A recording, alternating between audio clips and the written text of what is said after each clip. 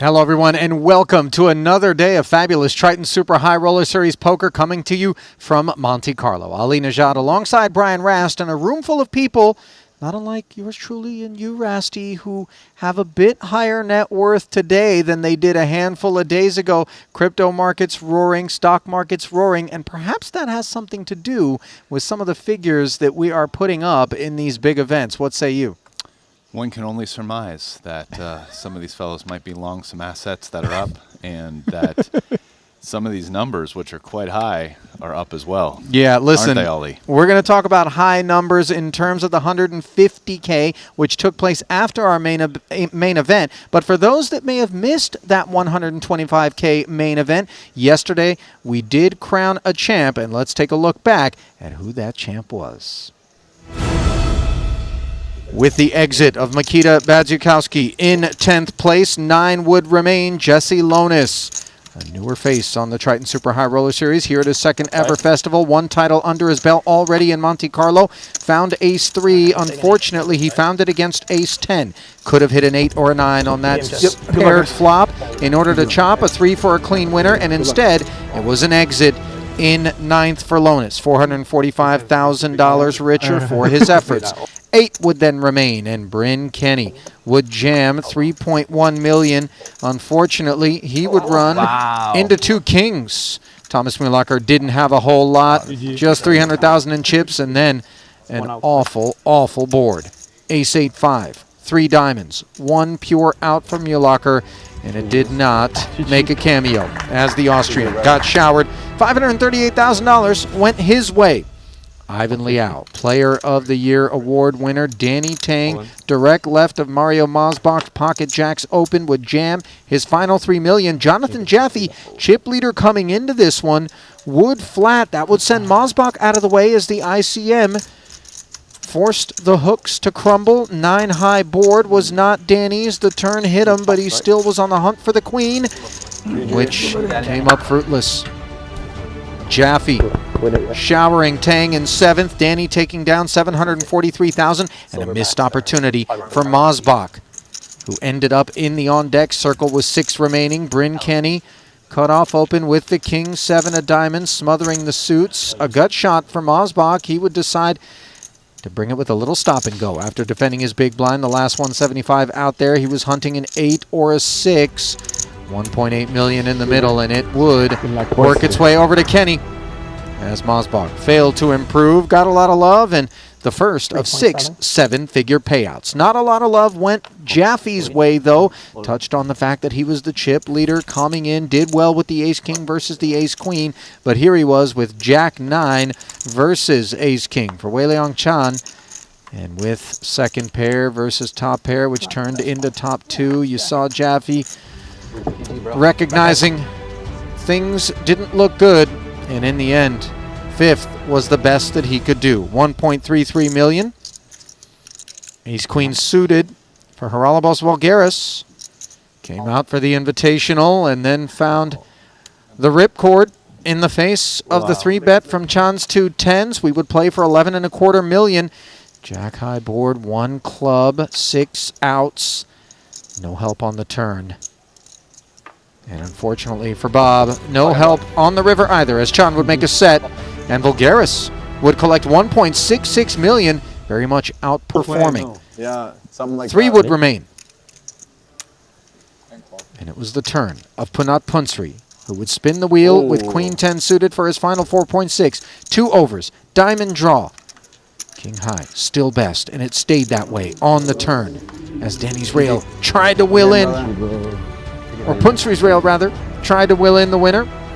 Instead, Kiat, Danny, and company would celebrate no more than a 3rd-place finish for Punsri, 2 million and change for him. Heads up, Bryn Kenny, 2 6s against an ace-9 was ultimately how we would play for 5.1 million in the middle and the title. This is not where the bulk of the damage was done, but it was where the title would be awarded. 2.97 million would go to Wei Liang Chan, but the 4.41 and that extra large trophy along with, despite the fact that it is Bryn Kenny's second main event title, the first Jacob & Co. Epic X Watch, as that collaboration was not available the first time that he took down a main event back once upon a time. I know we unpacked it a little bit, Rast, already, but I just continue to marvel, and I look to you once more to try to unpack as best as possible how one can explain these results. Fourth title, second main event, 43 million plus in career Triton earnings, 70 million plus in all-time earnings, poker's winningest player. What is it about this guy who's not cut from the same cloth as many of our GTO sorcerers? Listen, I mean, I think it's very clearly a mix of two things. One, and this is, on Bryn for just being this guy, that guy, if you want to put it that way. He performs really good under pressure, clearly not just maintaining his quality of play, but probably upping his quality of play, which is an attribute that not many people have, really, like improving under pressure, playing even better, making great decisions. So let's combine that with the second, which, if we're just being honest, Bryn is also had, a run of good luck in some of these good spots. Well, let's talk about the ace-jack versus the two kings hand. You kind of like mix those two together, and you get someone with outsized results in these spots, and that's the way the cookie's going to crumble. Yeah, the run good exemplified very much so in that massive collision. Bryn, ace-jack, getting it all in. Wei Liang Chan had him covered, had two kings, one jack on the flop for Bryn, and then another on the river, making trips to stay alive. And that was really the pivotal pot, as Chan just had. And that would mean the difference here between second and first. And I mean, I don't mean that in any way as a detractor. I think if you look at basically anyone who's had like an amazing career, especially in poker tournaments, at the end of the day, you're going to say like, never going to say like, oh, well, this guy ran bad. He ran below expectation. It's always going to be quite the opposite. And I would even suggest that's true for myself with my 3 PPC victories as well. So, it's just when hard work and preparation, meets luck and good fortune on the road, that's when you really get these kind of extreme standouts. Yeah. So it is true that Bryn is an amazing tournament player, but, he's also had some good luck. And I mean, I've pointed this out before, but his average amount of money made per cash he upped it on this one. It was incredible. It's almost 3 million. In 16 cashes, 4 titles, almost 3 million per cash. Yeah. So it's crazy. If he's going to play one, it feels like he's going to play it to win it. That double-edged sword kind of bloodthirst that he has. And on the topic of fortune, Wei Liang Chan improving his Triton fortunes to 8 figures over the course of his career. Recently returned to the Triton series after a hiatus, but one of the OGs that goes way back, member of that Malaysian delegation, flowers for him. Punat Punsri, a 7th 7-figure cash for the Thai superstar, 15 million plus in Triton earnings since Cyprus 2022. Nobody even comes close to that tally, and Punsri continues to impress, Rast. Listen, Punsri at this point, you got to say this guy is no flash in the pan. He just is coming out to every Triton stop and just putting in good results, making deep runs, taking down some tournaments from time to time, and if not, just FTing. You look at his you look at his page here in the app, and you see that he has a good understanding of tournament poker. Like, he's not just, he has some min cashes, but then a lot of FTs. So he knows how, we always have this conversation, but how to kind of, ebb and flow as the tournament goes, being more or less aggressive, but build up that stack to get the big cashes in order to really make some money in tournaments, and he just understands that. Jaffe came in as the chip leader, by the way, not to pivot too hard off of Punsri, but he never really got it going. And like you touched on when we were talking about Bryn, cookie crumbles in your favor sometimes, and other times you're just kind of snake bitten. He had that ace-king, ace-queen spot where Masbach folded the jacks, but that was perhaps the highlight of the FT for Jaffe, and not the guy that we expect, bar a run of bad luck, is going to kind of give up a chip lead at an FT and not make his way into a very deep, deep finish. No, and unfortunately for Jaffe, it's like, I know his background is really heads up, right, which you only get to when you make it to the end of the tournament. I'd love to see Jaffe, get down to heads up more often so he can really show off where he's like truly exceptional because he's an amazing heads-up player. And I think if, he's a guy who, whenever he's starting to make those deep runs, I'm looking at him like, okay, is this the time where we're going to get to watch Jaffe heads up? And, hopefully, because he's already done it at a few previous stops, we can get Jaffe in here in the booth again as like the third commentator. He loves coming in during the heads up. Yep. And honestly, when he's rolling in the heads up, I just feel like I'm learning, just listening to him break down hands. It's really fun. Certainly helps to explain why he's part of that GTO lab crew, Yeah. sharing some of his insights. How about Haralabos?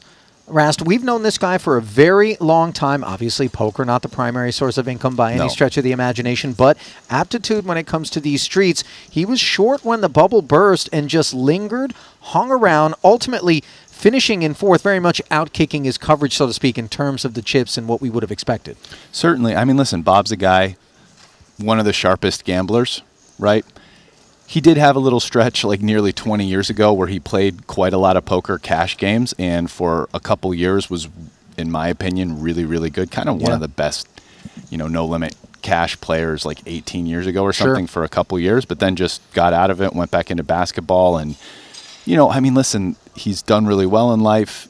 He can afford to come play these, and he's just a guy who's going to want to challenge himself. He has a lot of friends in the poker community, and I'm just happy for him to see him make this good run. And listen, I enjoy watching him at the table. He's got a super sharp wit. It's really fun watching him operate because he's not just sitting there silently. He's like interacting, talking to people, creating conversation, and not in like a mindless way, in a really fun, intelligent way. Good for you, Bob. All right, let's turn the page then, as somehow the 125K buy-in main event that was taking place at its final table wasn't the biggest event taking place in the room. That honor, of course, bestowed upon the 150K event, which ultimately would generate a prize pool with $4.35 million up top. 20 players are going to be paid $236K, and that is courtesy of numbers you and I would not have expected. 121 total entries from just 66 uniques. That perhaps having a little something to do with the up and to the right green candles? One can only postulate at this point that perhaps the markets and even specifically Bitcoin is having an influence on that. This is a lot of rebuys for a 150K. Guys are really firing away. I feel actually there's probably some guy who's in maybe 4 buy-ins, I'm going to guess, and whoever that guy is, and he's got to get like 5th place to break even. Good luck, buddy. Yeah, we're not putting anybody on Front Street when it comes to that. You notice that we don't talk about how many buy-ins. It is what it is in that regard. Yeah. And we do find a fin up at the top of the chip counts. Do want to let you dive into the Triton Poker Plus app here, where we find Aussie Katola, the man who's just punched a ticket into a chip lead coming into a second or third day of play on multiple occasions here. This is a true spin-up artist sitting 1.1 million. Yeah, I think we just see him sometimes run up huge stacks and run them down, but no matter what, he's in there creating action and just a lot of fun to watch when he's on the feature. I would imagine the options market on Katola's stack is going to have some high implied volatility. Oh, yeah. Not so much, though, for Dan Smith, who sits second in chips behind Katola, 949,000 in front of Smith. He's really just been handy. You touched on him as that kind of quiet operator, doesn't get his flowers enough, but has been doing it a long time and doing it top class. Love watching Dan Smith play. I find him to be a very thoughtful poker player who thinks through spots and really considers and sometimes goes with, a lot of fun lines, a lot of aggressive lines, interesting bluffs. So always a pleasure to watch Dan Smith play poker. Smith did pick up a third place finish in a 50K off stream for $675,000 earlier here at this festival. I want to say that Smith also picked up a title already here in Monte-Carlo. Forgive me for just having to look back here and make sure. No, he didn't. It was third. Okay, so moving right along, Peter Ertz, don't want to overlook the Belgian. He's a 100K winner, a title under his belt, 2.2 million. We've got Lewis Spencer. He's been on the struggle bus. I don't know how well you know Lewis. He does grind the cash games in Vegas, no limit, but just 1 min cash so far. Very expensive proposition. So out of those two names, Ertz is a guy who feels like he's recent to the tour, but I feel like every time I'm seeing him, it feels like he's playing like a little bit better, a little bit more comfortable. And so, you know, it makes sense at this point that he's starting to put in some good results. Yeah, Spencer, 3rd in chips overall. Ertz, 4th in chips overall. As we touched on, 59 players remaining, as many registered to start the day. But registration now closed. Will bring you the overall payouts and prize pool as things progress. Blinds of 4 and 8,000. And let's get you down for continuing coverage of the 150K here in Monte-Carlo. Brought to you by WPT Global. We're going to walk around the room. More than a couple of tables, although we are featuring 2 of them. Shortest stack in the room, by the way, at the moment belongs to Dominicus Michaelitis, and not far ahead of him is Danny Tang, 2nd shortest stack in the room. Malinowski and Mateos also down there at the bottom. Blinds are actually going to go up to 5 and 10,000, I'm being told, so that's bad news for the shorties. Orpin doing just fine, 54 bigs. Continuing. Dan Smith, who we were just talking about right there on the left. To his right, preferably, as the bag seals are broken. 95 bigs, that 2nd place stack of Smith. Rocking the Roland Garros hoodie. Maybe a little visit over to the French Open at some point for Dan. World traveler, not just courtesy of Triton, but a broad array of interests outside of poker. There's Stephen Chidwick. 82 big blinds. That's a 5th place. Paul, after 1 day of play. Heibinger there. Paulie V. Matthias not doing quite as well with 28 big blinds. 200K is the starting stack. Anybody sitting that deep? Rebought to start today. There's Jason Kuhn, late arrival here to Monte-Carlo. Soiza and Tang to his right. Tollerine there. Alex Foxen, Kulev, man. Jason saying hello, 29 bigs deep. Rasty, this is the one for me that you walk up to the registration desk, maybe you're grinding the app ahead of time, you look at the tables and you think, do I really want to plunk in 150,000 to try my luck against these rabid animals? Yeah, no, I think so it's interesting because it's based on timing, but the 2 tournaments that are probably the toughest here, at least out of the no limit section, you're either going to pick the 100K or the 150. I mean, normally you would just pick the 150 because it's bigger, but this one came after the invitational in the main, so like maybe some of the people that came for the invitational play it, as opposed to they maybe weren't here yet for the 100K, but like just being the biggest buy-ins that aren't the main event or some kind of special tournament here at Triton, I think most people generally consider those to be the toughest fields. So, and honestly, I think sometimes those can be probably the toughest live field tournaments in the world. No one's going to disagree with you on that point. As you see Mosbach with the starting stack, left of Brian Kim. Kim won the WPT Global Ultimate Slam, event number 1 out here. Smith indulging in the wonton soup, by the way, highly recommended for those that are fortunate enough to be here. There's Boss, Paul Pua. No starting stack there. That's 67 bigs. Hard fought, well earned. To the left of Ding Biao. Looked like Putra was there. There's Vogel saying. 349 in front of Lord Vogel.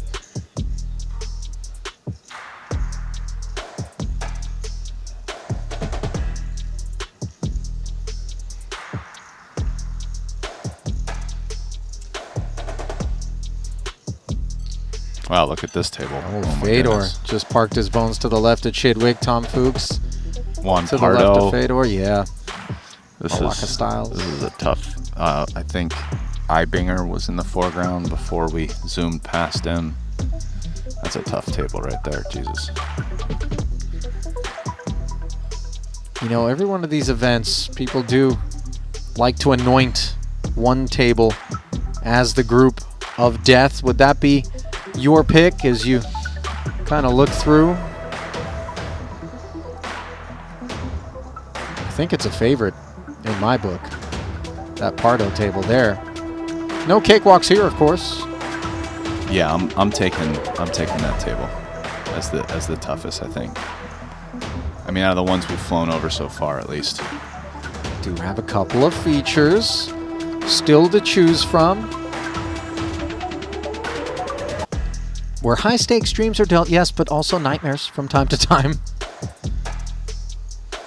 Especially in a talent-laden 150K, where you get a look at our two main features and the tertiary orange table.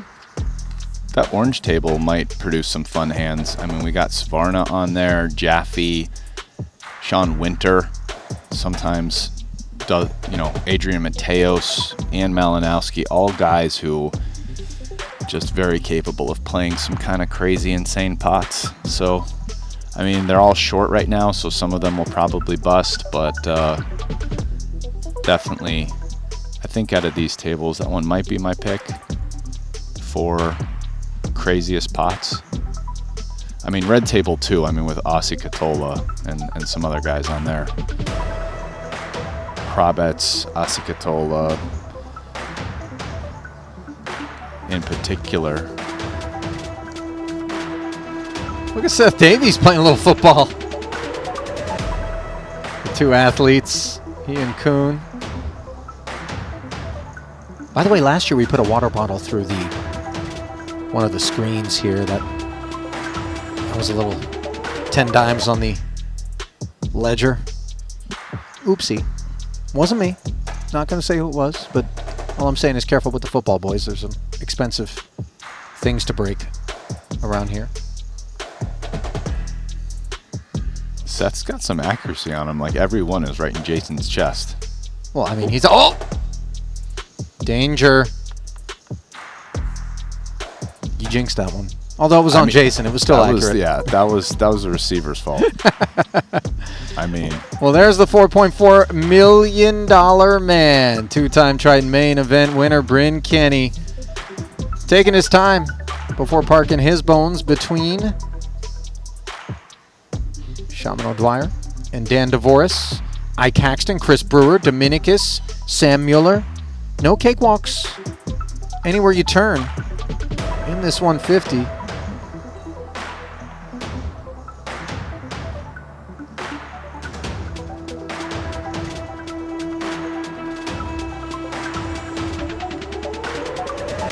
Just a 200K starting stack.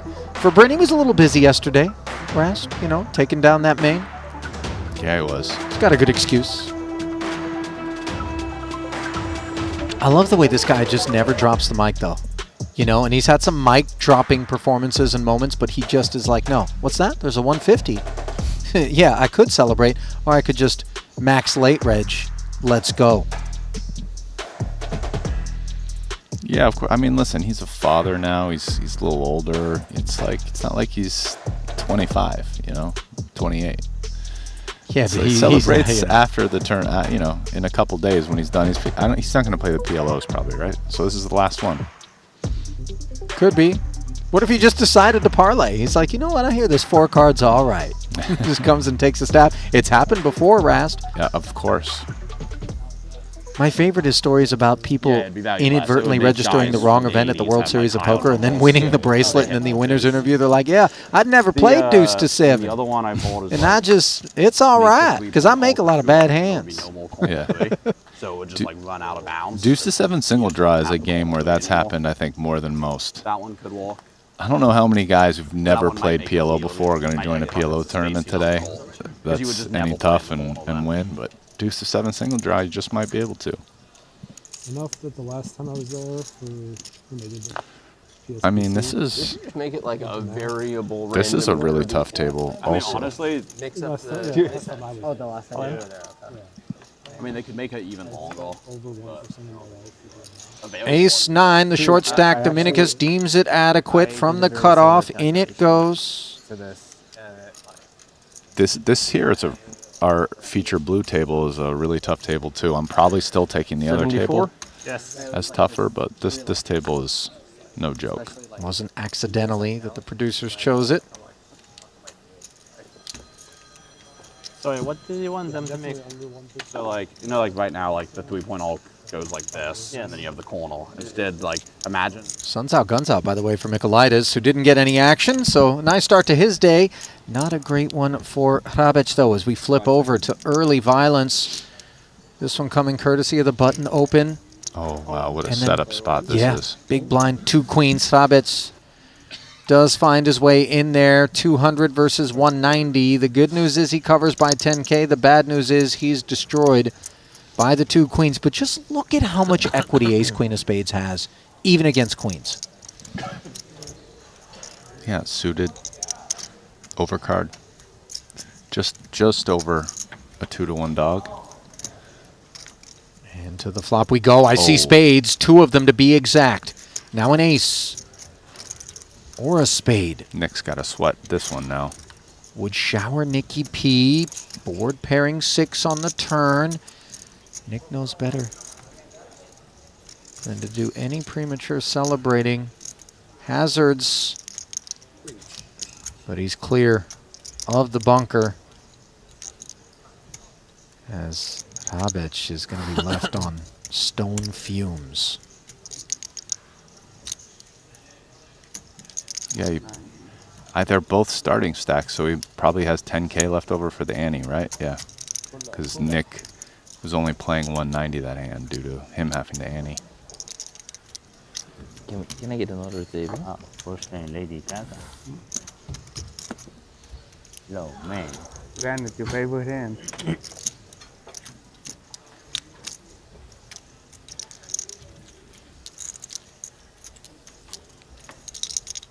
Painful way to start your day if you're at Hrabec.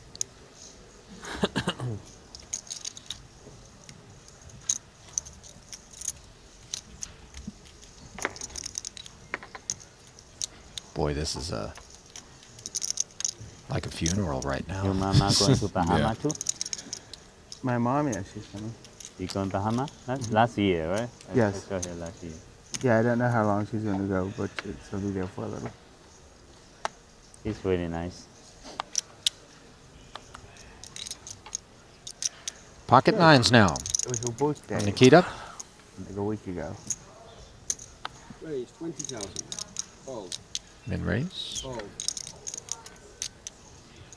Always like seeing Katola get out of our way. Fold. Big stacks here at the secondary feature. Red table. Yeah, the MLL, except for like the actual like best guy on the team, they all have to work. Yeah. Fold. I mean, the same thing with the CFL in Canada. Really?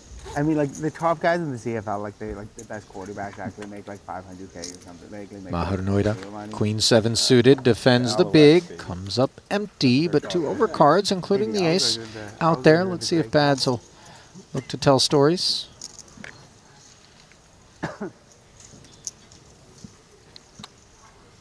I couldn't be less interested in football. Like I can't even watch a game. Of what? CFL? Football. No, any Football. football. Why? I don't know. Bet 12,000. I don't want to go with like a reason or anything. Just People just like I find it incredibly boring. C-bet and take it. Nikita. I want to take a moment to acknowledge, as always, those of you watching us live on the Triton Poker Plus app, Twitch, or of course the YouTube channel, which is the chat that we monitor from here at the desk. Ali Najat, Brian Rast. All like the fucking minor league games, all the whatever. They like it all the same. It's cheaper. It isn't as like crazy. Triton Super High Roller But Series, he doesn't Monte-Carlo, do it on this game, but he's winding down the 2-card portion of the program here in this 150K. If you like what you've been seeing, Now they're actually good. best way to let us know is mashing that like button and subscribe They button. won recently. That's all we ask in exchange for what we humbly regard as the best poker stream on earth.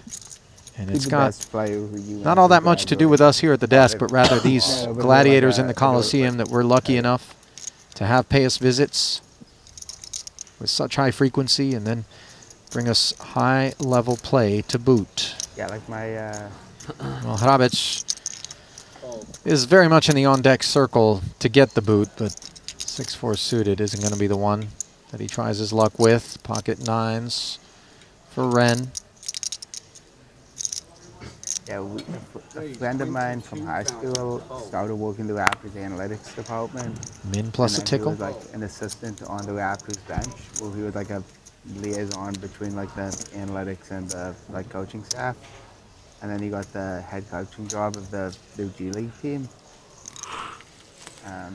So we went to the G League game. That's going to defend. Like Two undercards. Minor league, like the minor Not a league. great spot to be in.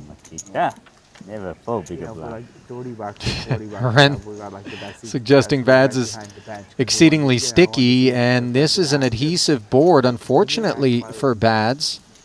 some guy just like throws in, Second like, pair versus the over pair, and a relevant five of spades. like bad basket, you know what I mean? To me, when you're that close, it looks like the most athletic thing you've ever seen. You're not like, hey, like LeBron would have jumped higher or whatever. Yeah, true.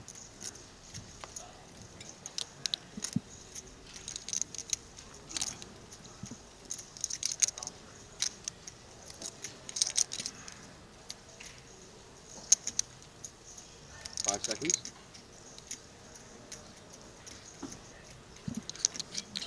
$25K C-bet Fold. from Ren. Bads peels, finds the jack of spades on the turn, giving him the inferior flush draw.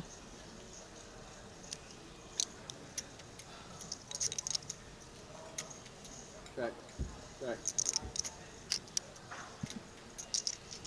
Check back from Lynn allows the fourth spade to roll off here.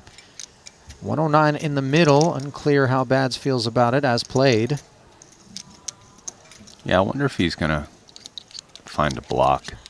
It's interesting because Makita looked at his hand on the flop, but Ren looked on it on the turn after the spade came, which, if an honest look, would imply that he doesn't have two spades, 5 seconds. which creates an interesting situation for Makita. Yeah, so he finds kind of a blockish bet just under quarter pot. Fold. Sit down. 25. Bet and called, and got to assume that's a cheaper price than Ren would have charged. Not by a whole lot necessarily, but Yeah, I agree. facts remain. Unclear, not by a whole lot probably. Taking a look at Ren's festival thus far. Did finish 7th in the 60K 8 Max Turbo for 175K. 5th in the 30K Turbo Bounty Quattro. That's a couple of FTs on his resume. 40K in the Mystery Bounty. So he FT'd that one as well. Nice performance. Here's number 12 in less than 5 minutes. We're going to have a short 15-minute break, during which we'll be raising up to 1,000 value chips from the gate. And you ask for 1 player to grab all the red chips before you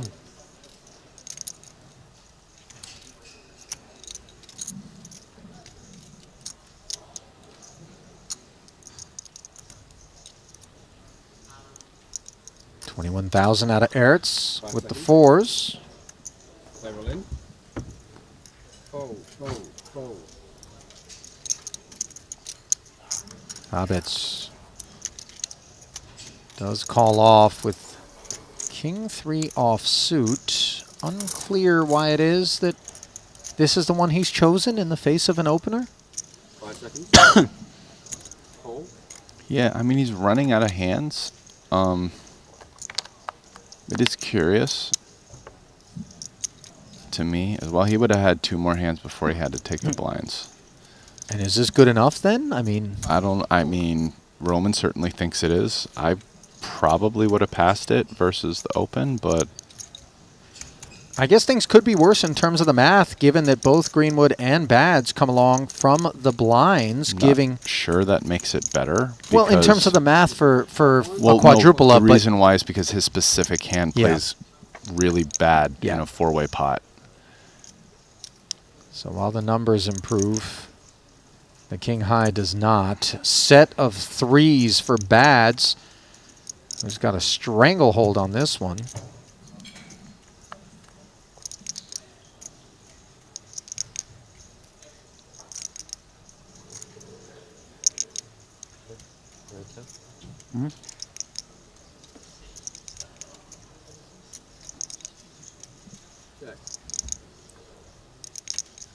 Round of knuckles. 10 on the turn. Roman drawing dead.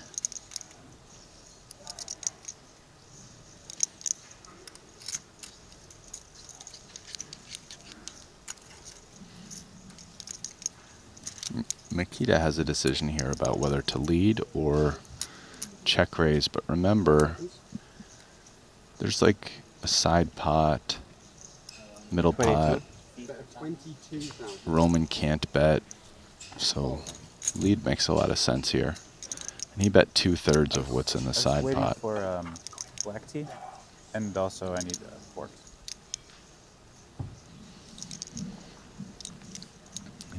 Roman's dead. He's going to be out. Yep. 22 clears the field and clears Hrabets.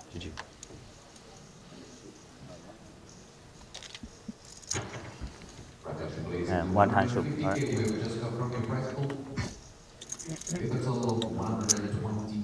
And have That me rebel was a good $50 bluffing to card for me. Thank you. Sorry? Yeah, that rebel was a good bluffing card for me. You rivered good flopping guard? A good bluff. Ace of diamonds 9. Ah. If you have banana here, I said the rebel could have been expensive. 250. Seat open. Seat open, table 6.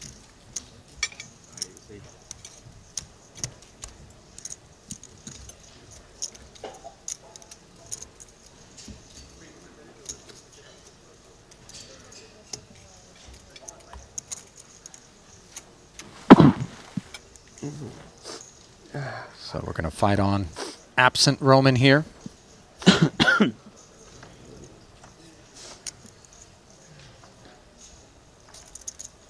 Hold. Hold. Hold.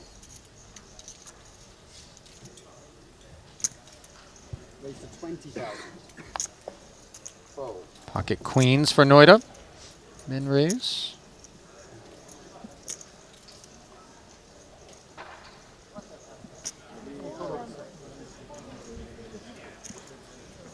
Leaders on that number 12, complete and on and center players on the 15. Chip raise of the 1,000. Katola, a customer, unfortunately with Queen Jack off suit.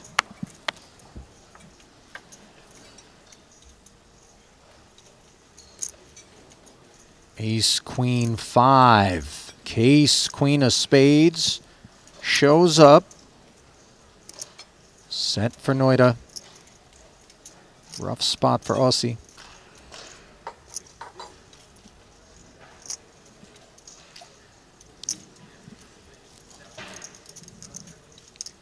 Check.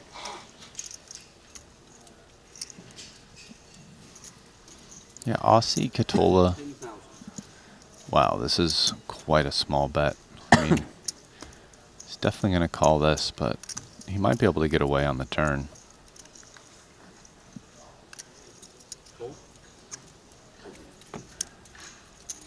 I mean, Nora probably sizes up on the turn.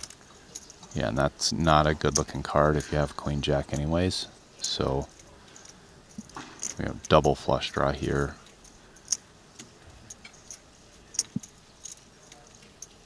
I mean, assuming Katola checks.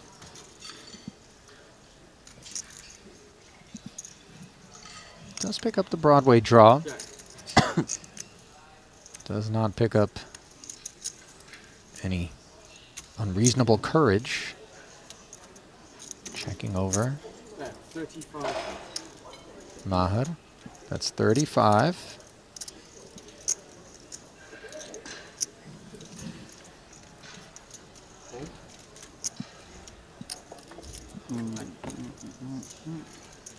Katola calls once more. Needs to find a 10 here with 145 in the middle, and instead he finds queens and jacks. Unclear how proud he's going to be of this one.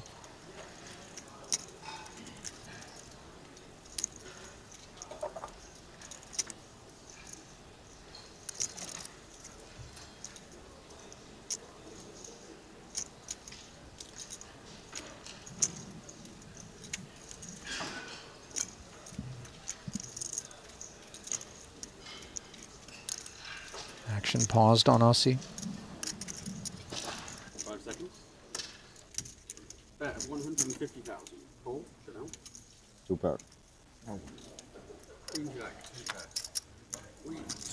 Good.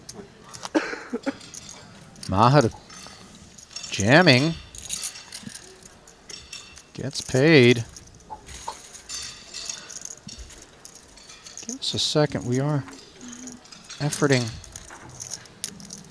a little recap of that particular hand.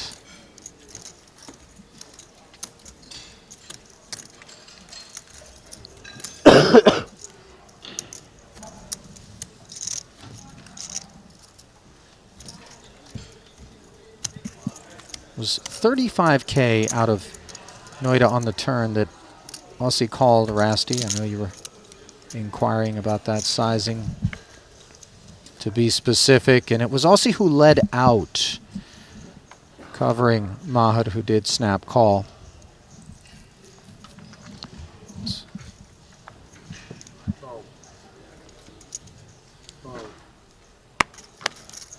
Somewhat ambitiously played by Aussie. Raise 20,000. I think he just decided he was going to call the bet if it came in. So lead out ourselves just in case there's some Scotia fold equity. Noida opening once more this time off of a healthier 345K. Makes it 20. Katola. 10-9 suited. 3 bets it. Looking for some vindication, perhaps. Obviously, when it comes to deep stack poker, and Katola started the day with the deepest of stacks, these are the sorts of hand classes that do like to thin the field behind and play. Yeah, but Noira isn't deep, and that's what matters because it's your effective big blinds, and that depends on your opponent. Noira's only like 35 big blinds to start this pot.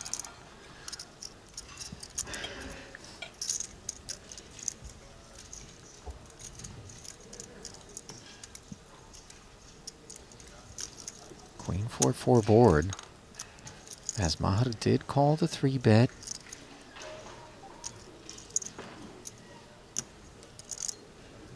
SPR of 2, effective. Katola c-bets, and this is a really poor board texture, but obviously he's just going to try to take it here and now. No club on board. Queen high with a pair.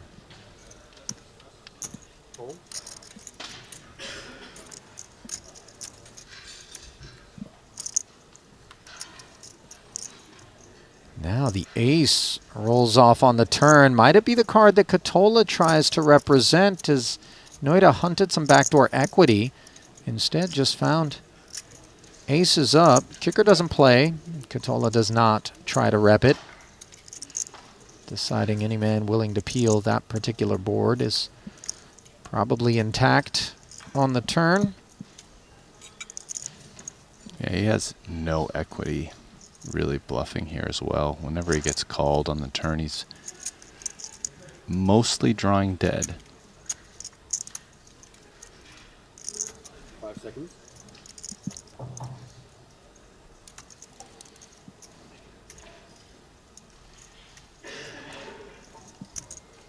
Bet 65,000.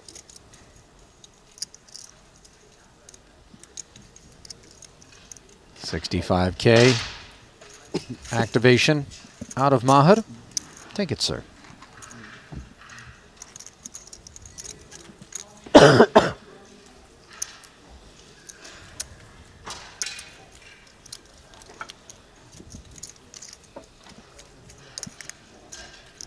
he is from Texas. I assumed he had to be a guy. I was ahead. We step away from What's that? I was ahead. that feature. Yeah, probably. But I don't Take a think it peek. Oh, like Add actually another. like, good at playing private the worst games. thing. It was probably just like a whale of a private game. I guess I think he. No, I mean He he was said decent. he said he was just like he's like I used to play poker like 7 years ago and I haven't played in Oh. time. And I was just like, oh, I don't know if this is true or not. But I think it was. King 10 was gonna win or whatever. I think his name was Dusty. Dusty's not a great name for a poker player. I'm just going to go on record. It's one of your favorite adjectives. Oh, that's so great. I mean, if we were, you know, some guys that made All in. some Triton commentator bingo cards, Dusty yeah. could be on there. Yeah. It's an option. 100%.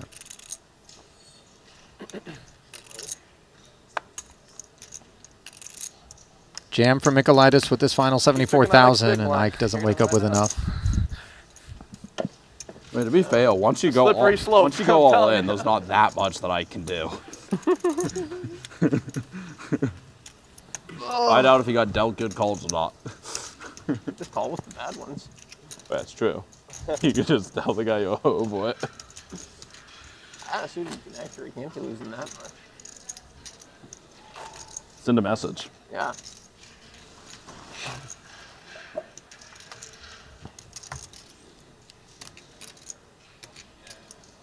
Everybody seems a little groggy out there today. Ras, maybe a round of cappuccinos. Help perk them up. Yes, sir. Green tea. Oh, I like where your head's at. A little antioxidant effect. Yeah, if you want a little bit less caffeine. Sure. Or they probably don't serve this here, but something that's great, and it's more like coffee in terms of the caffeine content, but yerba mate. Careful with that yerba mate stuff.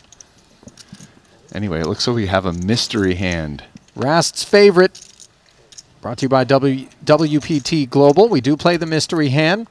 Bryn Kenny, main event winner here in Monte-Carlo, will have his cards obfuscated. Opening to 20,000 off of that fresh stack of 200 that he bought in for to start today. O'Dwyer, the customer, out of the big, 55 in the middle. 8-7-3 top pair for Shaman. Checks over to Bryn.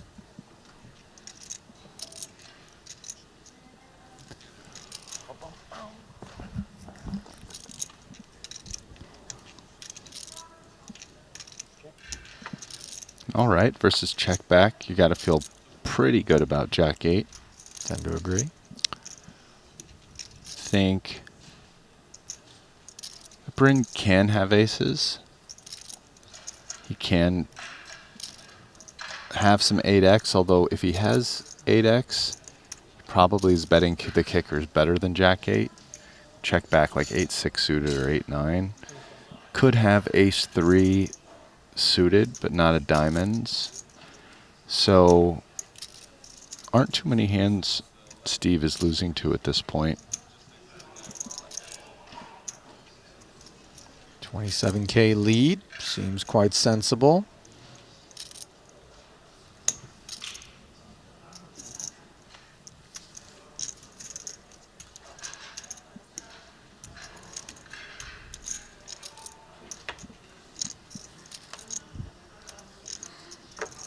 Kenny does make the call. A queen rolls off, pot up to 109,000.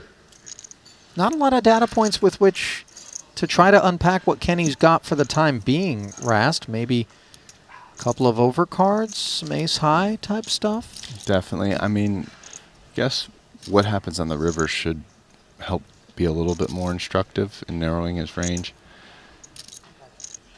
The queen, Bryn Kenny shouldn't have a lot of hands with queen X in it.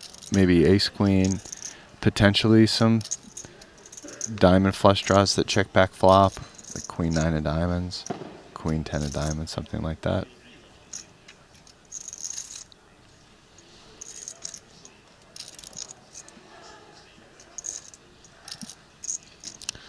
Think if you're Bryn right now, some hands that, wow, some hands that play this way for this size, which is pretty large. It's like 150% pot. I mean, you're pretty much repping like a queen or better for value.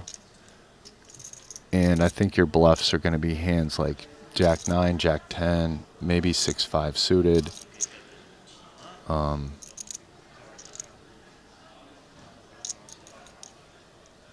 Potentially 9-10 suited. 165, the overbet from Kenny that O'Dwyer must consider. Could even start taking, if he decided to call turn with like King Jack or a weaker ace like Ace 9. Potentially, some of those hands might not call turn though. So, but I think that first, the missed straight draw class is really where Bryn gets to the river and just bets them. Ace high does have some showdown here, and really like 10 or Jack high or worse doesn't.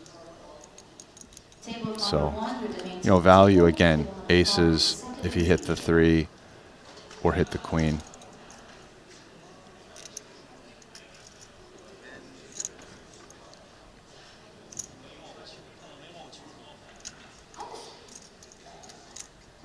Could also potentially have a hand like King 6 of diamonds as a bluff.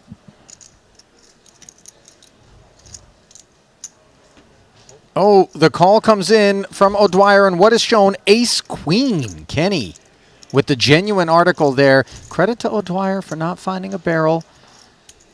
Concerned at the prospects of that queen connecting with Kenny, or worse, lingering. As that riddle is solved in expensive fashion by O'Dwyer. So flipping it back over to Maher, Makita and company. Suited connector under the gun for bats.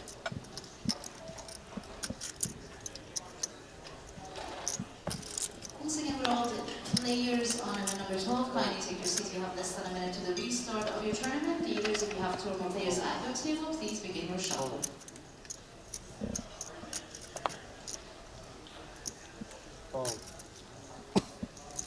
Pocket kings now for Ren Lin. A tick up from his beloved Lady Gaga. That is how he refers to 2 queens, and it does feel strange how often he finds himself involved in pots with specifically that hand.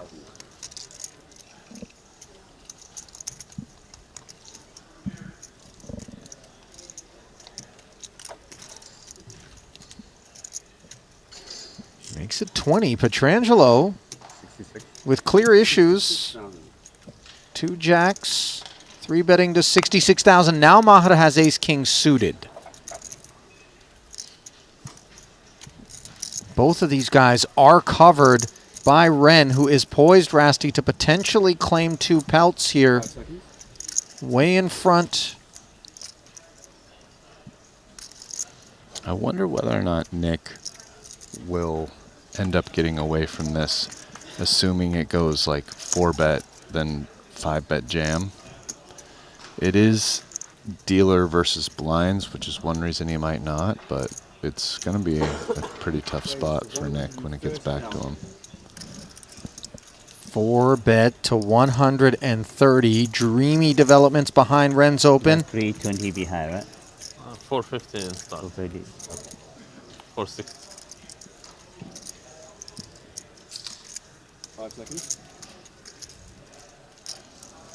Oh, yeah. Play roll in. He will rip. Petrangelo does have to consider that the opener is ripping over the top of a 4-better. Are jacks just too good, though? I mean, part of the problem for Nick here is that these guys have more than 240, right? Like, Nick only started this pot with 30 bigs, but these other guys have, like, basically, Neura has 446 bigs effective, you know? So Ren is playing against that range. Yeah, maybe, yeah, so I think Nick is deciding this is his worst pair. I would guess he folds 10s. Ace ace? Ace ace? Hold on, man. In it goes. Ren inquiring. Maher said, just show us. And he is performing better than Petrangelo is, as they are both covered, and Ren Lin could very well be hauling over 1.2 in front of him. 312 on the side. Yeah, I think jacks is a tough spot there, because I'm pretty certain queens you go with, and I feel pretty good about folding 10s. Really, I'm not sure about jacks. 653. No heart on board. I don't know if there's any more No people joy for that game. for Petrangelo or for Yeah, Maher. Turn remains joyless. And can those two boys keep their seats?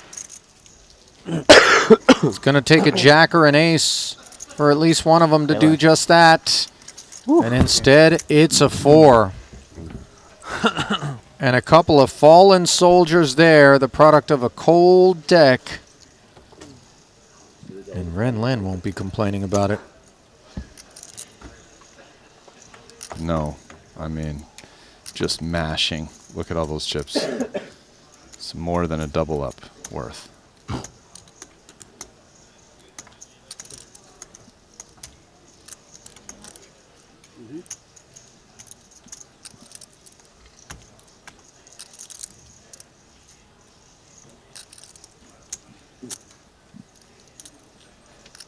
Boy, that's a rough walk out of the arena. Day 2 of the 150K not going Petrangelo and Noida's way. Elsewhere in the room, O'Dwyer hasn't had a wonderful start to things himself.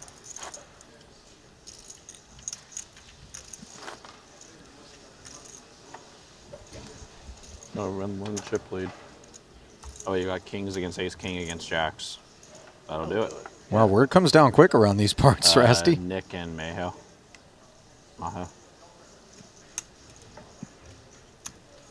Guys grinding the app to see what's what around the room. Maybe just seeing Petrangelo walk out of there. They're trying to figure out what did it.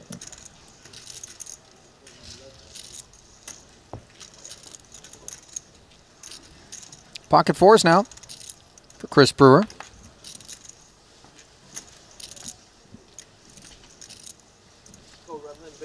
Hold.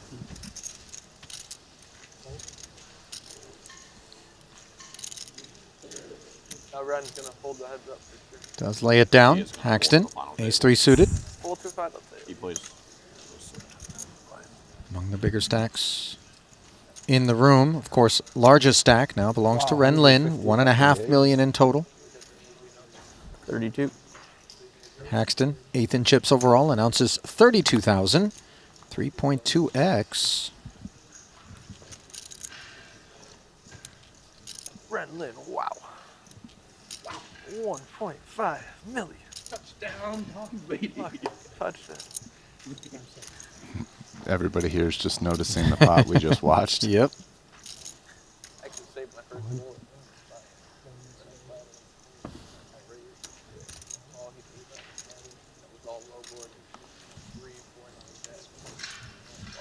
Ike, not pleased he got jammed on, but it's so short he has to call, and we'll be pleased to see that he's actually a favorite.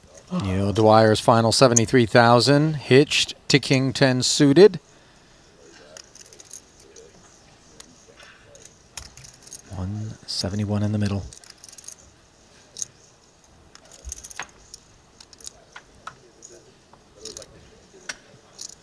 Oh, Steve-O finds a 10 on a heartless board.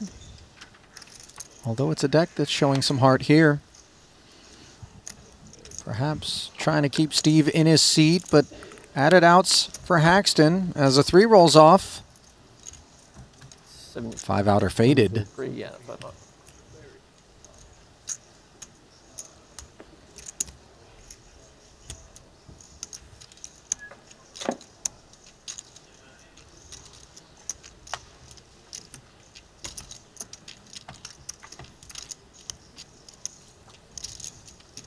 Just getting warmed up still here in this 150K. If you're streaming us live, let us know from where. Love to hear from those of you in the chat. Many familiar handles out there, I know time zone wise. Probably. The audience tends to turn over as some go to bed while others wake up. He might just give it to you. Got some midnight owls out there as well. No, like literally, he might just go smoke, go outside with him. He might just hand you. The crypto. So.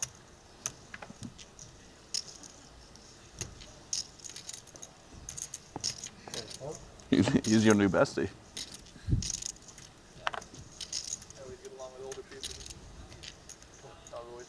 King Jack suited. O'Dwyer just 29K shy of a starting stack, which isn't deep at this point here. First level of day 2.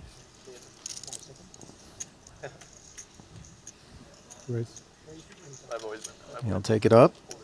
He's going 2.5x, which is it's interesting considering how short he is. Usually people min raise.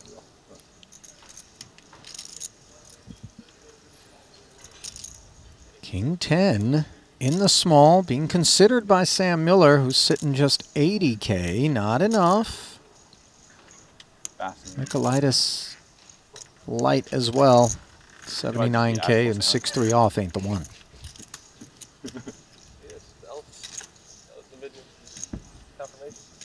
Now I do feel compelled to provide a report, Rasty. One that I know the chat is eager to hear about. Yeah, for sure. Okay. The Estonian. I mean, I'm like Vladimir Korzinin. Oh. Is playing poker in the room right now, sticking around, got himself a 9th place stack, 685,000 in front of Korzinin. That's true. I'm fairly Let's confident go. I'm just so jealous of how amazing Aussie is. Yeah, I think you and I have a different perspective on this decision. By the way, the elf is in the building as well, just for those clocking. So that guy, Santa's little helper. That guy is the most dedicated sweater. Here's the thing. Here at Triton. Rast, I don't know if you can see There's him no one else sweating like him. from the booth today, but he's gone over the top. Oh, yeah, the outfit's even. He's got a full Santa beard on, which is a little bit weird appropriation. You know, I mean, at least he's still in green, not red. Maybe we can get a shot of this somehow. I mean, it really is something to see. Dvoris taking a little shot with ace-4. Works out for him as Lonis bows out.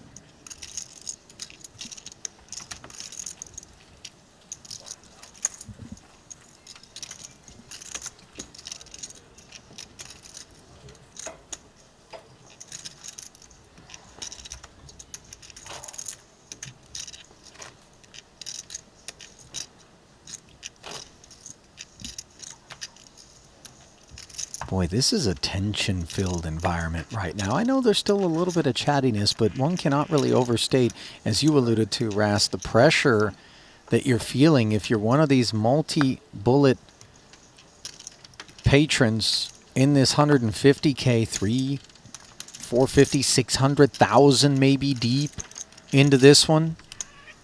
Upside down in the machine, perhaps, as O'Dwyer trying to get right side up here. Courtesy of a couple of kings. Min raise, divorce and the hijack.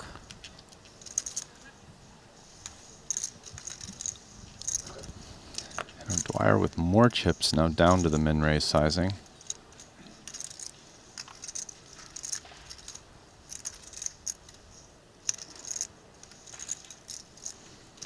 This is going to be curtains for Nicolaitis. Most Pocket of the tens. What are you going to do? Oh, there's 110 busy. Lonis, ace suited, by the way. You might want to take a peek. Wow. Lonis going to get into trouble here. Certainly has a started candidate. Like 200? 200? I mean, if Lonis moves in, O'Dwyer's going to fold like ace-jack probably. Definitely ace-jack off. You know, does he think he's ahead of Nicolaitis' reshove range? It's probably close, maybe slightly. I mean, there's the blinds and potentially. Nope. This is a liberal approach. It's on the aggressive side, but I mean, Nicolaitis has a pretty good hand. Nicolaitis on the button, you know, all in for 74,000. Maybe he thinks he can target that holding. Yeah, that's what he's doing. But, I mean, O'Dwyer's going to have to fold the vast majority of the time. I mean, it's unlucky for him in this case that O'Dwyer ends up coming along. Like, O'Dwyer's probably coming with something like ace-queen, off plus, ace-jack suited plus, and maybe like somewhere around like 9s or 10s plus, and that's pretty much it. Look at this. Ace, queen, 7 as Lonis performing oh so well here, poised to bring us a second double elimination. He covers Steve-O and Dominicus, and he makes trip aces. I got 2 for good measure. We'll leave tomorrow. The Lithuanian 260. out of there, and the Irishman will be as well. Pausing for official accounting. America. We'll play basketball. Yeah, sure. I have a good group of poker guys that you'll have fun with playing. Yeah.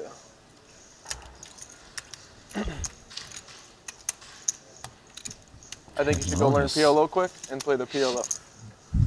The nice capital infusion. He'll be vaulting up the leaderboard. Kind of felt like it was going to be hard for me to lose that. No clubs were there. I gotta be honest, I didn't. I had another ace. Oh, wow. You hit the only 2 aces in the deck. Well, no, there was no clubs between both of them. Lonis, by the way, after winning that 50K 7 max for 1.5, finished 9th in the main for 445. Touched on that at the top of the show in the recap. Yeah, these 3 holes. So I was like, that one's gonna be a tough one to win. The hallways got a couple of folks inbound. Head on over to Peter Ertz, Ding Biao and Co. See what's what. 我以为秒 call 了，我操，我就凉了。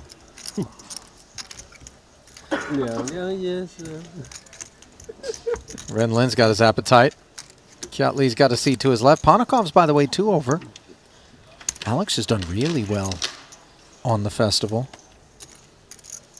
Yeah, he has. Is he the player of the festival points-wise? You know, I'm glad you ask. You know, Theologus, I believe at last check, was reigning supreme. By the way, all of this stuff is available in the Triton Poker Plus app. Season 4. Player of the year, the exact same as player of the festival for the time being, and it is actually Punat Punsri, who, courtesy of yesterday's deep main event finish, sits with 994 points up top. Ren Lin sitting with aces. 20K open. Greenwood defending with the King-9 suited. Theologus is in second. Martirossi in third. Yeah, Martirossi in third makes sense. He's won and had some deep runs. Yep. Ponikov's actually sitting in seventh. Things change quickly, though, on that leaderboard. Keep your eyes trained. Meanwhile, Katola hopping in there and flopping bottom pair, more than we can say for Greenwood's defense effort. And this is relatively cozy rainbow texture here for Ren.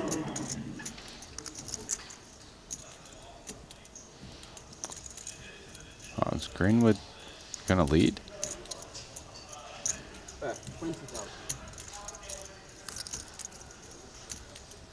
Looks that way.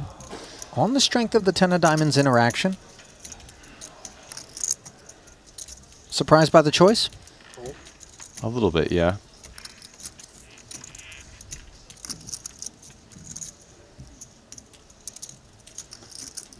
I guess. Just a lot of 10x sets, higher concentration in his range. Doesn't really have over pairs, but I guess maybe with more than half the field out of position, pretty deep. I guess he can probably have jacks, maybe even queens. Might not be 3-betting though. Some pretty good hands if we're talking about ICM ranges. Ren speaks up, clears the field with the 90K after Katola peeled in between. Tried to peel, rather. So I got it.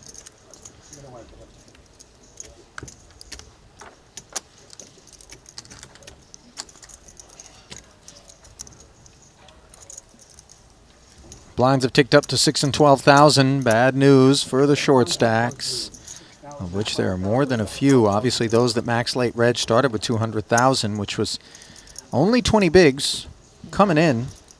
Sam Mueller, dead bottom. Level with Mateos at 9 big blinds, 52nd and 53rd. Leon Sturm, 10 bigs. Sir Watts, 11 bigs. Payouts, by the way, official now. 4.35 million will go to the champ. Yet another staggering payday available right there in line with the 125K main. Min cash comes at 20. That'll be good for 236,000. Keyway table, don't plan. Full to ITM. Full to ITM. False item. You can afford that. Go to final page. You play good today? Bads with the jacks. Only play A6 and T. Cutoff raise to 25. Ossi's going to flat from the small. He's fine. Peter sitting deep. It's fine. Shoot it, shoot it. You know my doing. 5 seconds. I play on the wall. Big blind, price is right for the King 6 off. 87,000 out there. Bads goes behind the lenses as per usual. 9-4 deuce. Over pair for Makita. Way the best of what's around. No, I was guessing. I had ace 9 off. I think he had ace 4 skeeter. Yeah. 2 checks predictably in front of Bads. C-bet, I presume, is forthcoming.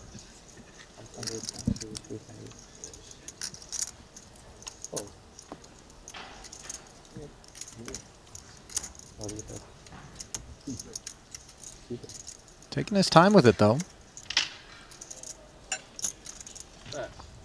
And there it is. This one we'd like to think is going to end uneventfully, but when Ossi Katola is at the controls here, Rast, you just can't make assumptions safely. He is going to peel in spite of not having a heart.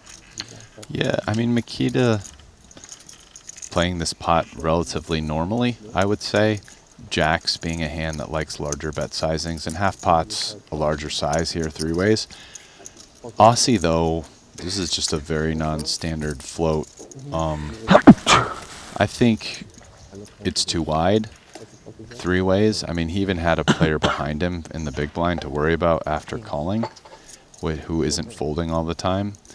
And with ace-10 off, no heart, there just isn't much you can really hope on happening. I mean, I guess your hope is you're hitting an ace or a 10, that your opponent is bluffing and shuts down.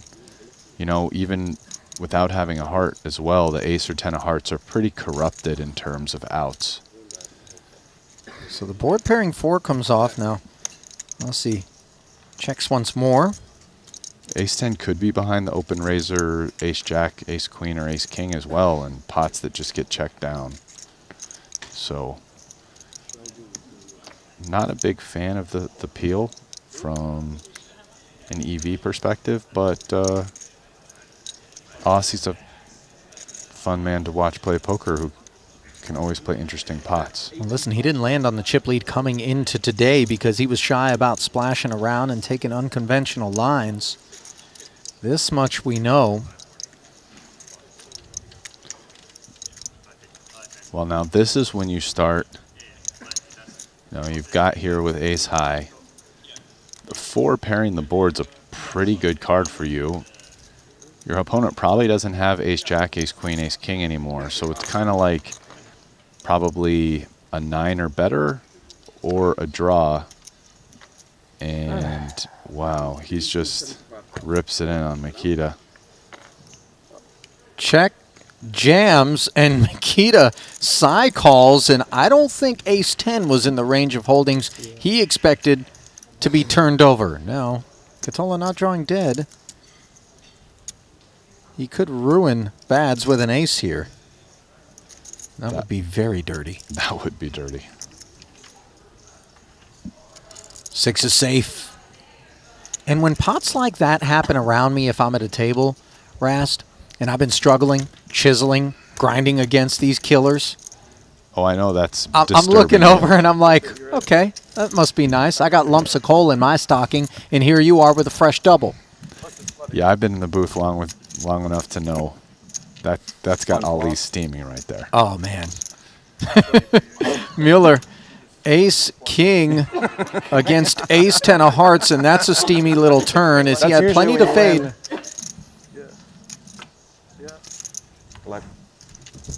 And unfortunately, he finds trip kings. But that's not enough, as it was hearts. We don't wait for a player, we play 6. Play 6, right? It's Bryn's world right now. We're all just renting space in it. It's a real bag of manure on the end. So we do wait. I think when it's the big blind. I overlooked the fact that Mueller had if it's the top pair blinds, then against the nut flush draw. When the 10 came off, I thought he was behind. Instead, it was the river, which was such a tease. Now, Katola, you think he's grinding to see whether or not that ace-10 jam was a good one? He's just working the app. I'm going to guess no.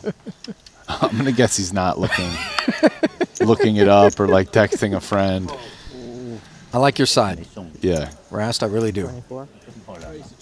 I would guess he probably thought to himself, I don't know if I played that one great, but that was probably the extent of it.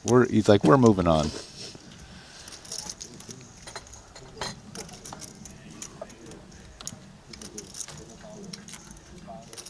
$66. 66,000.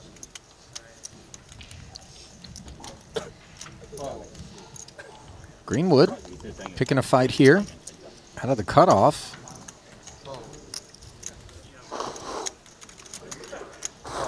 Ponikov's has such a pretty one. That Jack-10 suited, especially in deep stack no limit, just performs quite well. Granted, we'd like to be in position. We'd like to have the betting lead, but I would imagine added investment is forthcoming from Alex, who can play in all positions, in all situations, and do so very well.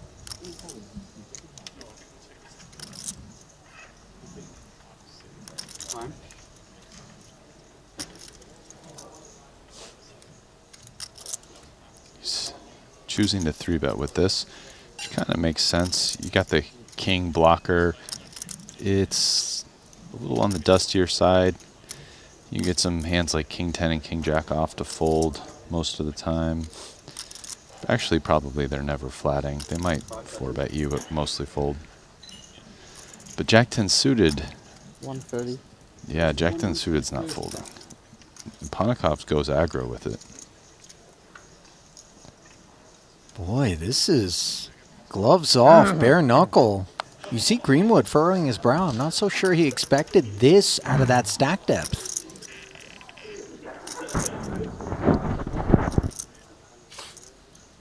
Is King 9 suited durable?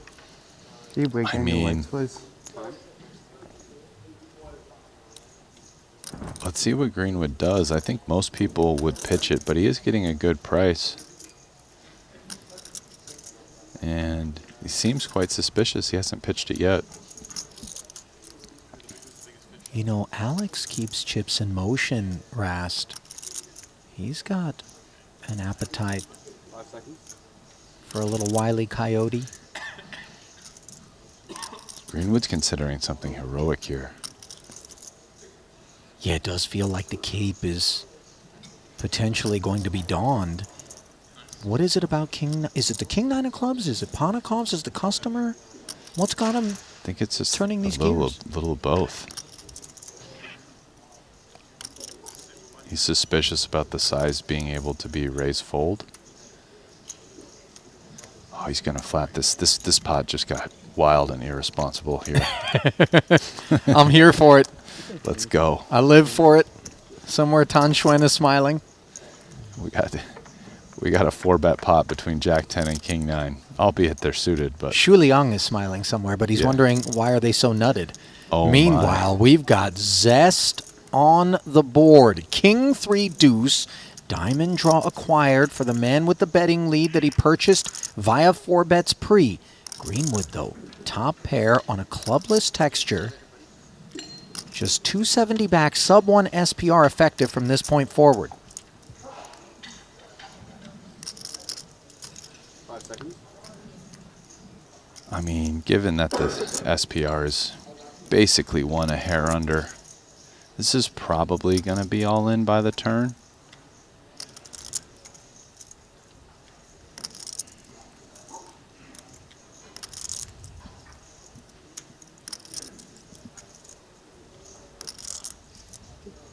Ponikoff has jack high and a flush draw, so he's got a lot of incentive to try to semi-bluff here. 5 seconds. But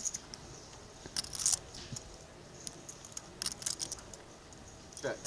Wow. I thought maybe we just blast here and hope. maybe he's going for check shove. And because I think what he doesn't like the idea of bet, flop small, jam, turn small. And so he'd rather just check. But I'm guessing versus a bet, he's going to shove. But Greenwood might not bet his hand. Can't he clear some things, though, with a blast for the whole thing? Or is that just too... But I don't know that you want to play your range that way. He's going to have a lot of ace-X that doesn't want to do that. His hand does like doing that, you're right. But it's not easy to construct a range based off of that, just because Jack-10 suited specifically, which he probably doesn't even have that often, right? Choosing to 4-bet it. So yeah, I think Ponikoff is probably raising here. The only reason he might not is because Greenwood bet so small. But yeah, I was expecting check raise, so. There it is. Which I think is kind of a, I like that decision by Ponikoff's. Wagged his finger in the face of the 40K, but Greenwood had his mind made up. Top pair wasn't going to go anywhere, and we're playing for 830,000 here in what seemed like an out-of-left-field collision. Ace, and we add queens to the arsenal for Ponikoff's to ruin Greenwood's day. Greenwood with a pretty sexy decision to bet call flop as well instead of checking it back, so. Good luck. The best that Ponikoff's can do is a pair of jacks on the river. I mean, really, that hand was a pretty fascinating one. These 2 time banks, right? Both these guys made a lot of interesting decisions in parts of the game tree you don't get to very often, especially with that being a 4-bet pot pre-flop with like sub 40 big blinds. Today. Unfortunately for Ponikoff's, all of that excitement I almost did the other one. Came at the expense of his tournament life here in the 150K. What's the other one? The play that would have kept him in the tournament. Or would have won me the pot. Let's go, Greenwood. Rolled his shirt sleeves up and now rolls his way up to 990,000 in chips. Trailing Ren Lin by a good margin here. Kiat Lee, 240K. Down at the bottom of the red table leaderboard, Daniel DeVoris, mayor in Blueville, 734 in front of him, and that definitely is among the tougher tables out there. Richard Young has joined the fray. 28 bigs for the Triton co-founder. That glimpse brought to you by GTO Wizard. Very dangerous. Very. Zan, do you need to? You should get a, instead of being Team GG, you should be Natural 8, and then just turn it into Natural 9. Create your own own poker site, own GG skin, Natural 9. And then you'll be CEO. The GG at the VIP only tables now. You have the VIP only Baccarat tables. No Baccarat pros. Makita opens. Jack-10 offsuit edition. Katola 3-betting to 60,000, and here's the thing, Rast, we always talk about this. Frisky stacks, guys that can show up with cards and hands that you just never expect, get action. They do. Even they get dealt in sometimes. Makita has, all things considered, a really bad hand here. It is a small 3-bet. If he calls, it's probably just because the size is so small. Fold. But, I mean, yeah, I think fold is... I mean, Jack 10 off, considering he opened in early positions, a terrible hand. You found yourself there in the cash game streets. The guy's just V-pipping a little bit too hard. It's a spot that you normally wouldn't take. But you're like, well, this dude might have just anything here, so let's get into the muck. Yeah, I mean, those spots can be... I hear what you're saying. The flip side, though, is that if the guy's aggressive, it's not like you're going to get to realize your equity very well post-flop out of position there. I know exactly how Sean would check. If he's going to c-bet a bunch and even keep barreling. Segments like So, this. but yeah, I've peeled a few times. If a guy seems super wide. It's allowed. Or 4-bet. Why not? That is. And he'd be like, it's really easy. But you can't forget to put some on your time bank. He always puts like a tower on the time bank. I mean, the better move if the guy's just out of line in that spot, V-pipping too wide, is just 4-bet, put him in. Right? He made it 60. He only had like 30-something blinds. Just make it impossible to continue without having a legitimate holding. I'm like, what do you got? 5s, all in. Let's go. Yeah. Yeah, exactly. Well, Bryn, suited and connected, made it 26. DeVoris awakens to Cowboys. Like kinetics. My daughter loves these kinetics. Digs the Spurs in. 84,000, the 3-bet. Third on the way. Who's that?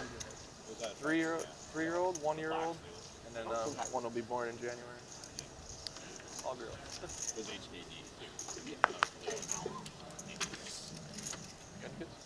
Ball.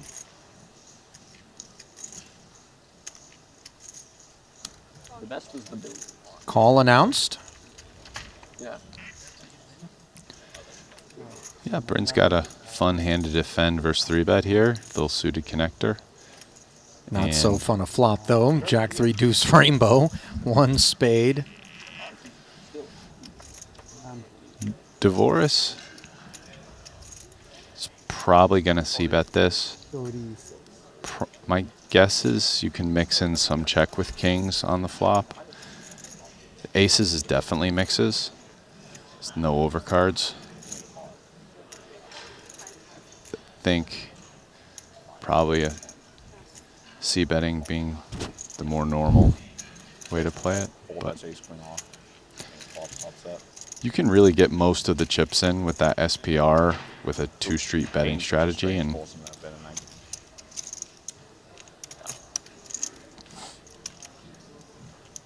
Check fold, ultimately, the outcome there for Kenny, who's rocking that Triton Epic X watch proudly, Rast, after that victory yesterday. It is such a nice touch to any wrist in any Triton field. Does seem that way. It's just that, you know who I am, right? Most important. I'm that guy. Just on the right side of that guy. the 1-bet. You know what guy I'm talking about. What's that? Pocket tens is what Lonis is going to be talking about here. Under the gun, 555 deep. Raise. 26. He went and lived in Puerto Rico for a little bit, I think. Yeah. Yeah. He's back on the East Coast now. He sings for the Phillies. His dad was like the single for them. I know. Yeah. He does it. He's done it now, too. Yeah, he has an opera. Yeah, he's like a legit classical singer. Yeah. Queen Jack suited here for DeVoris. On the button. Interest peaked. Yeah, I think it's a pure call at this point. We are starting to get down into, you know, probably we have about just over 35% of the field left, 35 to 40%. So some ICM creeping in.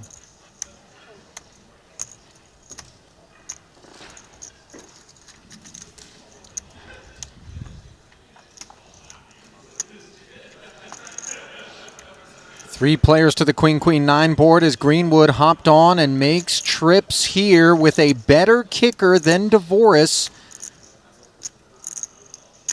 Lonis, 10 of clubs, queens up. Not the worst board on earth. No, it isn't. He's got an interesting hand. Tens with the 10 of clubs blocking continues from draws. But it's a pretty good hand. He can get value from a 9. He'd like to get some clearance from it, getting overcards to fold, which is nice to do when you're only betting about quarter pot.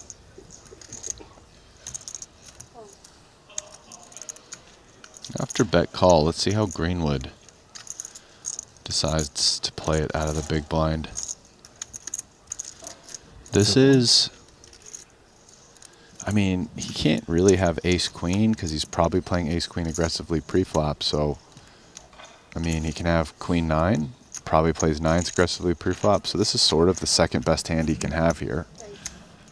So it makes a bunch of sense to raise it.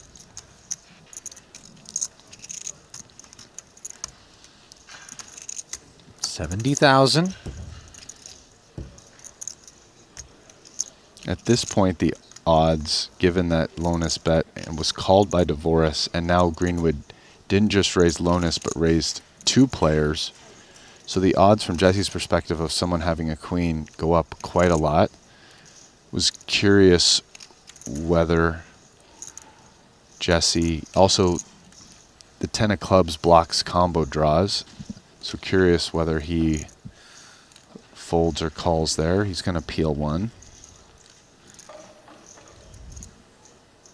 Now for Dvoris, though, we've been raised and we've got the flat from Lonis in between. Is there any merit to coming with a re-raise? It's just too hazardous. I think if you back raise here, it's kind of hard to get called by worse. It sort of depends on his read. Like, he's okay getting it in with Greenwood. Greenwood only has 133K behind. Okay. So some of it depends on what he thinks about Lonis's range. If he thinks Lonis doesn't have, let's say, king-queen or ace-queen or 9s often enough and is flatting with a bunch of flush draws, he can back raise. But I like calling. He's also in position. He's going to get to see what happens on turns in terms of players betting before it gets to him. And that should help give away exactly what Greenwood and Lonis have. Ace on the turn after Dvoris closed the action. It's not the worst card from Lucas's perspective. He was already losing to ace-queen. It does mean aces beats him, which only Lonis can have and is a possibility. But it also means he might get money out of ace-x of clubs now, which is not going to fold.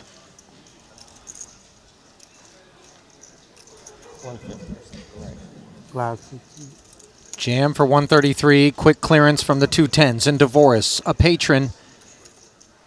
And he's got exactly what Greenwood doesn't mind seeing. An out-kicked queen. Some chops are available. 9 or the ace would do the trick. Instead, it's the jack.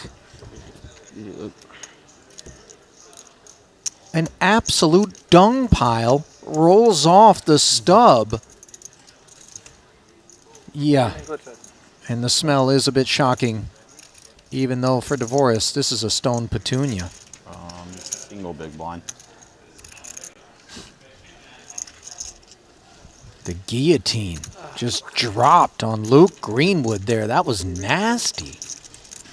Did you fold 9s? 70, right? You're joking. No, no. 150K has lacked mercy here early, Rasty. Yeah, that was, wow, what a river.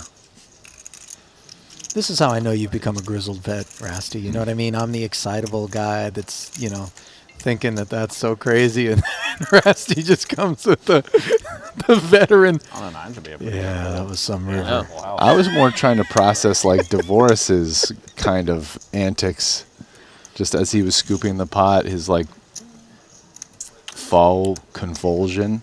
Mhm. Did you catch that? Yeah. Well, I mean, look, not lost on him is how bad a shape he was in. Yeah. Chop would have been a great outcome. He was just trying not to get scooped, and all of a sudden he showered Luke.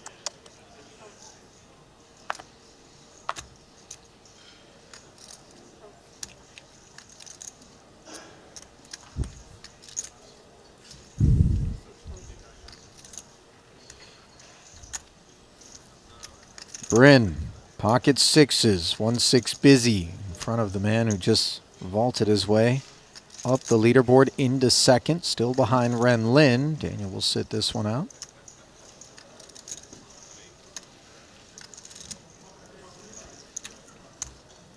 Lord Vogel looks interested, as evidenced by the trademark hoodie and face covering. Which, Rasty, I think you went on record as saying you don't feel like that stuff should be allowed? Yeah, my opinion is that I think that players should be allowed to use maybe glasses, but not ones that are reflective. Okay. So at most, maybe something like what Bryn is using right there, or Okay. like what we see Shu Liang using, Yeah. stuff like that, right? Yeah. And I'm out on masks or covering your face. Queen, queen, I jack, think jack. that should not be allowed. Flop play. So that is my personal opinion. I think when you're sitting here at the table, it should be allowed to see the face of the other players. Maybe if you got some kind of medical exception because you had it's day 2 or 3 of a tournament and you're sick.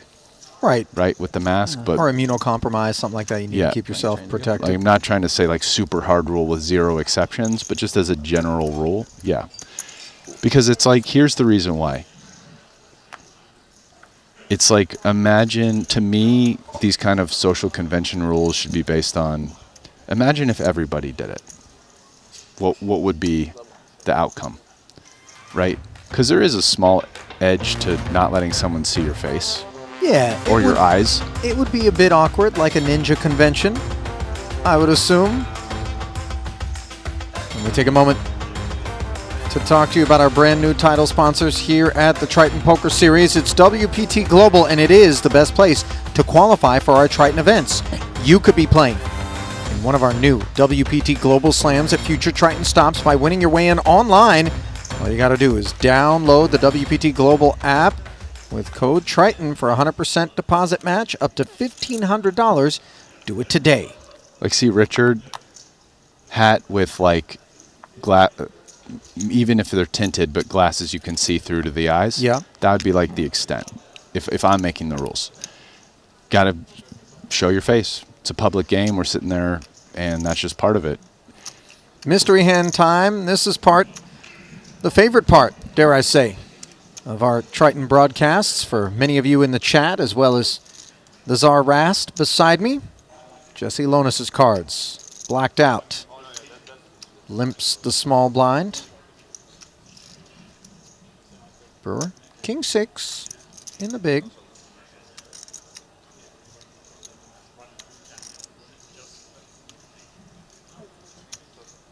Check. Indirect. Checking back.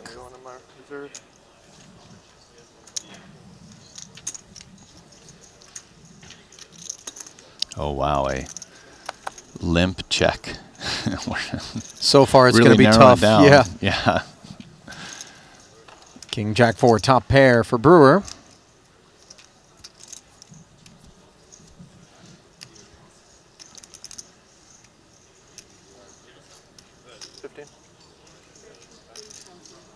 He's going a little under half pot.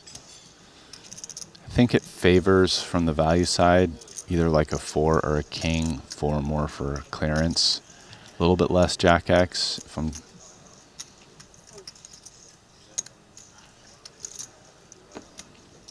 Check calling the 15,000 is Lonis. 3 of spades on the turn. Yeah, that's a big time brick. So in heads up pots, you know, their ranges are much wider, so stuff over a 4, it's more possible to hit pairs, especially for Jesse, who's the better instead of the caller. But 3 under the 4, kind of only really relevant as the backdoor spade draw, or just, you know, potentially it made somebody 2 pair. This is always possible. This is a big bet. This is a pot-sized bet. So the check call lead line being invoked by Lonis. And as you mentioned, this is butcher block sizing. So I think we can take 4x kind of out of it. Lean this more towards top pair plus. You know, definitely high equity draws. And if we're thinking about like low equity stuff, maybe something like ace-5 with the ace of spades. You know, potentially 10-9 with a spade, stuff like that, as the lower equity with blockers. Brewer did make the call. Another 132 into the middle. Pot up to 198. 9 of clubs does bring queen 10 home. Definitely, which is possible for either player to have, although we can see Brewer has king 6. Sure. See what sizing Jesse chooses, because that should inform us potentially a little bit more as to his range.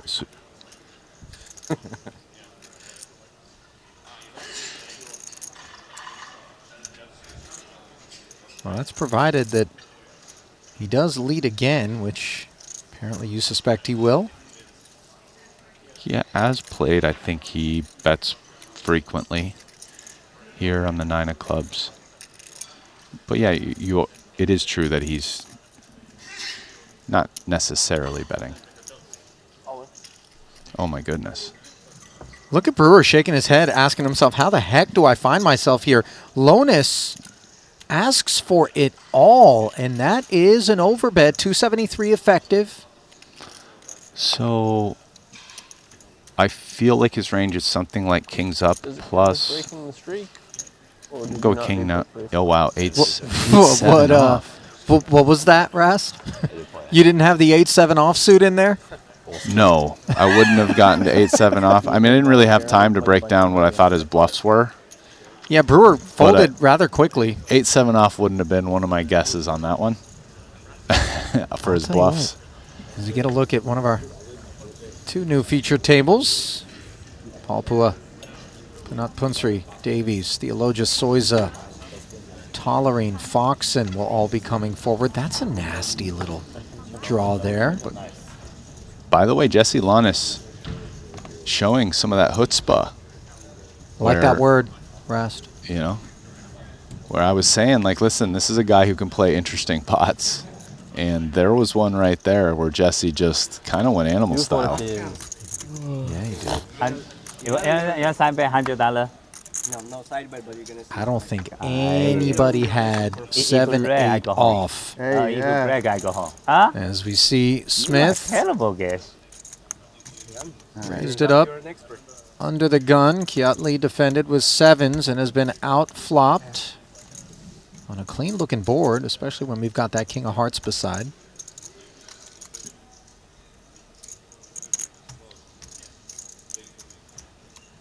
This is a pretty tough spot for Kiatley, who didn't jam his hand pre-flop right for like 13 blinds, mostly because it was Dan Smith was under the gun, but now has caught a board that is pretty good for him all in all. 1 overcard, it's a 10.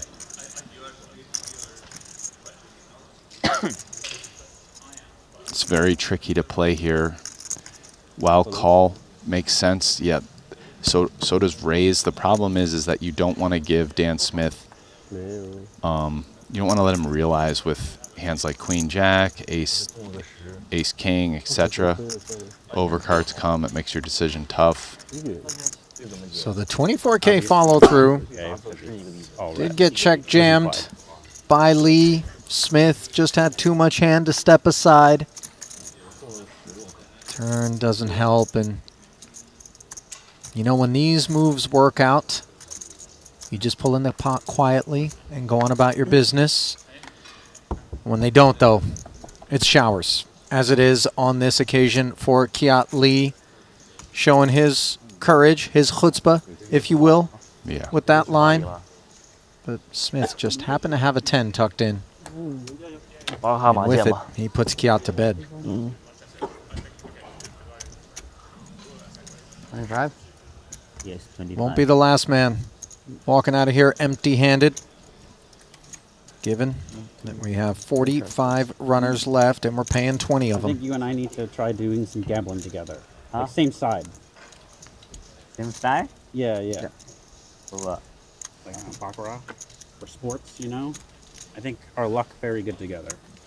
I mean, we really weren't supposed to see a flop there, you know? Smith speculating that Wonder Twins activate with Ren Lin. Getting on the same side of a bet would be. No, I'm the best. I'm the best. Yeah? He's going to go together. Bahama. We'll go Bahama together. We'll go play. A good idea. Vegas. Vegas, yeah, I can play. Which game? Which place do you play? I like at the Aria. I like Aria too. Let's go. 运气好，KKAA 老拿。必须，太有了呀！前球先定再说。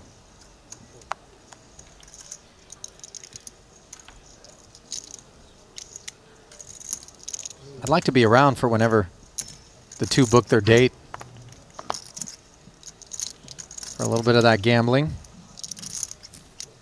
Rasty, we need to keep an eye on Randy. See, you're not usually in the booth when I have these conversations, but our boy Randy, he might be upside down at Casino Monte-Carlo. Oh, really? I don't know if he's trolling or not is the weird part, but I'm just saying, you know, maybe we put a little tracker in one of his sneaks. Just figure out, you know, if he's out there spinning the wheel. You know, it's kind of in the blood. You know, I don't want to profile too much, but no gamble, no future came from that part of the world. 27,000 out of Greenwood here, Smith. Listen, as a white cis male, I'm gonna no comment. Okay. You might be allowed to say these things, but I need to know my place in the world. Oh, it's so good. Not so good is this board. Team both players who are unpaired. Now Smith Stangler picks up a gutter as the 4 rolls off on the turn.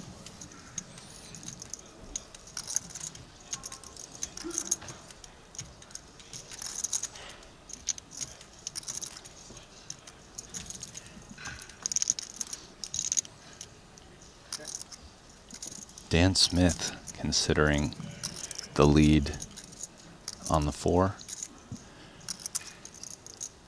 It's definitely a board that favors him quite a lot, especially after check flop. Perhaps considering that maybe like King 8 and Ace 8 are the hands he doesn't really want to lead with too much.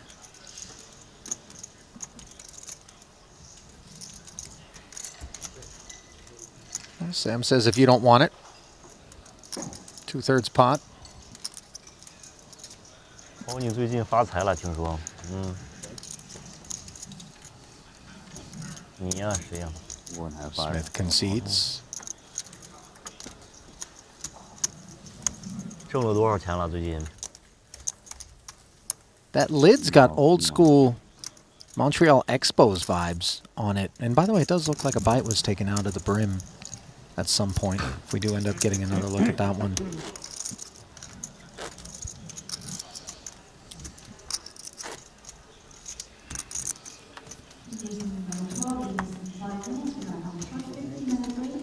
There's excitement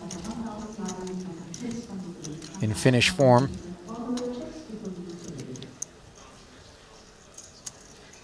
Let's see if Katola is going to get involved.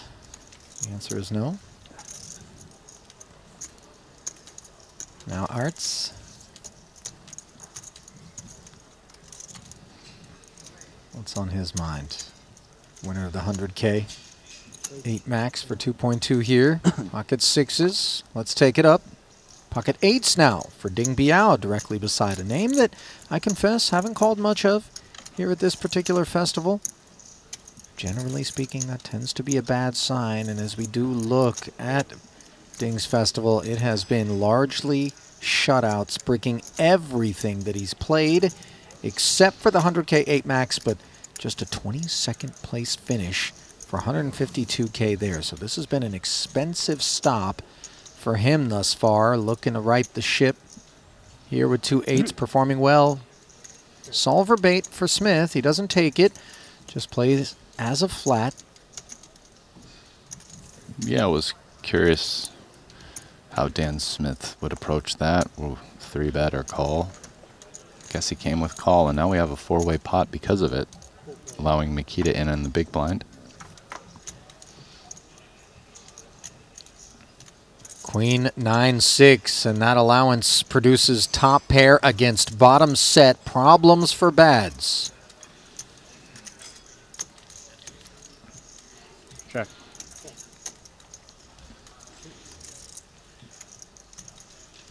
Yeah, it's a 4-way pot, which means Makita's not going to feel too great about his hand, but seems like it's too good to fold versus a pot c-bet even 4 ways here. I'm guessing the other 2 players will fold and it'll go back to Makita. I mean, 8's not excited about that flop at all. Same with ace-5 of clubs.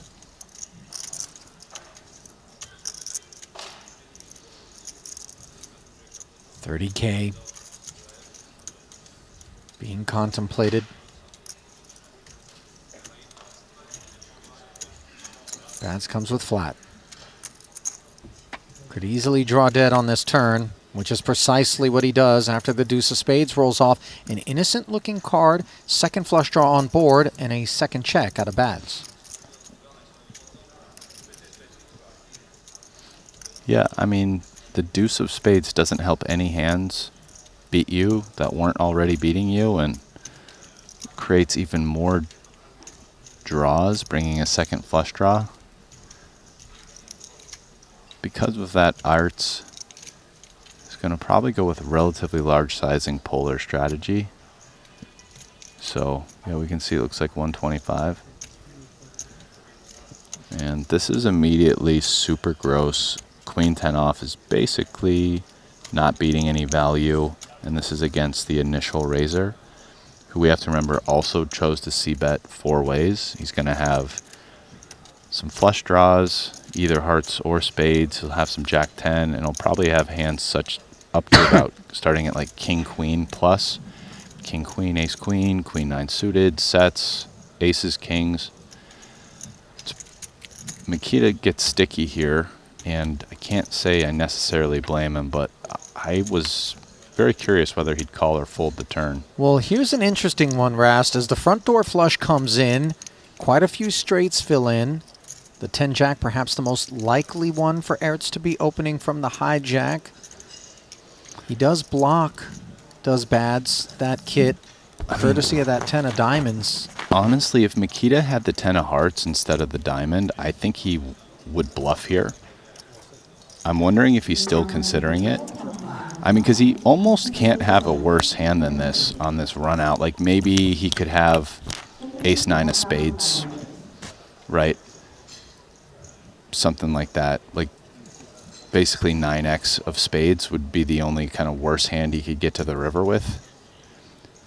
It's better to be blocking the queen if you're going to turn a hand into a bluff, because you'd like to be blocking all in king queen and ace queen.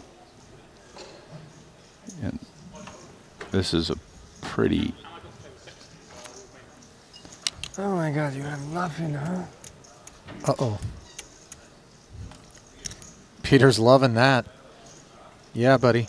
I got nothing. Go ahead. Click call. Well, he is blocking jack 10, but... And now...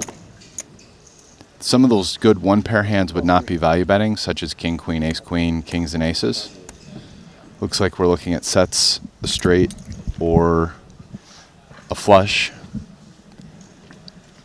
Potentially queen 9 suited. That one's pretty close, actually. Maybe you don't bet it because you're blocking some of the hands you want to call.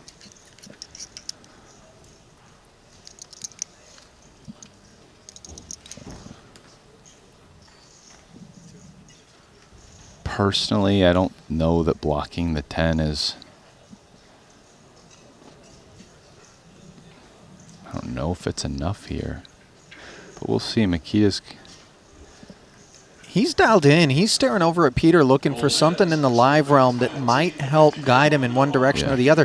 The unblocking of the hearts for me is quite problematic, though, Rast. Yep. Suited combos would certainly activate out of the hijack. Certainly.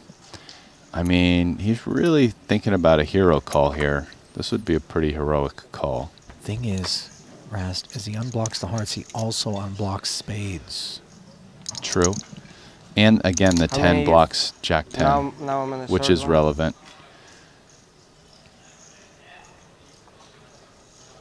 Like, having a 10 here is much better than having a king on the river. Bads doesn't realize that he's on the edge of a very slippery cliff. Will he fall over into the abyss or step away from it? Eric's not giving anything away.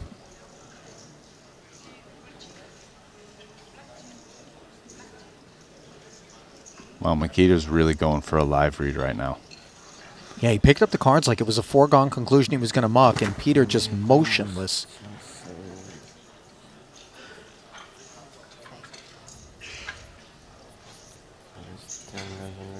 Wow, he's burning through time banks here. Better to burn through those banks than his hopes here in the 150K, as Bads does correctly find the fold, and Peter finds a spin up to the 7-figure club. See Zhou Chuan coming over for a peek. Missed most of the cinema. Blinds will be headed north to 10 and 15,000 as we give you a glimpse at the 3 features, which will be giving way to a couple of new ones. Renlin, Devoris, Spencer, all reigning supreme, with Lewis a stack, the leanest of them. Mateos on vapor, 7 bigs deep. Brewer and Bads. Shorties as well. Makita, courtesy of that collision just moments ago, which did leave him clicking fold on the end appropriately, but obviously he really chewed on it for quite some time. Chewed on it a little more than I thought he was going to, actually. Yeah, but I mean, listen, those are what the time banks are there for, you know. He didn't go through all of them, but, you know, spared himself an exit, which is more than we can say for several of the other players in the field. We should probably take a look at that first. I was going to bring us into the player of the festival conversation, but let's go down and talk about the dearly departed, as the Triton Poker Plus app is the place for that. Let's dive in real quick, if you would. Most recent elimination was that of Brian Kim. Matthias Eibinger also out of there. Didn't witness those trips to the locker room, but we did see Kiat Lee, Luke Greenwood being ravaged by Devoris. Sean Winter bowing out. We saw Panakovs went hard and came up short. Wei Liang Chan finishing second in the main the other day, among others, Martirosyan Muller and Mike Watson bowing out earlier. Now, I do want to back up in the app, and of course this is something all of you can do as well, into the ranking section. It's not one that we really delve into all that often, but it is where we're going to find the Ivan Liao Player of the Year Award rankings. Here at the first festival, this is the same leaderboard as Player of the Festival. We touched on Punat. You weren't altogether surprised, Ras, during the pregame when we mentioned that he was going to be the man at 994 points up top. But as you look at the rest of the names, Dialogus, Martirosyan, Foxen, if I asked you to pick one of them beyond simply the points to dethrone Punsri with one 2-card event remaining and a handful of PLOs, who would it be? Man, I can't remember with some of them. Like, does Martirosyan play PLO? No, right? I don't feel like I remember Martirosyan Theologus, playing no, PLO. also, right? I think he's going to bow out as well. Who's Foxen PLO? I mean, listen, anybody can play. I mean, you don't have to be a regular in the game. The problem is that it's going to be really tough for somebody who, you know, is one of those guys but isn't playing the PLO. Like, you just got to get the reps in. So producer James stepping in to say that Artur did play a single PLO event at our last festival in Montenegro. And remember, if you are hunting Player of the Year accolades, it is so important to play both PLO and short deck. Archer's not in this anymore, though. You know, people are going to be able to catch up to you. Yes, Martirosyan did get showered here in the 150, as I'm going to get showered. We're going to bring in Henry Kilbane here to the desk. Rasty's going to stay put, and we're going to carry on early goings in the books, but plenty more 150K event still to come. Keep it close. Exciting news! WPT Global is the new title sponsor of the Triton Poker Series. To celebrate this exciting new partnership, WPT Global will have its own event at each Triton Poker Series stop, the WPT Global Slam. Look out for your opportunity to qualify online. Download WPT Global with code Triton and get a 100% deposit match up to $1,500 now. Sign up today and join the action. Online poker is back in the USA and Canada, and it's back bigger than ever. To celebrate the launch of Club WPT Gold Sweepstakes Poker, we're kicking off a $5 million invitational free roll in the poker capital of the world, Las Vegas. Only 2,000 seats are available, and it's invite only. Register now with code Triton for a chance to win a seat. And did we mention the first place prize is a whopping $1 million. Pre-register now at clubwptgold.com. Ready to dominate the tables? With GTO Wizard, the world's #1 AI-powered poker solver, you can instantly study any spot in cash games, MTTs, and spin and goes. Build custom solutions for your games, accounting for factors like rake, annies, or tournament payout structures. Plus, you can upload and analyze your hand histories with just one click. Beat the best, crush the rest at GTOWizard.com. Looking for the ultimate platform to place your bets on the biggest sporting events? Look no further, because BetACR.eu, Triton Poker's official betting partner, is here. Whether it's the thrill of soccer, the intensity of football, or the fast-paced action of basketball, BetACR.eu covers it all. With real-time updates and competitive odds, you're always ahead of the game. BetACR.eu also offers exclusive poker events that you won't find anywhere else. Test your skills and make every hand count.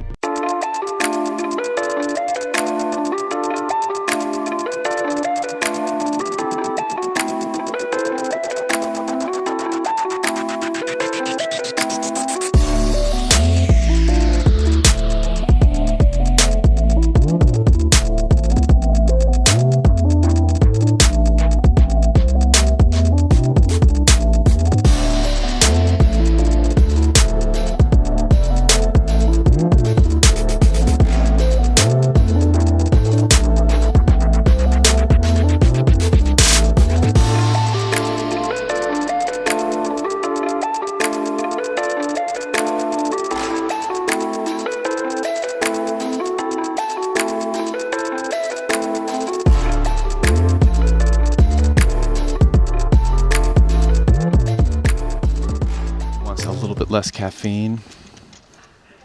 Sure. Or they probably don't serve this here, but something that's great, and it's more like coffee in terms of the caffeine content, but yerba mate. Careful with that yerba mate stuff. Anyway, it looks like we have a mystery hand. Rast's favorite. Brought to you by WPT Global. We do play the mystery hand. Bryn Kenny, main event winner here in Monte-Carlo, will have his cards obfuscated, opening to 20,000 off of that fresh stack of 200 that he bought in for to start today. O'Dwyer, the customer, out of the big, 55 in the middle. 8-7-3 top pair for Shaman. Checks over to Bryn.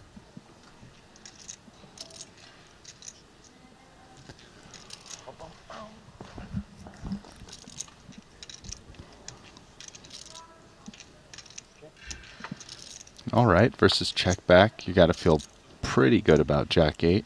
Tend to agree. Think Bryn can have aces. He can have some 8x, although if he has 8x, probably is betting the kickers better than Jack 8. Check back like 8-6 suited or 8-9. Could have ace 3 suited, but not a diamonds. So aren't too many hands Steve is losing to at this point. 27K lead seems quite sensible.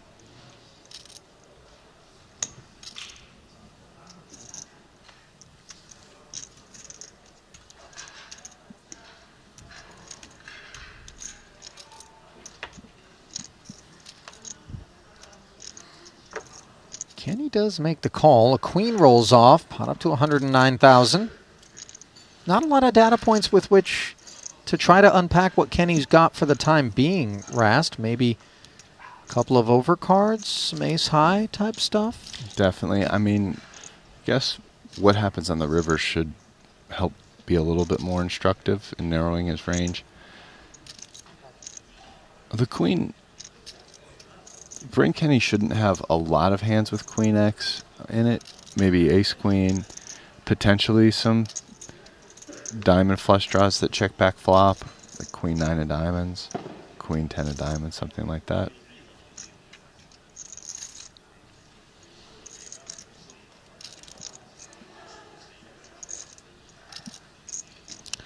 I think if you're Bryn right now, some hands that play this way for this size, which is pretty large. It's like 150% pot. I mean, you're pretty much repping like a queen or better for value.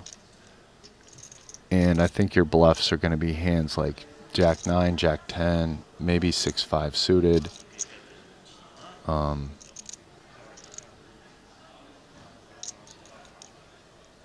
Potentially 9-10 suited. 165, the overbet from Kenny that O'Dwyer must consider. Could even start taking, if he decided to call turn with like King Jack or a weaker ace like Ace 9. Potentially, some of those hands might not call turn though. So, but I think that first, the missed straight draw class is really where Bryn gets to the river and just bets them. Ace high does have some showdown here, and really like 10 or Jack high or worse doesn't. So, you know, value again, aces if you hit the 3 or hit the queen.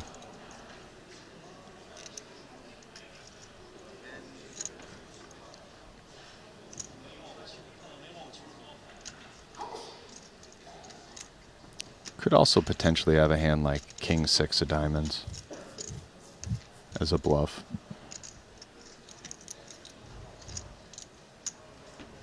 Oh, the call comes in from O'Dwyer, and what is shown? Ace-queen, Kenny, with the genuine article there. Credit to O'Dwyer for not finding a barrel. Concerned at the prospects of that queen connecting with Kenny.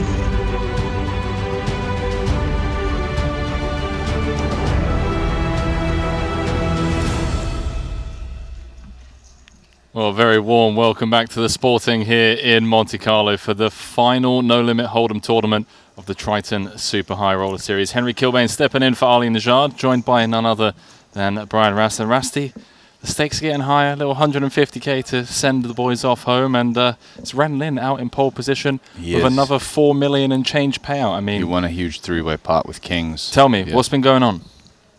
Yeah, there was that three-way pot where I think he opened button and 3-bet Nick Petrangelo, 4-bet big blind. He 5-bet shoves kings. Nick calls with jacks, and I think the big blind had ace king, and it just kings held. And all the money going in. Scooped it like bigger than double up. Let's go, Ren Lin, chipped lead, 43 left, 20 places paid, min cash of $236,000, and a top prize of $4,350,000 going to the eventual champion. Obviously, we are a ways out from talking about those top payouts. You can see in the top right-hand corner of your screens, download the Triton Poker Plus app now. And I do recommend it today because we've got some PLO festivities kicking off, the 50K PLO starting in just a few moments' time. And I tell you what, I bumped into some PLO superstars already. Got Veni Vidi, Elis Parsonen, Jonne Jukamainen, just to name a few of those PLO superstars. So you can sweat that along over on the Triton Poker Plus app. But of course, for us here in the broadcast booth, our attention is in this 150K. Seth Davies. I put a little PLO study session today. Go on. To freshen up a little bit for not just the commentary, but the final day 25K I'm going to play. 25K. So I feel like a little hour and a half. you need to sell some action to that, bro. No, what? 25,000. What are you talking about? Just like 3% for morale in the booth whilst you're out there. All right, 1.5%.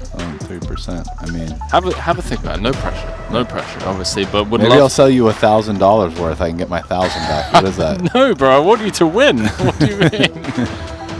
What? So you're gonna just take it back and then out? Well, of no. spite? Obviously, if I win, you'll get money back. Love it. Okay, yeah, cool. I'm down for that. I'm definitely down for that. You let me know. I'd love to have a piece. You've been dialed in the booth, bro. I want to see you out there in the PLO streets, sticking it to these guys. How about this for a TV table? Pardo, Chidwick, Kischagoglu, Kuznetsov, Paulie V. Chidwick for the first time this series. I don't want to sound like, you know, I'm throwing shade his way, but with the playable stack, he's had a rough trip out here. A couple of min caches. Oh, this table, yeah. This was one of the boss, like, I mean, it's a slightly different table than at the start of the day. A few people have moved in and out, but it's a tough table.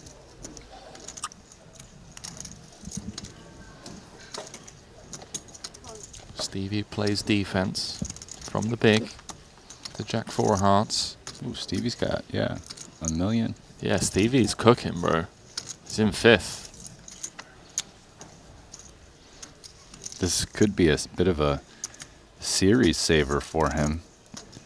He does have 2 caches for 283K, but considering he's played everything and has almost certainly done He's multiple down on bullets. the trip. Yeah, he's stuck.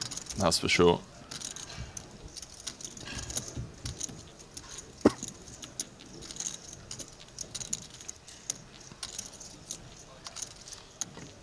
The secondary feature table as well. Sorry, table 1 is incredible. Foxen, Davies, Boss Paul, Soiser, Theologus, Punsry, Ben 86, Boyvin, I mean. What a treat for our viewing pleasure.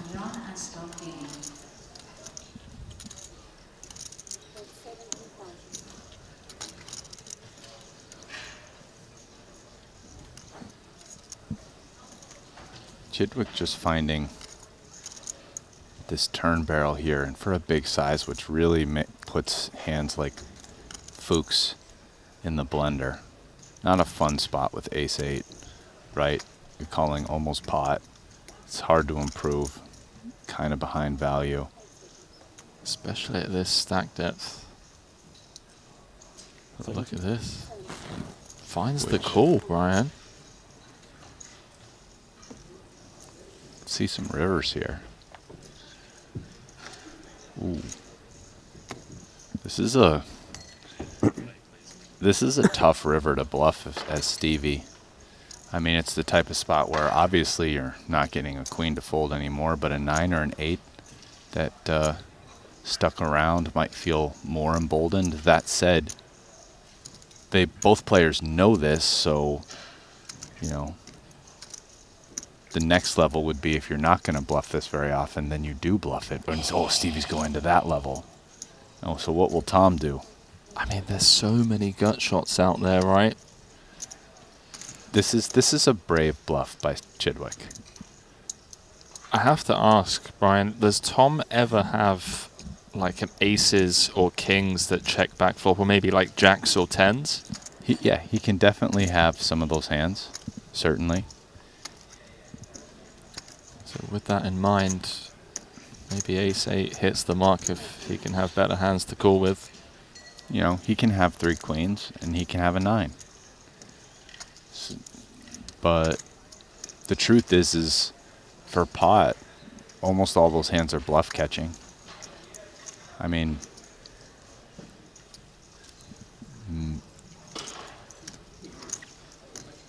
I just not sure. I mean, Chidwick maybe could value bet the river with a hand like ace-9 for this size, but I don't think he's betting that on the turn for almost pot, right? So it's kind of like 3 queens plus, sort of. Maybe if Chidwick had, you know, he's 3-betting pre-flop with aces or kings himself. You know, if he isn't with jacks, again, the question is, does he bet the turn for that size? Potentially. With jacks, he would. So. Oh, that looks like folding. He doesn't look confident. Oh! Makes the call. Let's go, Tom.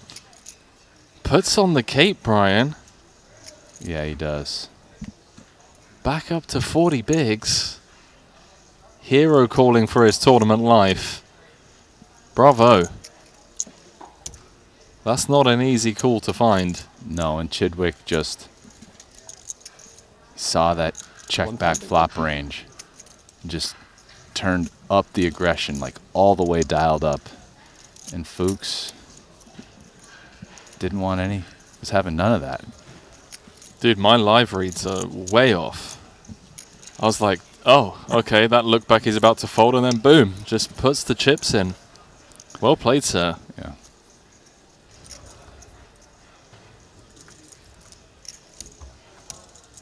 Do love a great hero call. It's one of my favorite things to call the action on.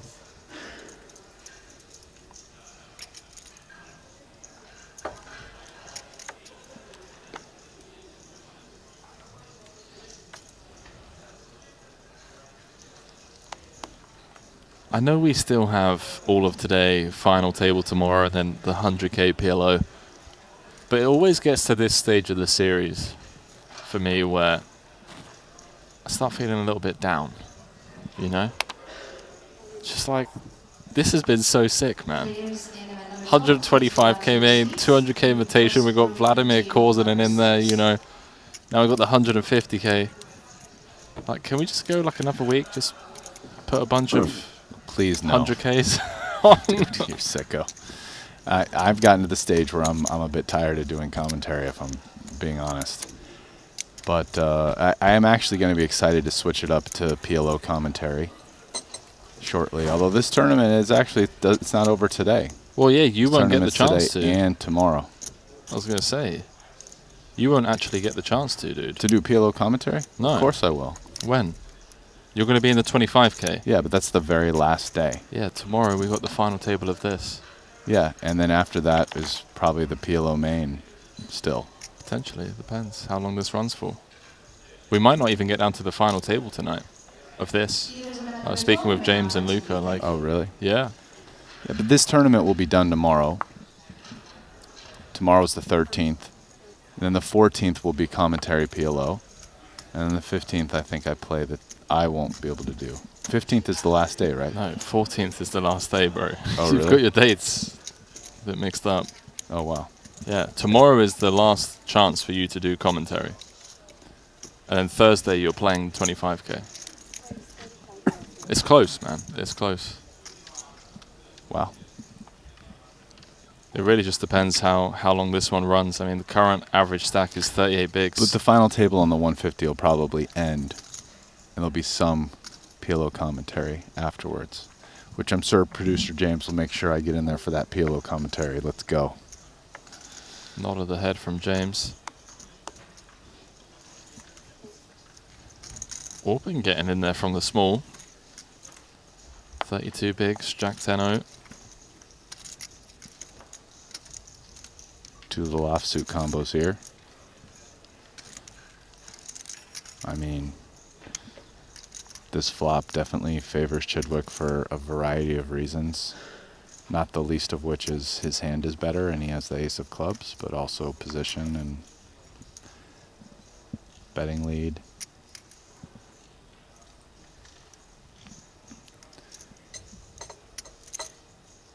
See how Stevie proceeds against the small blind flatting range. Going to contain a bunch of hands like this. Jack 10, Queen Jack, some King X in there as well.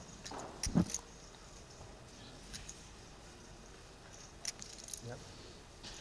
Mm. I ordered.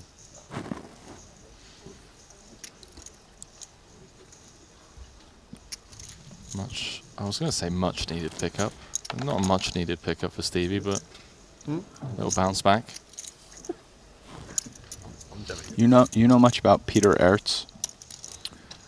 You know that by now. Yeah, he's got that dog in him. I mean more like from online yeah, stuff. Online is he's won everything that one can win online. Okay, so he's like an online crusher. Yeah. Because he's a guy who it's been quite impressive since he's come out to Triton. Yeah, that's what I mean. He's got that dog in him, Brian. Yeah, he's good. He is good. It's always cool when like these online crushers come for the first time. I remember when he joined, I think it was in Cyprus, and there's always like, you know, rumors, and you hear things through the grapevine. You're like, oh, that's, you know, so and so. You're like, okay, sick. Let's see how they do in the live arena. Then boom, he just picks up his first title. Yeah, during his first series. He's tough to play against, man.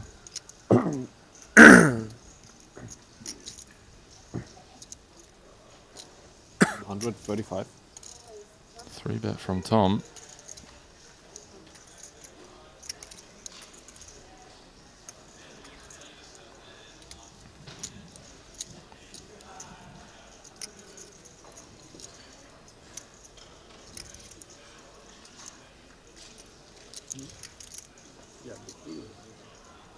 Compared to EPT Monte-Carlo. Yeah, we'll show Schwen deal with it. It's a little bit uncomfortable. He's gonna find the call in position. They got about a 1 SPR. This used to be some other. Oh, what a flop for sevens, isn't it? Yeah, I mean, the 3 undercards and the gut shot as well. As you mentioned, the SPR of a little over 1. Let's see how Tom proceeds. Yeah, I mean, short of flopping a 7, this is exactly what you're looking for. And I just think there's no reason to let your opponent see a turn card so cheap. I mean, you can see even just ace queen off here has 21% equity, and after jamming, Wright has to call 285 to win 705, so getting whatever that is, like 2.5 to 1 or something, right? So would only need 30% equity. So it's not really the end of the world just getting overcards to fold here. It's like pretty nice, which is why Zhou Schwen did what he did. Nice little pick up there for Zhou with the 7s to 705k. Not bad, all things considered. Average stack is 563k. Ossi and Paul was playing heads up cash until the morning. Continuing coverage of this 150k. You can watch some of the best in the world navigate these ICM spots. You can do the same by training over on the #1 training app for poker players, GTO Wizard, where you can win more MTTs with precise ICM solutions.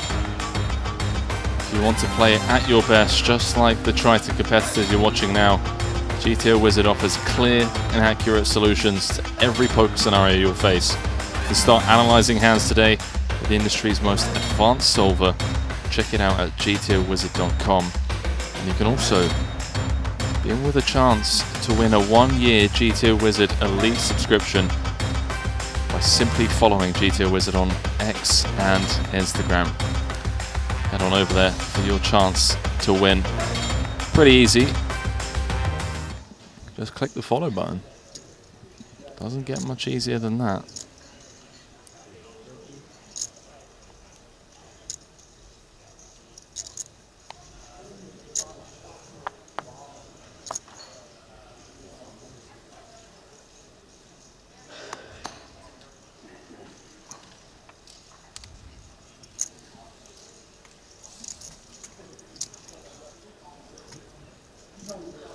One with the under the gun open, Paulie V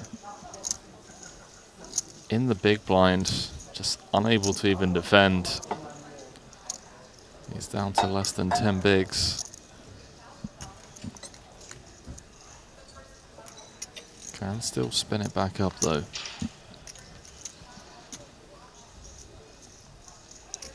Some massive names left in the field, obviously. as always in 150K. Then 86, Fedor Holtz, Stephen Chidwick, Vladimir Korzinin still in. Punat Punsri, Boss Paulpur, Patrick Antonius, Ossie Katola, Ike Caxton. Richard Young also in the mix. Yeah, he's on the other table, right? No, he's not on the feature. My bad.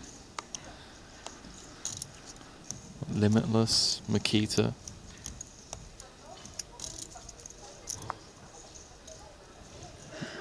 $43 pays 20, round number.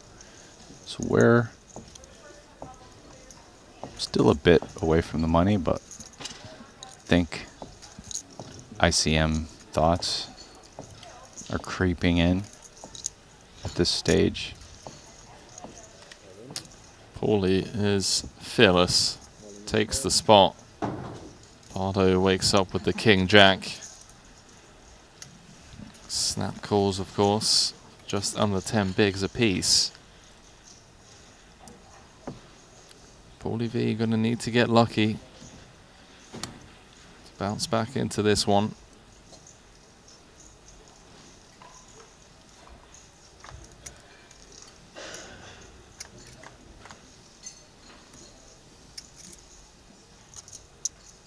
Oh, it's looking very tough on that board, as a 9 would now give Pardo a straight. Jack. I think Jack.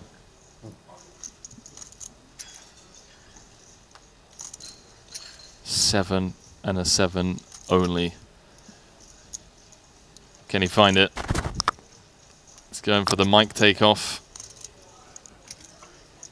No, he doesn't. Pardo scores a KO. Paulie V out in 43rd. It's been one of those series with some close scores. Came second in the 30K for 680,000, 18th in the 100K, and 9th in the 30K Bounty Quattro. No cash here in this 150K.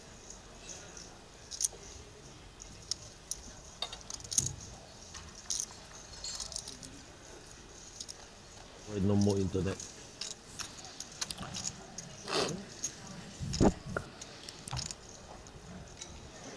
Oh, back on over to table 1. So yeah, I know Pardo is another online crusher. Who's had the more successful online career, online tournaments, rather just tournaments? Ertz or Pardo? Ertz. Okay.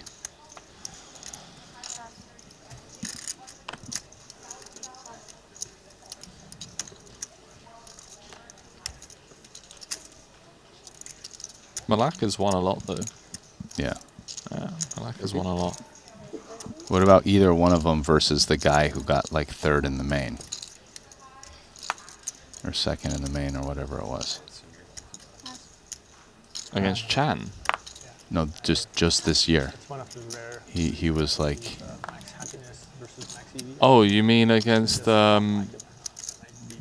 like went out with... Lena. Against the set. Lena, yeah. Yeah, I mean, Lena's one of the best in the world, man. It's not even close. Okay. Yeah. So why doesn't he come out to Tritons, I guess? Because... I don't know, man. It's like turbo-y 100Ks. Like, oh, okay. The online guys just enjoy, you know, their chilling at grind home. houses, Yeah. making all the money. But yeah, Simon Matson and Lena are just the best in the world. Okay. Would love to see them come to a Triton, but you're now seeing people like Pundidi venture out. You know, some of these guys that are in the conversation as some of the toughest online regs.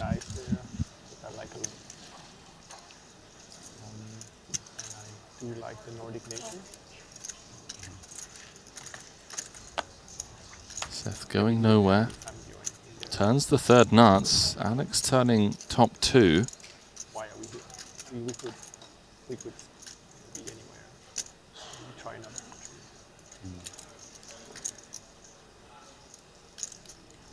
For Costa Rica, you have like you can be there 6 months out of the year or something. 2 days.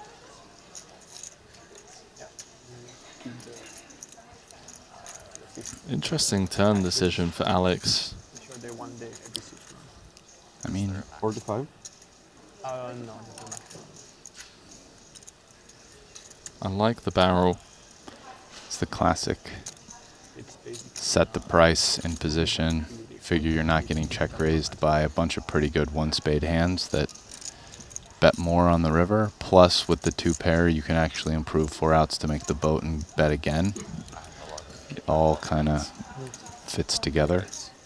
As we can see, Seth just calls, probably bets more than 45K on the river versus check, check, turn. Now, I mean, Alex has an exceedingly clear check back, I would think. Yeah, he snap checks it back. Yes, maybe your friends come from cash game.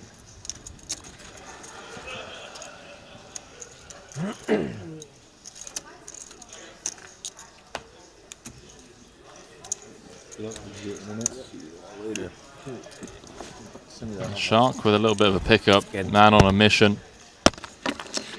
Bumped into him yesterday before the start of this 150K. He's like, wish me luck, Henry. I need to get out the hole. Good, I'm glad Called his shot. So he's going to come out firing in this one. Appreciate all of the engagement, as always, over on the Triton Poker YouTube channel. Shout out to all of the viewers on the Triton Poker Plus app and Twitch as well. Get involved in the conversation on socials. You can follow us on Instagram and Twitter. Massive shout out to our social media department, by the way. Have just been absolutely crushing it with the content. And of course to our photographer, Drew. He's also been crushing it with the photos. I mean, really putting out world-class content over on socials. Some of your best and favorite poker players. 250 or so? Davies. Almost 900,000.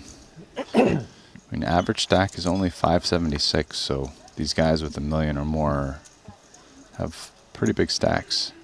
Dan Smith is basically caught up to Ren Lin. It's less than 100,000 away in second. Again, you can follow all this yourself on the Triton Poker Plus app. The best assistant to watching these tournaments. It's what we're doing right here. We're just watching the tournaments with you guys, using the app as our guide.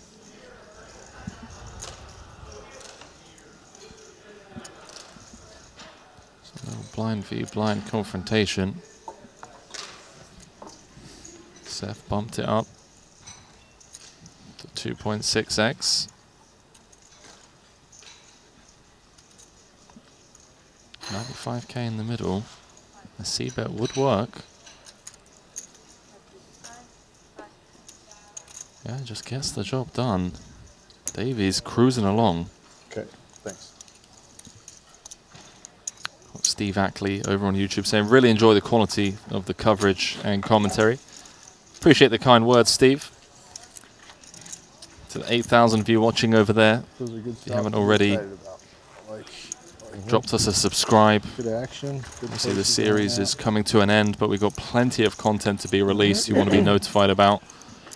Some nosebleed cash game content as always. And if you've got a couple of seconds, just move that mouse button, click the like button, show your support. No. Must be a good one. I think it's an S. Yeah. Here, I got 2 kings right here. Brian said he's not going to do commentary again unless we get up to 1.5K likes today. Would hate to see it. Yeah, guys, let's go to 1.45 and just chill. You know what I'm saying?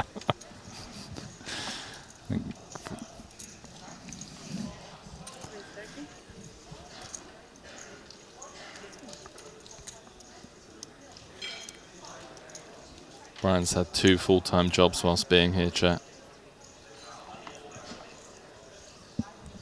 Commentator and bull. Attention players on Avenue 12, please go back to your seats. Leaders, you may not continue. Davies on a bit of a spin here. Flops top pair on the 9-7-4.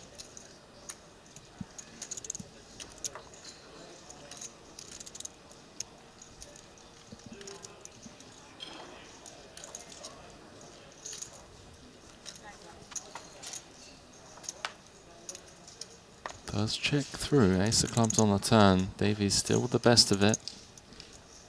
Did give Ben 86 a free look at that gut shot. Jack and a 10 would also do it for him.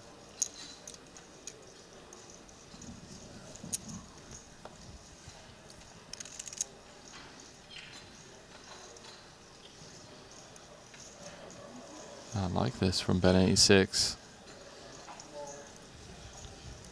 Yeah, this bet here is targeting some like queen and king high hands. Potentially as good as like a check back 4 with no hearts. All those hands with no hearts, obviously. But and he obviously has equity against you know, 9x, 7x type hands as well. Now's the question is if he wants to bluff again.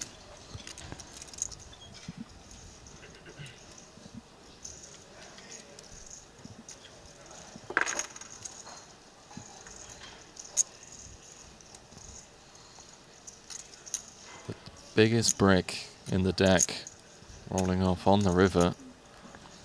Looks like he's reaching for chips. With a very disguised checked back top pair from Davies. See if he can sniff this one out.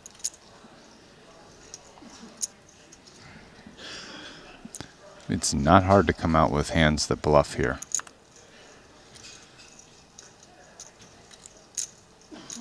I'd say the problem for Davies is, on the other hand, his hand's probably not beating any value for a bet this big on the river. Just pitches it. Ben Tollering getting one through. The 985K. Moves up to 7th in chips.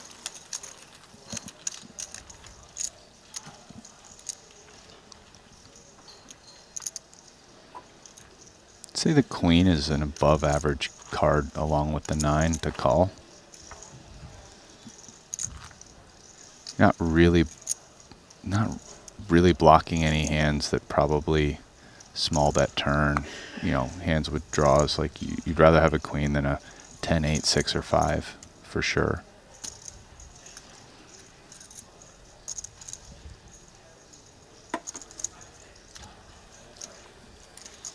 Back on over to the red feature table. Pretty tough table this. I mean, Chagoglu, Tom Fuchs, Kuznetsov, Foxen, Pardo, Joe Tran, Stephen Chidwick.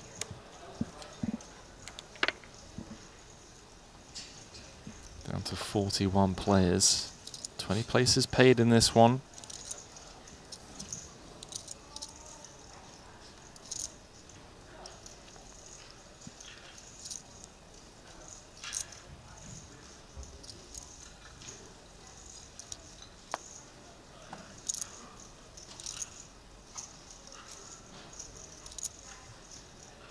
And cash of 236,000. I think we're going to be here a while, you know. Is it 41 left? I don't think we're going to reach the final table until like 1 AM, if we're lucky.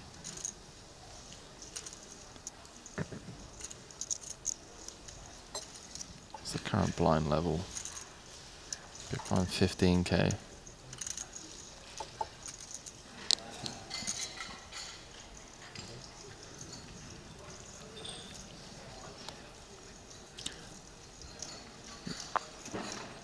Flat here from Nikita. Getting ICM-y.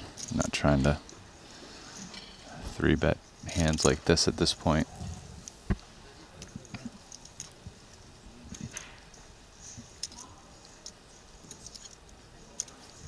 Foxen takes a spin.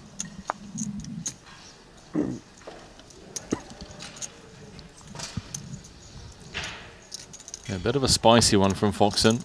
Getting laid a good price. Yeah, good price, live cards. Oh, hollow. Well, open ender for Foxen. Queen high flush draw for Nikita. And a gut shot for Orpin. Everyone connecting on this 4-3 deuce. Well, it looks like Nikita's thinking of leading. I was thinking, will Foxen lead?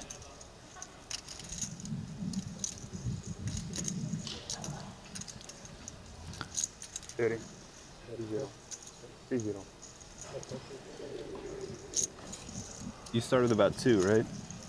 No, more. I think it. My feeling is Foxen's just going to flat this.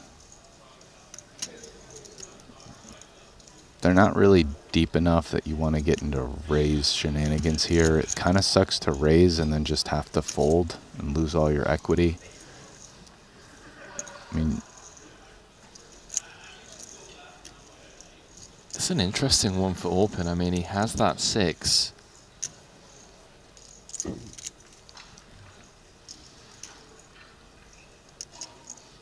He thinks he gets paid for 5 rolls off. Perhaps he flicks it in.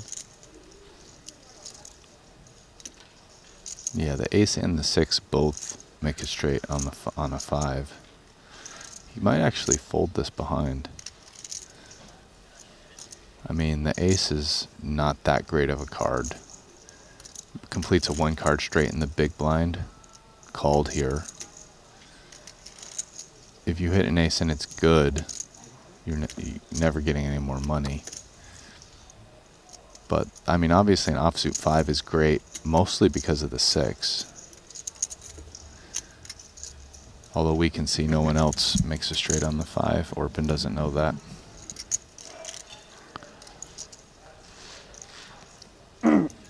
Ace high, still good on this deuce of spades turn. Let's see how Nikita proceeds after leading from the small and getting 2 calls behind. Yeah, I think given the price Orpin's getting on the flop, I think I do like call. It looks like that was like 5.5 to 1. But it's not a comfortable spot. Now, what are all these players going to do? Nikita led, albeit kind of small, right? About 30K, so into 105, so under 30% pot. Got called in 2 places. Does he bet again? The only person who can really have a deuce is Alex at any kind of frequency other than specifically ace-deuce suited for the other 2 players.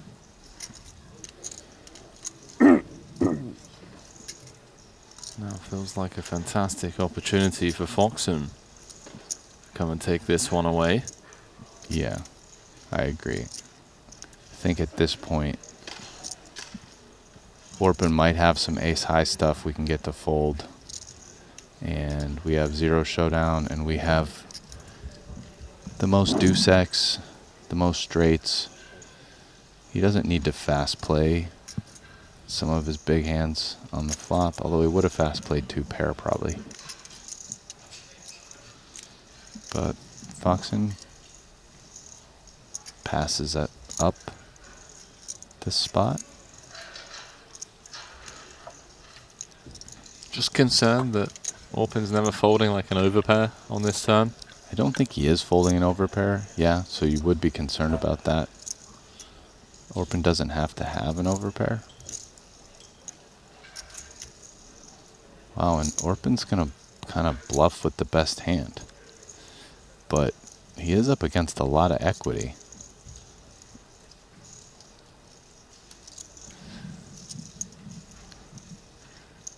That should squeeze out Nikita, one would assume, unless, I mean, Kuznetsov has other plans. Foxen's the one who's most likely to fold, I think. Although they're both reasonably likely to fold. The funny thing is, if at the start of the turn you said, who's the least likely to bet, I would have guessed Orpin. Right, and he's the one who ended up betting. What does Alex do now? I mean, it's checked around to Orpin, who's bet 75k. Kuznetsov has called, and he's now getting laid an insane price. It's an insane price, but he's very short. Maybe he has enough to call, though. I mean, it's 5-1. Yeah, I cannot think I like chip preservation there. 3, 4, 5 out there. Both players incredibly short as Kuznetsov finds the best hand on the river. I had forgotten about those outs. I forgot the Queen and 10 were working for him. I was looking for a heart.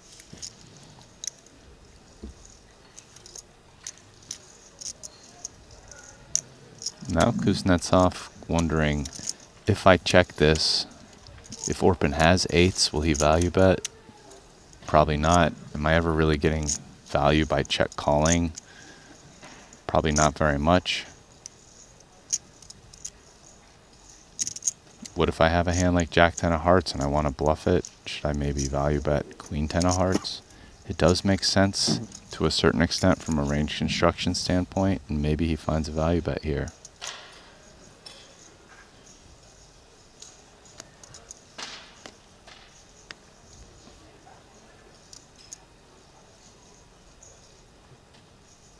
Gonna slide it on over once more.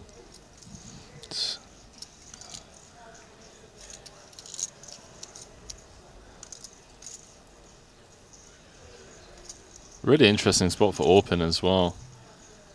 Does he try and fold out better ace highs? Yeah, I mean, the only hand you can, at this point, maybe it's like maybe king or jack high flush draws that somehow played this way he's ahead of, but otherwise that would be about it.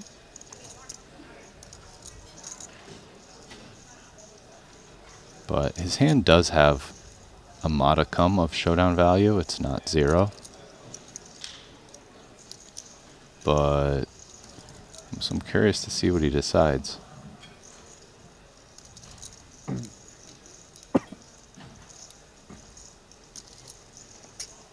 I think Orpin's about to go for it. There it is. Just leaving a lone 5k chip behind. I don't think that's going to work.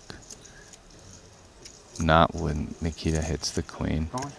You can talk yourself into beating value of like jacks or 10s. Maybe 9s. It's not very much, but it's something. But, I mean, this wouldn't be the craziest fold I've ever seen, but like it kind of, I mean, it's less than pot. And you can, it's believable that you're beating a few value hands as well, which usually means once you start beating value, you shouldn't fold. Even if it's only a couple hands. Wow, he passed it. That's pretty insane.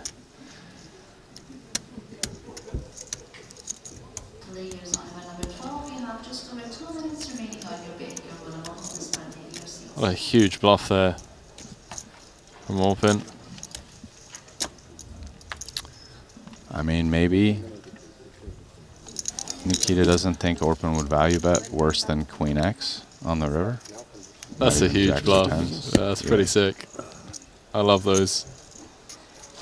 Success coming soon. There we go. We're in the business of risk management. Orpin's in the business of risk management. It was after that one. So a quick dealer change. Whilst we're waiting for the dealer to switch out, you can all head on over to Club WPT Gold. Get involved, ladies and gents. They're bringing online sweepstakes poker back to the US and Canada to celebrate. They're hosting a $5 million invitational in Las Vegas this December. It's free to enter, and the winner is going to get $1 million.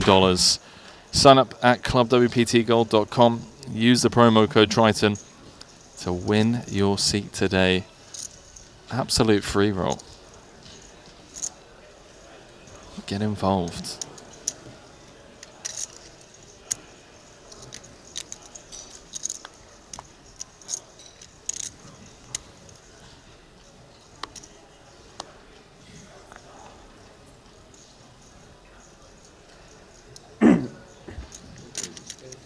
What a time to wake up with aces on the short stack. Tom Fuchs opening from the cutoff, and Foxen could be in trouble here, you know. Yeah, if he takes the aggressive line, which seems reasonable.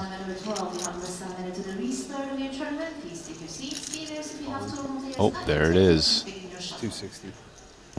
Cool. GL, boys.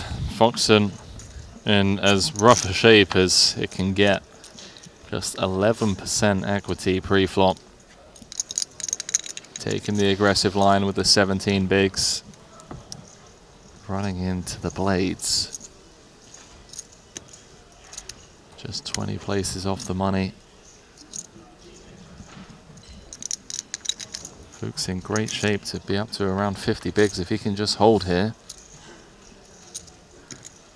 It's never easy, is it?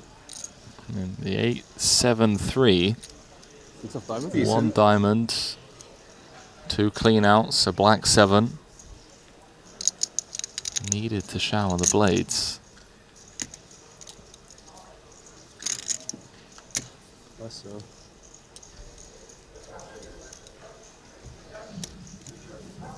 What was it the Germans say? Always coming 7. Really? That's what they say. Not this time. GG. Foxen with the aggressive line. Unfortunate to just run into top of range there. Not going to be adding to his Player of the Festival totals here. He was in the top 5 or so, if I recall. Ollie went over it right before he bowed out of the booth. But I think Foxen plays PLO, so still got some more shots.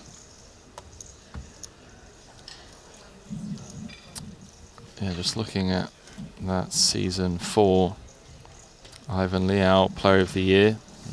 Punat Punsri, currently in front. You were right, Alex Foxen is 4th. Alto Martirosyan in 3rd. Alex Theologis in 2nd. So let's see. I mean, if he fires the PLO, I don't think Punat plays PLO, so not sure if we'll be seeing him in those events.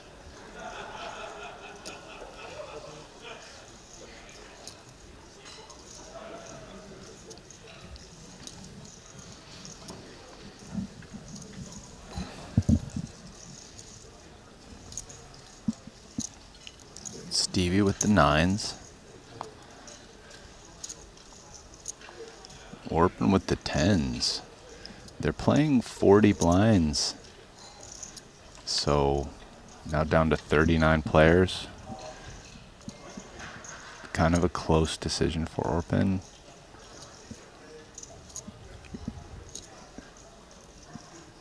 But he's going aggressive. This is a new Orpin today. I mean, I feel like that last pot with the ace-6 of clubs, that was like a feel play right there.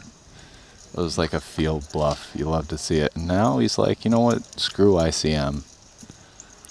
I'm coming after Chidwick's Open.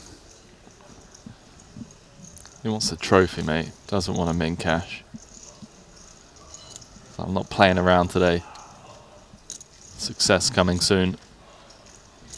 See how Stevie responds. I mean, 9s is a lot of hand. Yeah, There's the call call. seems pretty reasonable.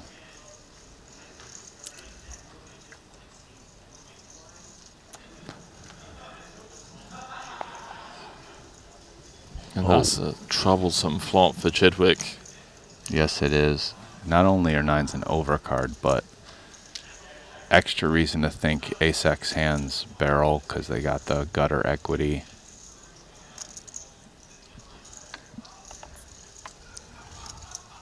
And Orpin should immediately get started with, oh. We're just going to quickly sweat this all-in spot over here before jumping into the action. The 9s against 10s. So, player of the series squaring off against second Yeah, if I on the lose, that would be- leaderboard. Yeah. If Punak can shower Theologus here, You might have had 8. it's going to be in great shape to win that player of the series. I mean, close, but I would fold this, I think. Let's see, who's that bad? Yeah. Is it going to be bad for me or you? If it was an 8, the other card might be an 8. 8-4 would have been better here. Oh, kind of. No, not really. It's not going to be for it. Yeah. Additional ounce for the two-time champ. Ace, Queen, Jack 7 needed. Finds it. Good luck. GG's Theologus. 8-4 it was. Plus 3 bounce it back up to 40 bigs. And more importantly, showering second on the leaderboard, the player of the series.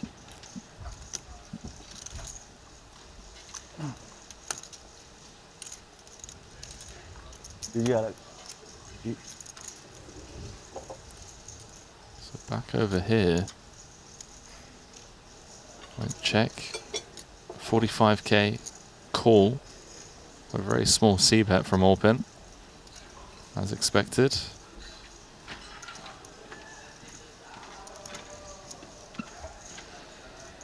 Yeah, very small. It was less than 20% in position.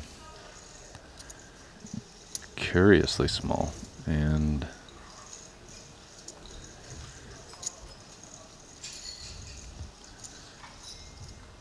well, it looks like Steven's going to find a way to lose the absolute minimum here on this run out.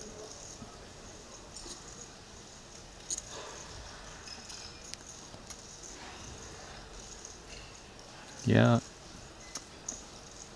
wonder. I saw maybe a couple days ago a pot like this where I believe Brewer turned like 9s into a bluff. Chidwick, if he's thinking about anything, that's what he's thinking about. Oh. Oh my goodness. What a sick read from Orpin. On point. Bro, he showed up. He's different today, man. I'm telling you. Like you said, I mean, he's just out here calling hands out like that. Dude, he's out here doing like kind of wild bluffs with the ace-6 is working. He's calling exact hands of Stephen Chidwick. Okay, we see you, Orpin. Yeah. So Thomas Boyven open jamming the 10 bigs. Keep that Savage hat ready, Orpin. I mean...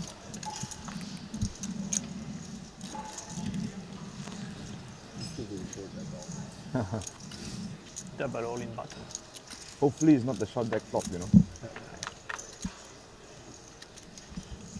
Uh-oh. Is that a short deck flop? Yeah, kind of, yeah. 10 in the window. Does fault Boyven into the lead.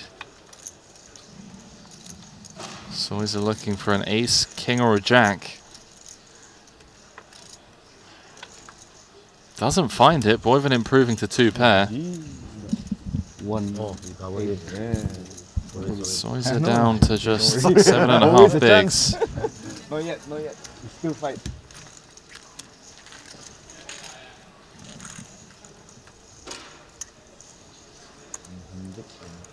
Is that Santa's little helper in the background there? Yeah, 120. Yes, it is. He's got the Still got plenty of juice. wig and beard today. It's still offsuit and restful. No? Now kita lah. Maybe not. Final table game. Christmas isn't too far away. There is Too high Santa. level for me. I think it's easy. Simplify. The chance to talk with him this morning. He's having coffee with Triton CEO Andy Wong and Michael Soiza. saying how much he's enjoyed himself. He was also saying when he had Patrick all in the 200K, he genuinely didn't want Patrick to lose. He wanted to continue playing. I mean, that's pretty sick, man, when there's 1.6 million on the line. Yeah. Oh, he said that this morning he repeated again? Yeah. Oh, wow. Yeah, it definitely, I remember that moment because it was that vibe and it did seem pretty genuine. So it's interesting that he brought it up again. I believe him.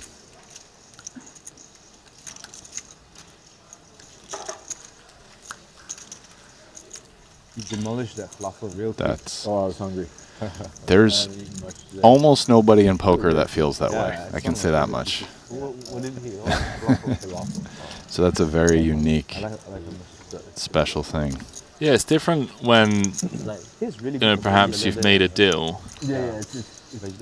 But even still, like, even when you've just left like a small amount of money, still the trophy. Yeah, you know. But I'm telling you, it wasn't. That was something special with him and Patrick, because he had a, like, he was, you know, very nice, but there were different vibes with other guys. He was getting along better with Patrick, I think, than anyone else at the table.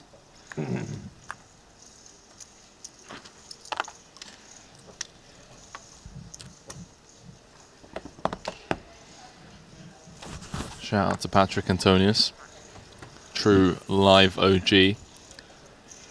And what Brian's referring to, I think, is just the byproduct of the way Patrick was behaving at the table, you know, like showing hands, having a laugh, just giving it back. Yeah. Like I guarantee, like, into contrast, like Roberts wasn't really showing hands specifically, trying to ask about things.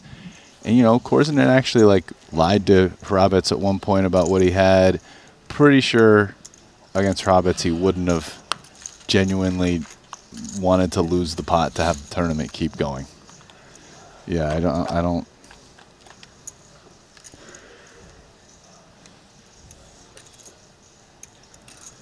Just that was my feel.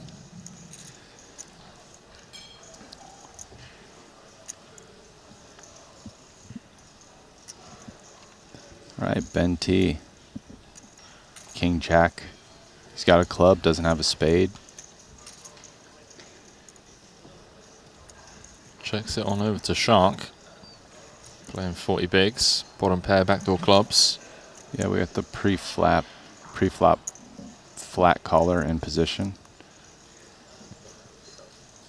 Davies decides he gets to bet this flop a decent amount, I think, versus third pot. Let's see what King Jack off does here. You feeling some spice? I mean, not fold. Okay, just call. Ben 86 is keeping it kosher for now. Not too spicy. That is a turn card that could potentially slow things down. Both players spadeless.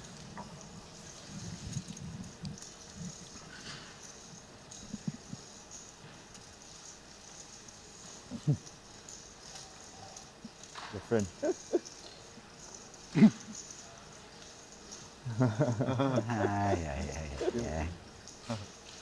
Does check through. Opportunity perhaps for Tollerine to bluff at this, but it's going to be tough to get Seth to fold two pair now.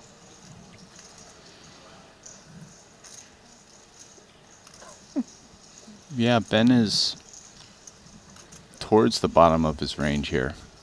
I think like King 10 is auto bluff and Jack 10 if they get here. King Jack is actually beating those hands, but still probably weak enough to bluff even without a spade. And Ben's trying to bluff Seth again. He just got one through, but Seth, yeah, he's got a stronger hand this time. Nice little pickup there for Davies, who's all business here, moves up to third in chips.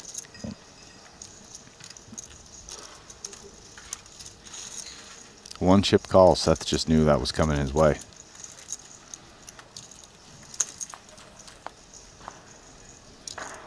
Hold on, what we got going on over here? Kuznetsov jamming 13.5 bigs up front. +1, the 200K Invitational champ. Patrick Antonius with the queens for 22 bigs. Open in the small with a decision. I think ace-10 suited's a pretty, I mean, easy fold here, kind of. I mean, these guys are under the gun and +1. So at a 7-handed table.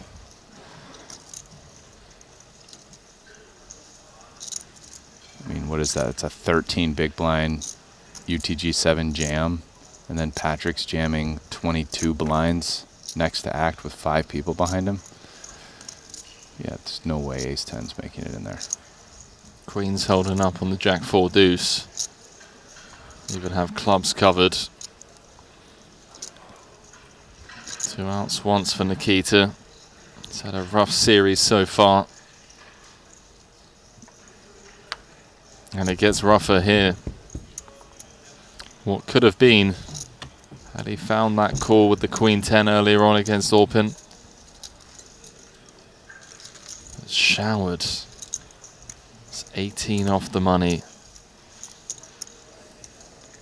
That lone cash in the 30K where he came second for $438,000. Which sounds like a lot, Brian, but you've mentioned it on a few occasions, the total buy-ins for this series, if you're firing just one bullet, is, what was it, just north of $1 million? If you're playing the PLOs.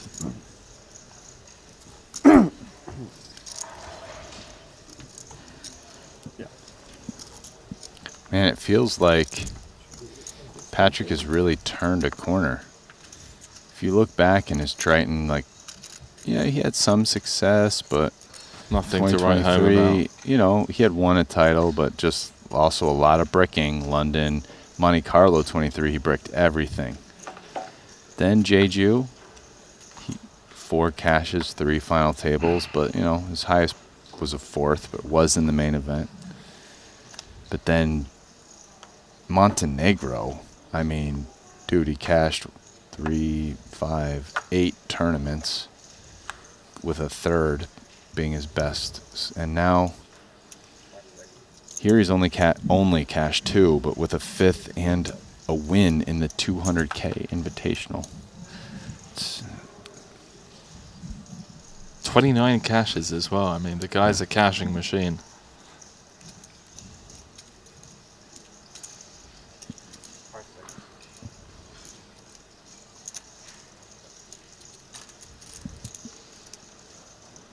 See what Vlad wants to do here. You never know. Yeah, I mean, you'd think it's just an easy call. Oh no, he's not the big blind, he's the cutoff, sorry. I don't know why I thought he was the big blind for a second. Excuse me. It's not an easy call.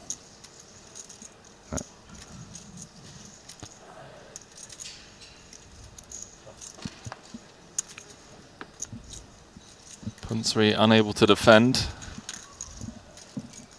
So Vlad going to peel one off in position against the Triton boss with the King 7 of diamonds. I mean, flops top pair. There are 3 clubs out there. Boss with that all-important 8 of clubs.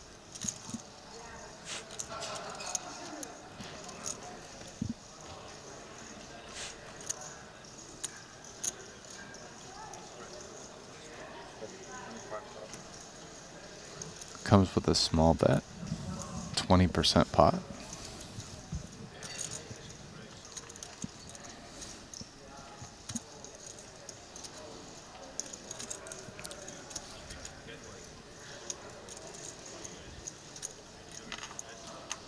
Calls and then gonna fast play this one. I mean, you never know what you're gonna get with Vladimir, do you? 100K to go. All of a sudden, these 8s with a club just shrivel up in value.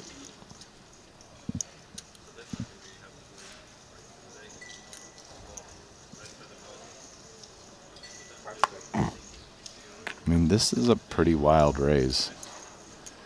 I think it's a hand combo that really nobody else in the tournament is raising here. I agree. Especially not for this media size.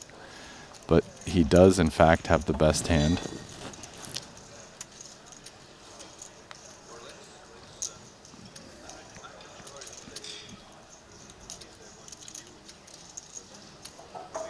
I mean, Paul could just be absolutely cooked here if he's up against like a King Jack O, Jack of clubs, King Queen O, Queen of clubs.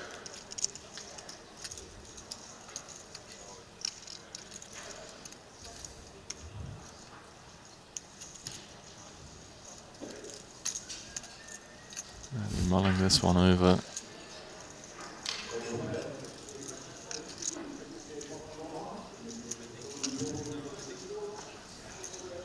If he thinks Vlad has something like Queen Jack, Queen 10 with a club, he might just want to run it. Nah, let's it go. That's it. Lapon. Vlad up to 41 bigs. Boss down to 16.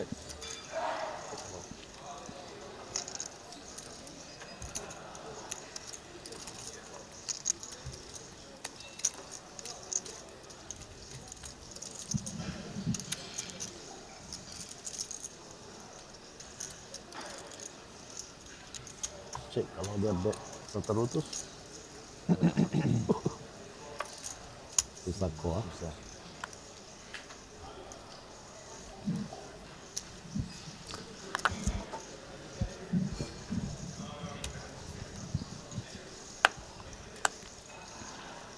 We've lost quite a few players, you know. We came back with 44. We're down to 33.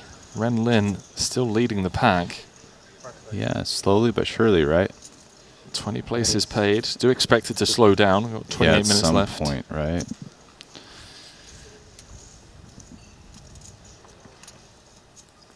Playing a mystery hand with Vladimir. Oh. It really is a mystery hand. It is. So it looks like he's opened the hijack for 2.5x. And your Punat here, you just flat, right? Let's play a hand with the wizard. Yeah, it's always a... Note the open from Vlad, by the way. I mean, he gives off this whole, you know, first time playing kind of thing, but it's a 2.5x into Soy's big blind, and that is very intentional. Yeah. Like, there's small things. This guy's no slouch, okay? I know he's out here doing some wild stuff, but... Well, there's definitely... I mean, dude, how about the just ripping it? And obviously he has the club with the... Yeah, exactly. 360. Right. Exactly. Like, you know, he's crazy, but he's got some good thoughts going on in there for sure. Even his sizings sometimes. I mean, sometimes they're a little weird, but like, look at this. It's a small size. It's just, you know, this guy's played some poker. 100%.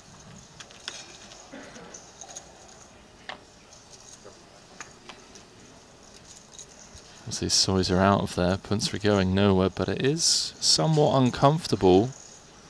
280 in the middle, 460 back, hijack open. Sorry, I do feel like his style, though, there could just be a run of like 5 tournaments in a row where he just showers super early. Yeah. Like, there's some hands where, I mean, maybe his Wi-Fi is just super good and he's just getting live reads, but he's kind of taking these aggro lines and putting in a bunch of chips, and sort of seems like the opponents very rarely have it. But he just runs in a couple spots in a row where his opponents just have a pretty good hand. And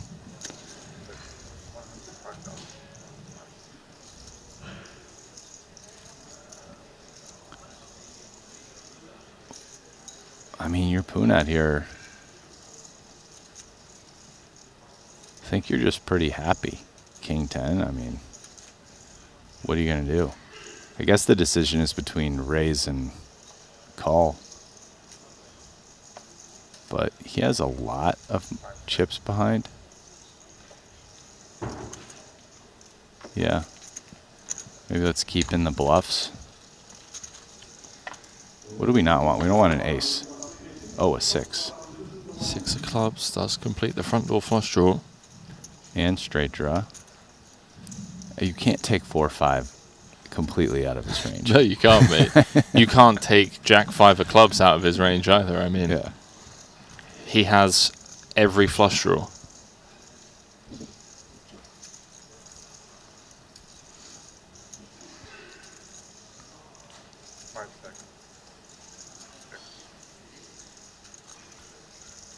Punsry keeping an eye on him. Let's not forget there have been a couple of spots that we've seen Korsinen go for the flop and turn barrel and then give up on rivers, but this time it's different. Comes with the jam. You know, man, just having watched him play and based on his sizings on the flop and on the turn, because they were like well under even half pot, I don't really feel like he had value prior to the river unless he flopped a set. Right, and but usually when he has like one pair, like even if it was like kings or a 10, he just bets big.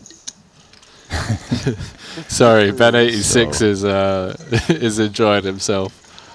So I feel like unless he flopped a set, if he has a good hand, he got there on the river. That's my feel on his value. And then the bluffs, I mean, you know, Good room for you. any hand with a club in it.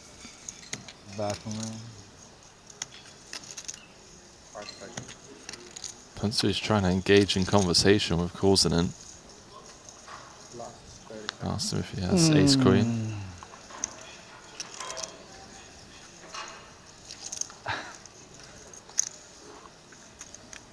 Ace queen with a club. That's where Punsry thinks the bluffs come from. Yeah, I mean, feels like he's got a flush.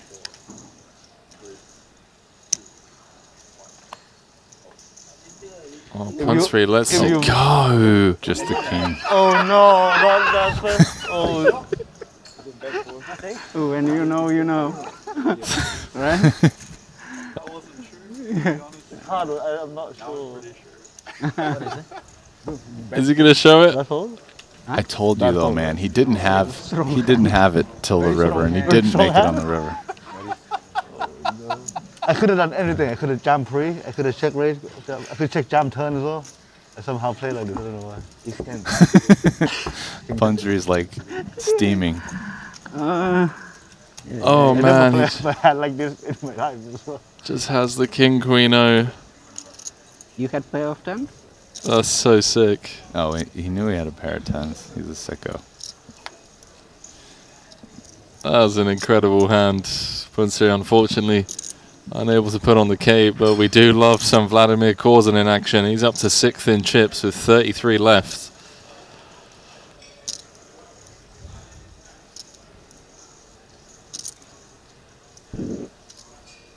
Oh man, that's fantastic. Didn't show it as well. He didn't show it, but man, he was like laughing so hard and genuinely. I'm pretty sure everyone at the table feels like that was a bluff.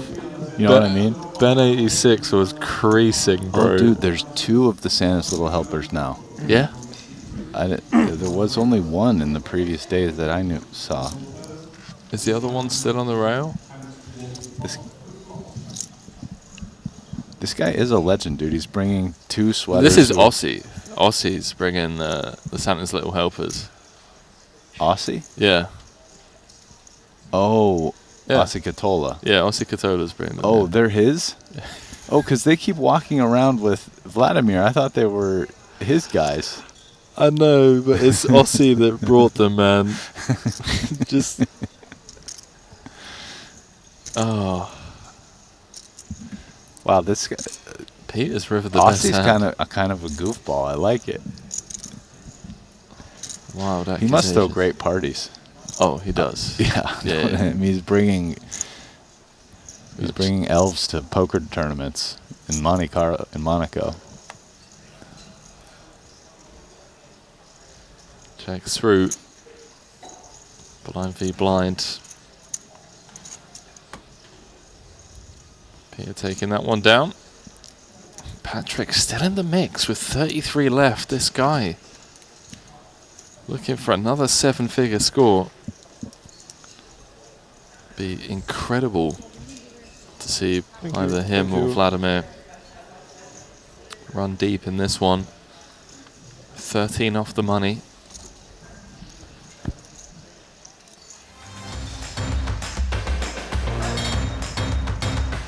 God damn it, Brian. We did it again. We forgot to open up BetACR last night and fire some bets.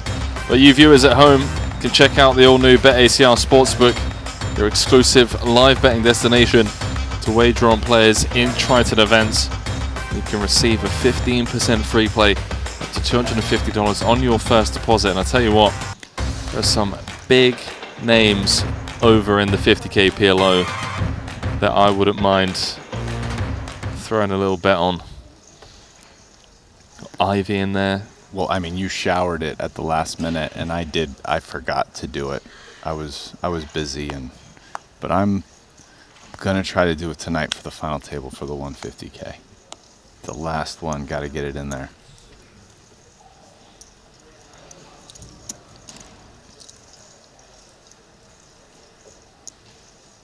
There's some PLO legends in the mix. Martin Dam, Gergo Nagy, Jesus, Richard Greco, Jason Kuhn, Ivy, Veni Vidi, Sir Watts. I mean, yeah, it's a pretty fun 50K.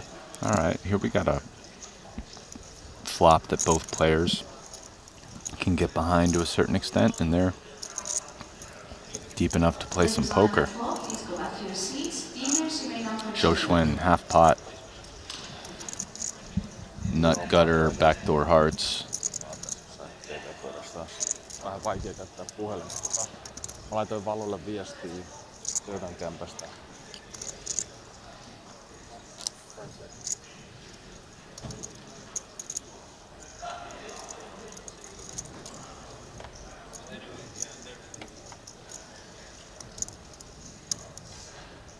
Joe remains unimproved on the turn. See if he continues firing. Feels like a card he's not going to bet at a high frequency, but he might.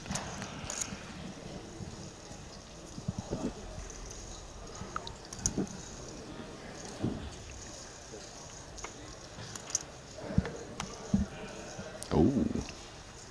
Doesn't barrel the turn, but the Ace of Diamonds does roll off on the river. Certainly a card we could see Joe try and rep. I mean, one has very little ace-X arriving here. Joe Schwinn can have some ace-X. And he's going to leverage that by betting. So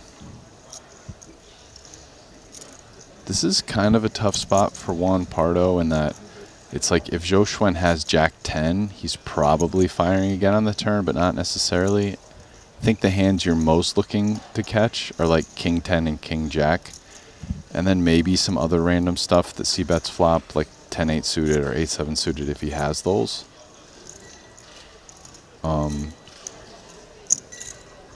I'd say having the 4 is definitely better than having like a king here or a jack, especially a king. Curious to see what he decides. This feels like a really tough spot. My guess is he ends up calling.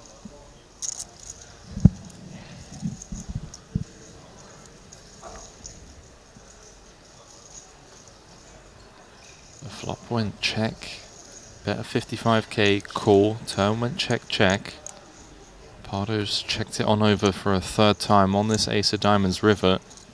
He's now facing a 2/3 pot bet from Joe. $100 call. I think he's going to call. Okay, so you agree with me.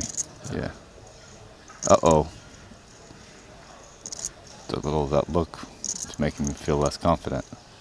Yeah, unless he just thinks that King 10, King Jack's always barreling turn. I don't know. Oh, man. I need to stop knitting it up, bro. Well, you thought you were on I agreed with you, but I should just take these for the sake of taking them. Why? Because yesterday I would have won one had I laid you odds, and today I would have won one as well. Yeah. These Brian Bucks, bro. We're back. Ben, we're back. Trying to give them away. I am. Back in the I'm saddle. stuck in steaming. So we're back over on the blue feature. Catch up can be quite brutal, especially in This the one's a doubles. really fun one. Yeah, for sure. The blinds went up on me with 4 minutes on the same level, and the blinds went up me under the gun. That's so grim. Yeah, that's the. Took 7 minutes. You're sitting there like, whee!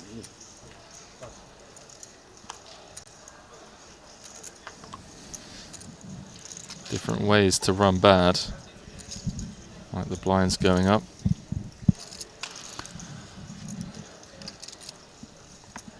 Wow. Hunter with 5s. 300? Oh my goodness, he's ripping it. Did you say all you know? 300, 300.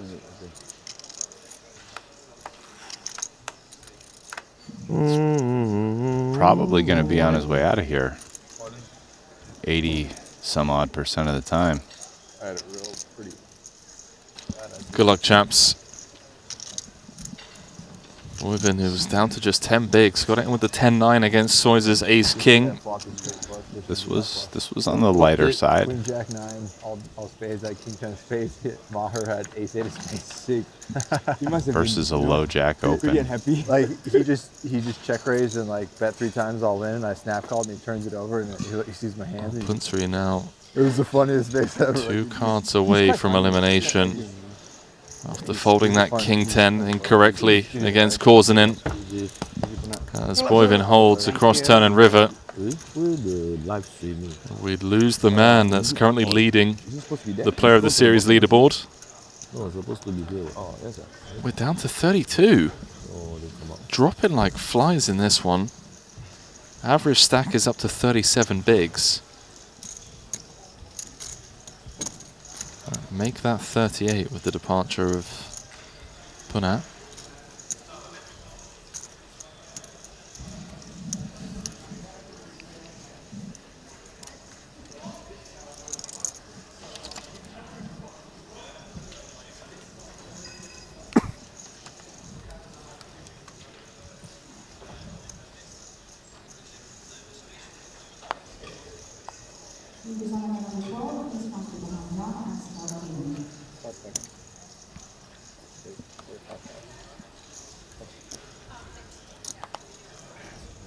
Orpin, who's impressed so far at this feature.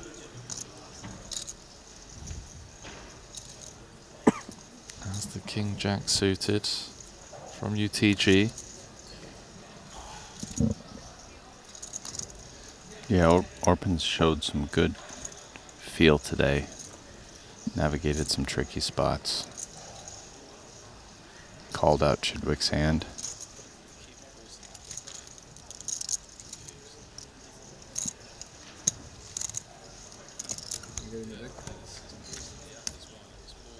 My deck table 5.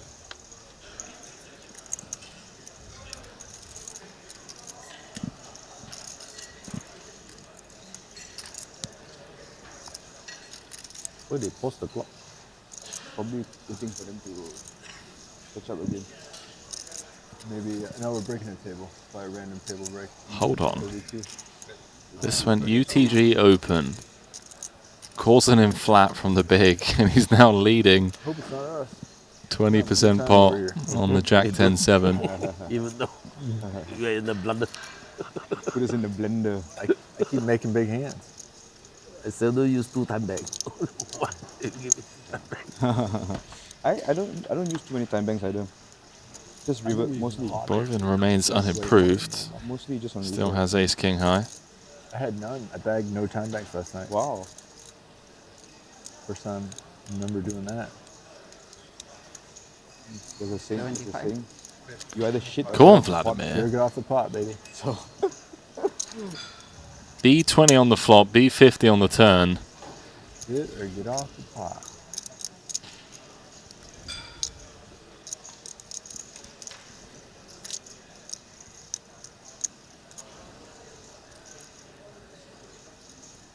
I don't think that's going to work here. It's not going to work here. That's obvious. Does it work here, though? If he finds the triple barrel. That this would be one of the craziest pots of the day if he just triple barrels this and bluffs off a better ace high.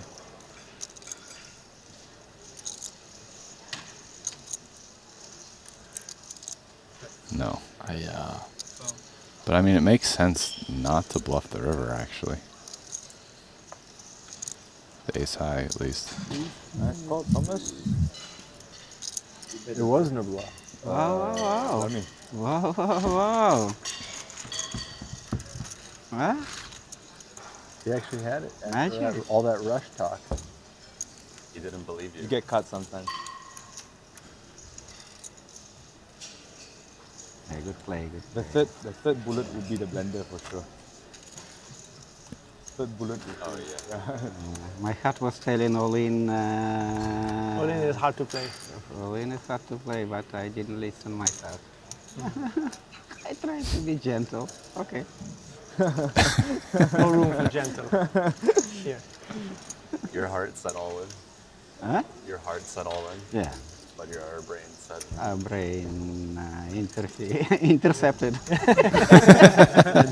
Yeah, you gotta go with your heart sometimes, you know. Yeah. 50-50. It doesn't matter. It would feel like. Oh, look who's joining the table. None other than Fedor Holtz. Oh, he's a good guy to add into this mix Yeah, here. mine told. Especially with the stack he has. Yeah, get some interesting pots Probably somebody else. between Vladimir and Fedor. Good media bads here, Koustis. Oh, wow, bats over here as well. Let's go. Fedor third in chips. Bats just bringing over a short stack of 18 bigs. Was it hesitated to call 75? River was the real decision. To bet river is a tough one.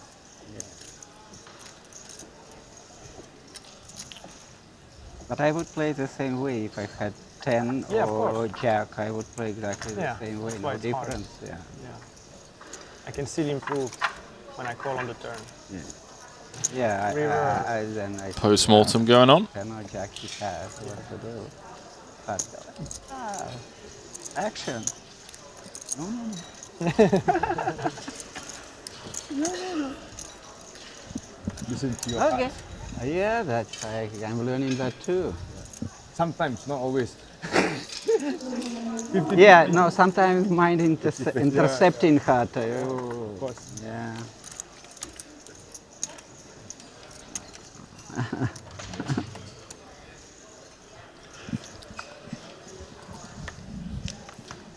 Down to the final 4 tables here.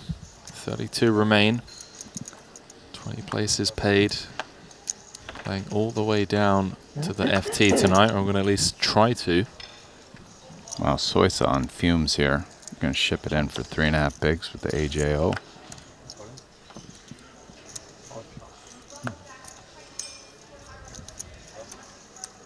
You want me to call or fold? Up to you, my friend. No, you. The choice is yours. No, Listen to your heart. whatever you say. Listen to your heart. No, that's I'm what I asking say. you. Listen to your heart. No, I'm not I going to give say you anything. I'm not going to choice. influence any action. Then I call. I took it as a call. He's taking the response as a call. That gets rid of Boivin. Thanks God I don't have ace. Vlad is Did you see your drawing cards? live. Huh? Did you see your cards? Or you didn't? No, no. There you go. Live card. No, after he called, then he see. Right? I don't know. No, he looked before he called.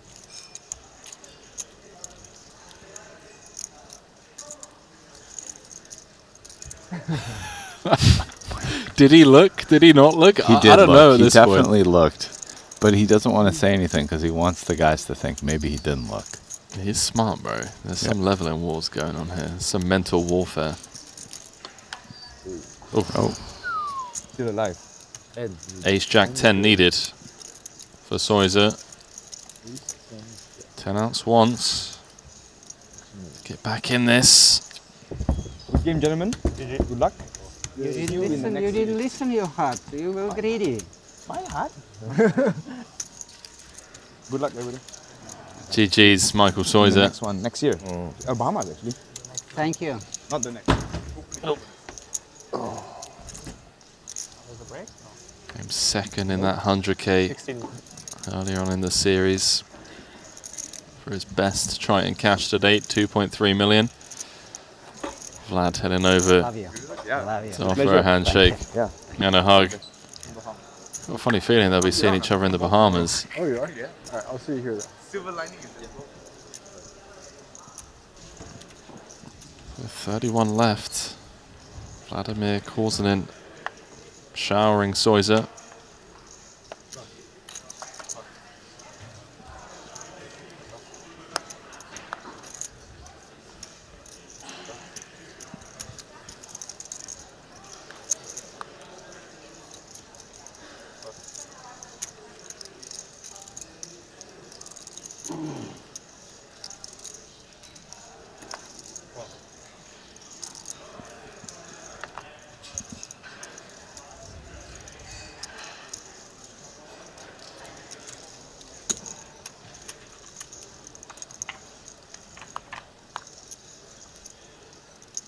An honest pot of poker being played.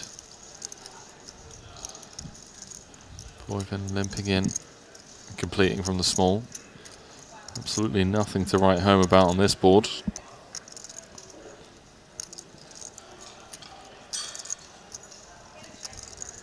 I think both will be content. Just checking this one down.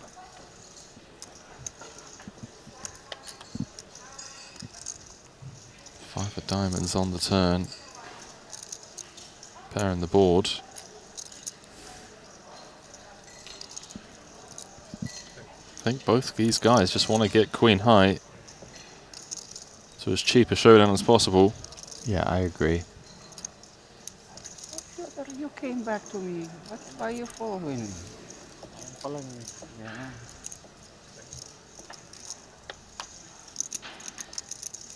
That's a chopperoo. Could be worse things.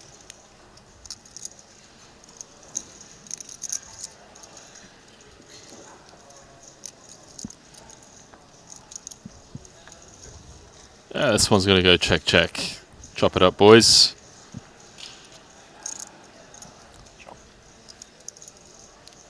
For those of you just joining us, day 2 of the 150K. The plan is to play down to the final table, if we can get there. It's coming up to 6 PM local time. 31 left. Average stack of 39 bigs. I don't know if we're going to get down to 9 tonight. Got the final 3 table redraw and the bubble. That's our next blue table. Got JJ, Jesse Lonis, Leonard Maui.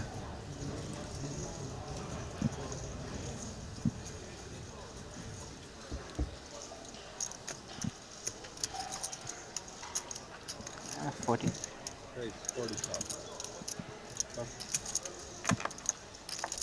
Oh, we got Makita as well.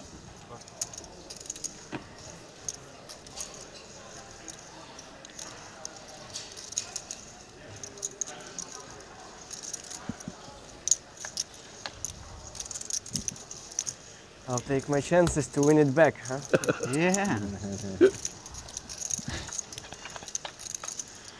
Not the first time Bads has squared off against Korsinen.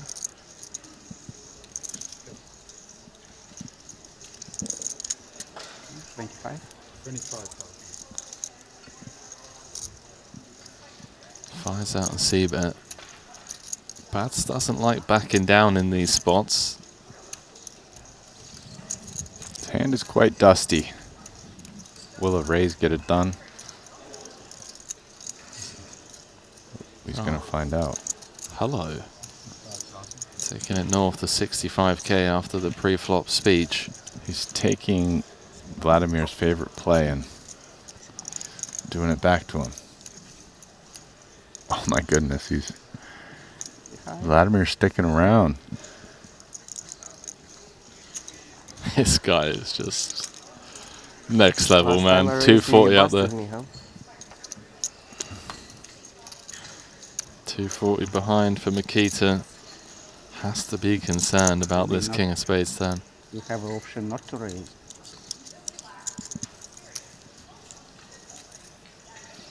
Will Makita find the second barrel after being called? We gotta think it would probably work here. Not for sure, but like pretty good chance.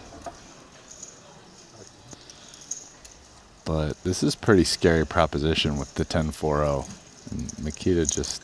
You want me to raise or check? Check, I see.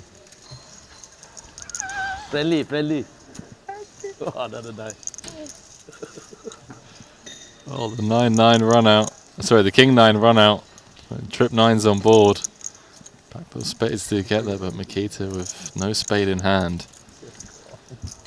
Very dusty 10 high. Yeah, I hope so. Oh, yeah. 70. 70,000.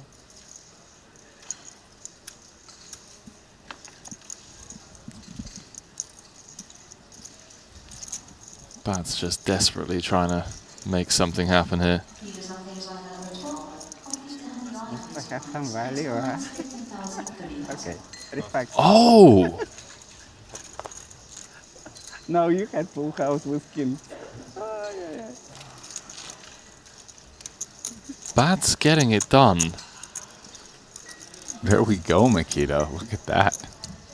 Did not expect to see Korsinen fold the ace high there.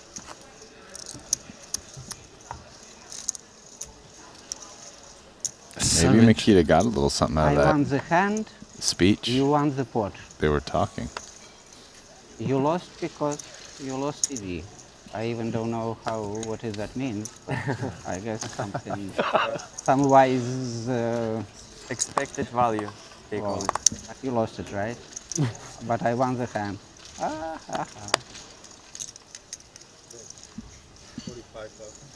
See, this is the funny thing.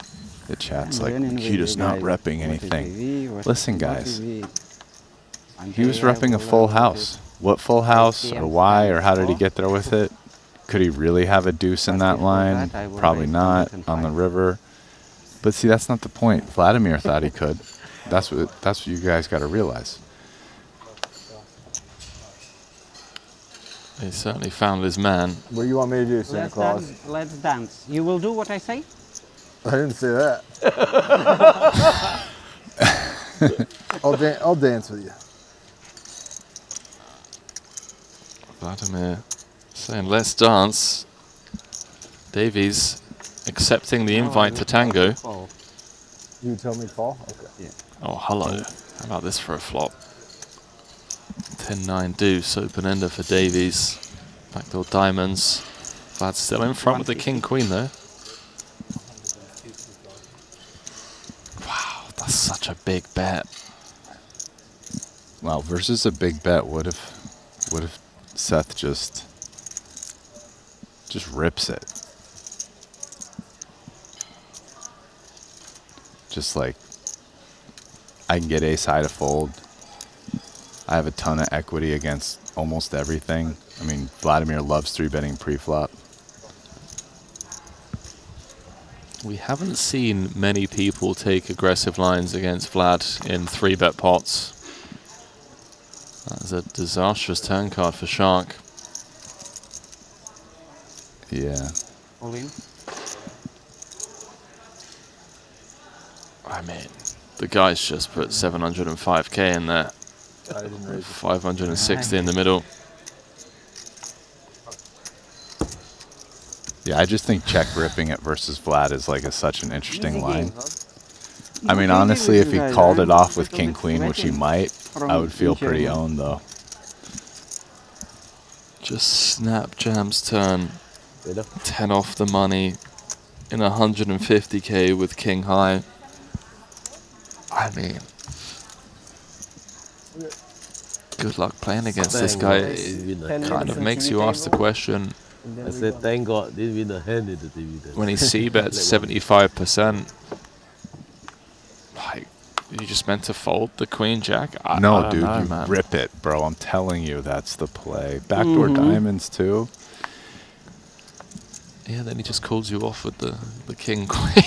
He might, which would suck. But what about when he just folds Ace Queen and Ace Jack and like he could even have? I mean, dude is 3-betting pre. Like, who knows exactly what he has? Man. What if this guy's just low-key an absolute crusher, mate? I think you had pocket deuces. Pocket threes. You had what? You had a straight? On the 1090 say?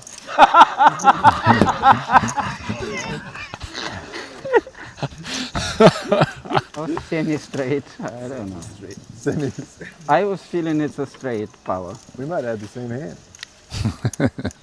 Maybe King Queen. Yeah. King Jack? Soon you will see. King Jack. We'll enjoy the show.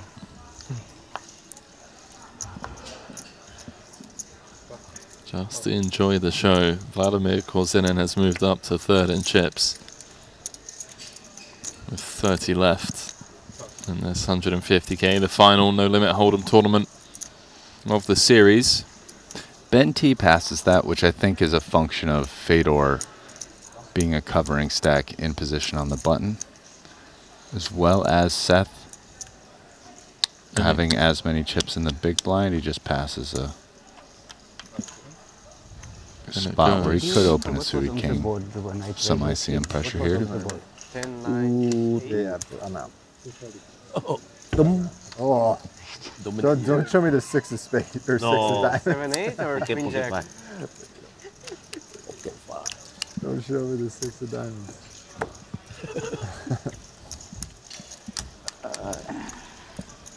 Finally, I won one hand. There you go. Back on over to table 5. Chidwick's been getting busy.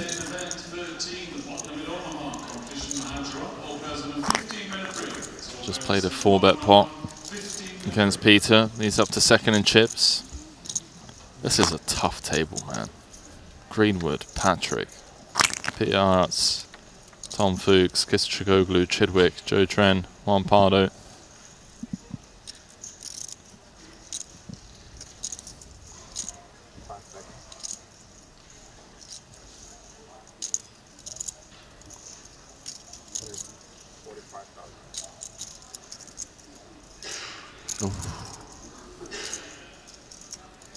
I guess the only saving grace for Joe is that this is UTG against +1. Yeah. Might not go broke with these 10s. There is also that option where Stevie flats.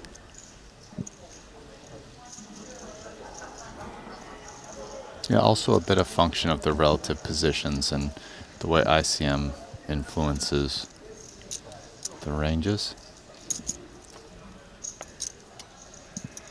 Pardo, pretty nice hand to tail to defend the blind. I mean, you don't love defending the big blind wide in these spots, but this seems good enough to fit the bill, getting this good a price.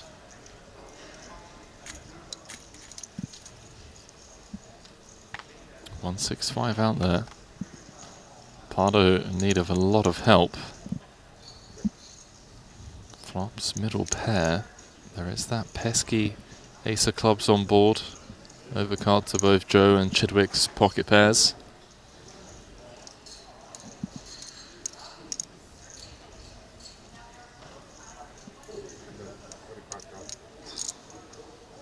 Joe going to continue for 25% pot.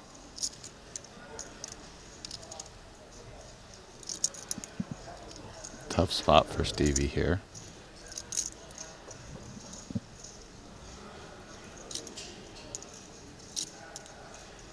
It is a relatively small bet, but from a tight range. Schwen gets Stevie to fold the better hand. What a strange old game we all love to play, eh?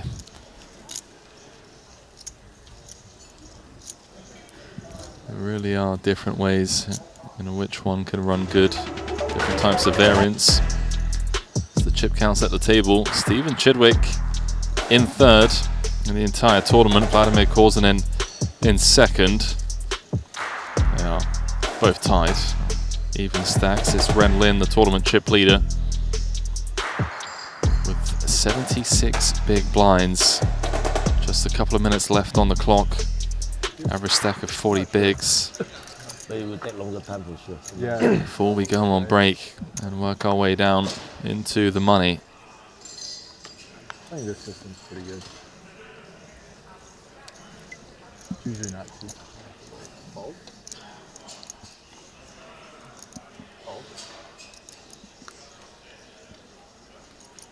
Bats in the hijack. 23.5 bigs. I saw like 8, red 8, something like this. Bottom card. Let me see. Come. Red one, or is it? Yeah, like red and some big number. Open the red one. Open? Go ahead, yeah. Okay.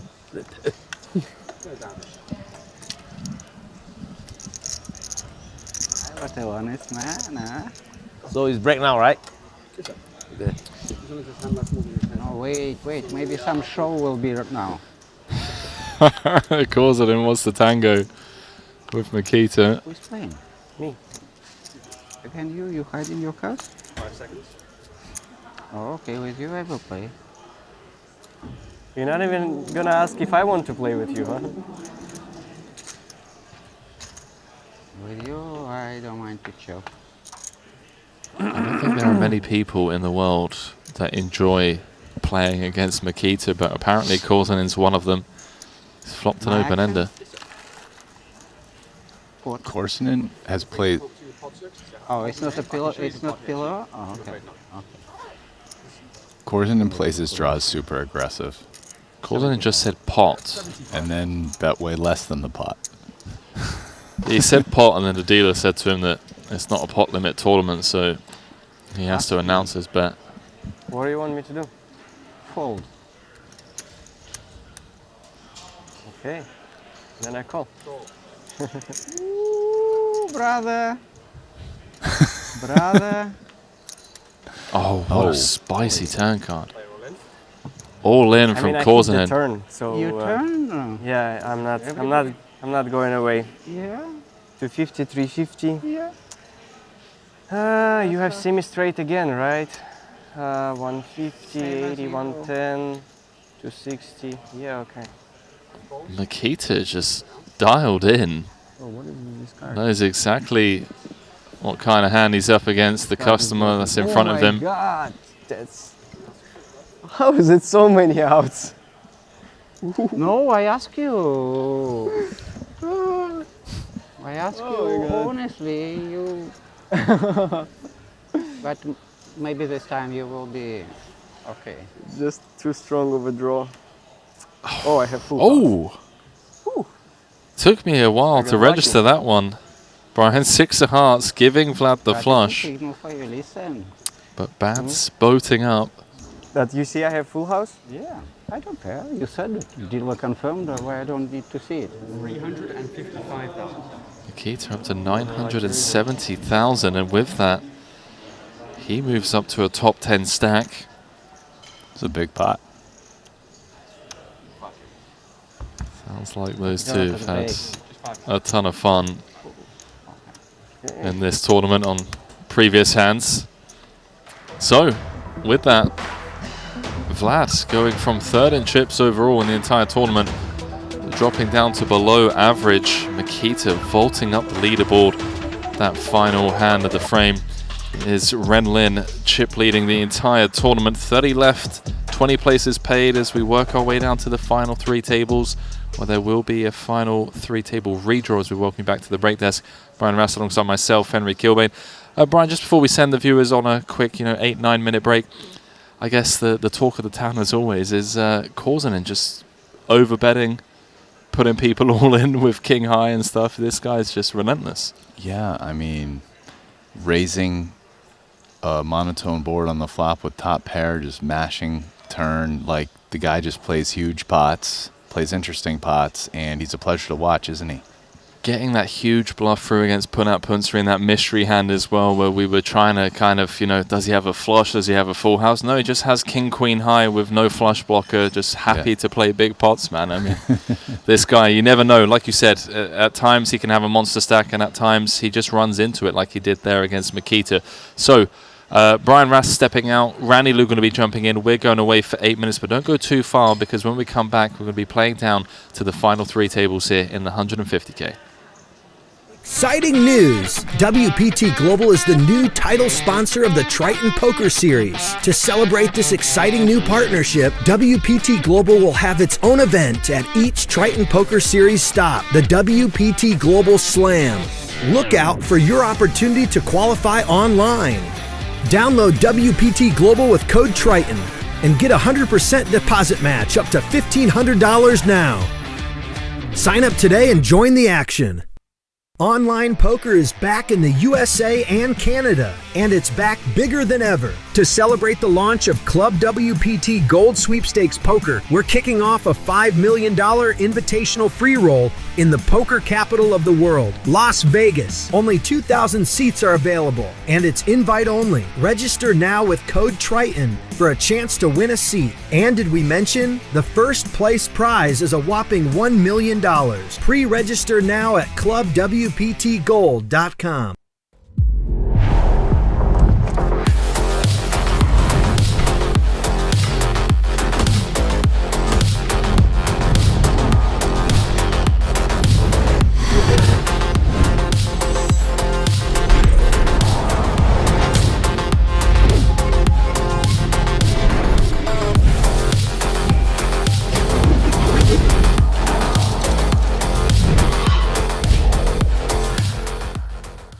Looking for the ultimate platform to place your bets on the biggest sporting events? Look no further, because BetACR.eu, Triton Poker's official betting partner, is here. Whether it's the thrill of soccer, the intensity of football, or the fast-paced action of basketball, BetACR.eu covers it all. With real-time updates and competitive odds, you're always ahead of the game. BetACR.eu also offers exclusive poker events that you won't find anywhere else. Test your skills and make every hand count.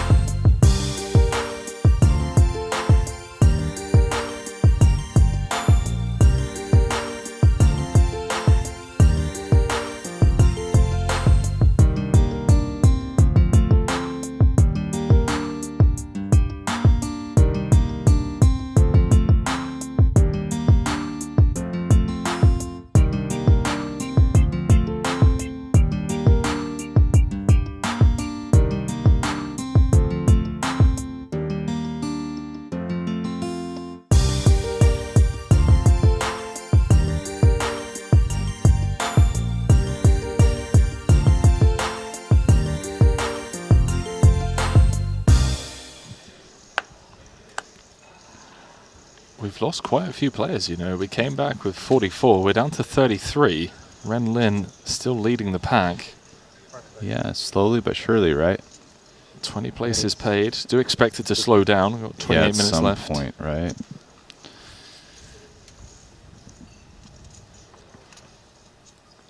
Playing a mystery hand with Vladimir. Oh. It really is a mystery hand. It is.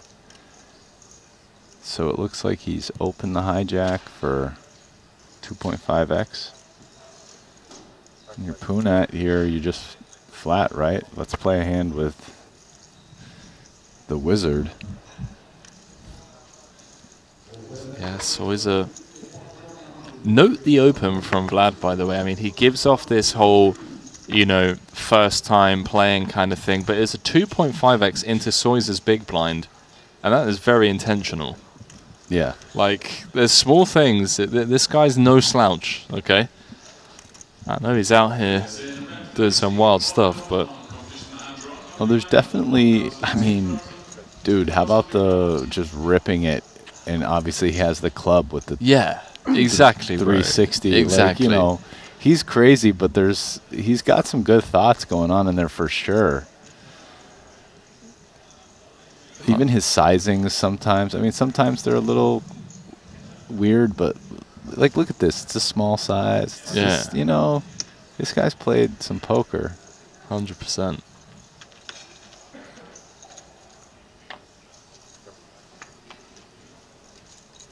Obviously, Soys are out of there. Punts are going nowhere, but it is somewhat uncomfortable. 280 in the middle, 460 back, hijack open. Sorry, I do feel like his style, though, there could just be a run of like 5 tournaments in a row where he just showers super early. Yeah. Like, there's some hands where, I mean, maybe his Wi-Fi is just super good and he's just getting live reads, but he's kind of taking these aggro lines and putting in a bunch of chips, and sort of seems like the opponents very rarely have it. But he just runs in a couple spots in a row where his opponents just have a pretty good hand. And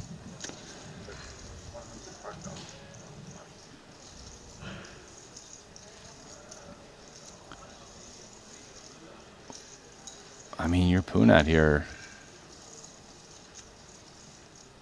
I think you're just pretty happy. King 10, I mean, what are you going to do? I guess the decision is between raise and call. But he has a lot of chips behind. Yeah.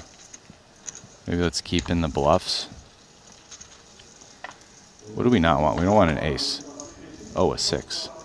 6 of clubs does complete the front door flush draw. And straight draw. You can't take 4-5 completely out of his range. No, you can't, mate. You can't take Jack 5 of clubs out of his range either. I mean... Yeah. He has every flush draw.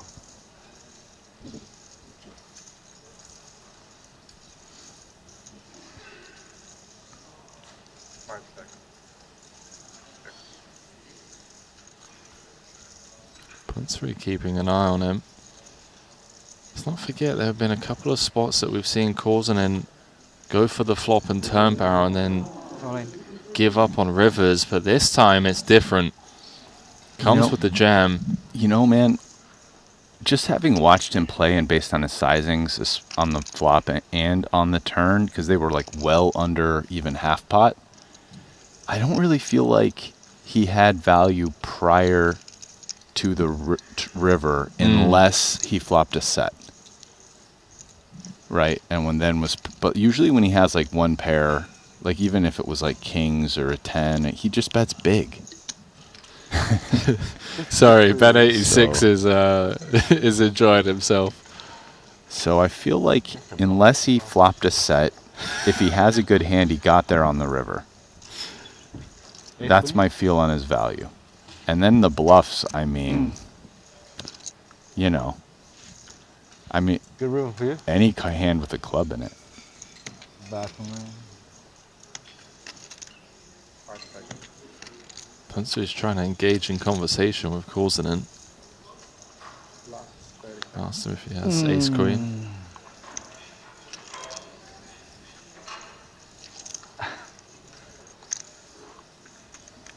Ace queen with a club. That's where Punsu thinks the bluffs come from.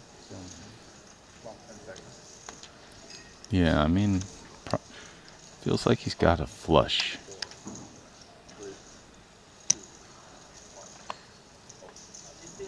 Oh, punt three, let's go. Just the king. Oh no, not that way. Oh. When you know, you know. Right?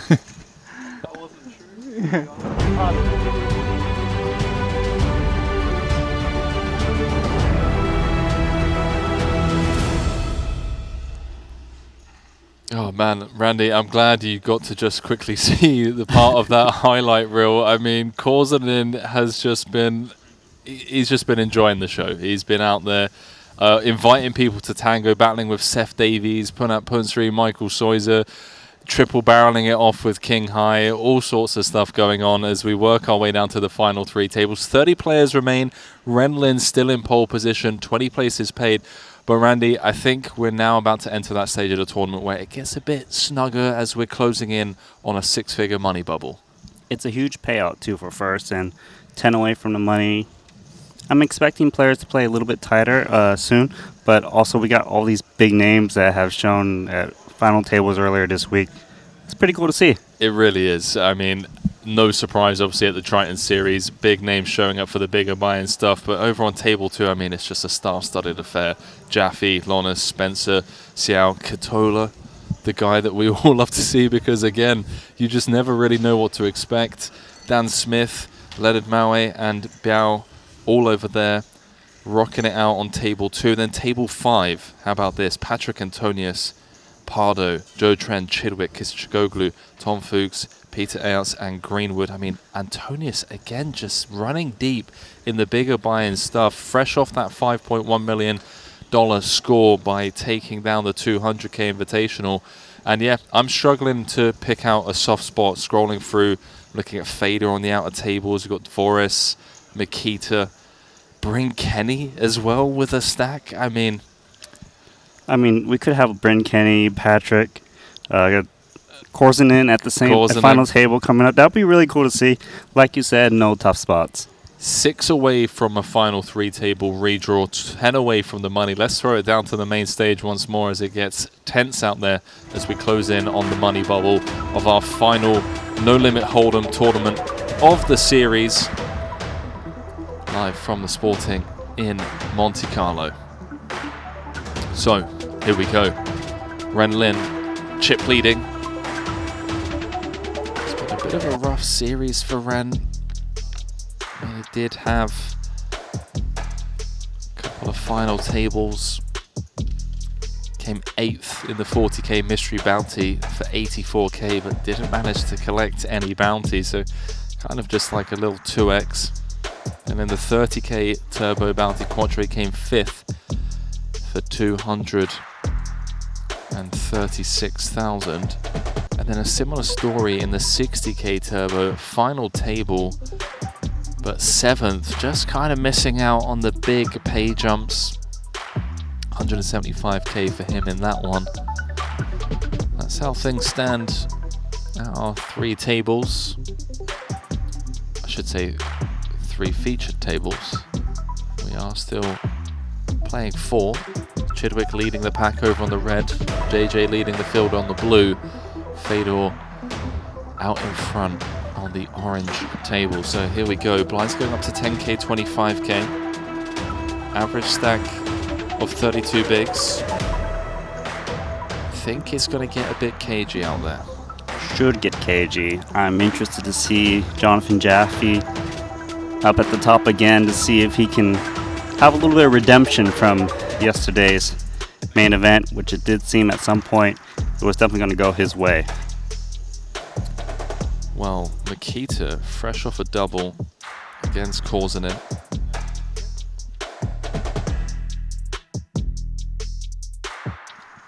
And he's going to be looking to try and close this one out and working our way down to the final table. I mean, it's been a rough series for Makita against so many crossbars.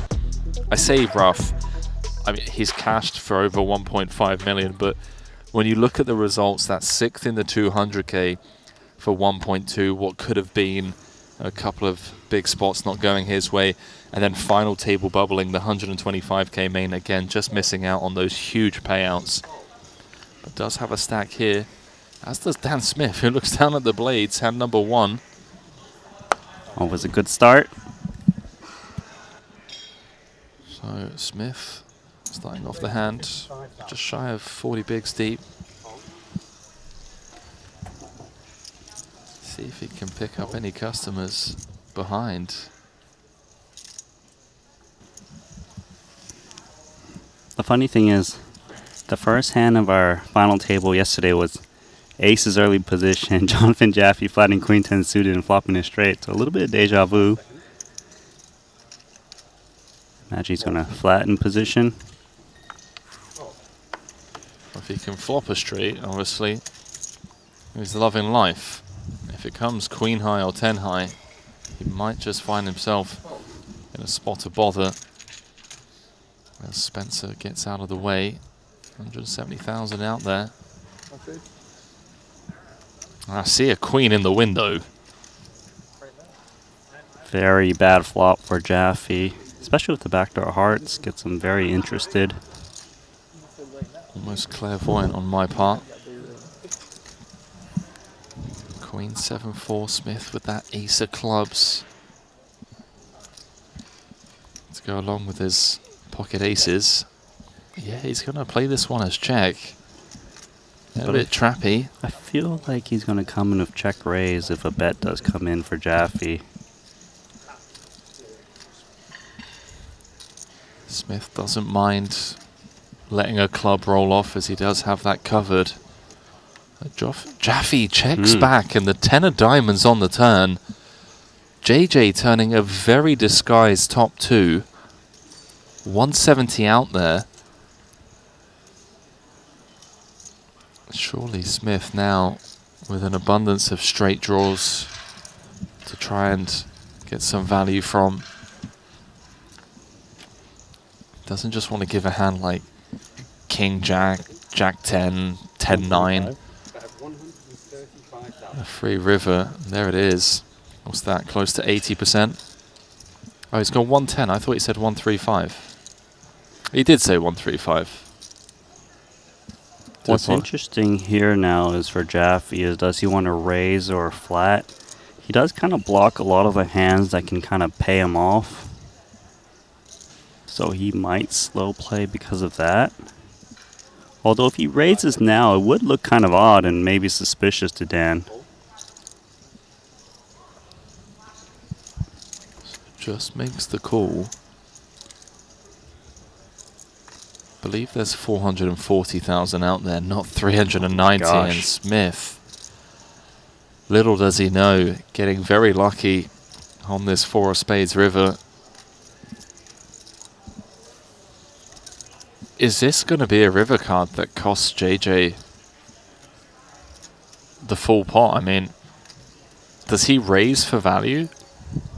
Basically, it depends on how Dan Smith bets. If he bets very big or even overbet, probably Jaffe just calls. But what's certain is that he is losing a lot of chips with this river card. Smith has 770k back.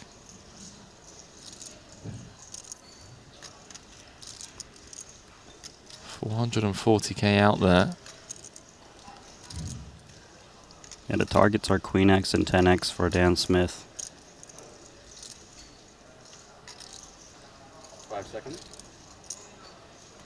435. 435,000. Just shy of pot. And against pot, as Randy was alluding to, perhaps this is a sizing that Jaffe just calls on. Yeah, the problem here for Jaffe is he still beats value. You could easily see ace-queen make this play. So fold is just not on Jaffe's mind. I feel like is it jam or call?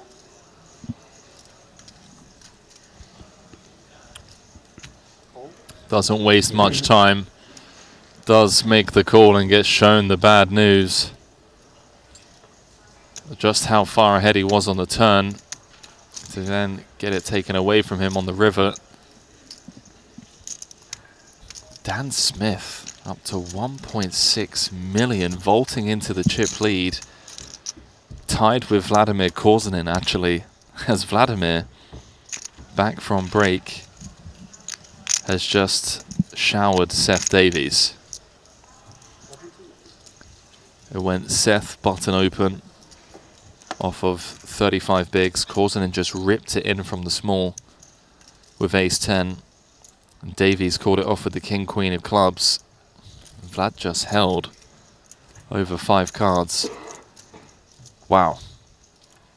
Korsanen up to 1.6. Davies down to just 3 bigs. 10 off the money here.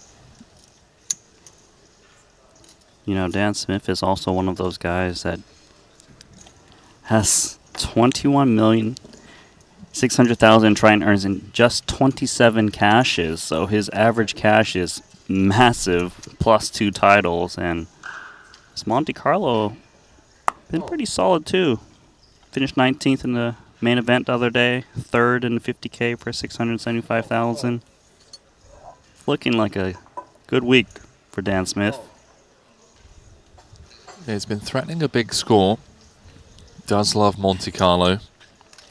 5 seconds. Due to the fact that this was the place he picked up his first Triton trophy in the Invitational this time last year. Like Randy said, he's been knocking on the door of another big score here. Could this be the one? 4.3 million up top.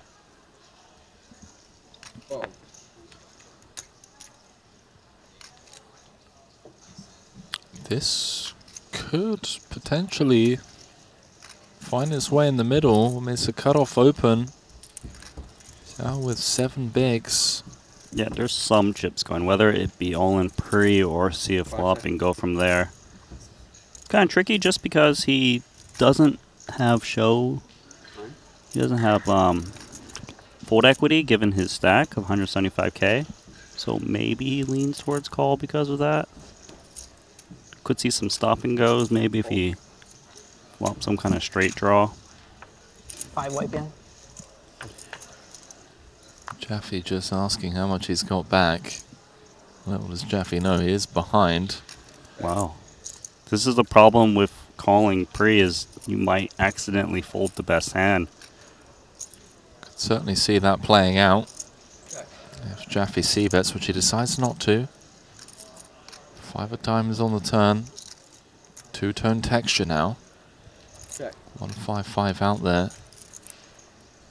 I wonder if Jaffe's just happy to try and get ace-high to showdown. I think so, the way he's playing this hand at the moment and not having to put in extra chips, I would think, against some random pair. But he is going to bet now.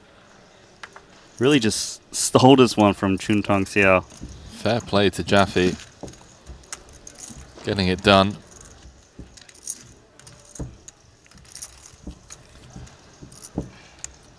Oh, a lack of aggression from Xiao pre. Letting JJ get away with one. Quick dealer change as we work our way down to the final 3 tables here in the 150k. Once again, massive shout out to the official timekeeper of the Triton Poker Series. It is, of course, Jacob & Co. We've seen a few of those custom Jacob & Co timepieces rocked on display at the feature table from our main event champions. So that's what we do, award a special collaboration timepiece to the main event champs. But it's not just for the main event. We also make these incredible timepieces, and they're not just about the diamonds, the sapphires or the rubies. You know, they're embedding a playful spirit into their watch functions. Do go and check them out. Oh fuck, I'm sorry. I am folding, I just was worried about to kill his hand. Not sure what happened there. Maybe he was going to fold it like really far into someone else's hand. It sounded like, at least. Oh, okay, that makes sense. Got an ace-8, raising early position. Yeah, Leonard. He's also another one of those. He came 4th in the 50k for 556,000. Been posing a threat. It feels like you can get away with raising this hand in early position at this stage of the tournament where players aren't really looking to defend or 3-bet as much. Would love to see him at a final table. Only has one FT under his belt, and that was a non-streamed one. I do apologise. He came third in the 50k Turbo Bounty in Monte-Carlo last year.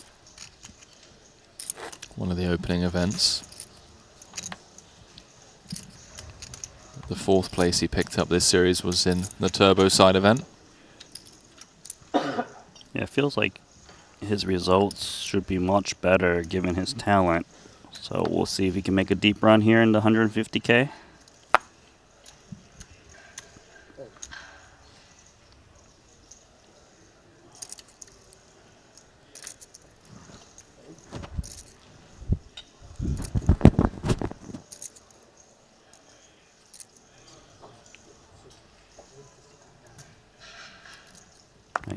Nice ace king here, opening 60k.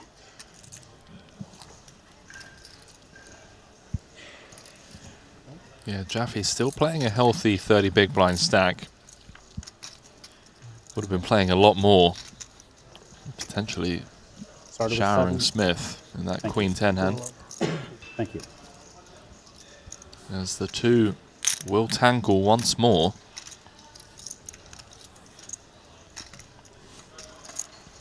Smith's not going to be going anywhere. Tournament chip leader. He's currently dominated though. JJ fresh off that 5th place finish. 125k main. That will be very sad. Showdown, right? Look over on. Wow. Wow, man. At least you don't have 9-6. I can move the kings with At least 2 dignity. flop on the flop. How about that Man, same board as Davies last had a time? 1,000,000 chip stack just before the break. There we go. I'm alive. Now 2 cards away from elimination. All right. Make that 1. Needs a 7, 6, or a 4. Doesn't find it. As Korzanen takes the chip lead. Ace 10 against King Queen. Handshake and a hug between the two. Love this from Korzanen. Even on the outer tables, willing to always just show love to every single player he plays against. Man, won that huge pot against Davies, but versus small blind, and then finished him off with the king. So Seth Davies out 10 off the money. Vladimir Korzanen chip leader with 29 left. Another Korzanen deep run incoming. I know what the fans want.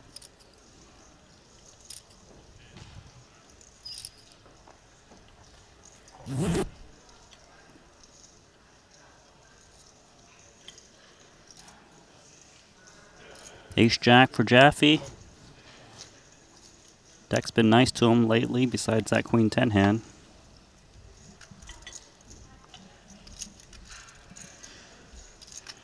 Yeah, he's been active. Dan, you have a visitor.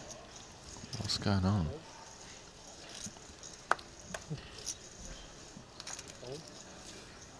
Go ahead. Think it's a chip leader handshake? Vlad sent Four over person club. one of How his come I didn't get one then? Santa's little helpers. Brother Elf. Got the green hoodie. Okay. Brother Elf is I'll see here. it's on you. Okay. I think Jaffe's Going right. out of It's the a workshop, Dan. chip leader Almost Christmas. handshake. No Because Vlad Jewish just took the elves. chip lead from Dan Smith. Felt like it was low hanging fruit, so I didn't go for it. No. Awesome. Just free handshakes. Okay. When in Monaco. When in Monaco.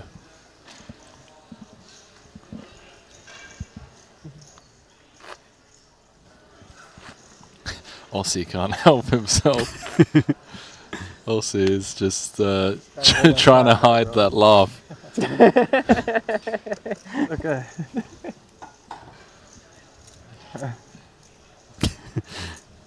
And this is something new. Certainly is. Ace King of Spades. What's going on? So 55. the poker gods Stop. showered him with the Queen 10, and now oh gosh! My What did you say, Henry? Spoke too You jinxed soon. him? Ace King of Spades running into the blades. Table number 2 is the main TV Once table. more. Table number 3 is the secondary TV table. And Bye bye half of your stack, Jaffe. No way he gets away from this, especially against a 18 big blind stack. 140. There's the 3-bet. I mean, I'm trying to, like, you know, I'm stretching here, Randy. +1 against UTG, but it's just going in. Ace King suited against aces. Unlucky, sir. He's going to need some spades. I see a king dead. Yeah, good luck winning this, Jaffe. Certainly going to try.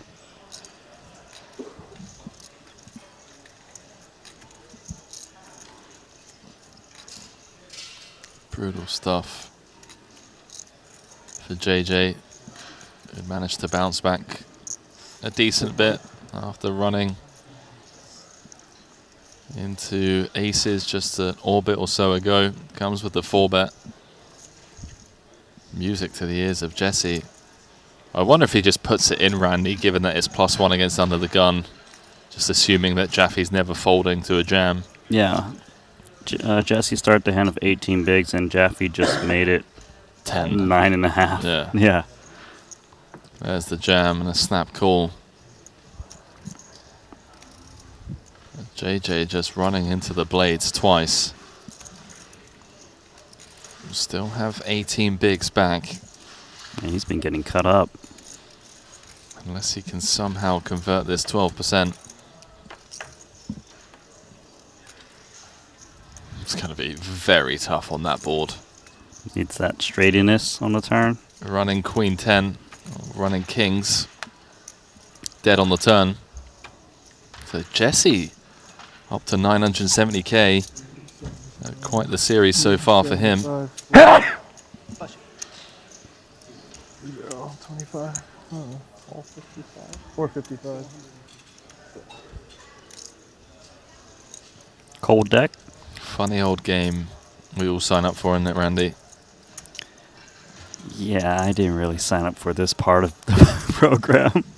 No, of course, but it comes with the territory, right? Like, Yeah. we all know that these things happen and it's part of the game, and it's just really important to kind of shake it off and just move on to the next hand and try and not let it bother you too much. He was trying the first time against the aces. The second time is You're just difficult. like, you're just like, really? Really? Yeah, but he needs to keep his head in the game because we are approaching the money. He still has a stack to play with. Let's move over to the red table. You know how much you're playing? 1 million. 5 seconds. Oh. Orpin ran a vicious bluff in the last frame. Did he? Yeah, he's been dialed in. He ran a vicious bluff and then followed it up not even an orbit later, calling Chidwick's exact hand in a 3-bet pot. The guy is just dialed in today, or so it seems. As Tom flops best on the Ace-King 7 against the big blind defense from Joe Trent. Heavy range advantage for Tom, so when you're in these situations, 45. you pretty much c-bet at very high frequency. Just heard in the background an announcement made for that 50k PLO. Up to 38 runners is Jason Kuhn in front. Pole position, Sean Winter in second. Obviously very early stages in that one, but you can head on over to the Triton Poker Plus app and sweat along that action. Here in the 150k, Got Korsinen in first, Smith in second, Renlin in third, Fedor Holz in fourth, and Daniel Dvoris in fifth, rounding out the top 5 for what is set to be a bit of a star-studded, action-packed affair. Got to make this one count. The last No Limit Hold'em tournament of the series. For some of these players, will be their last tournament here. Others will venture into the PLO main event. Starts tomorrow.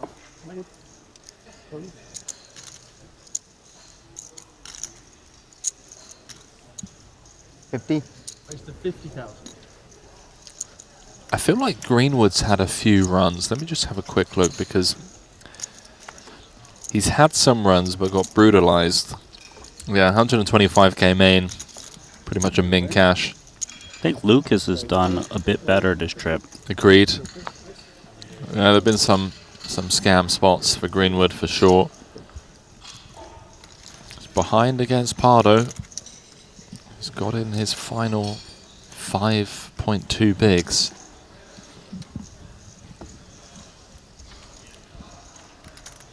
Pretty fair fight, 60-40 for Juan.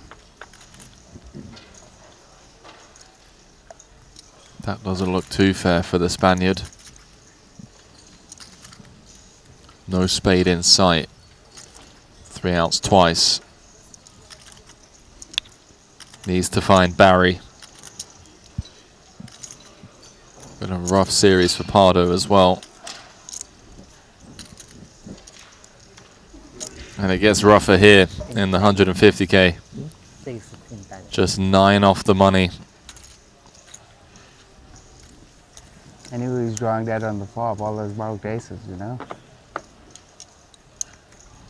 One of Spain's best. Done for No Limit Hold'em. Only had 3 cashes this series. Like you said, a rough one. Yeah, all kind of min-ish cashes. 18th in the 30k for 54,000. 21st in the 40k mystery bounty for 34k. Did pick up 2 bounties, sorry, 1 bounty of 80,000. And then FT bubbled, soft bubbled the 50k 8 max for 134. Yeah, rough series from Malacca style. That's the thing as well, is this trip, you know, if you are in the hole 210 and you just find yourself 8 off the money, oh, hang on. This looks like a big pot already. So this went Aussie raised to 50k from the hijack. Dan called, Jaffe defended the big. Flop checked through. Turn, Dan bet 75k, Aussie called with the gut shot. And now Smith getting value on this Jack of Clubs river. He's up to 1.9 million. Aussie's down to less than 20 big blinds. Dan got a lot of value with that King Jack against second pair. Faulting him to the chip lead.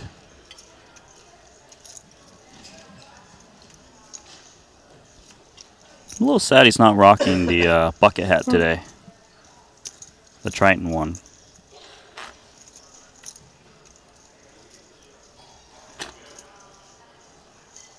Maybe he brings it out for the final table, you know?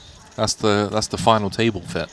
You think he used the Triton code? 10% off? Got a funny feeling he did not. I wonder if one of Santa's little helpers comes over again to shake Smith's hand now that he's retaken the chip lead.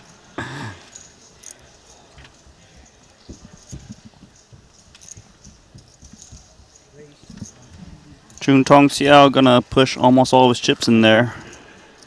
5 BBs. Yeah, that's what he was waiting for. Was an ace.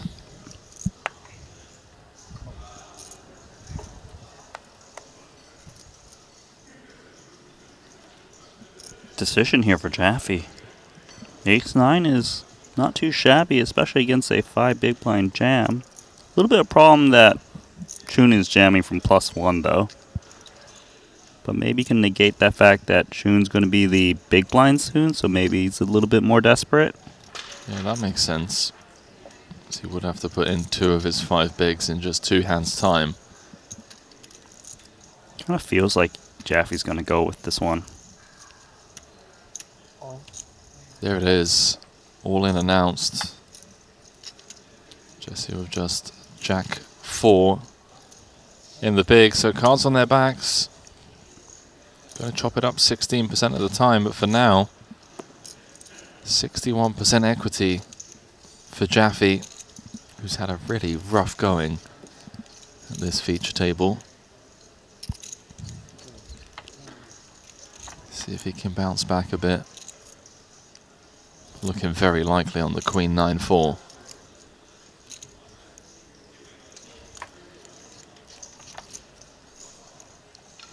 That's it? Some chop outs. An ace would chop it up. No, come on.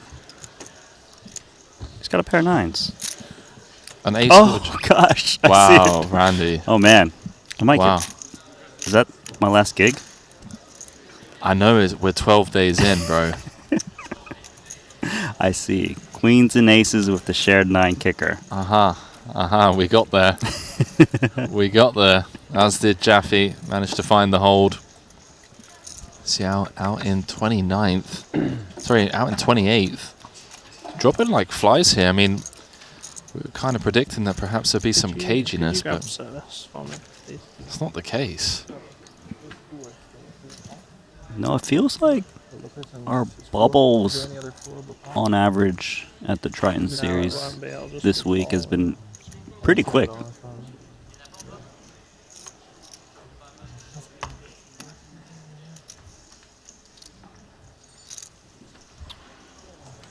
You've just gone and jinxed it now, haven't you? This is going to be the longest bubble of the series. It's okay. Why would you say that? However the cards want to fall. Yeah, but why jinx it?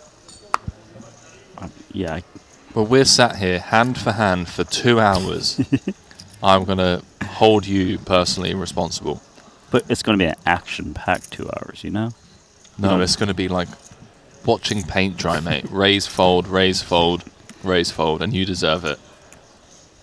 Well, thanks for being in booth with me when it happens. 2 jacks for Jesse.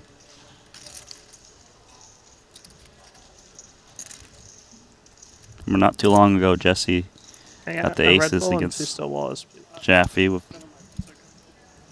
200.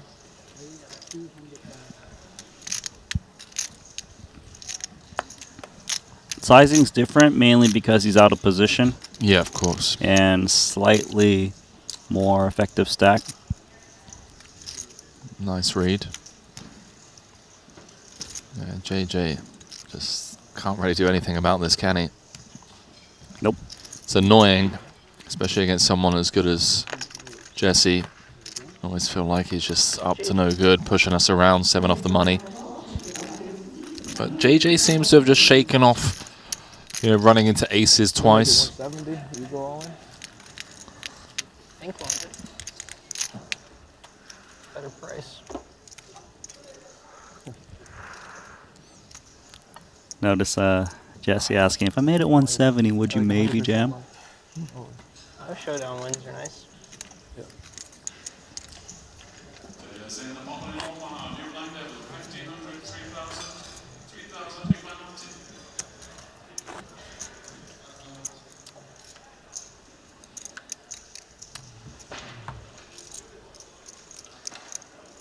That man right there, tucked into that green hoodie, is your tournament chip leader.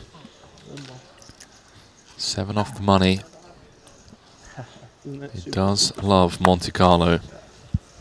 Picked up his first title here at this very stop last year, winning the 200K Invitational for 3.87 million. Make your own little packet like this and make like So far this trip. some water. Been a fun one for him. I mean, started off a bit slow in the lower buy-in stuff. Had a soft final table bubble in the 30K Bounty Quattro.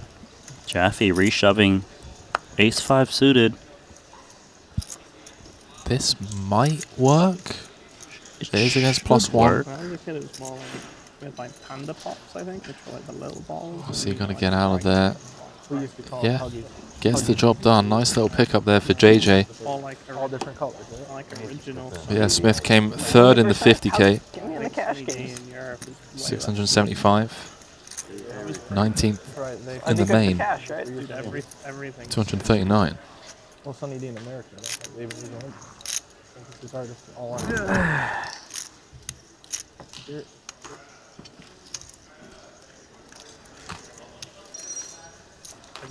Have you drank? Do you drink? Rarely. One maybe every like month. Like I'll randomly crave a Coca-Cola, like, and only I like to have the them in Europe. American guys that like complain that Coke tastes gross. Yeah, because it's so fake. They have the fake looking. They have the drugs in America. Here it's actually McDonald's Coke. cane sugar. Yeah. McDonald's Coke is high level. They get a different batch. They do. No.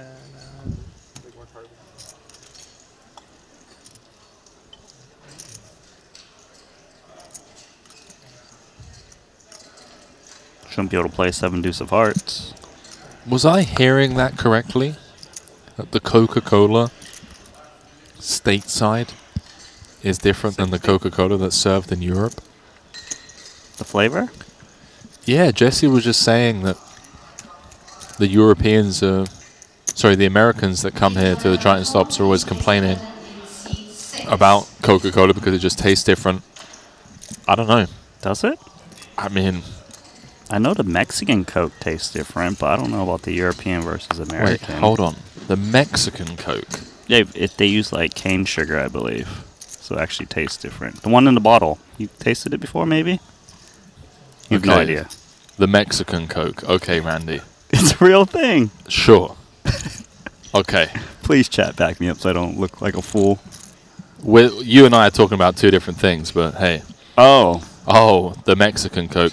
Because they're saying it's better in Europe. Everyone's saying it's definitely different. And yeah. Because the European one is less sugar than the USA. I see. Okay.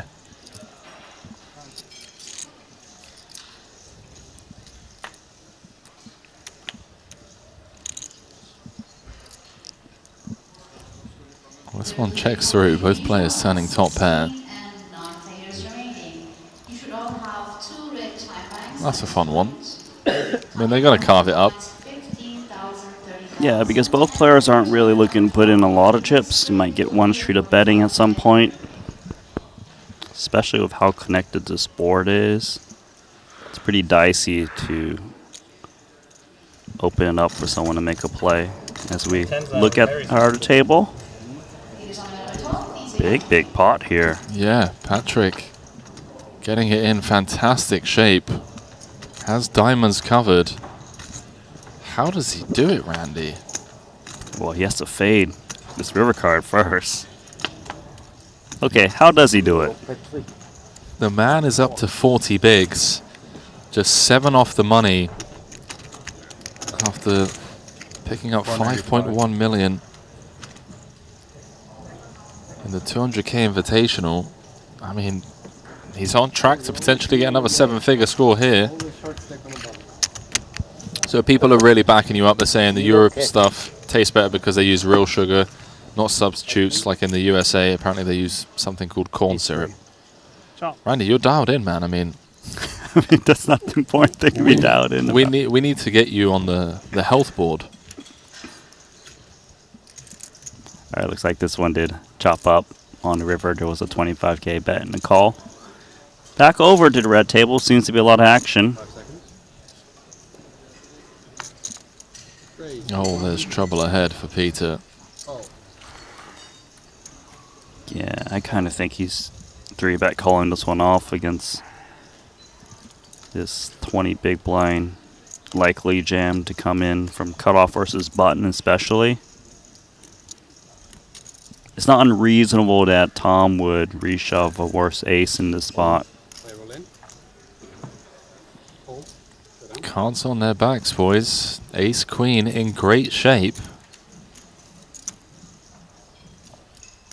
Another 1,000,000 chip pot.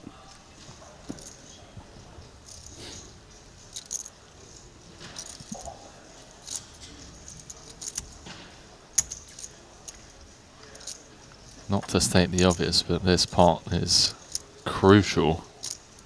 As it's come King, Jack, 7, and all of a sudden, Tom finds himself on the outside looking in. With one card to come, needs a queen or a 10. Oh, is hello. that the queen he was looking for? Found it. Queen ball corner pocket. The poker god's just giving him a little sweat. So he gets max value. Gets the heart rate spike. Almost out the door. That was a throw ride for him. Queen on the river to double up. 7 off the money. The teaser. Peter. He's doing all right. Took Yeah. down the 100K for 2.2 million. Yeah, but he kind of wants to relive that experience here in the 150K. Still playing about a 20 big blind stack. 22 big blinds actually.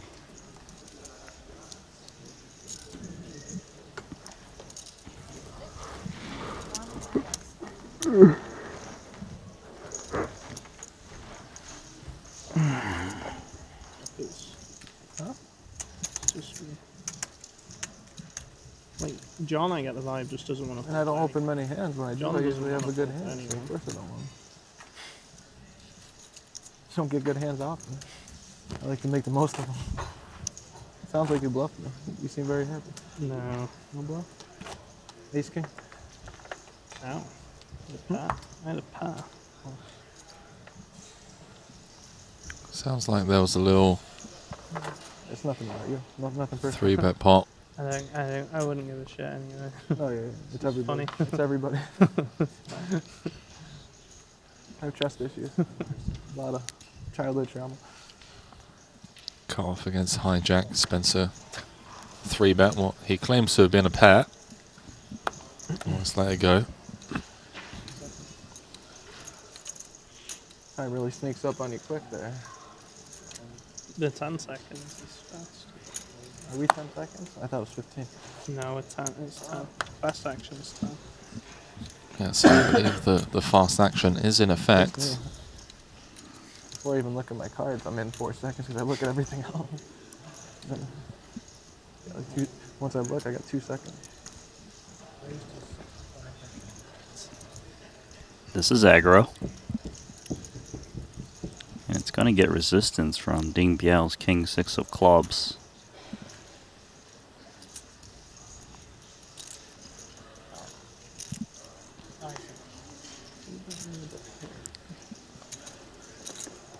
Oh, I was hoping Ding just ripped it in there. Crossed his mind. Still though, reasonable playability post flop in position. This is the problem though. So when you don't connect, you open the door for players like Leonard to just bully you around. It's not an easy board to c-bet though for Leonard. Jack 10-7, a hand that didn't reshove on you might contain this middling stuff. Where's the fancy It's nice find that he still bets. Where's the fancy one? There's one left on there. See, there's a glass. But Fair play, Leonard. Kind of entering your own risk because it was open already. Firing out the c-bet I for think 1/3. Took a sip and then left. So I didn't care. Exactly. Yeah. I'd rather have drinking out of a glass bottle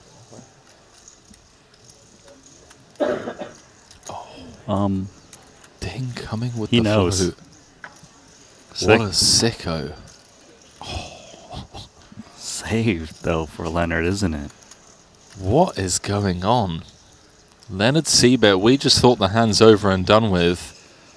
Ding finds the float. We'll get back to the action because we've got a big pot brewing over here. The Pulpua is all in.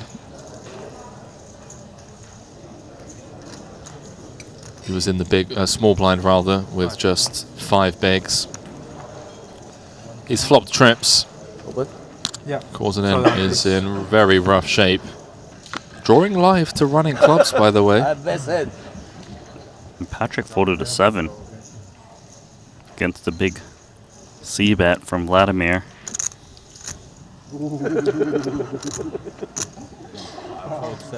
Small pot, Vladimir. See if Boss can bounce back up. Oh, hello. Hold on. If he gets there, I was going to say. Man, made me sweat for a moment. But Boss back up to what? 15 bigs, bit of breathing room. We work our way down to the money. Dan Smith, chip leader, Korsinen still in second, Renlund in third. So let's head on back over to table 2. Now he has jammed turn. Yeah, what? Ding Biao's folded. How you go again? Yeah, lose more chip. Give me one time. Thank you.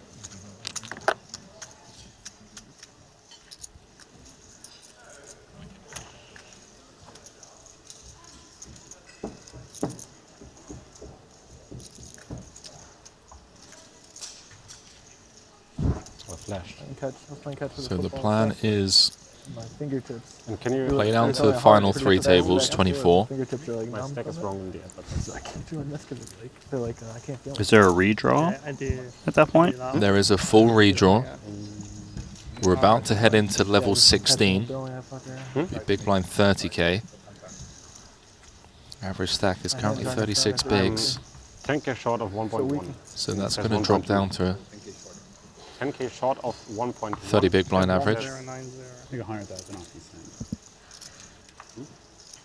100, not 10k off, 100,000 off. 110. Yeah, 110.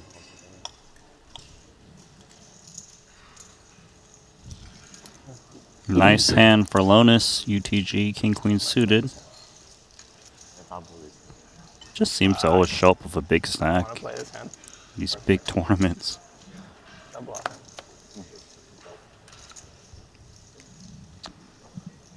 Yeah, I said he's going to double off you this hand. That happens to happen. Folds all the way around to the button. The clock is paused. Yeah, dusty Queen Jack O Okay. against the up front open. Same for 4s, I mean. But Ding. Really? Run it. Ding's got places to be, people to see.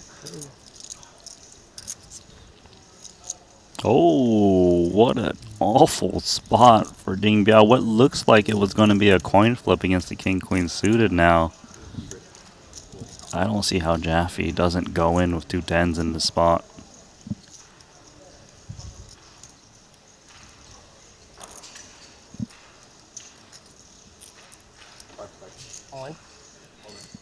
Nice find from JJ. Fearless as always. Must be annoying for Jesse. Just even saying I've got a very good hand. I mean, Jaffe loves fading the snap call. Of course. I think he, yeah, there it is. Jesse mucks the king queen. Take my hand back, please. Ding just throwing a bit of He had that much. King Queen suited. a glance Jaffe's way. Like, really, bro? Really? You just woke up with 10s in the big? They showed me. I called.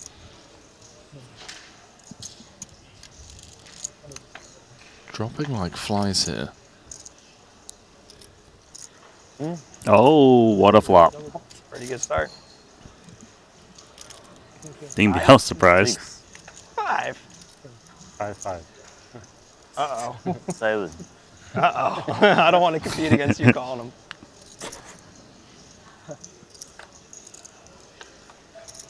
I owed you one. Fair play to Jaffe. You did. I know. I don't know why I fuck with that. Why did I fuck with that? I had King Queen suited. That was the least good I felt about an 80-20. I thought you were fucking bad. Yeah. Fair play to Jaffe for being all smiles after that, Randy. I mean, he's been just brutalized at this table, running into aces twice, once with ace king, once with top 2. on a paired board. Now 10s against 4s to kind of bounce back up towards the 30 big blind mark. You wouldn't know it from watching me. Instead just gets 2 outed. Yeah, a lot of credit for Jaffe being able to keep his cool given what's transpired. It's peaking around 1.25 million in chips. Now down to just 315,000. Number 12, we are 22 players at the moment with a 3-way all-in. With queens, king, jack, and ace. 8 queens for Jesse.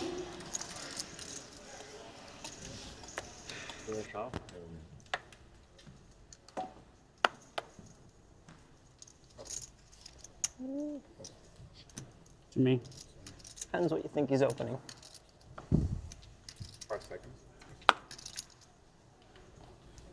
It's good if you say you're going to double up and then flop a boat. 5 seconds. Please. Leonard opening ace-8. I want it to be you, Leonard. I want it to be you. Not this time. The pocket 10? No, I just think you would give me a gentle execution. Just like clean. And then he would text you berating your play afterwards. Maybe. Jesse potentially, Or you yeah, win and just you dare nice. not. I like that. No. I do like that. I think a lot of people over defend in these spots. I want you to be the Reaper. Okay.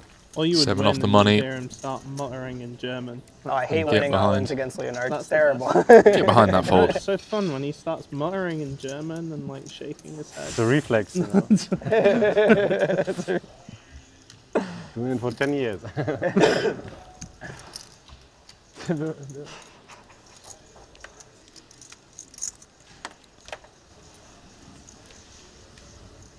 Yeah, I should do a coaching on it, you know.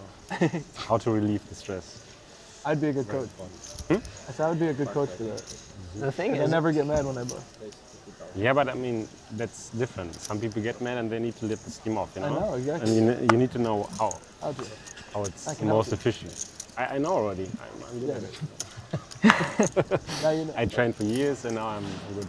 Good. On limit number 12, we're just balancing one table.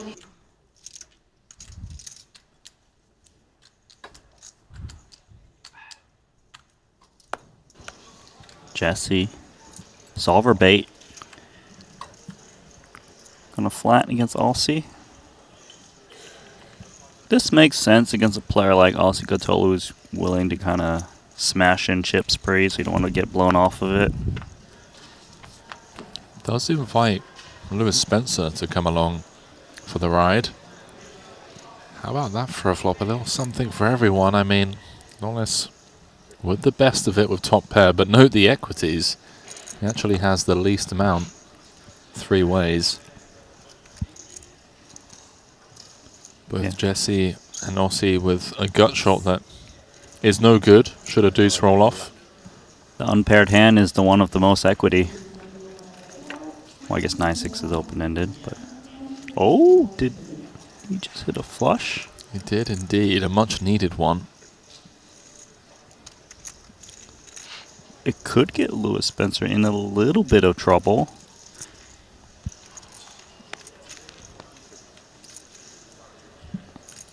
A 4-liner straight flush. And players on number 12, in case of an all-in on the call, please do not show down your hand during the half the hand. Aussie just checking it over. If you lose, 2 players at 2 different tables. Oh! Hello! How can you not laugh at that? The steel wheel on the board. What on earth? Does Jesse get bonus points for having 2 pair as well? You can get bonus pot if you try to rep the 6. 450,000. I mean, when does Jesse ever have the 6 of clubs here? Unless it's specifically 6s. Exactly. The 6 of clubs. I feel like Spencer can have the most 6 of clubs. So you're saying Spencer should maybe jam? I don't think he can after that reaction.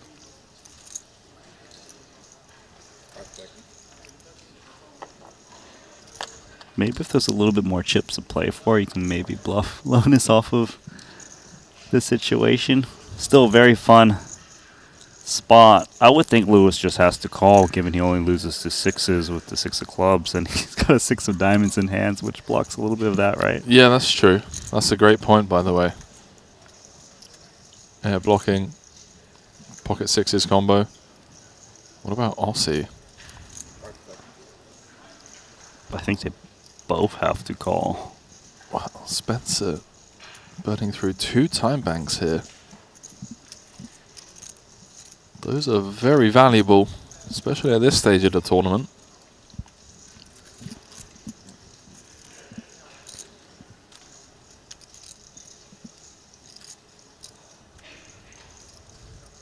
I just feel like you have to call this spot. You're just so often chopping it up.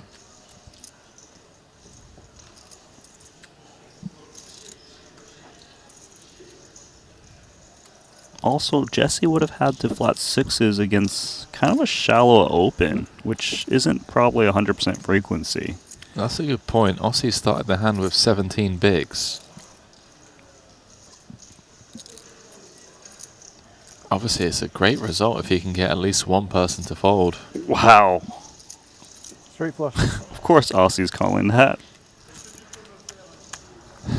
Look at Lewis Spencer. Just zoom in on him, please. You like Jesse's answer too? Yeah. Straight flush. That was sick.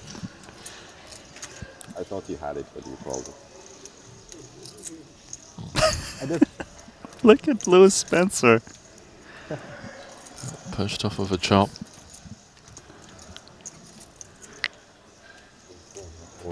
Well deserved for Jesse Lowness. Imagine spending 2 timings and then holding. Come on, bro. Leave the guy alone. Holy shit. It really is. Who just said that? Was that Maui? That was I Leonard. think it was Maui. Leonard. That is the sickest needle of the tournament so far. That was very weird. That was an insane fold. I did bet I the had same. I had a 6. That's less likely I got. This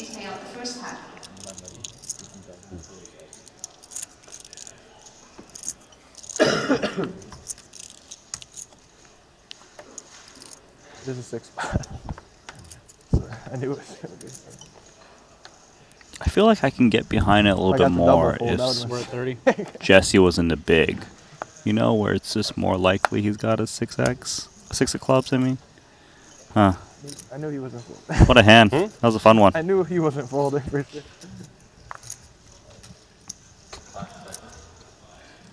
Gotta trust the Viking though. 6. That needle from Leonard. Wow. That was strong, bro. That was strong.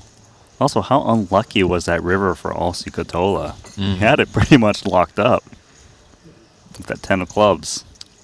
Yeah, just checking back on the turn. And then the free card roll off.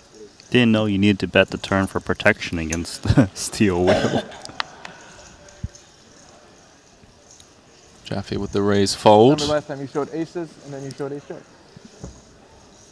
I got the same rhythm as you for Mete. You don't want that rhythm. Doesn't go well from here. Yeah, that's true. It's been pretty brutal. Now I leave. Jaffe. Time to go blind out for a bit. Yep. So with the blinds going up, average stack has dropped down to 30 bigs. You don't want that. Dan Smith still out in front. Renlin and Vladimir Korzinin practically tied in second. Stephen Chidwick in fourth. Daniel Dvoris in fifth. We got ourselves a little star-studded affair here. I mean, Boss Paul is still in. Ike Haxton, Chris Brewer, Christoph Vogelsang, Peter Arts, Benjamin Tollerine, or Pinkett Chikoglu. Bring Kenny? What? Patrick Antonius, Fedor, Makita. Yeah, this is insane. You can pick a perfect final table. 10-8 suited, jamming for Jaffe, and is Jesse going to be the one to just finish him off? It seems that way, doesn't it? Does seem that way. 10-8 suited does have decent equity. Of course, Jesse's going nowhere. Really brutal run of cards. I don't want to overemphasize it, but you do have to feel some empathy. Yeah, and just as you said that, you know, 1-8 down, 1-10 down. This is not looking too good for Jaffe. And another 10. Oof. He's lost a lot of From outs. my hand. You got this. That was two 10s folded, right? And an 8. And an 8. Straight Wow. flush, baby. On the board? So only 3 clean outs. I'll take it.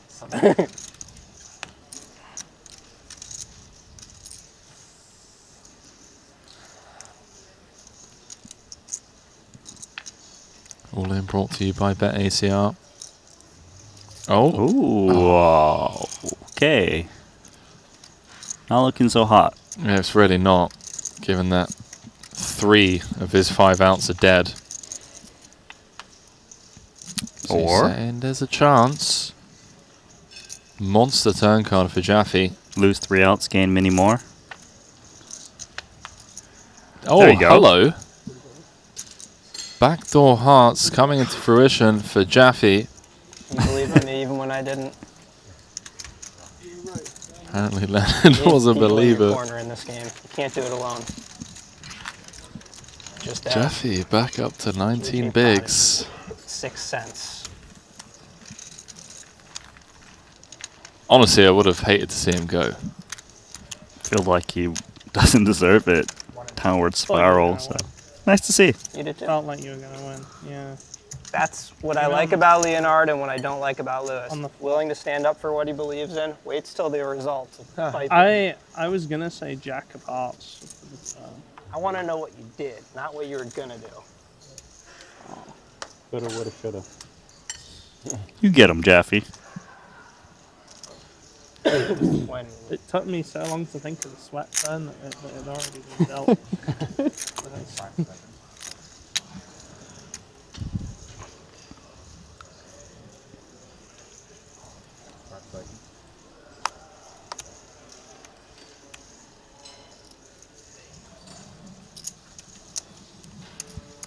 Spencer's been catching some stray bullets at this table. Yeah, they're roughing him up a little bit. Yeah. So is these 2 queens. Note the sizing that Lewis has come with. Little 2.5x. Aussie all in. We will get back to the action there. As Ben 86 is in very good shape. Just needs to fade a king, which he does as he goes run and run at full house. So Ben Tollering doubling up to 21 bigs. That was your river call. You get it straight back. Working our way down Hold it 10-8. to the final 3 tables. Well, looks like we have some tanking going on behind. This was a cut-off open. Fold. Dad Smith, let's go the ace-9. 10-4 also hitting the mark.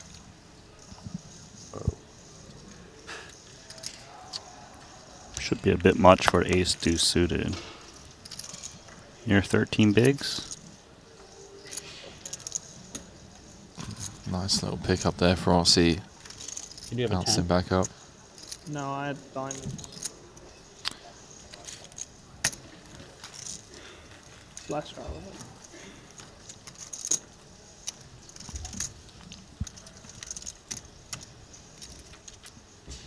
Stephen Chidwick's got a stack as well, you know.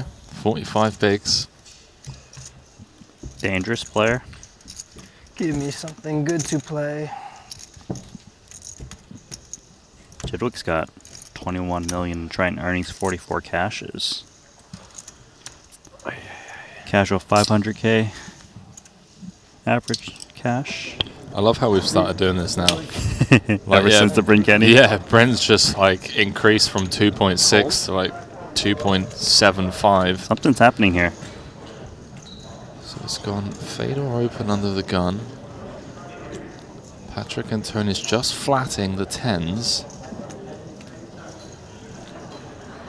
Yes, they're very deep, and 5 seconds. it gets quite tricky 3-betting 10s against UTG Open if you get 4-bet. Ace Queen. Okay. This is a powerhouse hand. One- 33 bigs. One would have to assume that Fedor's going to get out of the way should Boyven 3-bet. Call. Just comes with call, understandably so, given the positions. And the deepness of the stacks. You get towards that 20 big blind territory, this becomes an auto jam. For now, though, it's try to invest the 5 least seconds. while we're so close to the money. 7 away at the moment. Ben was thinking about it getting 5.5 to 1, but does ultimately find the pitch. So a little three-way affair here. 7 off the money. What we got? King 9-3. Antonius still the best of it. Check.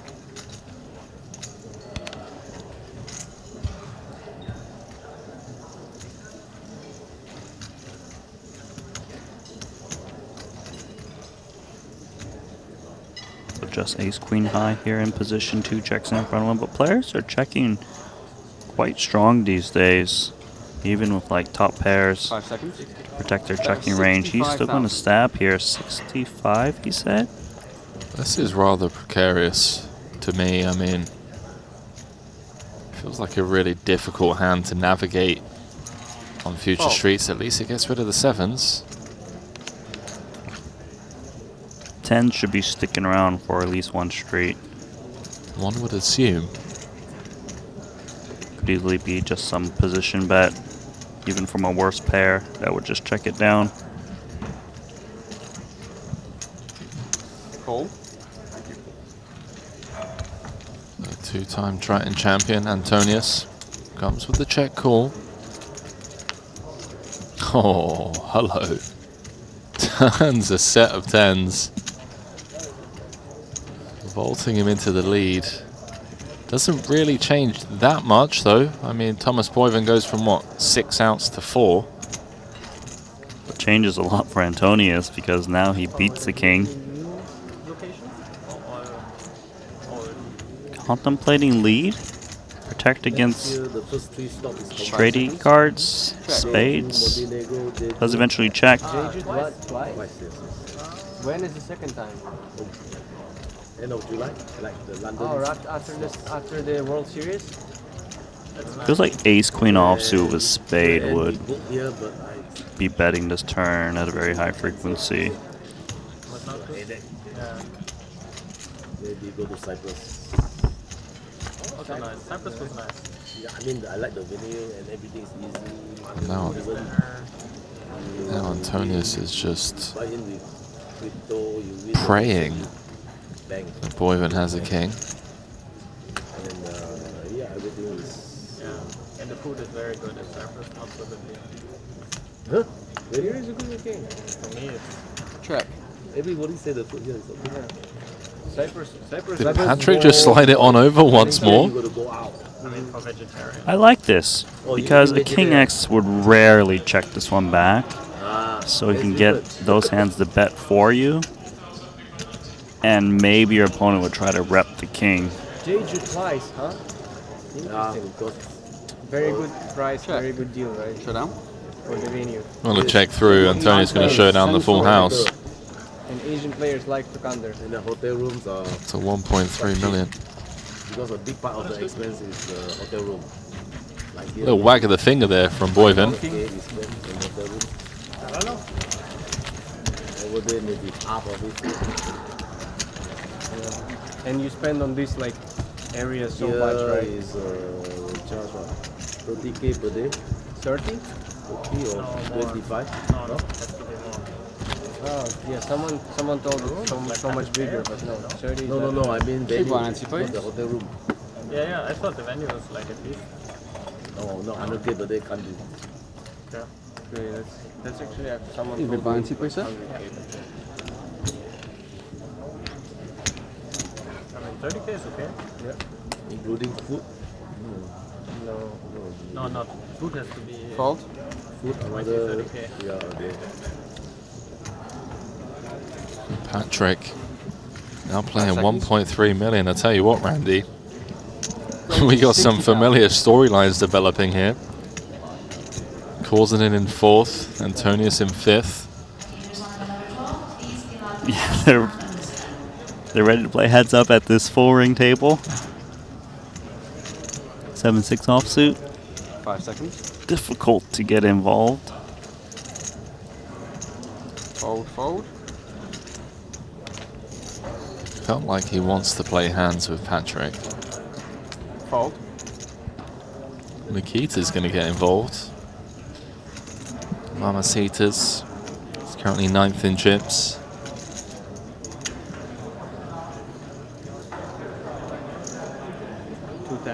Raised to 210,000.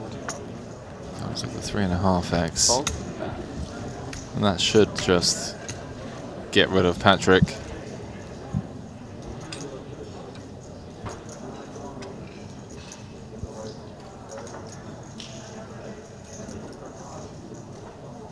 One would assume. Yeah, I don't think he's looking to get involved. 5 seconds. Be quite ambitious. Oh. Patrick rock solid. Already for Jeju, like end of February, right? He always looks suspicious. Always looks a bit sus. Especially when it's someone like Nikita, one of these online crushers. So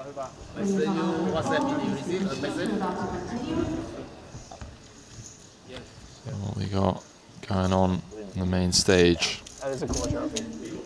And then there's Got something guys else. running back to their seats.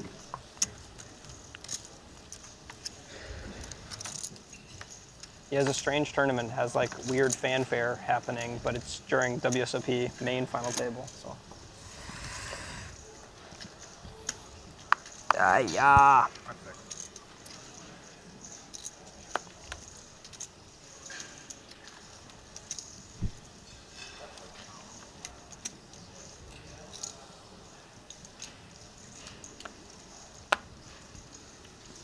I'll see in the cutoff with an ace.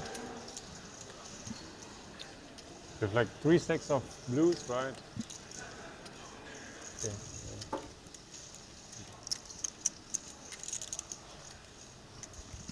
Okay. All in. Oh, chips. Look at this power play. It might just work, you know. That's the problem with the open from the cutoff.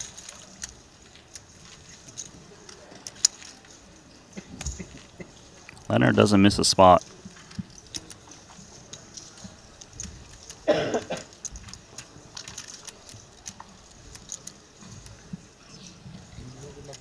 Thank you.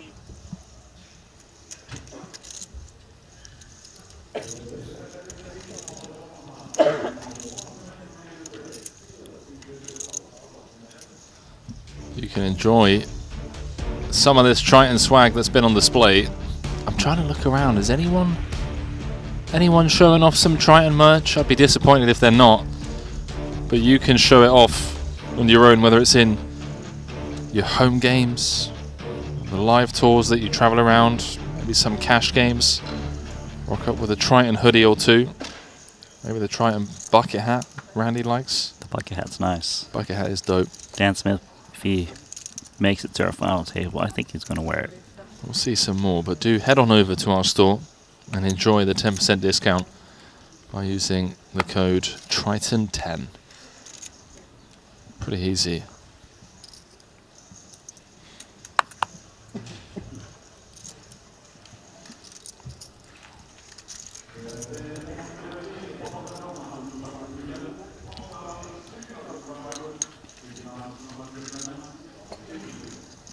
Feels like pace is slowing down quite a bit at this table. Not much attacks.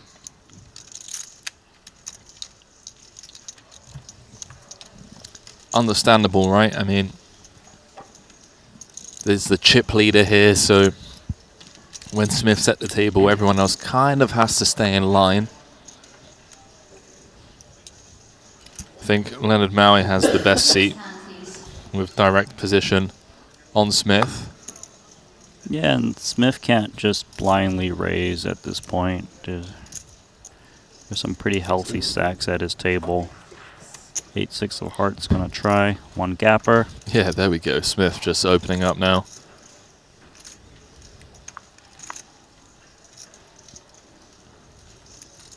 Queen 9 of diamonds for Jaffe. Decent hand, although worse price from the small blind.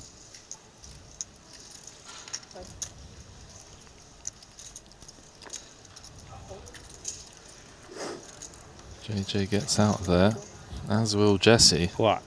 1-8.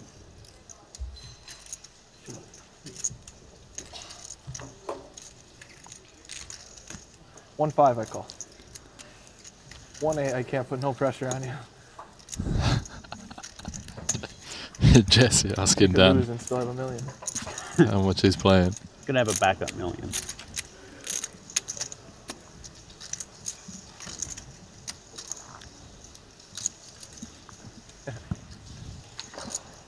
Good to have a backup.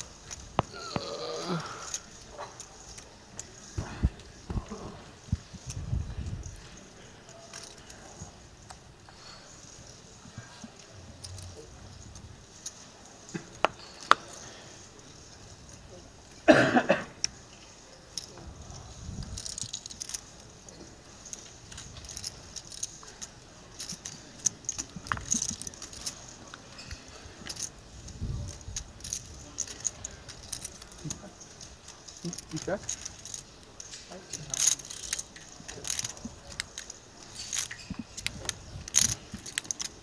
I don't know what it is about Jaffe, but it's always really fun having him at the table. He's joking a lot. Yeah, there's a lot of people after that run of cards that he went on Oh, good hand. that would have just been sat there a bit, He had a you bad know, hand. He had a bad hand. He had a bit bad hand. He pissy, had a bad hand. bit He had a bad moany, hand. I had a moping bad hand. around, just low energy, low morale. Hit again. Try fold. No bluff. He's still having fun. No bull suited. Super premium. I could put the pressure. Thinking about it with the king high on the button, I don't know. He's a very action-heavy player, too. Even yesterday when he had that massive stack and ended up bowing out early, he was still all man. smiles. That one hurts because those runs in those kind of buy-ins don't come around often, man. And you come in 1 of 9 to then bust out in 5th when, you know, obviously loves the payday, got a little 10x return on his buy-in, but he bust out just before those huge pay jumps came in. And that's, yeah, that hurts. That does hurt. I think he'll remember that one for a while. That's a nightmare for that night of sleep. Maybe not for him, but for me it would be. Ace-King suited. Looks like it's facing the Ace-Jack of diamonds. Well, a little role reversal here, as it was Tom who got it in with the Ace-Queen against Peter's Ace-Jack earlier on. This is for 11 bigs. Call. Just comes with call.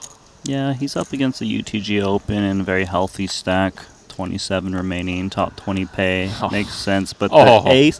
I was like thinking, he's going to be in trouble on his ace-high flop. Not so much on the jack following. Yeah, that was a tease, right? That ace of hearts in the window. Thought it was going to be showers. Tom, 165 out there. Peter, the effective stack in very rough shape. Continues for quarter pot. Let's see how Tom wants to proceed with this one. Does he want to just play it aggro? I mean, he has so much hand against the shallow stack. Maybe you think an ace is going to put it in anyways for you when you check call, because Tom's got a lot of Jack X that an ace can value bet against.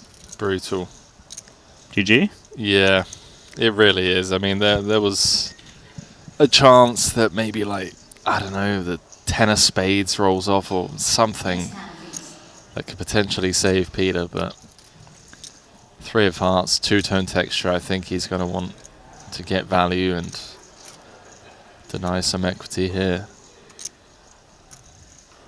Little does he know, he's going to get snapped off. I guess he's debating between jam and turning this into turn and river. Oh, this guy is sick. He wants action. He's going to get that action. Happy to play this over 3 streets. He's only got 95k back, so Tom doesn't really need to slow play anymore.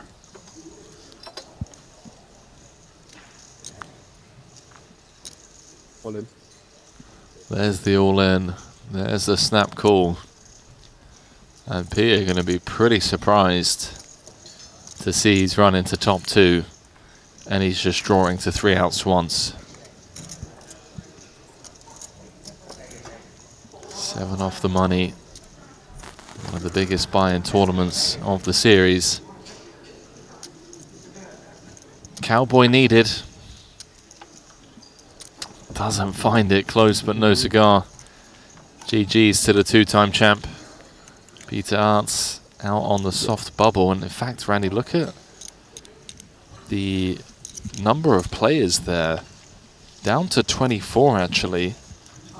We're waiting. Just want to have a quick look over on the Triton Poker Plus app because there was some action from the outer tables. Oh, we're doing David Yan out in 27th, Ike Haxton out in 26th. He wants me to battle you. And of course, we just witnessed Peter bust out in 25th. So there will be a final 3-table redraw. Never go broke with pocket 8s, everybody. Imagine if you had 8s. Oh my god. I think we're going to just If you had 8s just now, rebalance. you would have been saved. Because you would have 3-bet, forward jam, I go all Rebalance in. the tables. He made this ship there. Catch up as we do play that classic. Pocket 8s. Pocket 8s. The whole company. You know, the thing I like about Triton, He's out of Monte-Carlo. Bye-bye. they keep track of every hand. So if one table's played, say, 5 hands more than another table, tournament clock gets paused. So we are just waiting for the balance. But hey, tail of the tape. Dan Smith's leading the final 3 tables as we head on over to the orange feature table. Waiting for this table to catch up. Causing it with 8-3-0 in the big. Not much of a hand. You want what? 5 seconds. Yeah, he's just going to let go. You don't deduct your buy-in. Yeah, no more pressure. So a bit of rebalancing. See that 50k running in the background as well. Let's have a look at that, Randy. Event number 13, the 50k PLO. Jonas Kronwitter, chip leading. 44 runners in that one now. Barbero in second, Jason Kuhn in third. 24, yes. Early elimination is Imad Dervish.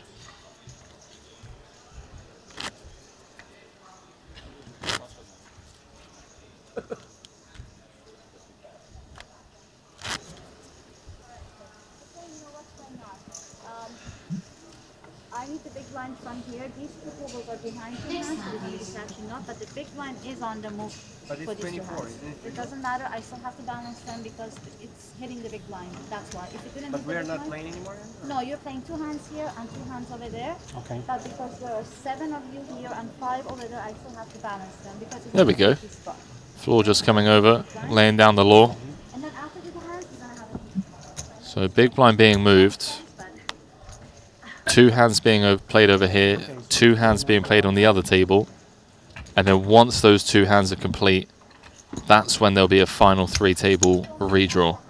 You balance into the table which going to play, right? So again, just a byproduct of one of the most innovative things in recent times in poker, really. I mean, shout out to Luca Vivaldi and the team. It removes all of the unnecessary tanking. It removes, yeah, just all of that nonsense. So rather than having these painfully long soft bubbles and bubbles where people start slowly taking their time, trying to sneak their way into the money, it's just like, no, hey guys, we know what you're up to. Yeah. I like these little innovations. Also, the fast action clock has proven to speed up play. Looks like the red table is that table that needs that extra player.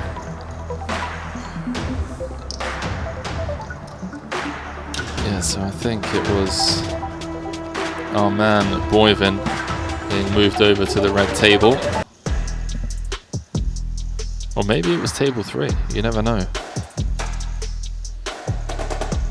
No, it was the red table. Yeah, he's going to be joining Greenwood, Next hand, please. Fuchs, Kistrikoglu, Chidwick, and Joe Tran. Joe Tran's looking dapper. Always, man. I mean, the guy's got to be one of... He's at least in the conversation for one of the best dressed, right? Mm-hmm. Oh, hello. Boivin, who just got moved over into the big blind, waking up with aces, with a raise in front of him, just going to defend. This could cost him, Randy. Yeah, but this makes sense, just given how shallow he is. He wants action to give himself a better chance to slide into the money, because we're still 4 away. Might be tough off of that stack. Not going to cost him, because Joe Trent finds the case ace. He's going to lose it all. Randy, what is going on today? And look at Joel Trent trying to trap. It might save him a little bit of chips if Thomas doesn't go greedy. I mean, that makes sense, I guess, given that Boivin's got top boat. It's very unlikely that Joe has an ace. We can obviously see he does have the case ace. Kind of like checking in the spot faces, because you have everything that can call you. You're blocking a lot of hands. Yeah, he even has the ace of spades. It's a healthy bet. Was that like 40% pot?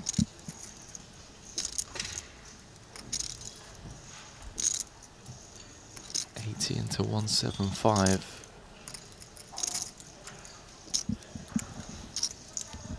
What's Joe going to come with? I mean, Joe thinks he's got the best hand. Wow, he keeps teasing me, man. No, he's not looking to fold. I mean, he's just repositioning the cards.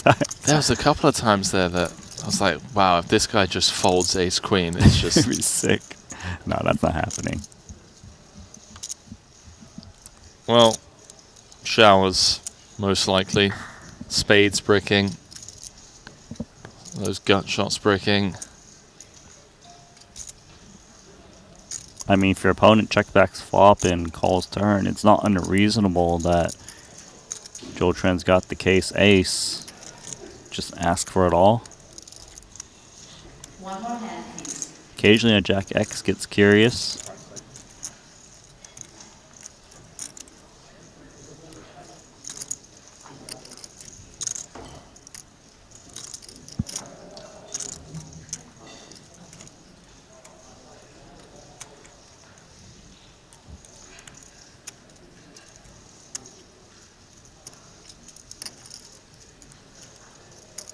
Boivin deep in the tank. All but one? There we go.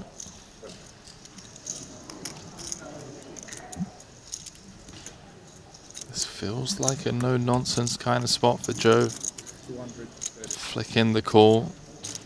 It sucks that we have the Queen of Spades, perhaps one of the worst cards we can have, actually. The problem here is Thomas could just have a worse ace.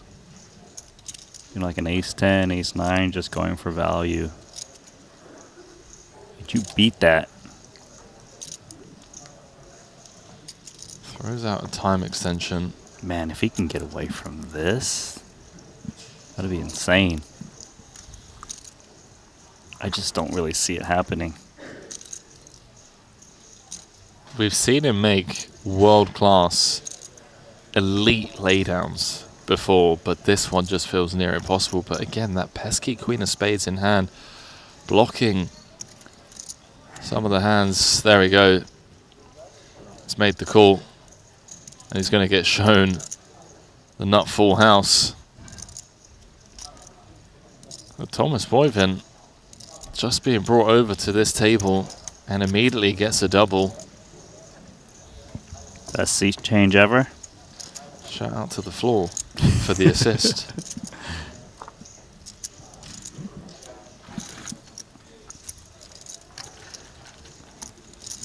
So one more hand to be played over here before we rebalance.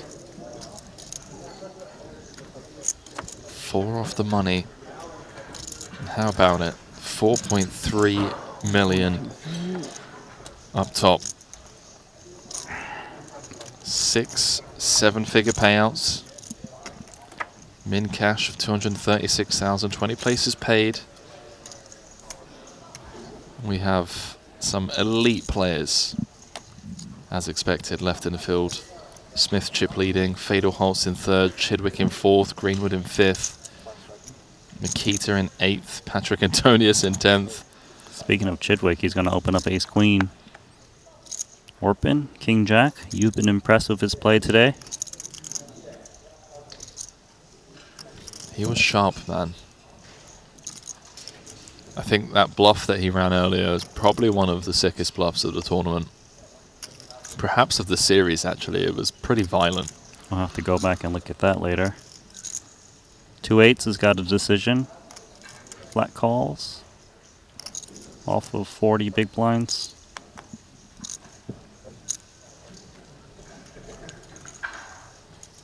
Fair fight. Advantage Tom. These two both have very healthy stacks, both above average. That one's all Tom. Quite grim for Chidwick.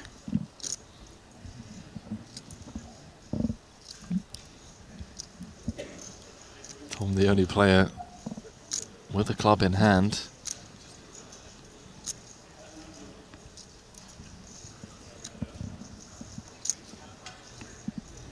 Next hand, please.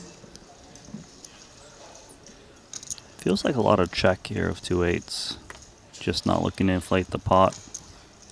Want to see a turn card as cheaply as possible, especially with a club in hand with some showdown value.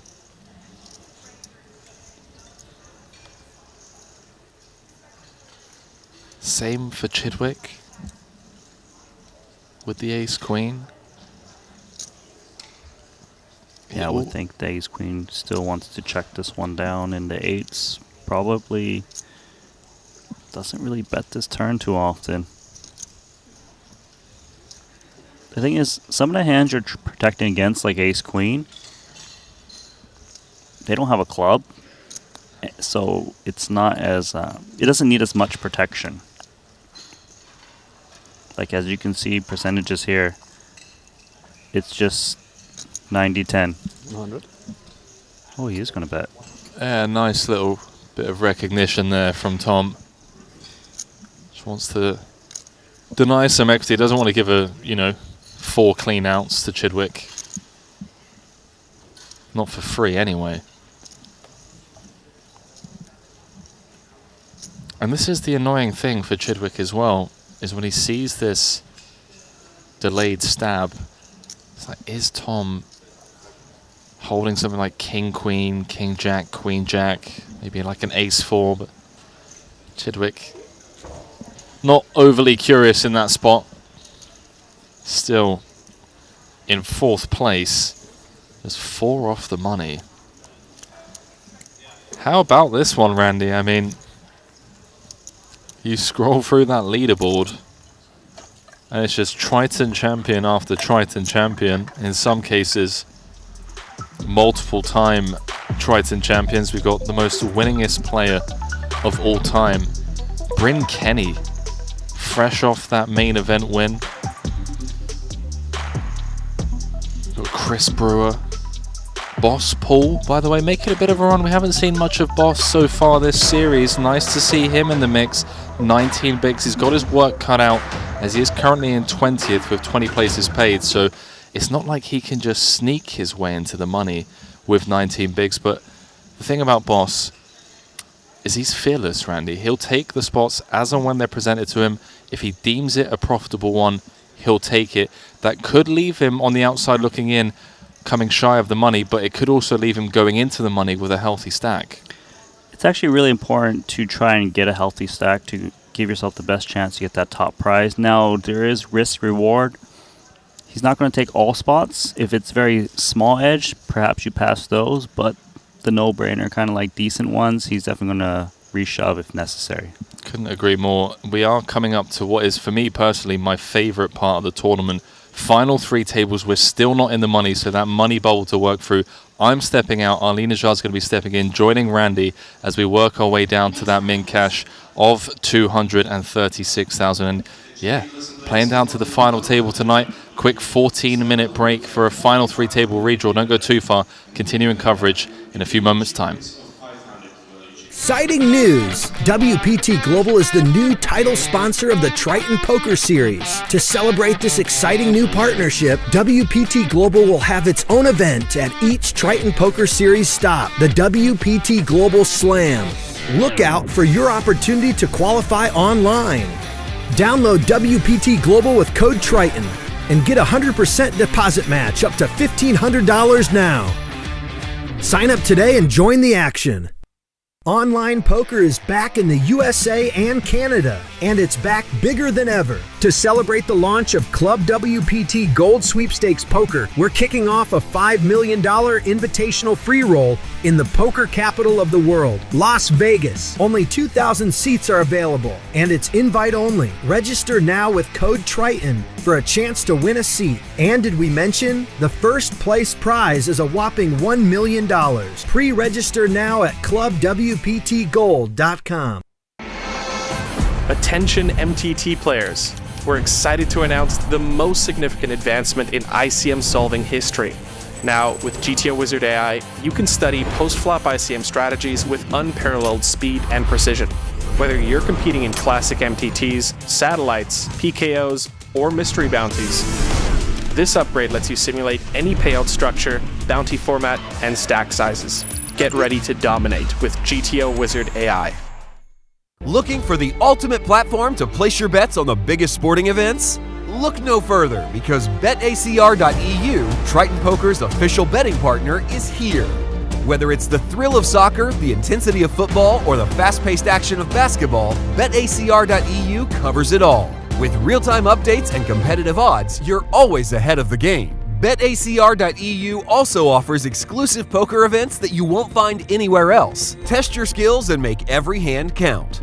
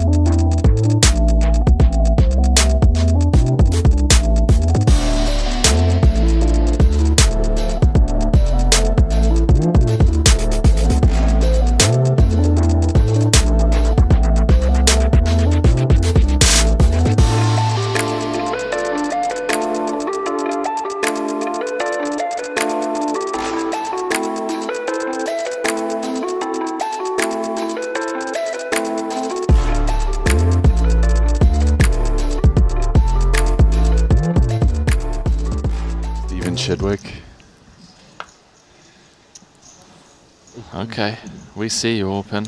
Yeah. So Thomas Boyven open jamming the 10 bigs. Keep that Savage hat ready, Orpin. I mean...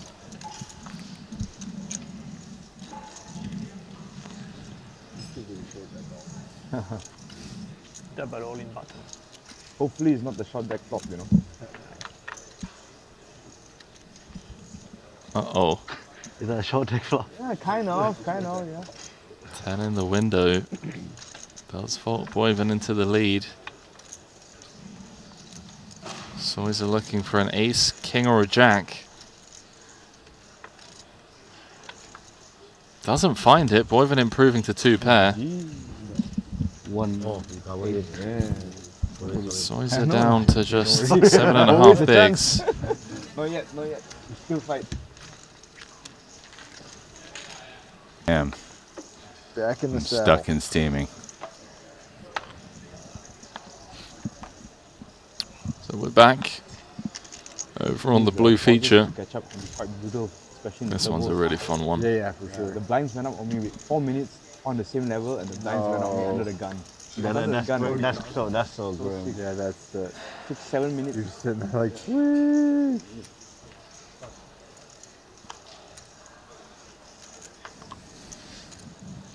Different ways to run bad.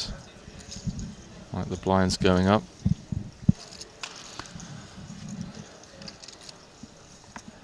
Wow. Country with 5s. 300? Oh my goodness, he's ripping it. Did you say all in or 300? 300.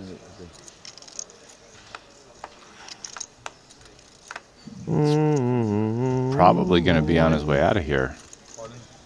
80 some odd % of the time. I had it real pretty. Good luck, chaps. Boyven, who was down to just 10 bigs, got it in with the 10-9 against Soiser's Ace King. This was on the lighter side. Queen Jack 9, all spades, like King 10 spades hit. Maher had Ace 8 spades, sick. He must have Versus been, a low jack pretty open. unhappy. Like he just check raised and like bet 3 times all in. And I snap called and he turns it over and he sees my hands. And Punsri now. It was the funniest face ever. 2 cards away from elimination. After folding that King 10 incorrectly against Korsinen. As Boyven holds across turn and river. We'd lose the man that's currently leading the player of the series leaderboard. Here, 32 remain. 20 places paid. Playing all the way down to the FT tonight, or I'm going to at least try to. Wow, Soiser on fumes here. Going to ship it in for 3.5 bigs with the AJO.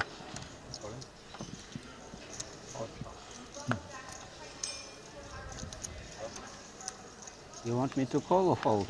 Up to you, my friend. No, you. The choice is yours.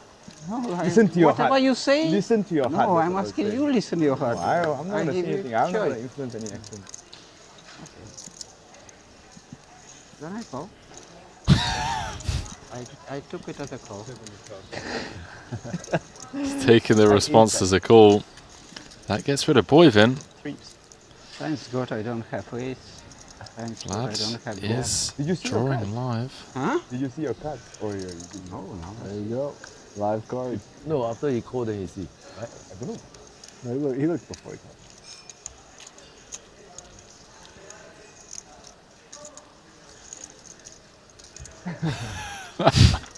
Did he look? Did he not look? He did I don't look. know at He this definitely point. looked.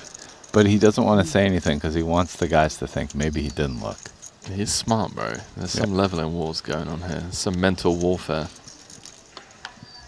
Oh. Still alive.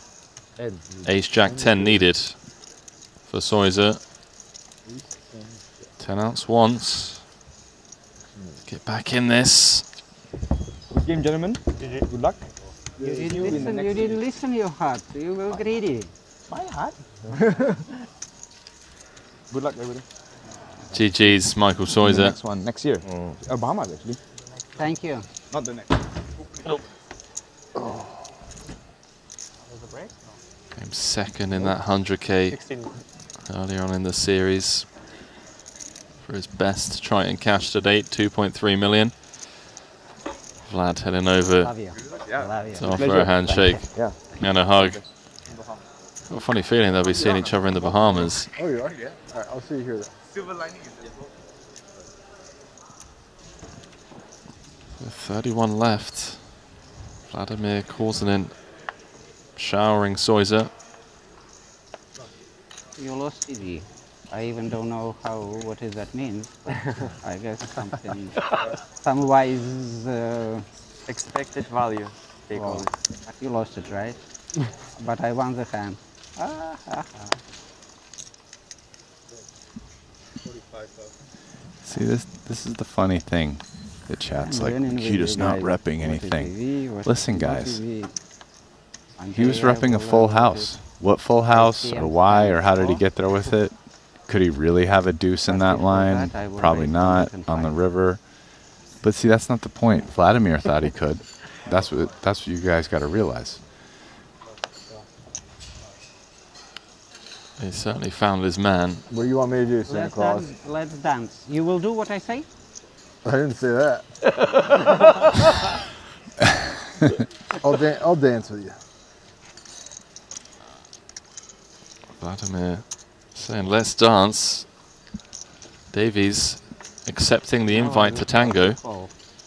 You tell me call? Okay. Yeah. Oh, hello. How about this for a flop? 10-9 deuce, open ender for Davies. Backdoor diamonds. Vlad's still in front with the king-queen though. Wow, that's such a big bet. Wow, versus a big bet, what if Seth just rips it? Just like, I can get ace high to fold. I have a ton of equity against almost everything. I mean, Vladimir loves 3-betting pre-flop. We haven't seen many people take aggressive lines against Vlad in 3-bet pots. That is a disastrous turn card for Shark. Yeah. All in. I mean, the guy's just put 705k in there. 560 in the middle. Yeah, I just think check ripping it versus Vlad is like such an interesting line. I mean, honestly, if he called it off with king queen, which he might, I would feel pretty owned though. Usually not.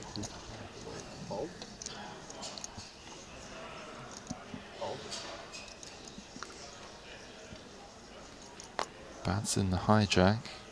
23.5 bigs. I saw like 8, red 8, something like this. Bottom card. Let me see. Yep. Red one, is it? Yeah, like red and some big number. Open the red one. Open? Go ahead, yeah. Okay.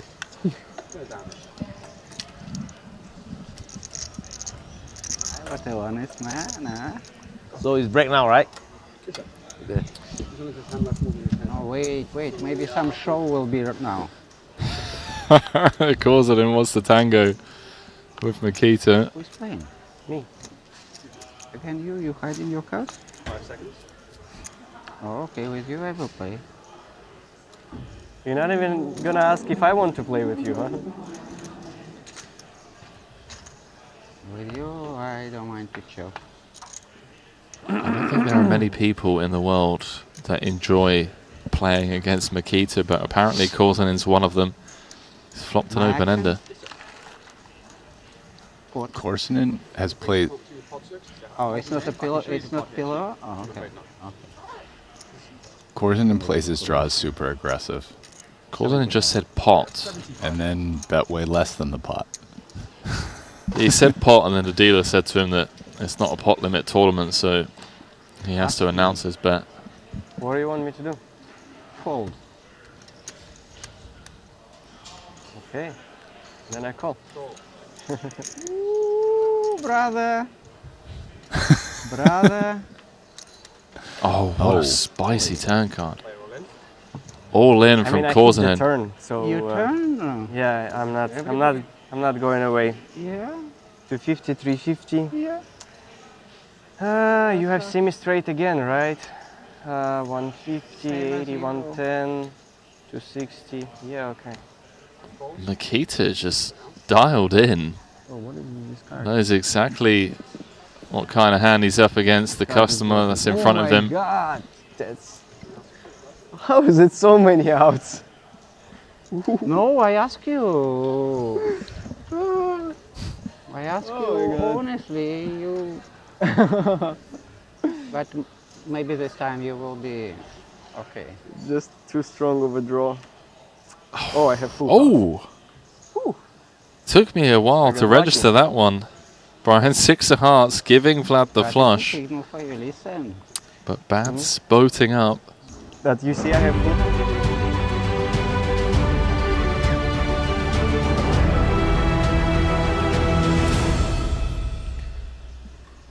And welcome back to the Vladimir Korzinin Show. I'm Ali Najad. That's Randy Liu, and we used to call this thing the $150,000 Triton Super High Roller Series.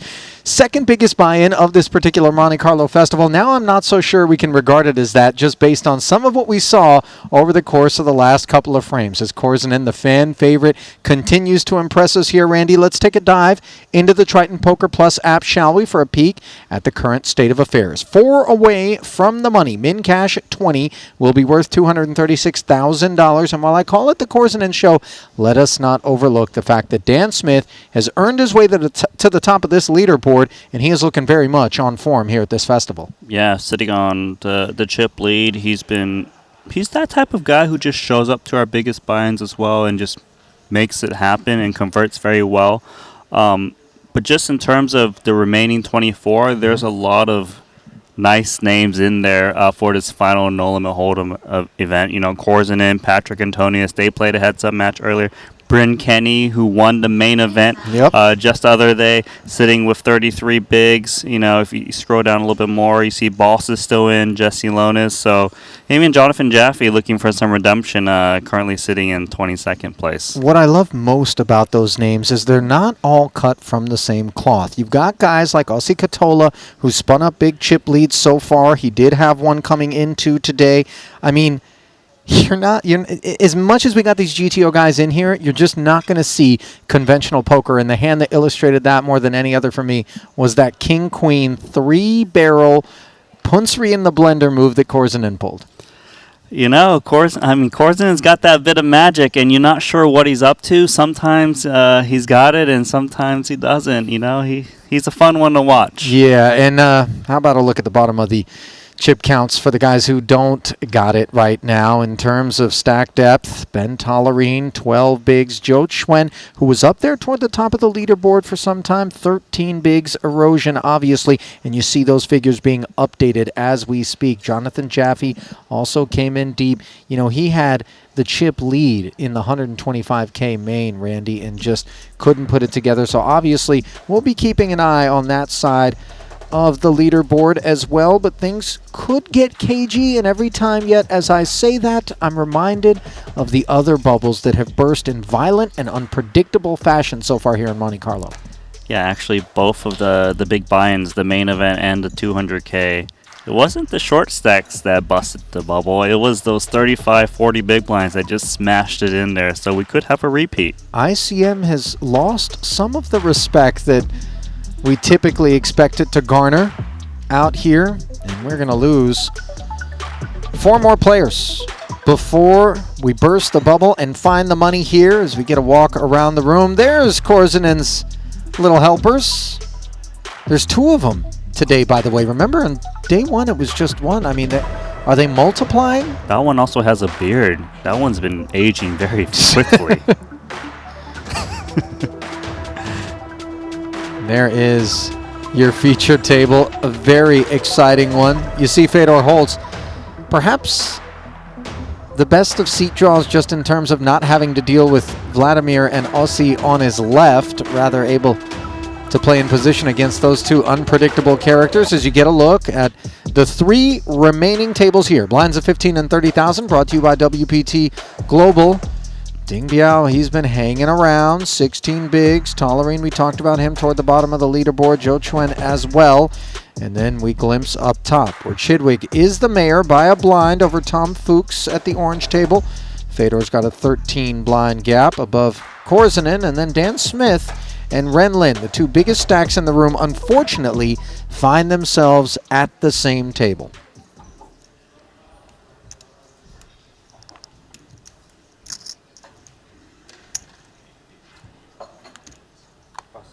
Vogelsang out of there. Jesse Lonis, the American. Might get in there with the 2 6s off of 24 bigs. Mm-hmm. 70? 70,000. Pocket kings for Thomas Boivin, off of a very similar stack depth here. Boivin just got moved to his table near the end of the last frame, and he got aces versus Joe Tren's ace queen, and now he gets kings first hand of this one. 175. Talk about running hot. Takes us up to the third floor. 175, and Jaffe wakes up with jacks. Brutal. Oh, man. When I started watching him, he had a 1.2 million chip stack and just lost every single hand ultimate coolers and once more. Yeah, it's not the final table, but it is shades of that same inability to get anything going that Jaffe is experiencing here, and he's in a bad way. Early position open and 3-bet, but jacks is a lot of hand. This would be a crazy fold, but correct. For now, though, I see Joe Tren's got all of his chips in front of him. And it's courtesy of Ace-King suited, which is 2 overcards to the pocket nines of Stephen Chidwick. This was a hijack and small blind collision. And this is an ace and king free board. Chidwick with an open ender in the best hand, looking to fade, 6 outs. Able to do it on the turn. Can Joe Chuen stay involved here in the 150? No, he can't. And that heartbreaking wrap of the rail this deep into this one. You see a little bit of mustard on that seat card as the always dapper Joe Chuen is dispatched. Best dress is out.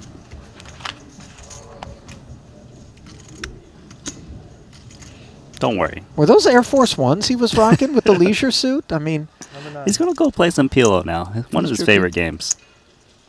Now, back over here we find the 2 6s. Got out of the way as Jaffe did end up jamming, and look at this, an open-ended straight flush draw. I just hope for a sweat. What I'm asking is a sweat. We've already had a straight flush on this table. Kings hanging on here.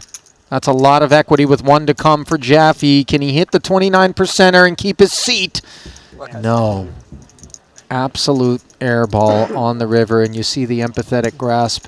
You interrupted yourself. I did. Sent myself packing with the food. From Vladimir. He flopped that much and missed. That hurts. It's such a tease, isn't it? Because you have hope on a board like that. Yeah, just deal your opponent quads instead. I don't want to see that. Thomas doesn't mind it. What a run for him. 1.4 million as he absorbs the remains of Jonathan Jaffe. Kings v Jacks. The food is coming along. Our Triton staff always at the ready with whatever it is that you may need help with. Shout out to them. They work tirelessly here longer than all others throughout the course of the day and the night to make sure every eventuality is thought of preemptively. Truly the best in the business. Yeah, but I'm leaving the food. I wouldn't touch it. Not after what just happened. Depending on how bad the beat is, I might take the food and just hurl it. You can't bring real plates for me. It's got to be a paper plate, you know, and then just one of these LED walls is going to have some sauce just dripping off of it, a chicken breast. Pocket 4s now. Vlad will take us up, clicking to 60.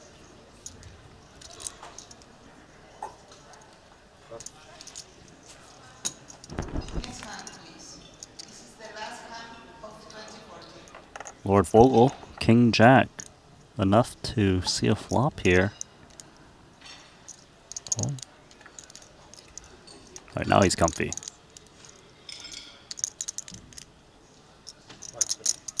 It looks a little bit like Cobra Commander. I don't know if you watch G.I. Joe. Yeah, you know what about. I'm talking about? Yeah, that little, like, anyway. What are one of the ninjas? What are their names? The Snake Eyes and Storm Shadow? Yeah, them. Ace King 10. This is not Korzenen's board, as Vogel did defend and flop second pair with the gutter. Spade Jack is useful. Korzenen might still see bet this board despite completely whiffing because this is supposed to be his board. given he was the pre-flop raiser, and Vogelsang didn't reshove pre, which would kind of hit this type of board. If he can just... Nice. Didn't lose a bet. Discipline and self-restraint. 10 rolls off on the turn. And what's interesting is checking back, if he chooses to activate in the face of a second check from Vogel, actually has a little bit of credibility. It would. And he probably would check back a 10. So if he wants to rep it, he could. Although he does still have showdown value of 2 4s against all the other stuff. Suited connector type hands. There is the second check. Let's see if Gambledor's got an appetite. Yeah, he's reaching for some white chips here. Into 165 comes 75. So responsible sizing. It's not comfortable, but you still have a decent pair. You might be up against a delayed C-bet. And you also got that little gut shot for backup.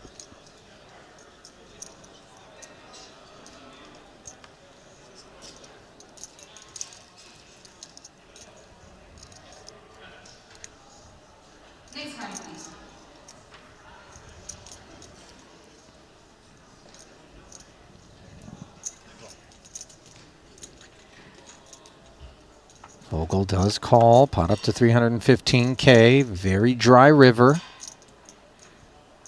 This is where Vladimir can really put King Jack into the blender. We know he's capable. Just ask Punsri.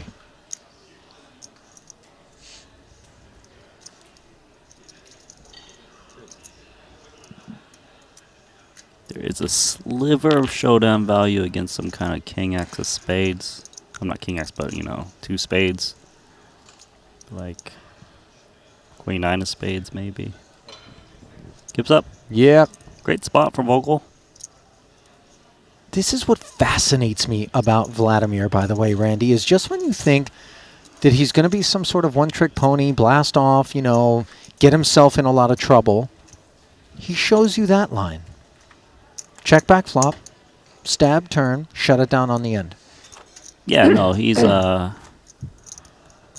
his own way of playing, is unconventional, but thing is no one else has data points on how he plays, and it really does work for him. I mean, look at his results so far. 2nd place finish, and now a really solid stack.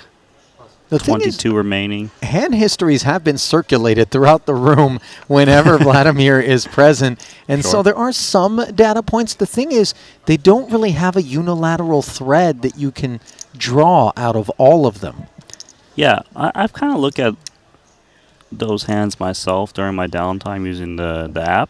And he's actually quite balanced. Yeah. Sometimes he just jams huge and he's got it. And sometimes he just has some big draw or bluff. That's what's made him so dangerous and allowed him to really give our regulars fits. Fedor now, putting a good chunk of his stack forward with King-Jack offsuit in the cutoff. Tallerine mulling with Ace-8 suited. Just 285 in front of him to start the hand. You know, this is actually close, I think. Normally you don't want to call off Ace-8 suited, but it is a little bit interesting that Fedor practically jams 20 big blinds, because Lonis and Vogelsang are sitting around 22 big blinds or so. So that changes Fedor's range. If Fedor had like Ace-King, Ace-Queen, big pocket pair, he's most likely looking to raise to induce. The fact that he's open jamming makes it seem like he has a hand like what he's got, or some kind of little pocket pair, or maybe some worse aces. I like this call from Tallerine. Oh, but the queens. This is bananas. Tallerine caught in the crossfire there as we flip over and find jacks and nines colliding. Ren Lin, the covering stack, but the man who's behind, and can Ding Biao catch a break here and spin it up to shy of $1 million. Sure looks that way. And stays that way.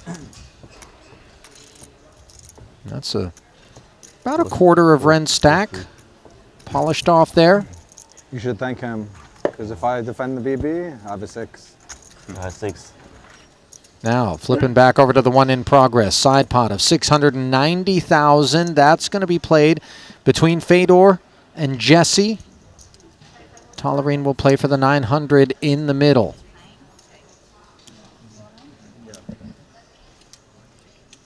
Three-way all in at this stage of the tournament. You know, it is possible we could just bust the bubble right here.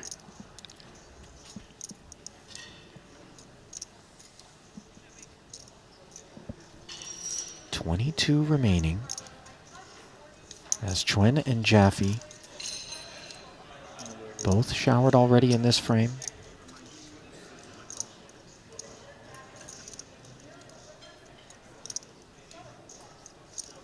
Anxious moments.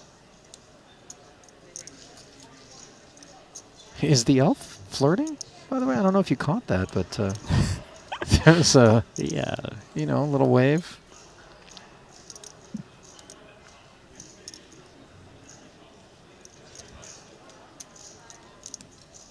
I haven't really clocked, you know, elf behavior. I just know they're supposed to make toys, and this is not usually where you find them. More North Pole sort of residents. They're really loving Monte-Carlo. They're raging out here. All right, looks like authorization has come down to get this one going. We were waiting for action to complete at the third feature.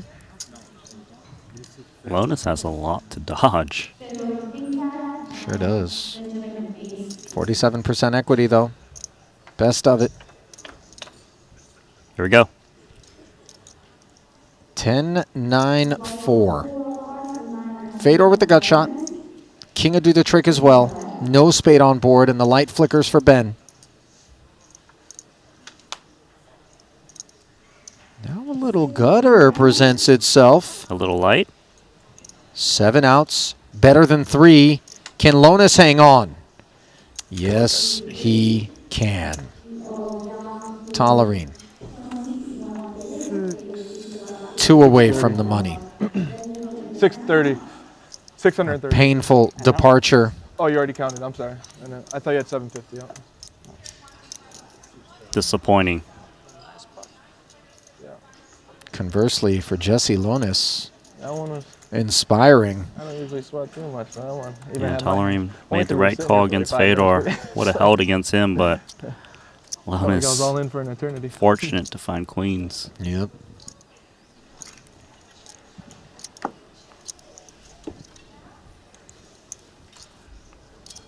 Good game to Tollerine. Hope to see him play some PLO.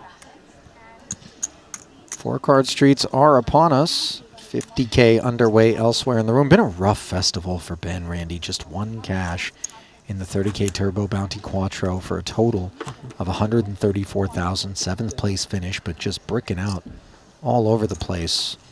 This is 9th whiff in 10 attempts. Yeah, but knowing him, he should be jumping into Potlim Omaha. He was known to be one of the end bosses in that at some time. Well, listen, there's a lot of end bosses that make their way to the Triton Super High Roller Series to play exclusively the PLO. Caught a glimpse of Elis Parsonen, who is perhaps the bossiest of them. No surprise. Are they doing selfie? Yeah. Is it painting or? Let me see here. Huh? Who made this painting? I don't know. It's a painting, right? It's an Instagram page. That's beautiful. Korzinen was trying to put an energetic read on what he thought was a painting, but was just an Instagram post? What's happening out there? Yeah. Who we shuffling over here? Is that Dan Smith? Oh, yes, sir. Boss Stack Energy comes forward. You live in a beautiful world, enjoy. That's who you don't want moving to your table on the stone cold bubble.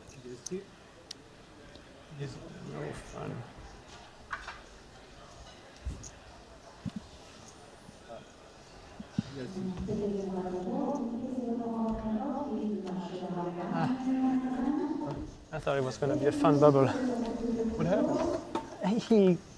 We're still in them. You're right. We're in the money?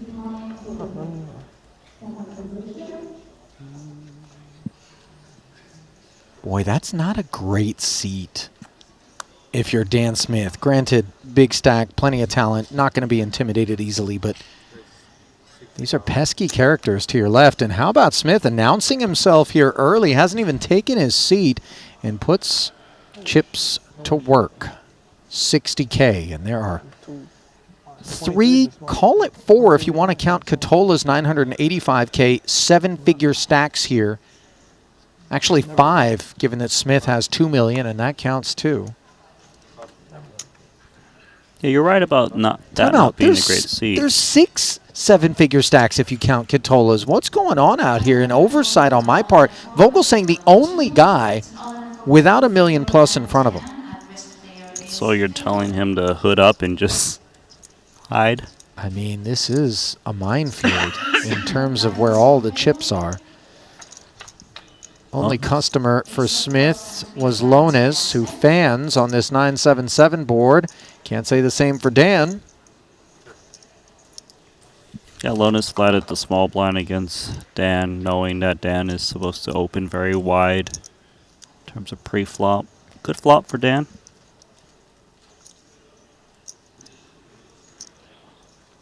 With a 5 of spades, ace of hearts, and a 10 of diamonds on the flop.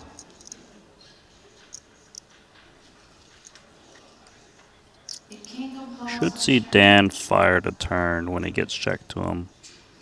Once again, there is definitely a case for equity denial against Broadway's ace-X. Could even get called by worse, the smaller pocket pairs.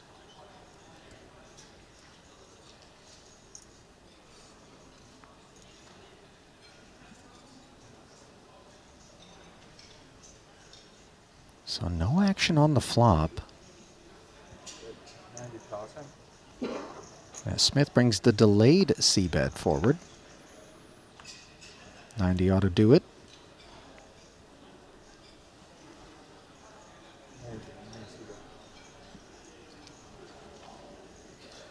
Doesn't feel like King Queen has a future in his hand.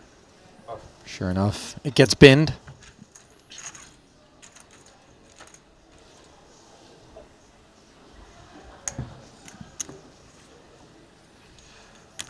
Smith has been strictly business out here in this 150K, and he's poised for a very deep run. This graph has included some big leaps, one of them on the back of pocket aces against Jonathan Jaffe. FaceTime my daughter. Tell her. Dan has quite a few cashes this series as well, 4 of them. Got a third and 50K for 675,000, his largest cash so far. But looking at his resume, he's cashed for 21.5 million in Triton earnings over 27 cashes. That's an average cash of $800,000.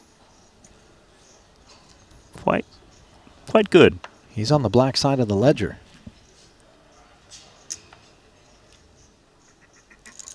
Also has 2 titles under his belt. Not here. Not here, correct. Got one in Jeju, 50K bounty for about 1.2. Also won the 200K Invitational in Monte-Carlo last year for 3.87 million. I think he likes Monte-Carlo. 75,000.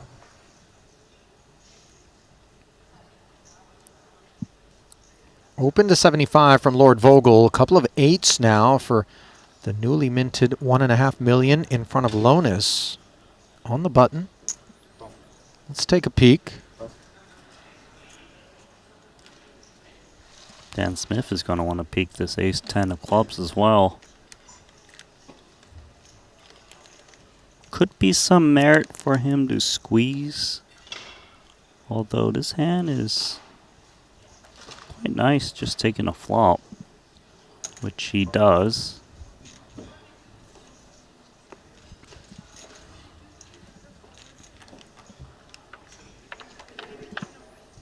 Stone money bubble action here as both the ace-10s whiff. Eights still in front.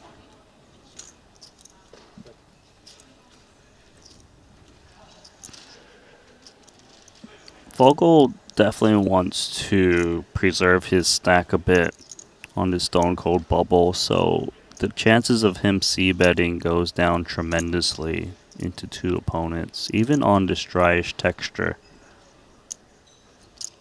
He doesn't have that much incentive to open the door for the pot to get big. However, for Alonis, who has that healthy stack, doesn't have much pressure, he can kind of just stab and try to take it down. He's not going to, which brings kind of a pesky turn card. Yeah, both Smith and Vogelsang have turned the gut shot after that round of knuckles, and there's a lot of King X that could be under the hood in both camps there. Alonis well aware. This card is more so for Vogelsang, given he was a pre-flop raiser, could have like ace king, king queens, king tens of that nature. Pretty tempting to bet, although if he bets and he's wrong, could really cripple his stack a bit.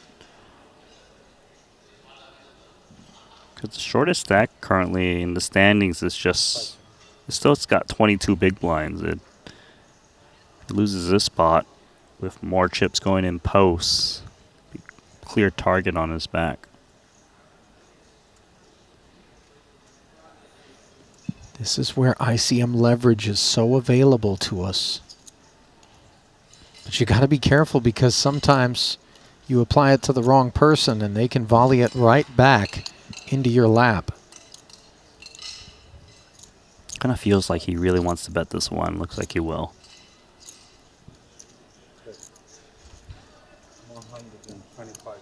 Nice awareness. Feels like it'll take it down. 1 1/4 sheds the eights.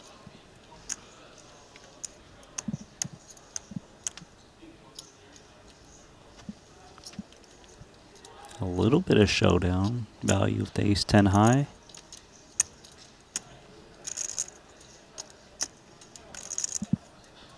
You know, a naughty little check raise here, just being cheeky. The only problem is if you do that and your opponent actually does have the king, then you're just burning so many chips. I'm not saying it was possible or probable, but I just... I was at pre-flop, I think.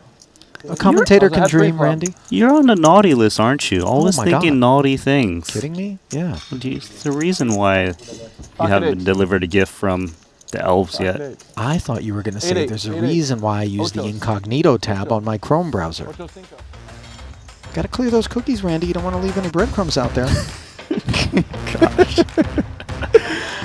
Well, listen, you don't want to miss out on the 100% deposit match up to $1,500 being offered by our new partners over at WPT Global. And on top of that, this is where you are going to be able to potentially find yourself at a future Triton Poker Series playing in the new WPT Global Slams. Just download the WPT Global app with code Triton and get involved in the qualifiers and that deposit match. Do it today. You got a good hand, exactly. That's why I only called. Theodore gets my 8-8. See you later.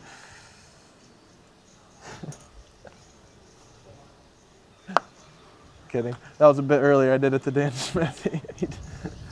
I had 8-8 earlier against us. Or Jeffy, sorry. Jeffy. Yeah. I don't feel offended. You guys are both short, good poker players. I don't know if you're making friends with that one there, Jesse. That was a very good comment. He's so pure, though, man. And it's funny because before I laid out for that conversation, I was just going to talk about how Kind of happy Hey. Jesse seems Harley. like Harley, you nowhere wanna on the see- you world, wanna nowhere see in the Sam world and that he would Elf? rather be than here, Look. playing cards versus the world's best Look, for the Harley. highest stakes. Harley, look. Yeah, right at home at the Triton series. Her name is We've Harley. missed them. Harley, like Harley Davidson, like the motorcycle. Right? Okay, I will bring you a gift. Okay, I'm Santa. In Christmas, I will bring gift for you. Is Jesse FaceTiming right now? You might be talking to an elf. No, I don't think he. Anyway, You see that? I wouldn't mess with those elves, Randy. I'm telling you, those dudes, you know, those little elves, man. It's like my daughter's the elves. There we go. that was his daughter on the phone, Harley. Okay, so he was FaceTiming. Shout out, by the way, just to put a bow on the elves. You know, the Amish have this thing. I talked about this with Nick Schulman once upon a time in the booth called Rumspringa, where youth are allowed to 155. kind of leave the ways of the Amish briefly, dance with the devil, experiment, and then decide if they want to come back and be a part of the Amish way or just be naughty. These elves are on Stone Rumspringa right now, man. You're going to get in a lot of trouble, end up in a Monegasque jail, which is probably one of the best on earth to be in, if I'm being honest. Should we try to get ourselves there? Randy, I'm not messing with these elves. Okay. All right? As you know, I'm on the naughty list. I don't need to be in an elf's crosshairs. As you saw, Greenwood, check raising, putting Kenny in the crosshairs there. Taking the aggressive line with the open ender, shedding that ace high.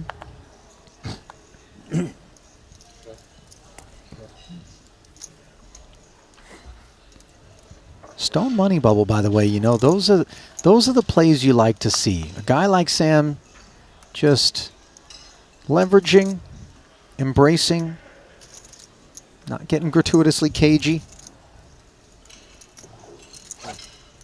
His brother Luke, by the way, got showered in this one in a violent way by Daniel DeVoris. King, Queen versus Queen, Jack. Queen, Queen, 9 board. Turn safe. All the chips in the middle. River Jack. Good night, Lucas. No bueno. Meanwhile, King, Queen, 5. Blind versus blind. I mean, I feel like you're just setting this up for a Jack to come on a turn to kind of damage the other brother. Well, I don't know how much Sam would lose with the Jack on the turn on this particular board, but he's going to 2 pair against a straight? That would be pretty brutal. Oh, you know what? I forgot the 5 dangler had connected here, or overlooked it, rather, so you're right. Forgive me, it would not be a 1 pair. It would be a 2 pair, and it would be spicy. And we're going to get a chance to potentially see it materialize here as Antonius flats the gutter. Dust on the turn. As far away as possible. Now that Greenwood's bet the flop with bottom pair, he should just play cautiously. Perhaps keep his opponent honest on the turn if a bet does come in. Patrick just 10 high.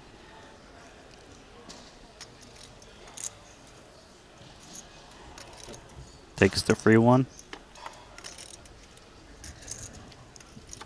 Ace on the end now. No range advantages, I would think, just given limp BVB. Yeah, a little bit more to the small blind, given Patrick didn't raise, but both players can certainly still have a lot of ace-x in their range. 5 still got showdown value. It shouldn't really be looking to turn itself into a bluff. 10 high. It can win at showdown. Not a lot, but occasionally. Other question is, can I get a pair to fold as played? Could be tough. Might be able to pry out the 5, but like a king or a queen, I'm not sure if that would happen. Sliver of showdown with 10-9 against some small hearts or something. I mean, nice bet from Patrick. Difficult now for Greenwood. No hearts in hand is nice. Jack is a little bit troublesome. case you're up against like a Jack 9 offsuit that would consider stabbing. Meaning you're blocking some of the bluffs? Correct. The other thing is we don't expect the king to get shy on the turn, which was so dry after flatting us on the flop. We also don't expect Queen X to activate like this. So what's across the way? That's a good point. The rivered ace is very reasonable, though, for Patrick. Check back some weak ones. Pre-flop. Yeah. I think call, bet, check. It makes sense. That's the most sensible real hand there. Greenwood would have chopped it with another 5 as well, and he just decides 100K is too rich a price to satiate his curiosity. If I want more hand at this level,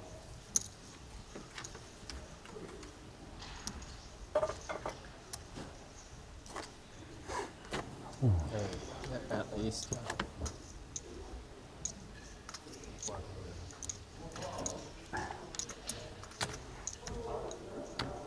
So the reason I thought an elf was talking to Jesse earlier was because the elf actually did come up to the featured table earlier. You know, I heard about this on more than one occasion, right? Went up to shake Dan Smith's hand. Yeah, that one was weird. He tapped him on the back, too. Smith, by the way, you know, he's a little preoccupied, Elfie boy, you know? Imagine if Smith just started losing every pot after that. No, like you're going to see an elf getting an earful. That's, yeah, that'd be bad juju. it's okay.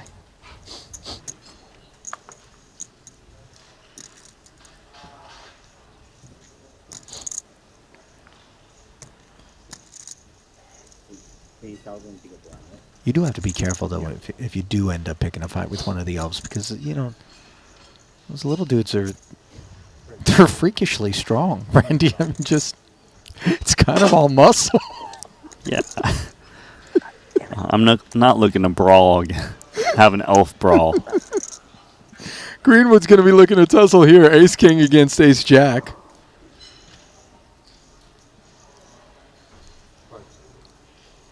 $200.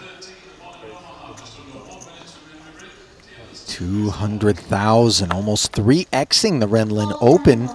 Deeper stacks. No, he's just trying to be as distracting as possible. Boy, this is a fairly healthy ask of Ren. It's not that bad.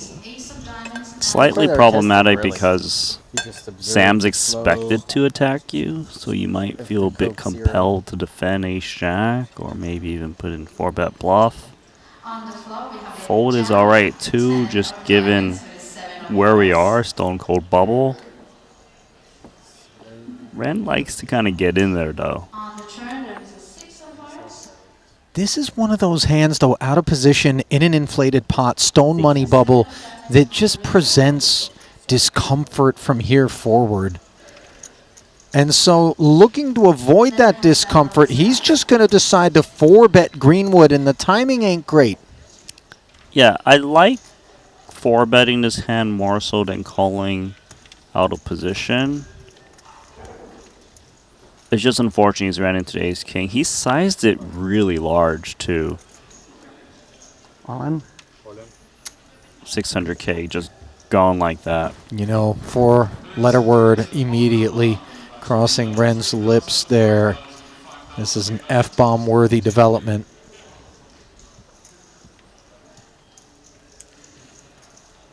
Yeah, he's put in 20 big blinds.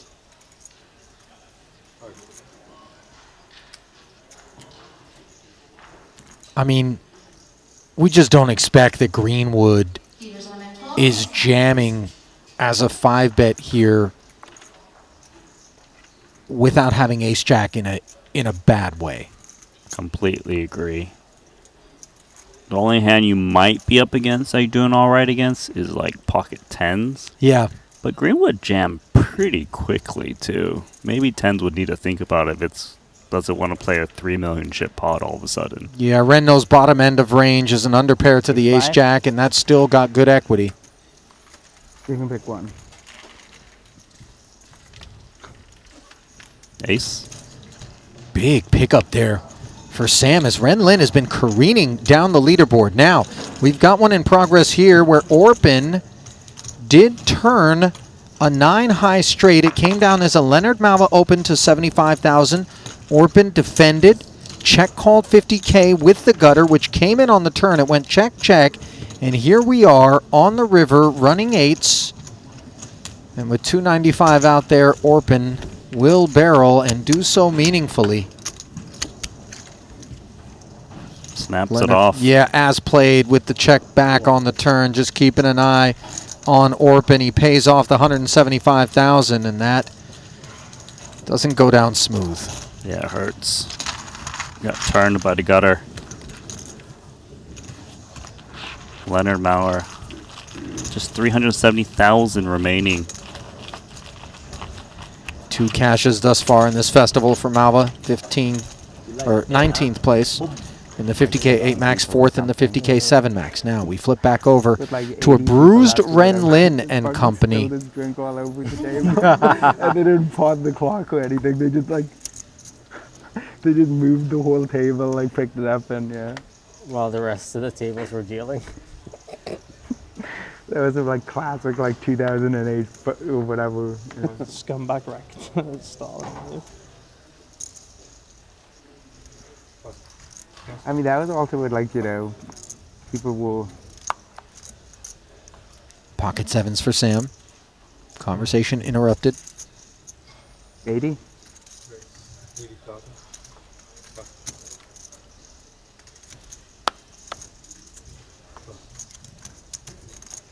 Divorce, ace-6 off. He's a patron. Divorce was the one you said did damage to Lucas? He sure did. So you suggesting that this is This is personal. We're gonna get involved with ace-6. little Princess Bride moment here? You kill my brother? Prepare to die? You only have blue chips behind the whites? Yes.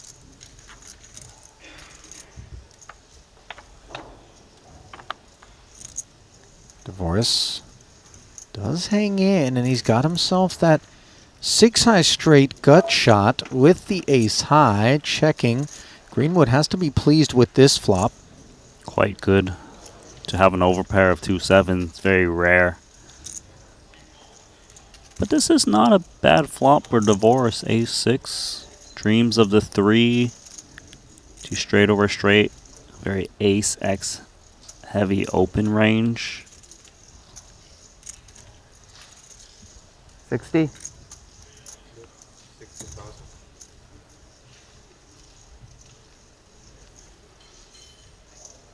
Greenwood's follow through, 60K.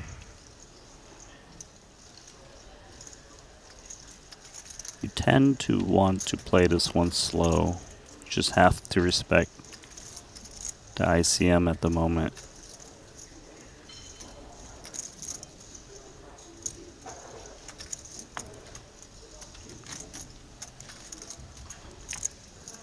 So, the check call by Divorce takes us to a turn where Greenwood picks up a gut shot. Two-tone texture. Divorce also picking up the 8 high straight draw. Divorce has a double gutter, right, in this spot. Greenwood's single gut shot. They're blocking each other in that 8 high straight department, but as you mentioned, Divorce has got the double gut shot, 3 or a 7. Yeah, a lot of interference. 190? Between Chris and Tom. Chris is at risk play with ace, king of spades against king, queen.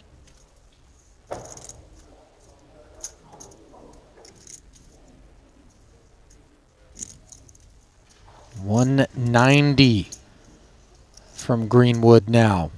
As he turns it up a little bit.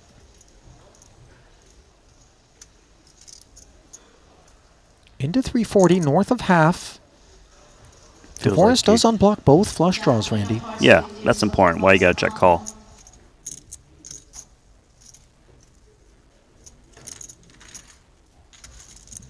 Pot up to 720,000. Front door flush arrives.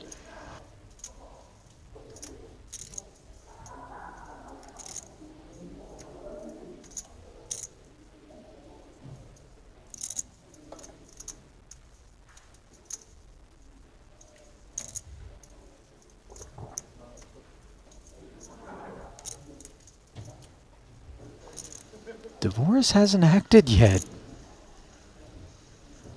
I don't know how you feel about this being a candidate to potentially bluff. We do see the check, a snap check back from Greenwood, and a handsome pickup for Sam.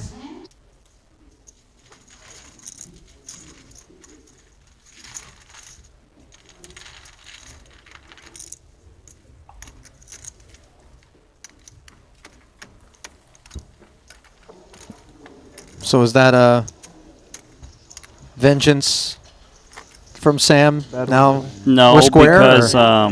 Divorce is still seated at the table. Randy, This one? you got greedy amounts of vengeance on your mind. Oh, it comes to the. Yeah, this is steam cooker.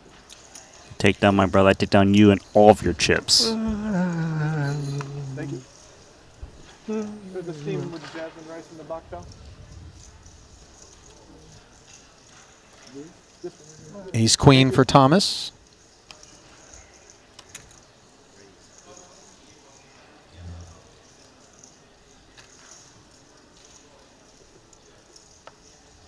This could be problematic for Dan Smith. Feels like he will always activate in this spot, whether it be 3-bet or flat. A little bit unclear given the positions, but he has the chips to get involved. And involved he is.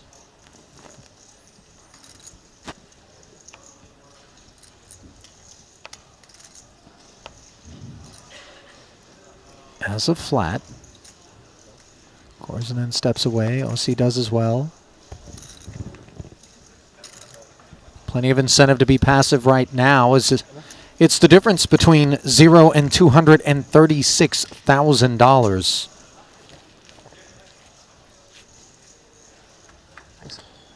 Thomas looking over, recognizing that Dan has him covered, and neither player is going to be thrilled with this board. 9-6-5, 2 spades. This type of board, Thomas is pretty much going to check his whole range. He's got ICM pressure. Doesn't really smash this board too well. Even if Thomas had like aces, he would be checking on this flop, which he did. Here with ace queen.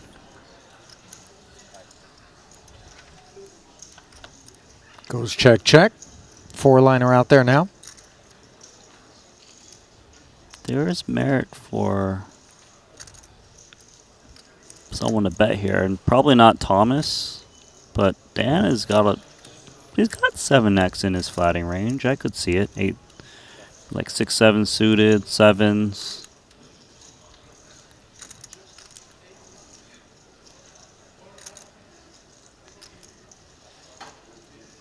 Second check from Thomas, and this is potentially an opportunity for Smith to just muscle out what he thinks could be some other Broadway combos, unblocking king and queen and 10 X's.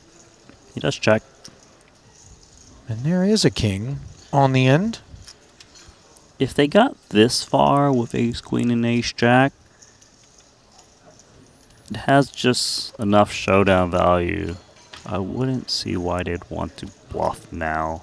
Yeah, and as I unpack kind of what I mentioned earlier, if you are up against king or queen X, your ace jack's performing well. Really no need to usher those hands out the door.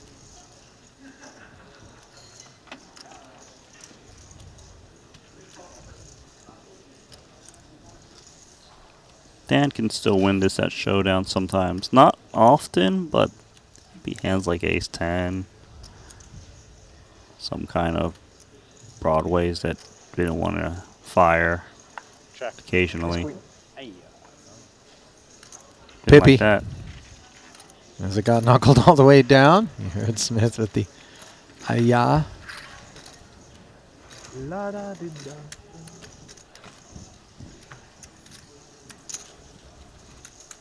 Those have been tough see, but, chips I to feel pick like up. if I was looking, you know. Which Are you okay? I promise I didn't see, and I'm looking away. He could see if he wants. Yeah? That's what he's saying, yeah. I don't Or know anybody. guys how to deal with him. And I will try to look away. I don't like doing some physical bending which is not natural. Okay. It's on me, yes. I'll try different way of opening cards. That is, I've learned in normal tables. You see what you've learned? It's good. It's 80. Yeah. Just like this guy. Love this guy. Like doesn't cut it. Smith, by the way, just offering a sporting note there to Vladimir, encouraging him to protect his cards a little bit better. And these cards are going to need a little protection as the 80K gets 4x'd up to 320 by Jesse's small blind ace king.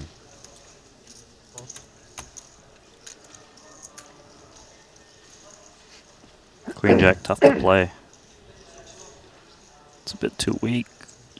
Suited, I feel like we got a story that can brew. Never bluff you.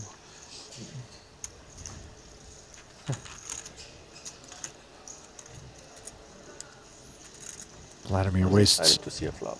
no time. I didn't want to Bowing fuck out. around with you, you know that. I'm more of a solo dancer. I think you should flat. Yeah, I like to break dance just by myself. No salsa.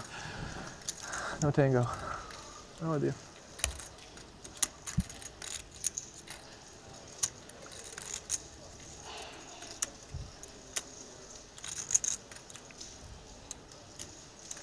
Jesse's definitely left some footprints behind from those dancing shoes throughout the course of this festival. Looking at his results, won the 50K 7 max for $1.5 million. Had a raise. 9th in the 125K main. That's the final table for another 445. And on the front end, 18th in the 40K mystery bounty for a relatively modest 117,000. He has played 8 events. This his 9th. Just his 2nd ever festival. Randy, really. He's got coming good right out of the results gates, yeah. given 2 festivals. Well, he's had pocket sixes once already here at this table, and it did not have good results, but he's going to open again. I think it's also going to have a bad result here because Thomas has got queens.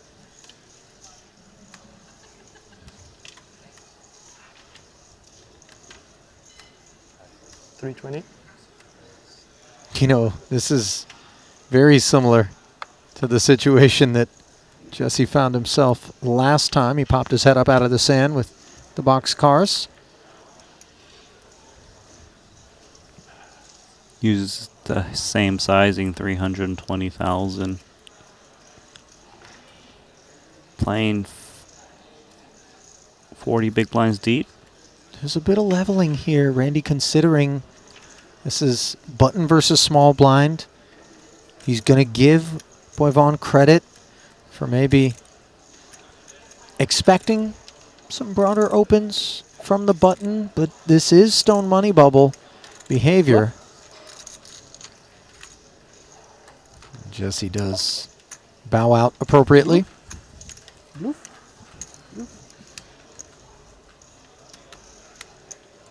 Tight fold. Tight. Checked into it? No. That's not a tight fold. Tight.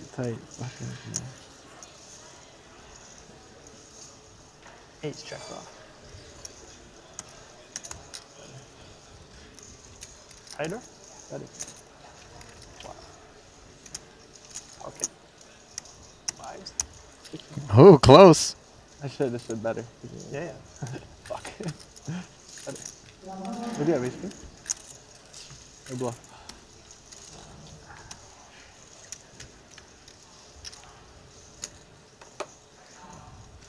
Bigger price? Not on No. the table. No, Thomas not giving anything up there. Jesse did volunteer a little bit more info than he got back in return. Yeah. Didn't reciprocate. Nope. Damn, look again. It's a bad date. Randy, when's the last time you were on a date, man? You and Celine have been together for how long now? Yeah, I haven't been. I'm just assuming it's We're talking about 15 years? 10 years? I What? don't- Have you lost track? Do you know your anniversary, Randy? I know when it is. I just don't know how many years. Wow. Wait, are we on stream? Not your turn. This is bad. Does Selena listen? Sometimes. She's Just in case. sleeping. It's all right. All right, we're in the clear. She's not going to go back and watch later. No. Okay.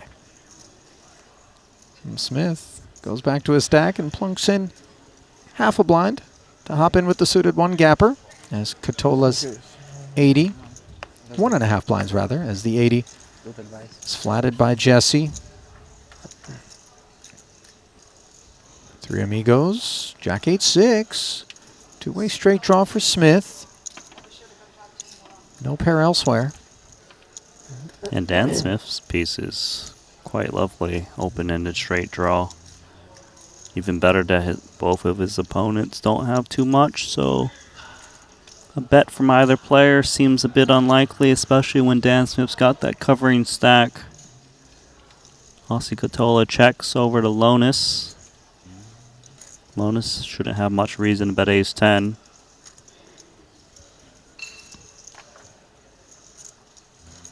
He might have reason on his turn card, though. Yeah, round of knuckles and a free tug at this ace of hearts. Does give Catola a Broadway draw. Could see Catola try and rep it. First, though, we got to hear from Dan Smith. Still open-ended straight draw. Although the problem here is that the 10 actually gives Broadway to King-Queen, which is one of Dan Smith's perceived outs, although I don't think that King-Queen's going to have the appetite to call against this bet from Smith. 160,000. Lonus, he's got position, top pair, 10 kicker. Call and see what's up. I mean, it's a decent amount of hand here. Fade to 10, even though he wants the 10. Yeah, he thinks he does.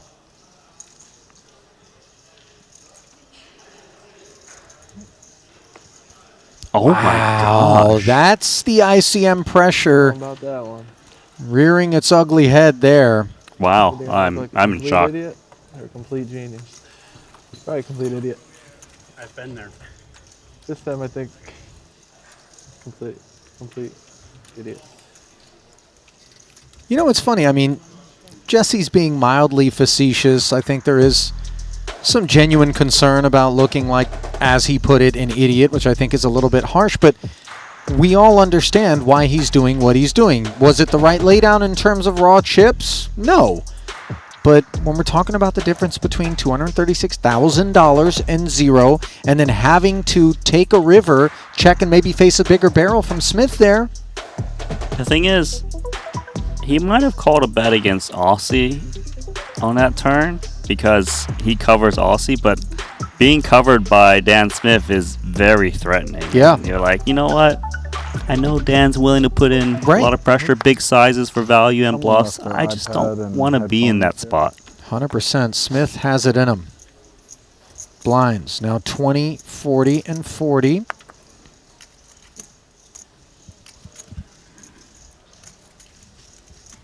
Sevens for Sensei. Look at that fold. Yeah. Sort of consistent with Jesse's approach here. Get to the other side of the bubble and get back to playing poker. But for now, you're just allowed to seize up a little bit here. Not everybody approaches the bubble in that way, though. Some people look at this as a prime opportunity to exploit, accumulate, and make a run for a win. But you could very easily find yourself right out the door when you do that. Just ask Alex Ponikovs and Ike Haxton. And ask Ole Shemion. That's right. He, too, went for it. Queen 4-3, meanwhile. Blind versus blind altercation. Patrick, bottom pair, action checked over.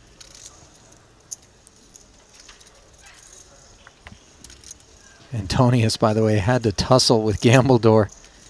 Heads up for a title, which he earned in the $200,000 Invitational, biggest score of his career, $5.13 million. And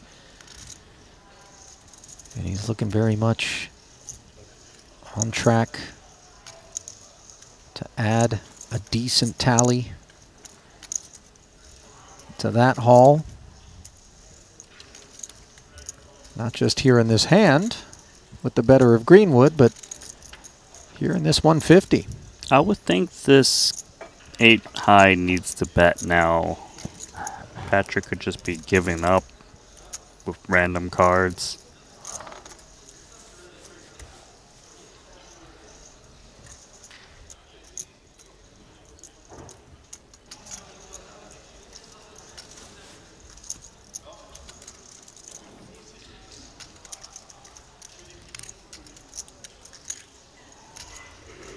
$90K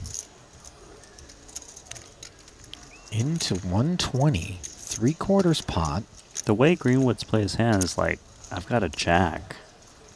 Yeah, or nothing at all. But Patrick does find the call, and it was nothing at all. So snacking on some Greenwood bucks is Antonius. He's not eating right now, Randy. He's eating chips. Yeah. Watching Greenwood house that Coca-Cola with that hat, man. I mean, I know he doesn't drive an 18-wheeler, but the image right there. Breaker 19, man, little CB radio.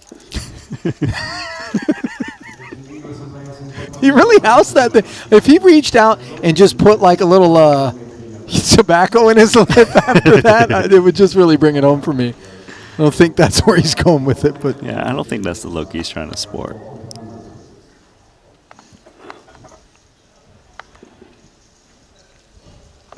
A6 suited. Early position here. 7's got binned, but this one won't. Yeah, this is actually very interesting. I think the logic here is that ace-6 suited, that ace, very important. It has blocker effects to hands that are willing to get in with you, and also hands that are willing to 3-bet bluff you with. Whereas the 7s doesn't have any of those properties. And both 7s and ace-6 suited, they play quite decent if a big blind happens to come in. Of course, in this spot against 5-3 of hearts, it's nicer to have 7s, but Lewis could have anything. So the 80K defended against by Lewis Spencer, who finds a heart draw against top pair.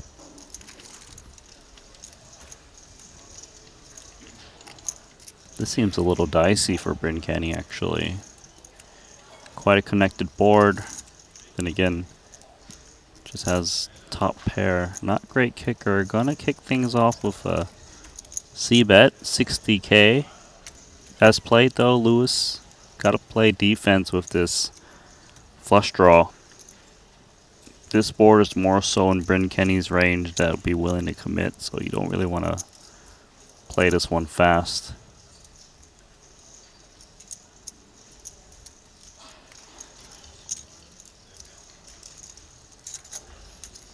Check call of 60,000.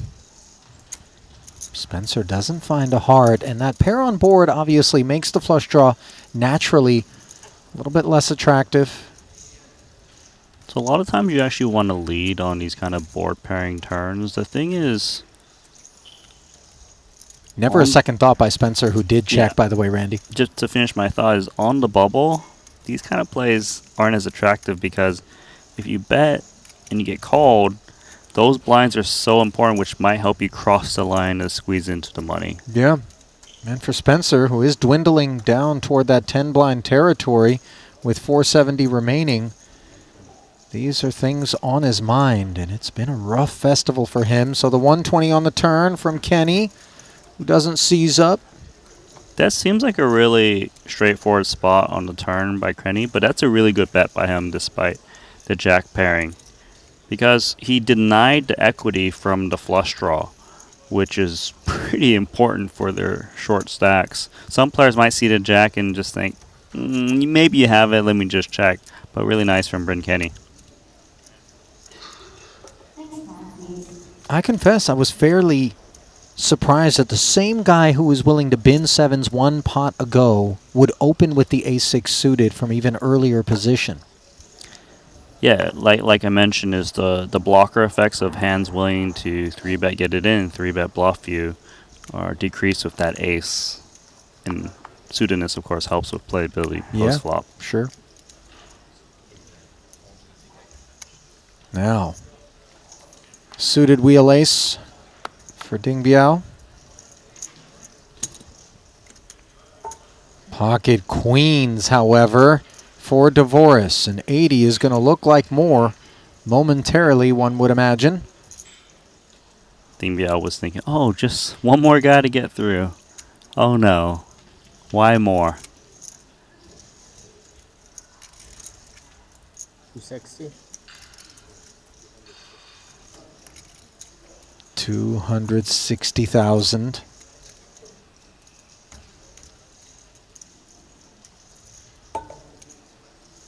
Don't do it. Just don't do you let the silicon overlords guide you into something reckless here.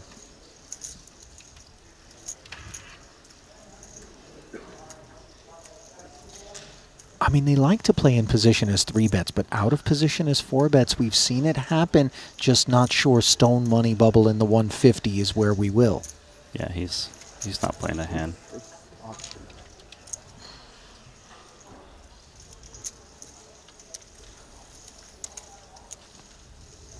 Well, Dvoris hasn't been particularly involved, but he's worked his stack up to almost $1 million. Third deepest here at this table.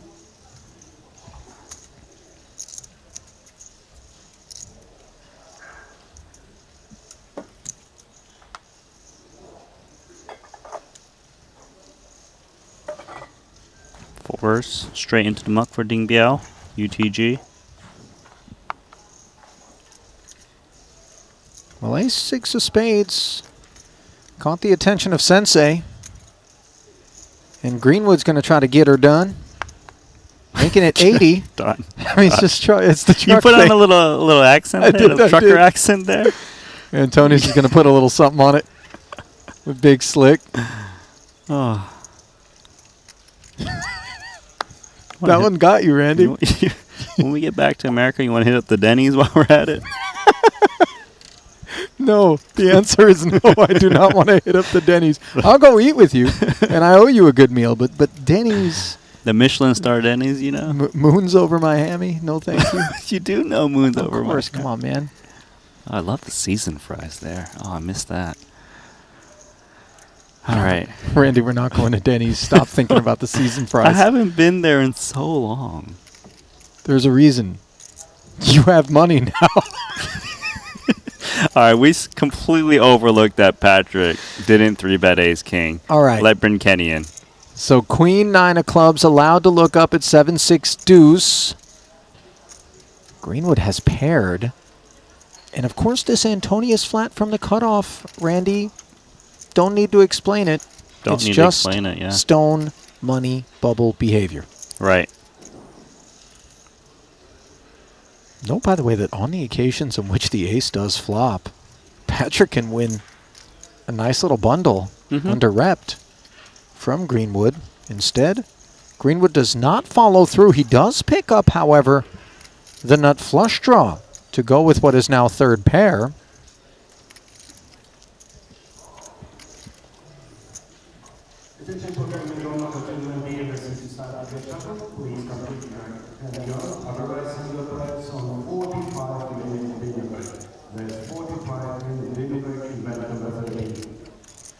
Kind of feels like this one's just going to check around once again.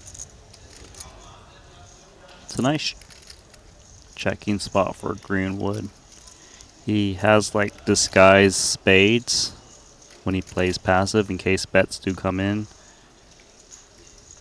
Contains the pot against a jack.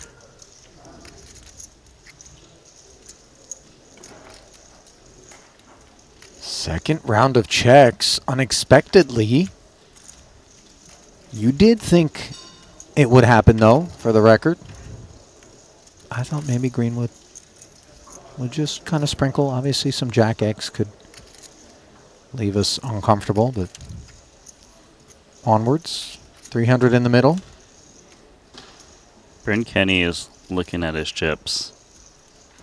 Man, this is so credible. It really is, because he just slid in there for an extra big, getting 5-1 plus pre-flop. And now he's barreled 130 into 200. Greenwood 6 is shriveling a bit. It's fourth pair.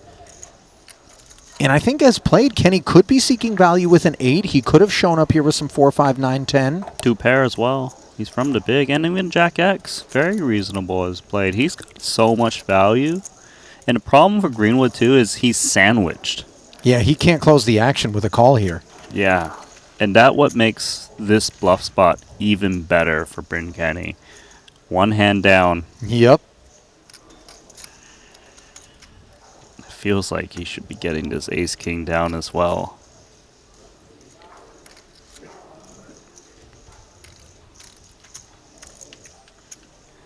And it wasn't that big of a bet, right? 130 into 300.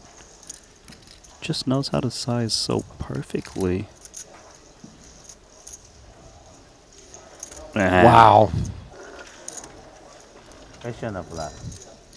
He's showing something. Looks like a paint. Green pen. Domo arigato. No, Sensei took him to the dojo there. Good blocker. I don't think.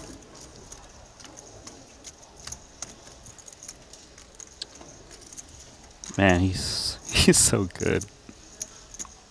Like,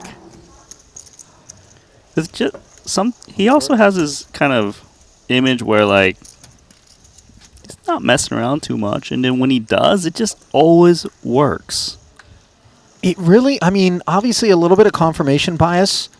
I think he takes that chance more than the average player. And then I think, kind of as Rast alluded to, it works out for him more than the average player. Ironically enough, considering that reputationally you would think at this point people have gotten word and they're like, I got to keep an eye on this guy. And yet, he gets away with it. I mean, look, he doesn't show up for the whole festival. He just shows up for the big buy-in, so there's less data points on him than other players. Mm-hmm. Oh. All right, back over here. Smith, King 9, under the gun open. Boss stack behavior here on the stone bubble, and it's not going to matter for Aussie Katola. I would imagine this ace queen from the hijack is going to hop in, but it's going to do so as a call. Pocket 8s now for Lonis. Also gonna look to see a flop here.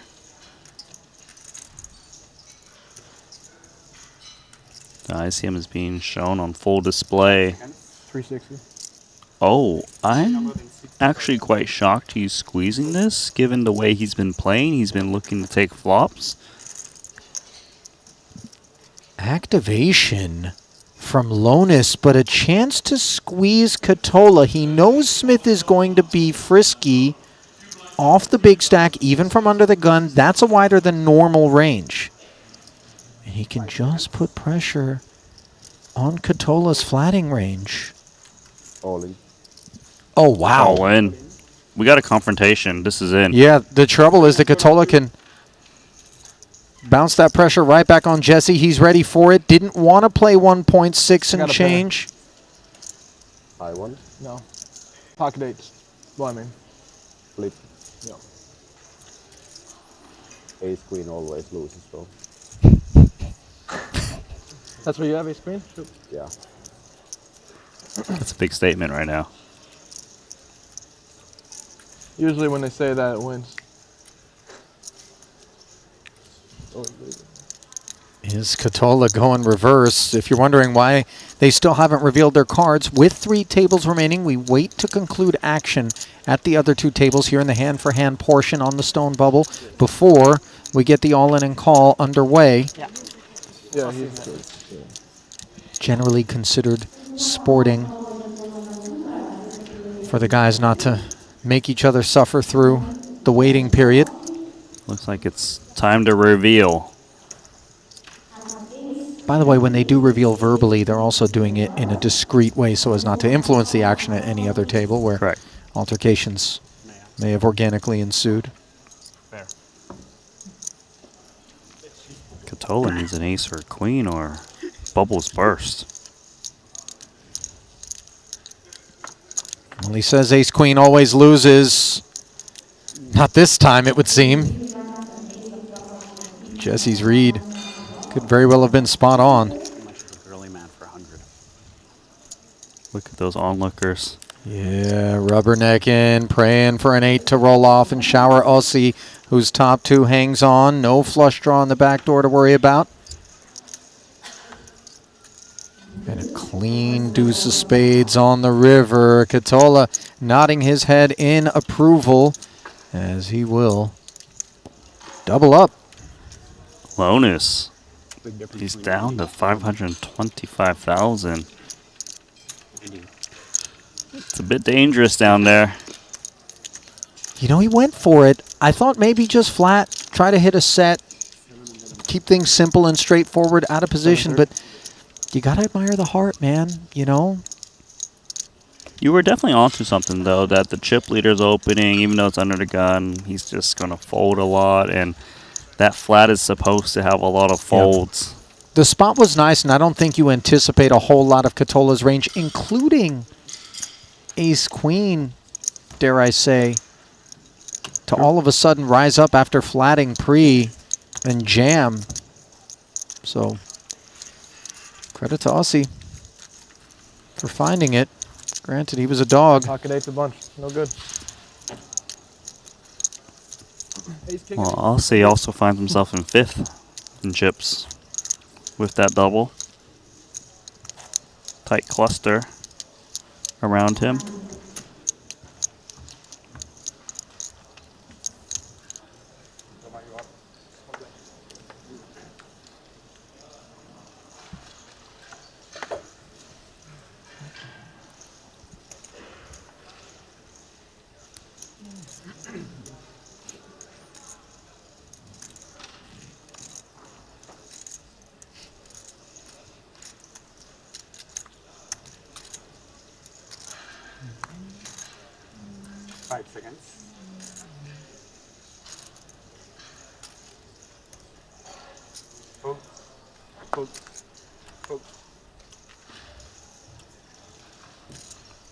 Vogelsang, ace-queen in the cutoff.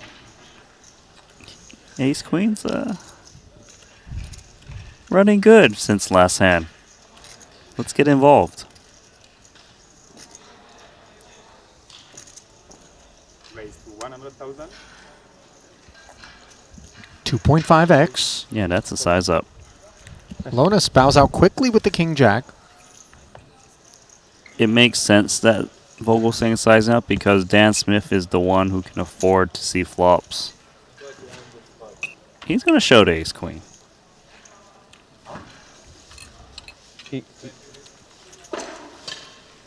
About the same, yeah. I think so. Got something over here? Yeah, we sure do. It's a Tom Fuchs Open, under the gun with king-jack.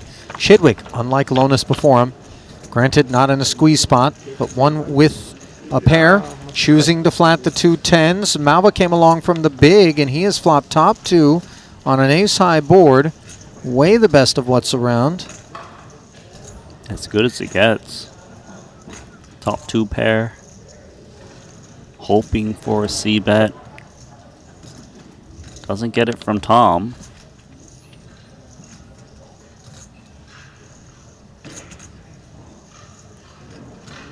Chidwick could credibly represent some ace-x combos here on the stone bubble that would have been more content to flat. That ace-jack stuff comes to mind. 5%. And so the 2 10s will Bet ask 40,000. questions. He bet just the minimum.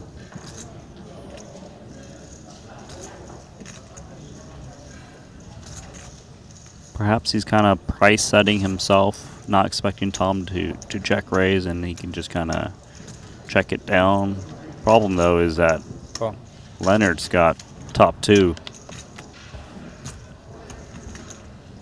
Even then though, 10s could be good against this check call of Leonard. Leonard could have some kind of 7x, 6x to check call the 1 BB bet. So the party starter Fuchs bows out. Second 6 on the turn. Check. The 6 isn't worrisome for Leonard. Chidwick shouldn't be flatting hands that hit the 6. No, not off of these positions and these stacks. 6 is a pretty bad card though for Chidwick. Already was losing to the ace, but now potentially a 6x. Check. Check back. Seems nice from Stevie. And now the slow played ace is up with options. 380 in the middle. It's an acceptable river card. Sure, he loses ace queen, but if his opponent's got some kind of weak ace, they can convince themselves they've improved their kicker and pay off a bet. Check. Check is a bit surprising from ace 7. He must think that an ace will always bet for him.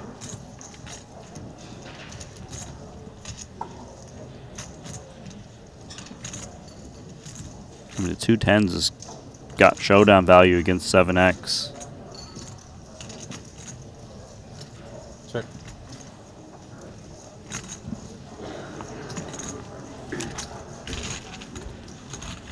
Malva didn't ever bet post flop. Check called and then check 2 streets after that. That's how it starts. I get chips and then I lose it all. Well, you get this one. I could. But somehow I can't. Where'd everybody go? Everyone's gone. Ollie. Half the table. Well, you know, they like to sweat. Oh, okay, they're back. The action in other spots. Oh. Okay. Family's back.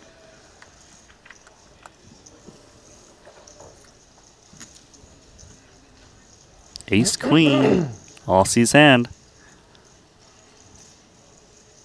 It's the one that gave him Raise to 80,000. the double in change. Now he opens. 6s in the muck from Vogelsang.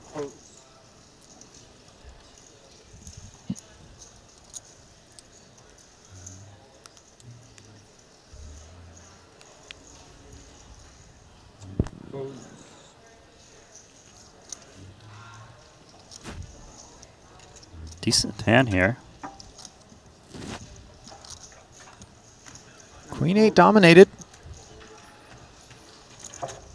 Open play. But Vladimir takes the discount. 6-4 tray rainbow. Hi. 1 spade out there. Did I just hear that right? Excuse me? That's, Why is she? That's a fault. Yeah, fault. What? Exactly, third time in a row. Spade and diamond. That's what you had last time, Crystal? Yeah. Vladimir just jammed queen high on the 6 high flop into the pre-flop razor. Ladies and gentlemen, we give you Gambledore. Yeah. Now you know why chat loves the man. He's fun to watch. Pot going over to Makita. Wow.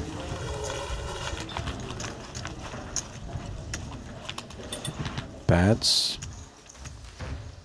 40K barrel. Takes it down. And we take a moment to talk about Club WPT Gold, the folks that are bringing online sweepstakes poker back to the US and Canada. And to celebrate, they're bringing us a $5 million invitational. In the desert, Las Vegas, this December. That's where it goes down. It's free to enter, and the winner is going to Pick up a cool $1 million. Do not miss out. Sign up today at clubwptgold.com with promo code Triton to win your seat today. Must be 21 and up to enter. Void where prohibited. No purchase necessary.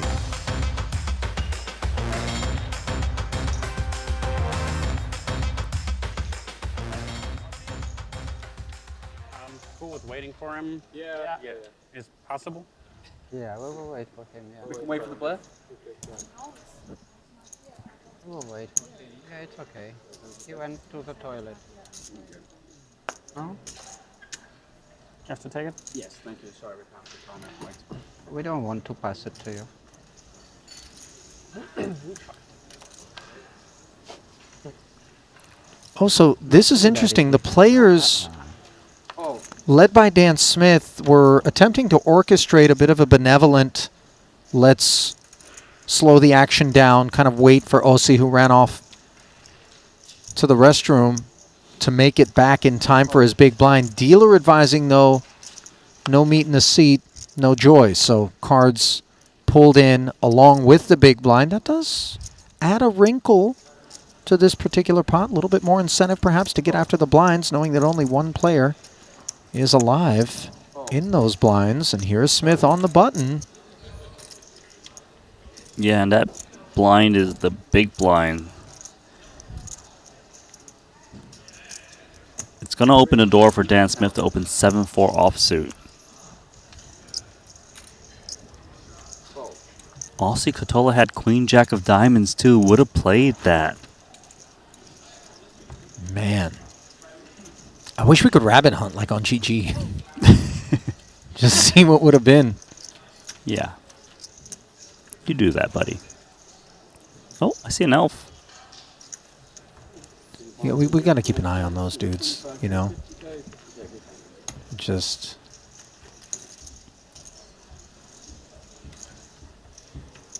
Oh, elf is going to the rail station. Possible he thought we were on a real break? Yeah, Aussie's not back. So small blind going to be dead as well. Missing 2 blinds, and I don't know what your read is, Randy, but I'm feeling like this wasn't a number 1.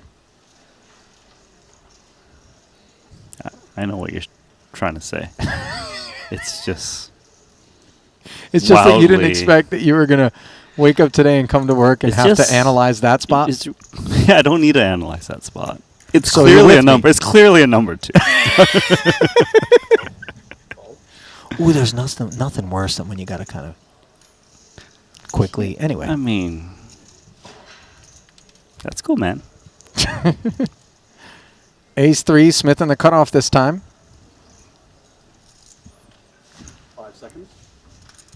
1.5 million. Raised to 1.5. Ooh. We tried waiting for you, but they wouldn't let us. I missed one. You missed big blind, small blind. Yeah, you just missed the big blind. Smith asks for all of it. Fedor's woken up with ace-queen suited here in the big. Now, thing is, Holtz is grinding the app like everybody else in the room. He knows there are many, many stacks shorter than his. 6 in total. Does he want to spin the wheel here? He knows Smith could be out of line. Look how good a situation he could be in if he click call. But Smith is going to have some equity. You're right. He always has some equity. It's a spot of... It's a lot of calculating what the future game is. If I win this pot and hold, how can I maneuver this 1.6 million? Obviously, on the flip side, the risk is he busts now and misses out on that min cash, which is massive, 236,000. Ace Queen does very well against this jam from Dan Smith in terms of ranges, because Dan's probably jamming any ace. As you can see, it's ace-3 offsuit. It's really bad though if he's up against like just 2 live cards. Fedor, he doesn't pass spots. You know, he didn't ask to be put in this situation, King Jack? but he wasn't going to shy away from it. And not unlike other big bubbles here in Monte-Carlo, we have the possibility of a far from the shortest stack in the room player ending up on the wrong side of it. Granted, Fedor, 71-23, well ahead. Let's finish this hand on the other table first before we reveal those cards. And this one is top pair against second pair on the flop. Looks to have been a blind versus blind altercation. Yeah, check down to the river.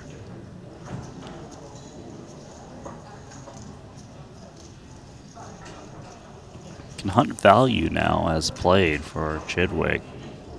Kicker, irrelevant given the action. Bet 115. Stevie firing 115. And now Orpin mulls it over. I think Orpin's got to pay this one off, unfortunately for him. His kicker is very good. Just, it's not unreasonable for Chidwick to value bet a very strong 5 in this spot, given the flop and turn play. 5 seconds. Great laydown if he can do it, but it doesn't look like he's going to do so. Nicely done, Chidwick. 2 checks with top pair in a limp pot pre, and then a healthy bit of value extracted on the end.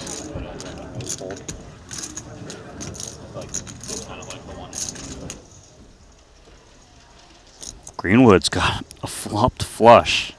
Back over at the other table, Antonius in trouble, having turned an ace. This one came down. Greenwood button raised to 100. Patrick flat.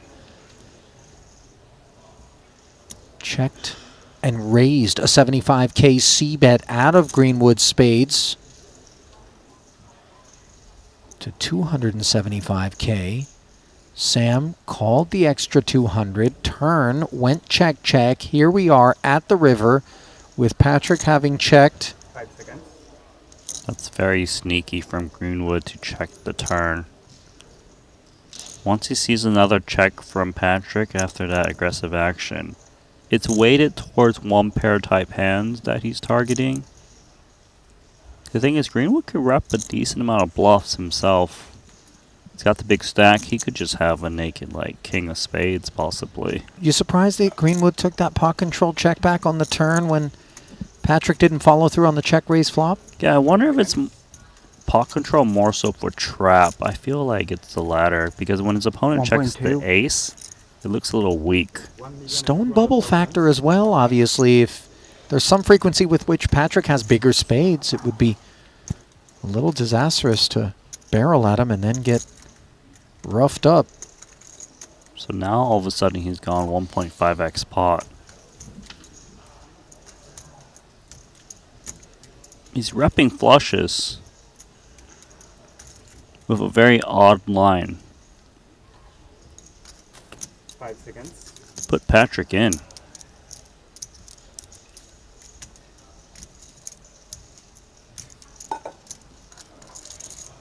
Patrick calls and he's wrong. He could be the bubble boy. He turned one of the best cards possible for his hand after check raising the flop. 1.2 million. This feels like a man trying to muscle his way through this one ever so often. Yeah, it feels like it. 10 is a strange card to all of a sudden be pushing all of the chips in.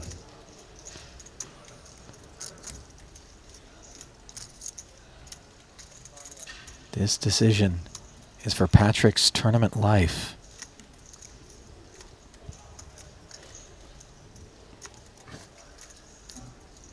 Boy, in the line of check raise flop, check turn, and check river face this sizing, you know, there's a lot of incentive for Sam to get after it in this way. Yeah, I guess I would ask, why is Greenwood just all of a sudden jamming if he was bluffing? Does he always goes this size? Also, if Patrick just folds, there's still a good chance he slides into the money. If he calls and wins, man, he would have a massive stack.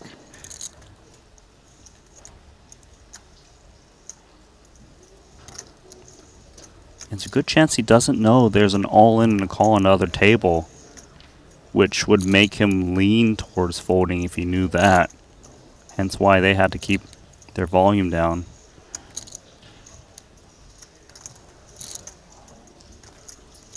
How many have you used? 5 seconds.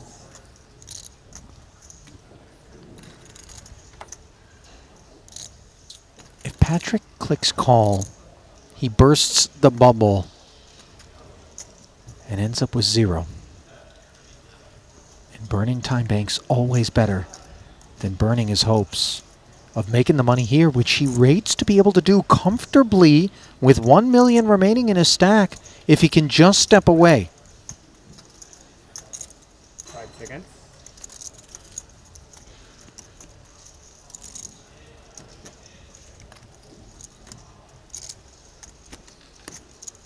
Now some live reads being sought.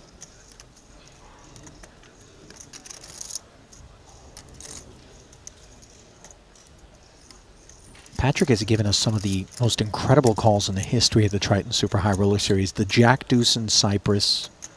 I remember the one that comes to mind. This a bit of a different situation, but nevertheless heroism. Something Patrick is known for. He does make the fold, however, correctly. Isn't going to know it for a while. But he escapes.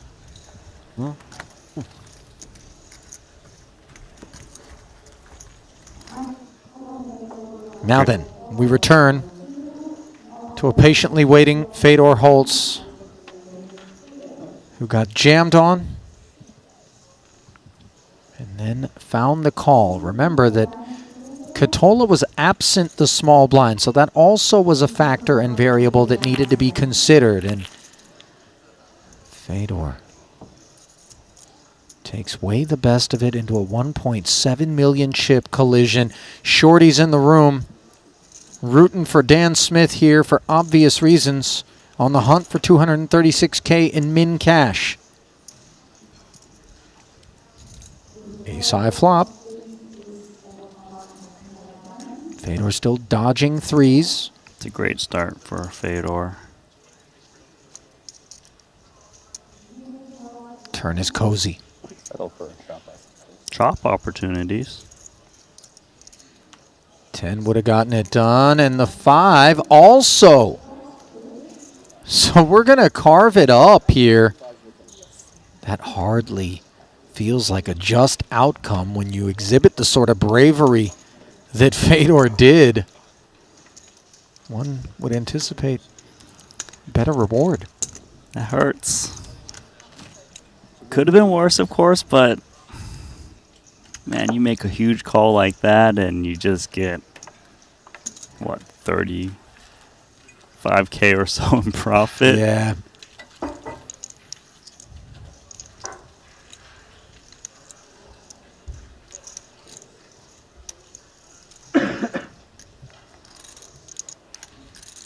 So we continue. That Stone we do. Cold Bubble.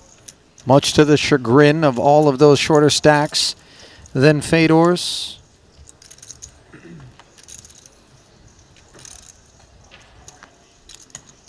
This bubble proving resilient.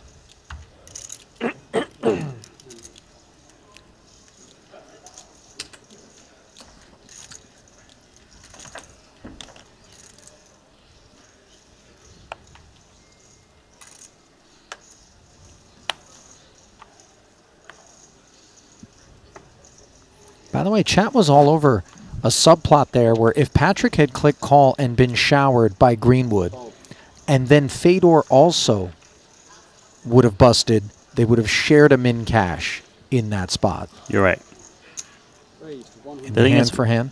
I'm not sure if Patrick knew there was all in call on the other table. You know? Yeah, I mean, we do our best not to kind of reveal that in the interests of preventing other tables in the room from being influenced by that information. Ace Queen. Remember, he flatted ace-queen earlier against Dan Smith's open.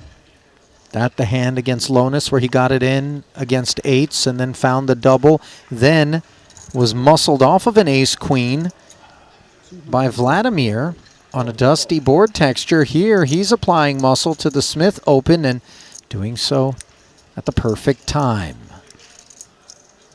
Yeah, Aussie's got more chips now, and he's willing to flex it against Dan Smith, opening king 3 offsuit into hijack. Makes it 2.5x. 5 seconds. Enough. You kind of mentioned it earlier, is Dan Smith, while he had the ball stack coming into his table, you don't want to be out of position against scorers in an Aussie. They really like to get in there, and you don't want to play out of position. Lighter levels of ICM adherence coming from those two slots. Meanwhile, trip eights here for Orpin against Badzikowski. Blind versus blind. Limped pre. Both players checking. Gut shot acquired for Orpin for dessert. Doesn't really want to make that straight, though. His No. trip eights is much nicer.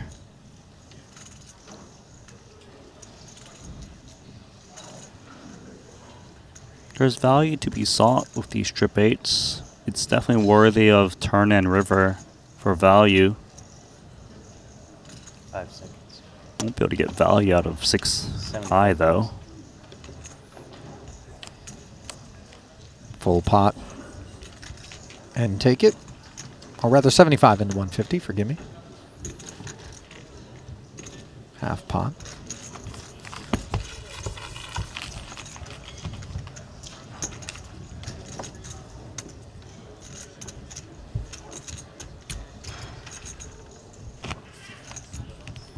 KG.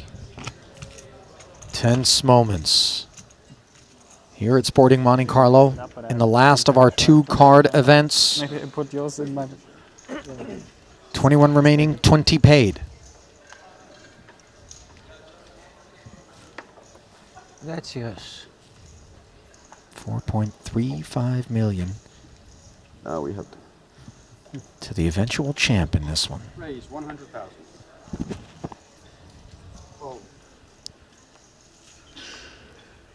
Thomas takes us up here. One of 2 big stacks. 3 rather, at the table. Opening to the right of Dan Smith. Always causes you to hold your breath, but Smith bowing out. We'll see now. The other big stack has King Queen. Gonna flat. Performing well here.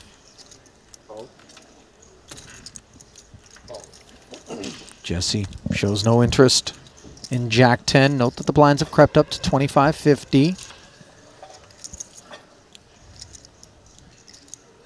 Ace A6, 2 diamonds.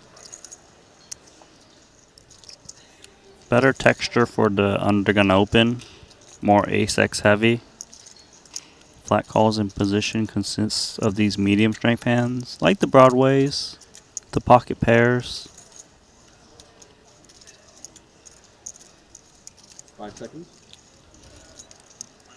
Check. No betting. Check. Pot stays level at 3 1/4. Dark check there. Out of Katola. Was it? No, he's in position. Not dark, Forgive me. but Yeah. dark turn card for him. Still has the best hand with no pair. Check. Check. Another round of quick checks as Thomas shows no interest. I think the way Thomas has played this hand, he probably doesn't bet too often. Because now some kind of weak pair is happy to pay off given no bets have gone in yet. If he's betting, it's to bluff a similar type hand. King high, looks like he will try. You know, interestingly, Snapped off. there could have been a little bit of ace-x associated with this out of Boivin that was trying to get cute. And note the snapper from Ossi. Yeah, you don't want to play out of position against Aussie. It's very difficult. Great call from him.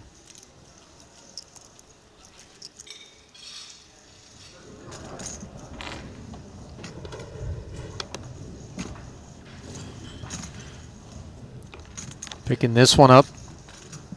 Malva raised it up to 425,000 pre-flop. That was a big commitment with this King Jack of clubs. We're talking about 8x plus. And the bulk of his chips, Chidwick chose to flat it with Ace Queen of Hearts. Paired flop, 975 already in the middle. I don't know if there's an escape hatch here from Malva that does not involve hitting a king, jack, or backdoor clubs. Ace Queen seems like it's usually the best hand as played. There's 5 big blinds remaining in Leonard's stack. If you can just get folds, I don't see why Chidwick wouldn't want to do so.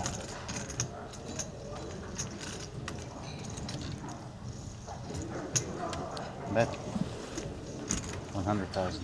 Look at the frustration. It's just so brutal. These spots are confusing. I mean, pot's laying him almost 11 to 1, but this is over a third of his remaining stack with even more than that already dedicated pre. He knows that the flat from Chidwick, bottom of range should be stuff like this. There's plenty of pairs, I would think. 5 seconds. Kind of middling sized. Yeah, a lot of ace highs he's up against. I don't think he's up against a worse hand ever, because Leonard was playing a committing stack pre. I'm not even sure like King Queen would come along with the positions. So Leonard basically doing the math on, is it worth me calling 100K, try to hit my hand, or is it worth preserving? He will make this call. You know, it's interesting because he had a lot of physicality there. Check. As a check call, I mean, this all feels very honest to me, Randy. If I'm Chidwick, I'm actually feeling pretty good about Ace Queen high right now. Yeah, I think I'm going to throw in the last 165K. I think there's a chance my opponent even just lets it go, or I'm just getting called by worse. And it doesn't really hurt Chidwick's stack where he needs to preserve 165,000 and just try to get the showdown without more betting. I'm with you, Ollie.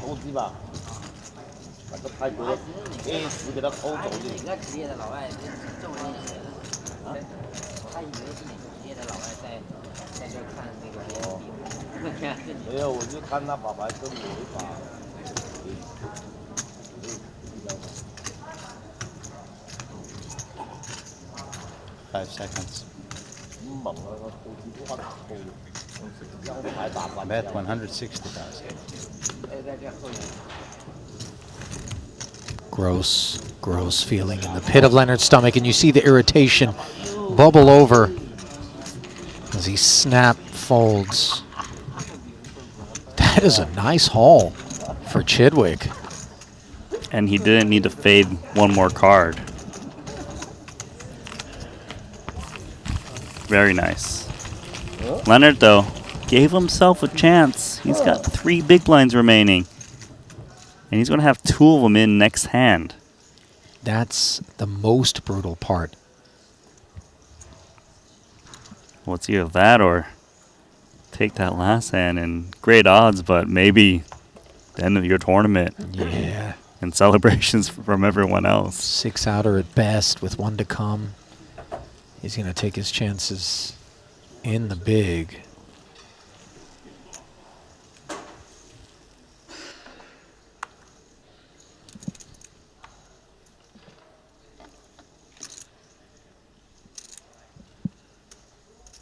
King 8 offsuit. Smith has been very frisky from up front. here, this bubble period.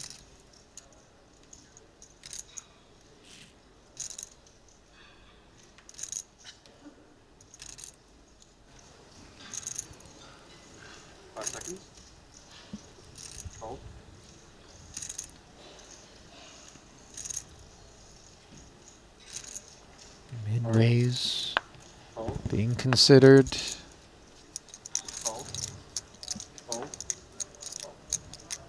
What a life.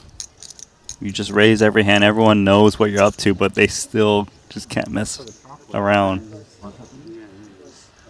It's implied. Big stack money bubble, Randy. It's like the Super Mario star. Yeah, except it doesn't wear off until the bubble bursts. Yeah, that's a good point. There's no time limit.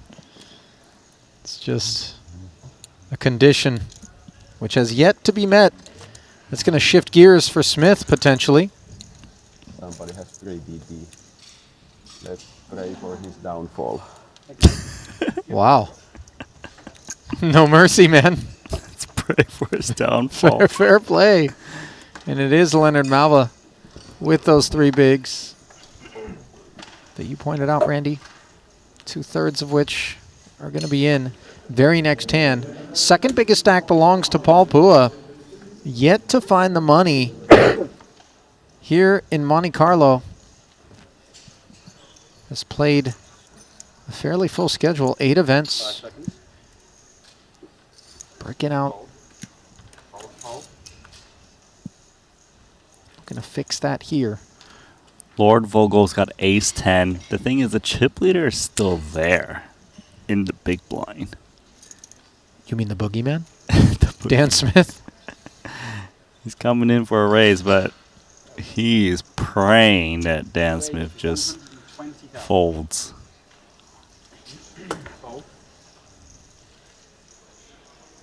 This is in the lower part of Vogel's opening range here, I would imagine. Yes. And Thomas knows King Queen's a decent hand, but here, money bubbles, somebody with 3 bigs lurking, and then the big stack of Smith behind us. What do we want to do? He says 3-bet it.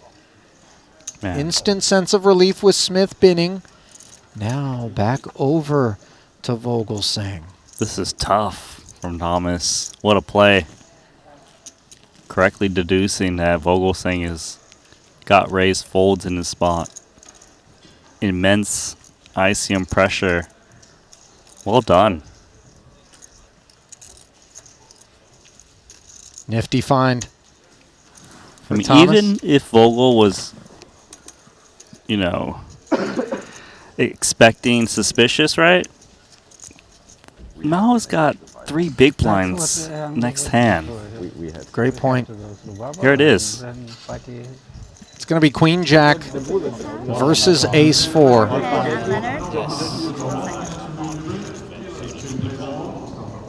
Orpin, all smiles, as he does have a 13% edge in equity. This spot is all right for Leonard. He's got Queen Jack against Ace 4, 43%.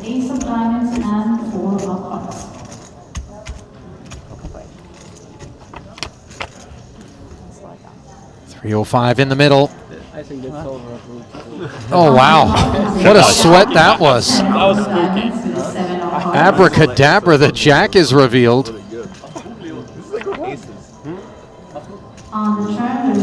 No backdoor diamond draw to worry about. Just got to fade the ace now for Malva, which he does. And this resilient bubble stays intact, this time at the expense of Orpin. Flesh wound. Why the right? Oh, Miss Barbara.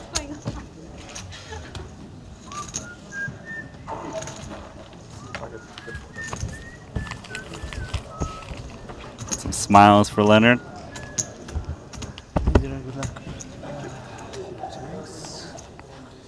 Hello guys.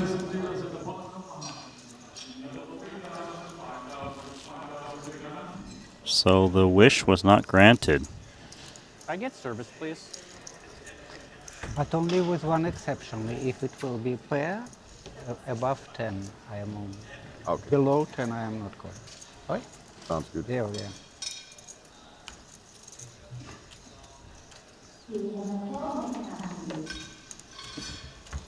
Korsinen said that he'll play 10s plus out loud. I mean, is that a surprise? I just want to see him play something else now. I mean, listen, he, I wouldn't go taking his word for it. You know, he's wily.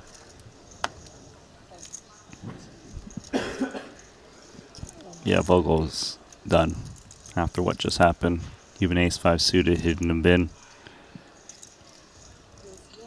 No, by the way, though, if he was going to try to lean on that 3 big blind stack to go bust. Look at this open from Thomas. With the double, it's now 6 big blinds at the bottom of the leaderboard for Malva and Pua. And yes, this open from Thomas does strike me as primed to get punished. 2 7s for Korsinen. I mean, I don't blame Thomas because Korsinen just announced, I'm only playing 10s plus. Well, these are 7s. That's 10s minus. But they're definitely worthy of a continue. Pot grows to 275. Get blinded. And Thomas has it blind check. Blinded.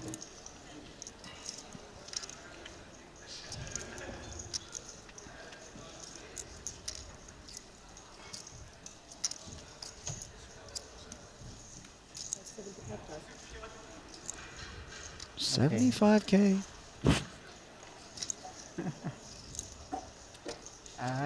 Before bubble, not going to do any crazy shit. You don't have a semi-straight?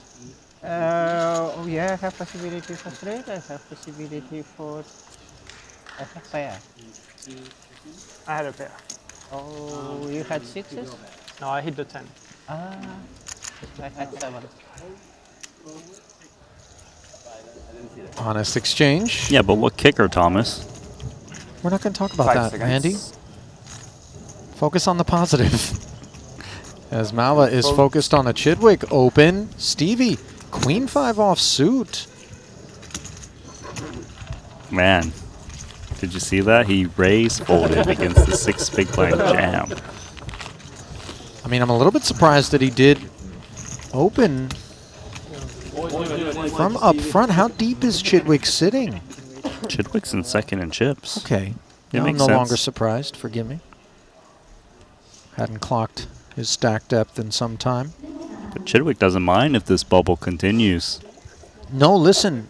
Smith and Chidwick, along with the others at the top of the leaderboard, Randy, just absolutely adore the opportunity to accumulate chips No, it's crazy. What? at will. So much concession, pre-flop surrounds them.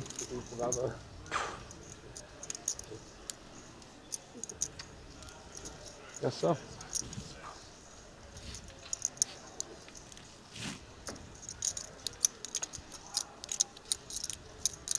Ladies on number 12, you have 2 minutes remaining on the break. Thomas has binned that 7-4. Smith has not, however, binned the Jack-8. Opens, and did you see that ace for Vladimir? Just quickly mucked it, actually. Swiftly found the bin. Yeah, sometimes he takes a little bit of time, but that one is no interest. Mm-hmm.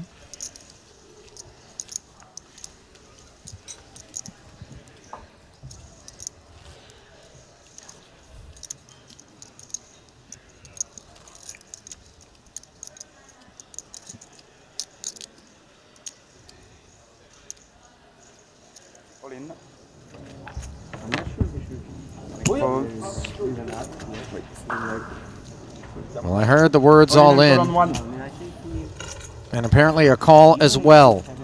This was Brewer jamming for 795, courtesy of Ace, King of Spades. Fuchs with King, Queen suited, jamming over the top.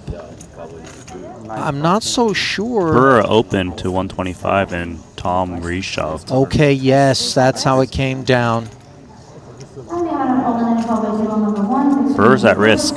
I thought it was an open jam from Brewer here. That did seem like it was going to be a little bit bigger than necessary, but you're right, Randy, a 125 open. Fuchs jamming over the top from the small, and then the call-off from Brewer, who is in great shape here, but tension fills the air as 1.7 million roughly fills the pot. Can Brewer hang on? Oh, no. Oh, he's up immediately from his seat. He's shaking his head. He's got the Broadway gutty. 7 outs twice. No spade on board, unfortunately. Might the dreaded bubble be bursting, courtesy of Brewer. 9 on the turn. Grim Reaper's waiting.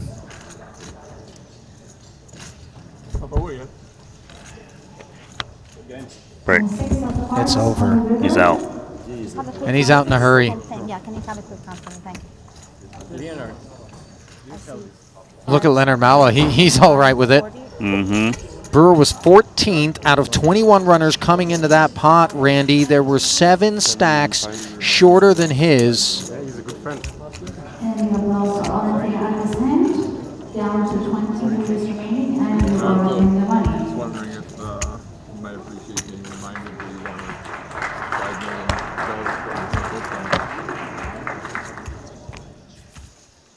for I mean, if a bad card had come. he didn't ask for that spot. It just found him. And it found him courtesy of Tom Fuchs, who had way the worst of it, but that is how the cookie crumbles. You know, Brewer, he suffered some of the biggest bubbles ever in his career. It's crazy. That image of him just breathless, taking the best of it more often than not, by the way, in a bubble spot. It's just becoming a little bit too regular a sight, dare I say. For him, yes. Yep. Celebrations for the final 20. Yep. ITM. No, bro. It all started when I bluffed him earlier. Big one? I mean, it was big at the time, yeah. Yeah. It was on I bluffed him. Blind on blind. Did Vladimir just say, "Oh no, Brewer"? I think I caught that. 10, 15K big, I limp.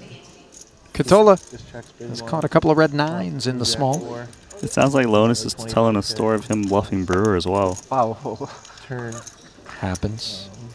Jam there from Ossie into Fedor. Whatever I bet. Uneventful. On the pot, I bet a little less, because there was 66K on the pot. Because I bet full pot turn 66.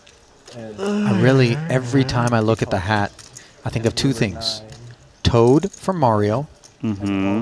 and s'mores. Yeah, but we're missing the red circles for Toad. Yeah. But you You see called it. it a marshmallow last time. Oh, s'mores, that's why you said You know, it. on the stream. It was It's on a the marshmallow hat. You want a patty? That guy made a whole DJ career, by the way, off of that marshmallow helmet with the 2 X's and the smiley face. I mean, I'm sure he gets millions per set. I was thinking like one of those Hawaiian snow what cones is without the flavoring. The guy in the hood?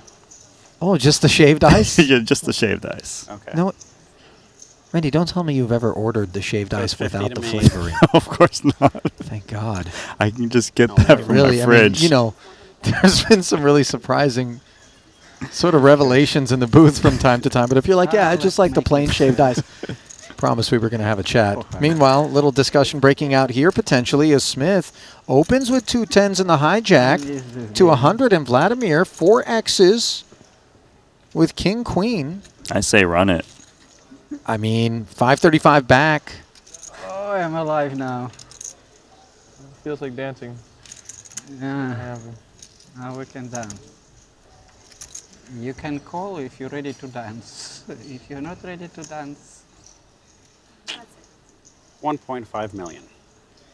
He's ready to dance. Are you kidding me? All of a sudden, the disco ball stopped turning there in Camp Korzenen. 100. Like that? Are you kidding And me? why not? Good luck, Santa. In or And dance. why not? Good luck All to right. whoever's supposed to win it. Might it be Gambledor's last stand? I know everybody's rooting for Santa. That's okay.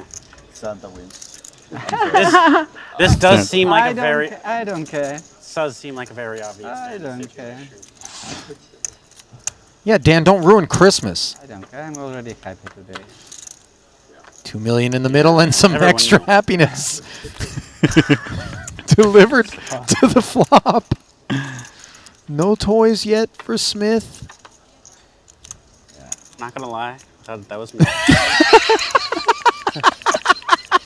He did not just do that. And a fist bump. Okay, listen, just for the elf's health, I wouldn't come tapping Dan on the shoulder right now for a handshake. Mess around and get that hand cut off. Style I like. Santa Claus is coming. That was chunky, Santa got me with the king. Randy. Million He busted me a chips king gone queen for turn. Smith. Remember? You had the king. I had Yeah, ace queen. yeah. King queen's good to you this time. Good to me. Very good. Dan took that well. Fold He number was. You injected some 150,000. good stuff in me. I knew I was dead. Yeah, I mean, He knew everyone's rooting for Santa. still, I think he would be happy to play the role of Grinch in that particular exchange, as opposed to Yeah, get doubled through. He would take that 2 million chip pot and not get a present this year. Oh, you if he had a went all in. choice. Oh, basically you went all in. Yeah, you pushed me hang on. 1.5 million. I don't have a card. Yeah, I think it's a that's that misdeal. Wait, I thought that was your card. That was flash. My card is That is I thought it flash. was your card that flashed. because I already had 2 cards when I flashed. More bad juju. It's okay. You know what's weird, man? Anytime something funky goes down during not- the hand not looking. administration, I'm also one of those dudes that's like, I know I'm losing a big pot right now. I gotta be He's more got optimistic. 9s. He's got 9s. Yeah, but the thing is, he's thinking to himself, oh, okay, here it is. I got to play this hand. Something bad's about to happen. Man, if Dan loses this hand, 120. this is. He has to drop kick the elf. Yeah. If he loses this pot. Well, I guess if he doesn't lose it to Gambledore, then it's okay. How much does he want? 120? He might lose this pot because the big blind's got a hand. Only 300 back for Lonis. He's going to put the call out there. 315 in the middle. Smith started this one 4th in chips here at the table, and Lonis finds bottom 2 on an ace-high board. This is not what Dan had in mind. You know what Dan's thinking? Where's that elf? I'm telling you, he's thinking this should have been a misdeal. Some bad juju. He's going to bet, and he's probably going to get shoved on. Yeah, just 50K, desperately seeking a fold. All in? And instead getting stuffed on. 220. Yeah. Or no, 230, sorry.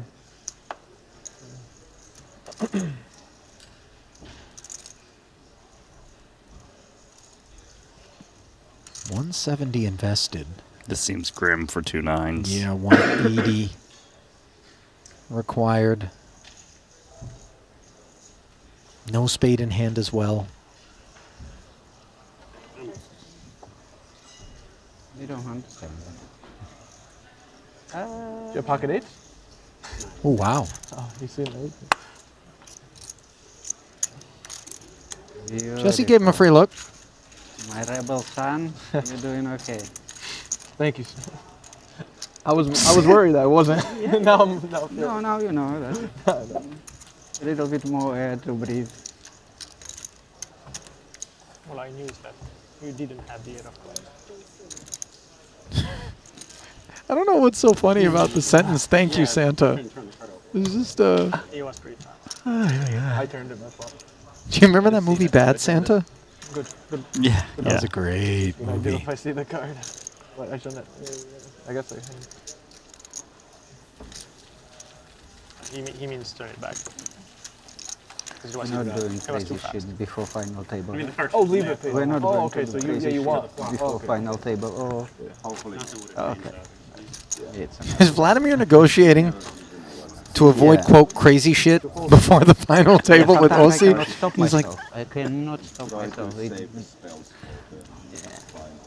by the way, this is the same guy that jammed into him with King Queen on the 6-eye board. Yeah. And that was outside the No, bubble. it was worse than King. It was like Queen 8 or Queen. Oh, was it that bad? Yeah, I thought it was King Queen. No, it's Queen 8. You can say it's Queen. It was air. I know that. Then he opens Queen 9 suited and +1. This is- you know, Santa might be on the naughty list here, Randy. I excited. Yeah. Wow. You don't be too much excited. You not recommended too much excited. Got a hand here for Lonis. By the way, suggesting that Lonis calm down, especially given how light the open was. We're going to have to repay a visit to that later as Queens and 10s are performing very well for Paul Pua against a couple of 4s. Just got to fade the sailboat on the river, which Pua does. And he's all smiles with a little double. Sail those chips to Paul. Chips have arrived. Reinforcements.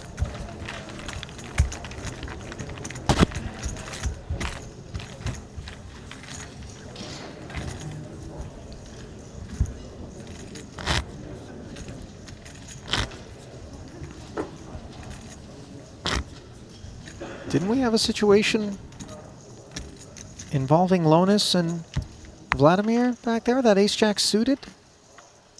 Had agreement with Elf. They get the if trophy. one day Totti come with me, I will pass it to. Not sure how that one The first one. First one. played out. Yeah. I promise. He has the magic. But I treated him very well. Taking a peek here.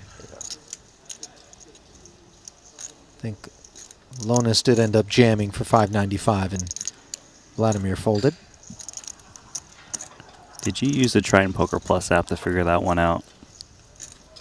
No, Randy, I used my powers of intuition and the universe. Yeah, I used the app. Oh, Randy. okay. I was- Okay. That'd be the most entertaining feature. I didn't think there was a brain in there that could figure it out. Wow. For boring stuff. All right, Randy. Just the You're off the mannerisms. Christmas No one list. even has to talk. And Santa's here, so I can just let Just him the know. beautiful people. Song started to go out. Everyone. Cards started to come. I've been singing.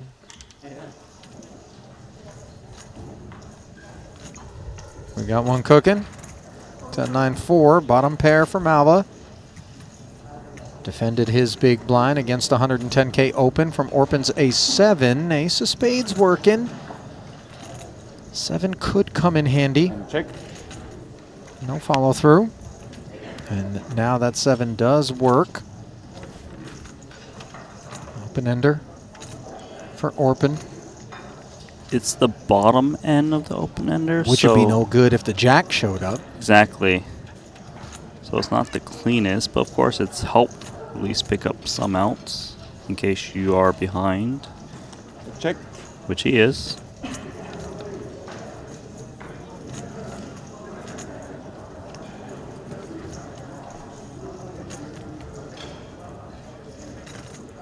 Probably just checking a7.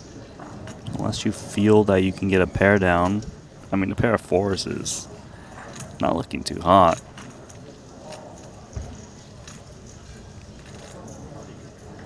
Five seconds. Time bank utilized by Orpin.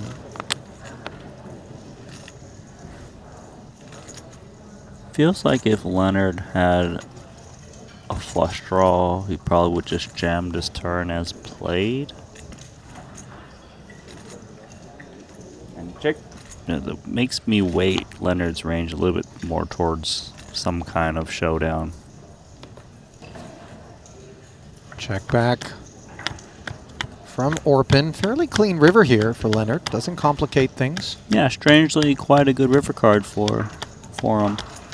Especially with the action. You're up against so much ace high.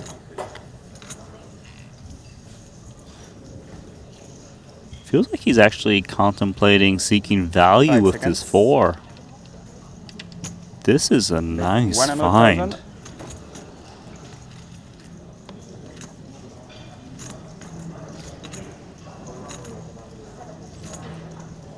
Bottom pair. Queen kicker. 1/3 pot, and this very much smells like value solicitation from the ace highs.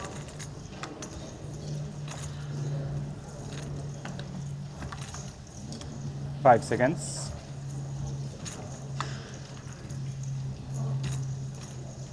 Orpin asking a question, how thin would Leonard go for value? He might not actually suspect the 4 to bet. If that's the case, then he's more so looking at the 9 and the 10. Trip 8s as well. Yeah, trip 8s. That makes a lot of sense. But a 10x to not bet the turn seems a little bit unlikely given what was remaining.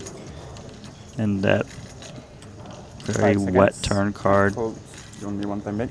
Good laydown from Orpin, resisted the temptation Thank you. to get curious, and Nava has bounced off of the low water mark quite nicely now. Still not exactly breathing easy.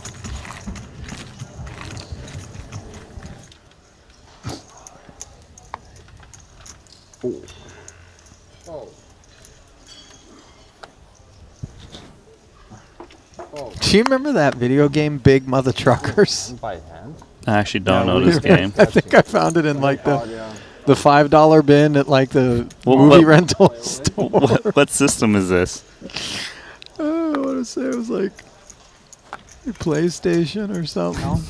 Big Some what old trucker? Big Mother Truckers, man. Mother Truckers. It was as bad as it sounds, by the way. It was a dusty ass game.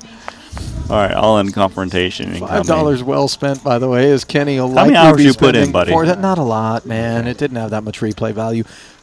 All in for 910 comes Kenny. Oh, I'm live. And Spencer has 2 live cards and a guaranteed $236,000. More importantly for him is Did you almost make a big call? he no longer needs to exercise the same level of patience that he did not long ago. I don't know how I found it. That was multiple, and then I thought to myself, Sensei given the spin, covering by better than 2 to 1. very unsure, unclear what I was. Almost a 3 to 2 favorite. To the flop we go to draw focus, and it is going to be Window card's always I'll a take bluff. it on window 10. second always a pair bluff. for Kenny versus bottom pair. Open ender though for Spencer. 9-10 or ace would do the trick. 1 ace busy.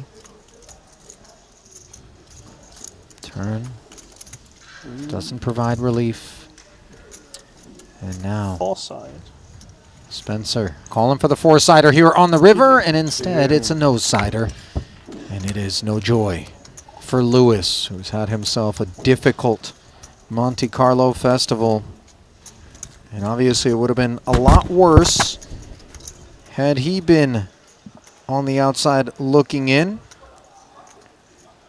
Breaking the seal after 6 bricks. Did cash in 27th in the 40K mystery bounty. Yeah, something like an hour. Is that new hardware Are they even on his showing wrist? us people? Looked like that main event watch. Oh yeah. Here. Can't pick that up at the gift shop. Are we in this hand? Look. Brand new. Pristine. Kenny looking to make another deep run. Back to back? That'd be sick. I mean, 6-figure buy-ins, just expect this guy in there deep. He didn't make a deep run in the 200K Invitational, however. So that was a little bit surprising, if I'm being honest.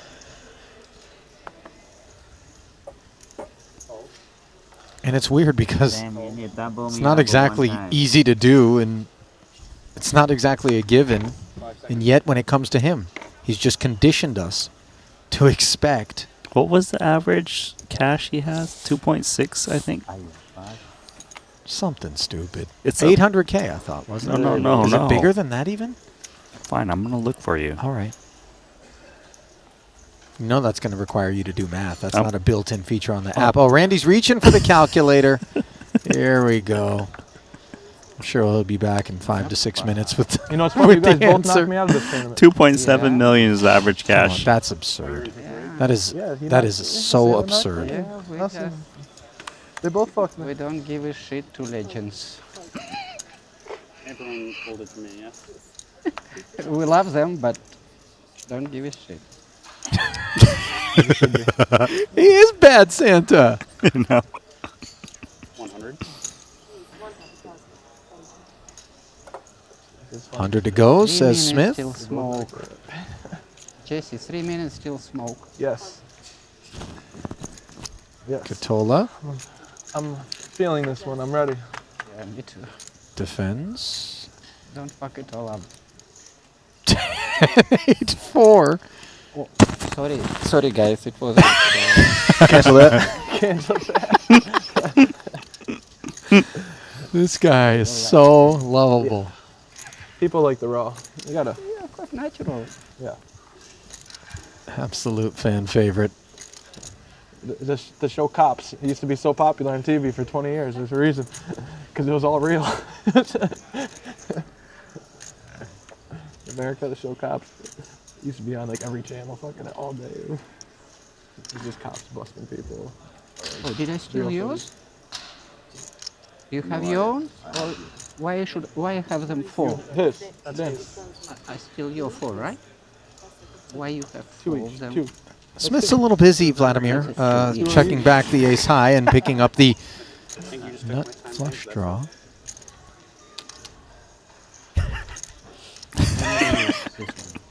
The blue one is mine. Blue is yours? This I is can give you a bizarre. round if you want. I'm fine with the blue, but thank Oh, you. okay. Dan's really dealing with this graciously, by the way, because obviously he does appreciate the opportunity to focus when he's involved in a hand, rightfully. But Vladimir, no venom whatsoever there. He's just in his world. Katola, not in the betting mood.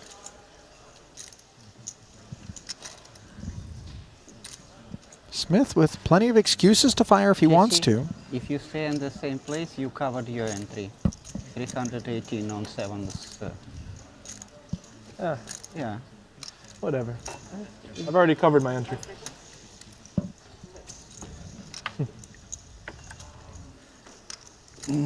Smith does decline barreling. Queen on the end. But that's not true. You surprised at the check back, Randy? I'm in for 3. I think it's all right. I think also It's only- sprinkling in there'll only be chips 2. is fine too. I suppose with the hearts, I'm in you 12. don't mind that 12 sometimes is 3. the opponent catches up, but That's you okay. make a flush. Then maybe you can just show it down without putting extra chip in if you don't hit the hearts. Oh. So I'm in for 3. 150, 300, 318. Yeah, 450. Check. I did 3, 450. Oh, it was 3 buttons. Yeah, you busted me, he busted me. Then I had to Full shutdown across all streets there. As Smith But you went all in on me. I wasn't begins busting you. northbound trajectory. Yeah, I went on, but you called me, so you busted. I didn't call your all then. Scrolling back in the YouTube chat right now, Randy, and the name Suha S is one that we see regularly. It feels like stride for stride every hour that we're putting in to delivering this content. Suha is out there soaking it up and writes, "Love to the booth, the chat, and this incomparable Triton show. You really made my day." Well, Suha, you've made ours as well. Humble thanks. Thank you. To you and to everybody out there. Okay, now in I YouTube will land and beyond. Put some restrictions on me. Now I can. As much as we Now I love have seeing to the little messages, be we love serious even with more the game. seeing you guys click the like button and the subscribe button to make sure that you don't miss a moment of the action here at the Triton Super High Roller Series. No, I think it's that was the Santa last hand. driving action here with Queen Jack dominating Fedor, who books a date. Okay, yeah, okay. Let's see what's dancing will Nice for care. Fedor.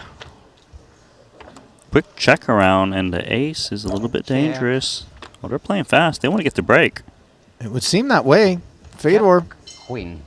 with You have the better? sevens got lucky to Queen find the seven, side good. card. One more. There's another hand. So they played that hand I think quick that's for no tilting. reason. I think Vladimir really is trying to get to this smoke. Oh, I wasted 100, right? They didn't let me go. But now I can go. No, not yet, Santa. Big all in here. Orpin versus Tom. King, Queen versus Ace Jack. Fuchs covering. Kisachikoglu in front, and he stays there, but he's got some concerns in the form of the open ender. King or a queen would be harmful as well. Orpin holding on the turn and holding on the river as well. Wonderful note on which to wrap up this particular level for the Turk. 1.6 million roughly when the dust clears. 755.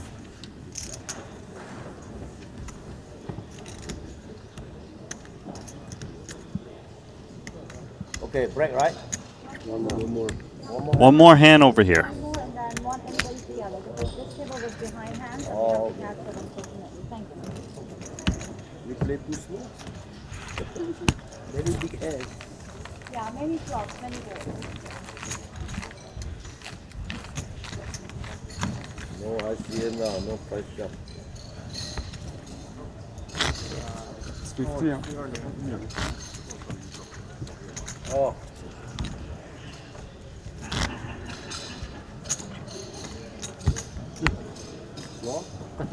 Let us deal another hand before we go in on break. I thought that was the last one, but apparently they need to catch up. Folds.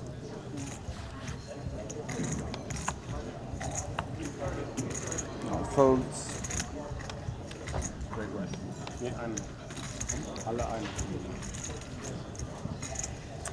5 seconds.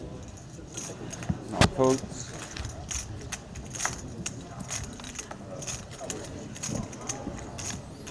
Blind versus blind confrontation. 5 Orpin, seconds. bigger stack. And last hand. After doubling. 10-6 suited. Limping. Bads with the working man's hand. 9-5. Check. Going to work.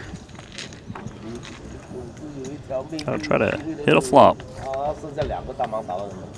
And here comes that flop. Jack 6 deuce. Second pair for Orpin. In front, Bats does have that 5 of diamonds working. The working man hand is really got to work. Or is it? Because it's faced with a bet. Ideally, the suit was a little bit flipped would be nice. Having the 9 of diamonds versus the 5. What did I just can't help the elf with the beard, especially, just running through the shot there. Raise to 100,000. Oh. Mischief being sought here from Makita. Just clicks it. Min raise click. This is interesting. I think it's supposed to clear out random bets without diamonds. And then it also sets the price himself to try and hit his flush. And a call.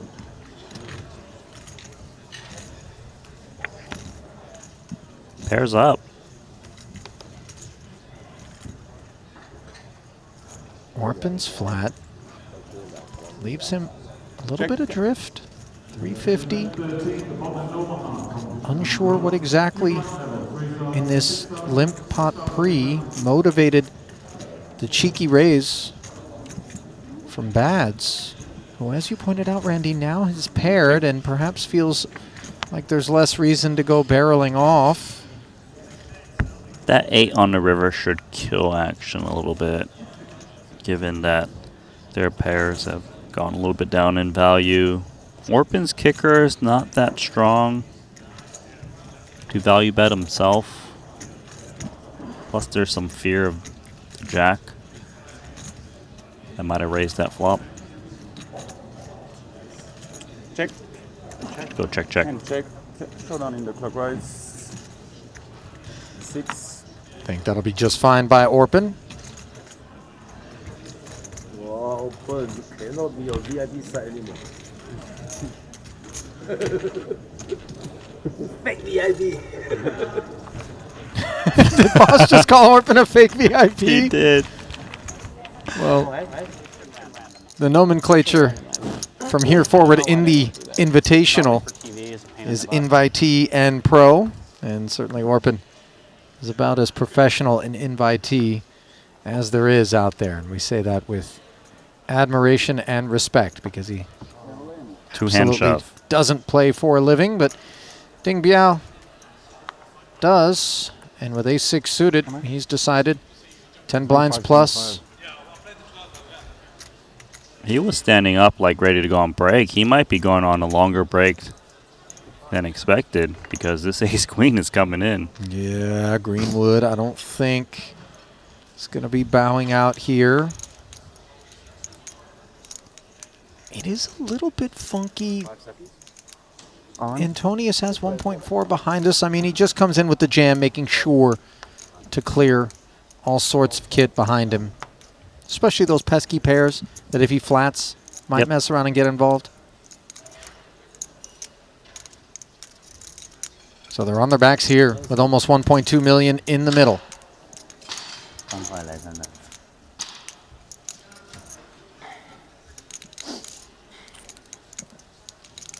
On the verge of the break. How long a break will it be, Randy? As you pointed out, it might be longer than Ding had in mind, and this board certainly points him in that direction. King 9-5, just a lowly 6 for the time being will rescue Ding Biao, and that remains the case on the turn. Can he find the 3-outer, or will Greenwood head further north? It's the latter. Yeah. And it is another $236,000 payday, the second of them, which will go to Ding Biao. First of them going to Lewis Spencer before him. Break, right? Yeah. 45 minutes? 1, 2, 3, 4. Greenwood up to 3.9 million. Now, one in progress here where Dan Smith has hit the turn. This was under the gun +1 versus hijack. 115K open, flatted. Both players checked the 7-7 ace-2 club board. And here on the turn, Thomas activates. And he's gone meaty, I believe. Yeah, that looks like 200K. Into 355. North of half. So this bet is designed to shake out all the pocket pairs and maybe even Queen X given the size he's gone north of half. Fold out some gut shots that don't have strong draws given the price, but Dan Smith not shaking. Yeah, too much hand. As played, he decides. Front door flush and another overcard arriving on the end here. Thomas can't be proud of 5s. No, the 5s are never good, but can 5s get a hand to fold? Is the big question. How light is he getting called on the turn? Is Queen X always hanging around? Are they folding? If they're folding, then his opponent's range is more heavily weighted towards Ace X, and their kicker just improves slightly. He does unblock clubs. This is an issue. But if he ranges Smith as a flat caller of the raise, which came out of early position toward either Ace X or Queen X, a barrel here could usher Queen X into the bin. It is unlikely, however, to work against that ace-X. Exactly that. Unless he goes massive. Then I could see ace-X hit in the bin like an ace-jack, ace-10. Man. Does this qualify as big enough? Yes, it does. And obviously Smith did not have the ace-X, and nor did he have the appetite to call the river there for that 600K barrel. And that is a nice punctuation point to the frame for Thomas Boivin, who ascends to almost 2 million in chips. It's only going to be good for 33 big blinds, however, as those blinds will be northbound to 30 and 60. Greenwood, 3.38. He is your overall chip leader. Shortest stack in the room belonging to Paul Pua. Christoph Vogelsang down there as well. Ali Najad, Randy Liu, back with you here at the desk. And I know that this isn't tethered to any of what we just saw, but before it disappears from the YouTube chat, I want to leave us with this. Kimmy writes, if Gambledore has millions of fans, I am one of them. If Gambledore has 10 fans, I am one of them. If Gambledore has no fans, that means I'm no longer on Earth. I love Gambledore until my last breath. And obviously, that was reiterated by people behind him. And I'm so pleased that Vladimir's still in there. Me too.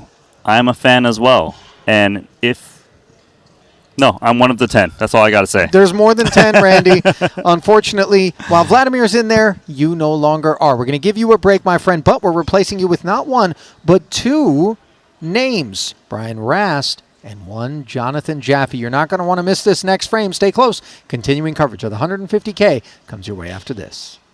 Exciting news! WPT Global is the new title sponsor of the Triton Poker Series. To celebrate this exciting new partnership, WPT Global will have its own event at each Triton Poker Series stop, the WPT Global Slam. Look out for your opportunity to qualify online. Download WPT Global with code Triton and get a 100% deposit match up to $1,500 now. Sign up today and join the action. Online poker is back in the USA and Canada, and it's back bigger than ever. To celebrate the launch of Club WPT Gold Sweepstakes Poker, we're kicking off a $5 million invitational free roll in the poker capital of the world, Las Vegas. Only 2,000 seats are available, and it's invite only. Register now with code Triton for a chance to win a seat. And did we mention the first place prize is a whopping $1 million. Pre-register now at clubwptgold.com. Ready to dominate the tables? With GTO Wizard, the world's #1 AI-powered poker solver, you can instantly study any spot in cash games, MTTs, and spin and goes. Build custom solutions for your games, accounting for factors like rake, annies, or tournament payout structures. Plus, you can upload and analyze your hand histories with just one click. Beat the best, crush the rest at GTOWizard.com. Looking for the ultimate platform to place your bets on the biggest sporting events? Look no further, because BetACR.eu, Triton Poker's official betting partner, is here. Whether it's the thrill of soccer, the intensity of football, or the fast-paced action of basketball, BetACR.eu covers it all. With real-time updates and competitive odds, you're always ahead of the game. BetACR.eu also offers exclusive poker events that you won't find anywhere else. Test your skills and make every hand count.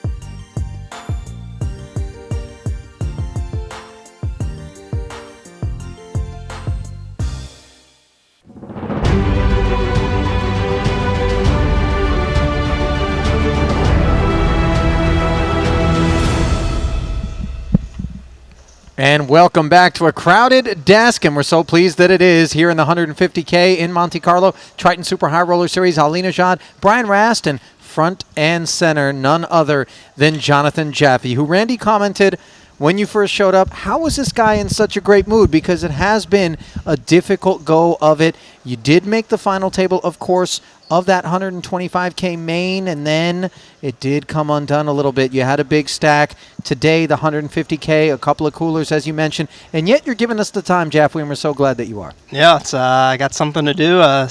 You know, heading out tomorrow, commentating, something to ease the pain. No PLO. No PLO. Don't know how to play 4-card. All right. Have you been keeping track of what's been going on over here, Rasty, Jaffe?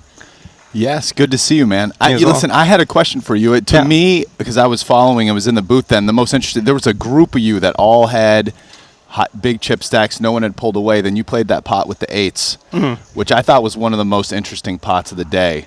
So what were you thinking during that hand, right? Because also, he had a kind of interesting hand to like maybe bluff the river with, but he ended up not doing it. Yeah, that was a really interesting hand. I had pocket 8s. It goes open from, do you remember who opened? No. A reg opens, I call 8s in the hijack. And Danny 3 bets. Danny squeezes the button like 3.2x. Yeah. Very borderline right away whether to call or fold. Not going to play any back jams or back raises there. Called. Flop was 7-4-2. I think so. I check. He bets small. As you mentioned, it's like chip EV. You could check raise there. I go for call. Not positive. Oh, we're back. Oh, that's all right. Finish the story. Okay. Yeah, and then the turn is a 5, and I just think that after I check call, I'm not check calling hands like Jack 10 suited and whatnot. He has got a lot of hands like Ace 10-0, Ace Jack-O. I'm a little bit ahead. Went B20, he raised. Went for call. Wasn't sure between call and jam. Did consider fold, but didn't like it. And then, yeah, river check on a queen. And Danny asked me what I call, and I really don't know. Yeah. I felt like the queen hits some of the hands that he might, well, ace-queen most specifically, that he might play that way, right? For the same reason he did with ace-jack. And now, I think he can value bet, obviously, the aces, kings, queens that he's kind of repping as well. So sure.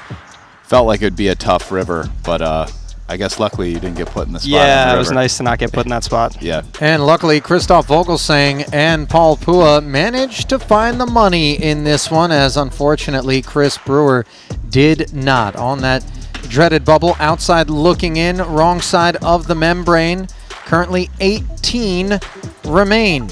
Ding Biao, the most recent casualty just before the break. Lewis Spencer also collecting $236,000. There are one of those payouts remaining. Ladder between 18th and 17th is $27,000 officially. Blinds at 30, 60, and 60, 150 in orbit, the price of poker. And they're not particularly deep, it would seem, as you look at the stacks, thinning out a good deal. Tom Fuchs, ace, queen suited. Doesn't rate to be thinning out the cutoff king-queen suited of Orpin, which is in a way here. Yeah, tough spot for Orpin. Don't know exactly the stacks behind. You can see Makita's got, looks like 1.5-ish. Does go for 3-bet. You know, now that they've crept in the money, flat definitely seems acceptable, but 3-bet call is still reasonable.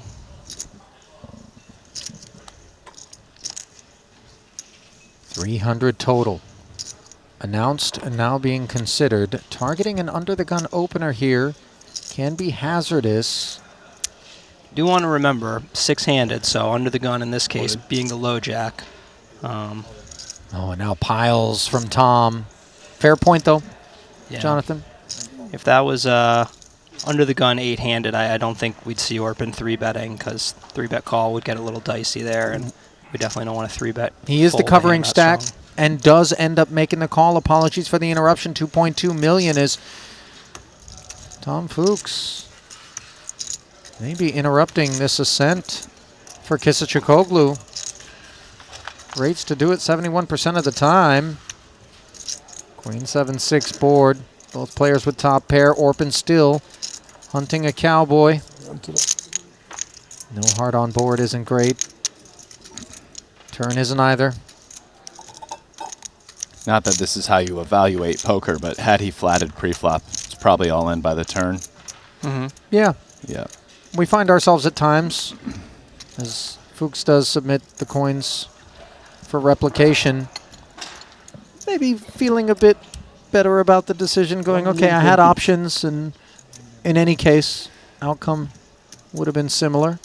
I've missed these Najadisms. Submit the coins for replication is fantastic. Come on. That is so good.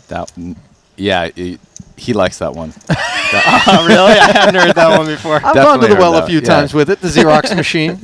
Hard at work here for Fuchs. That's on the Triton commentary bingo card for sure. You got it. What else is on there? Some people have submitted a bunch of fun little...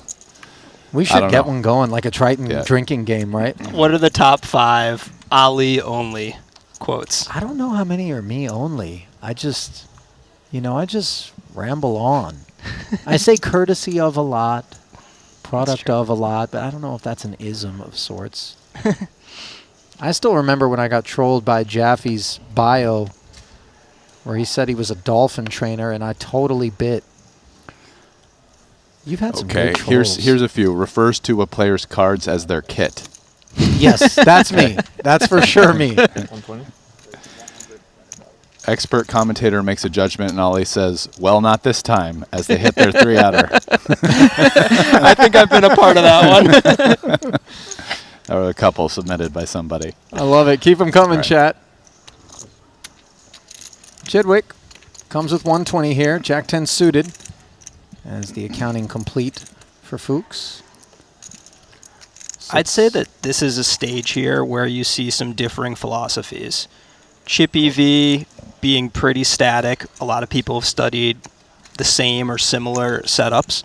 I don't think there's too much dispute about how to play bubbles or like 2-3 off the money and final tables as well. There's differing styles, but I think people have a pretty similar understanding of equilibrium. But this stage here, I think you're going to see some very different philosophies. Yeah, you mean we've just broken the bubble, but small field tournament, and we're playing down to the final table. Yeah. How much ICM there actually is. Yep, exactly. Because I agree, because I tend to think I'm on the lower side, but then when I watch some people play at this stage, I can tell some people are playing relatively like higher ICM changes than I would at this point. But yeah. Defend ranges are one of the giveaways for these different philosophies, and another is going to be when you see these kind of mixy spots like an ace-jack-o in the cutoff, and you see someone just consistently 3-betting. That tends to tell you that they're looking more into the 3-bet or fold, which is kind of more of a function of ICM, as opposed to the guys who make some of these flats you'll see in Chip EV.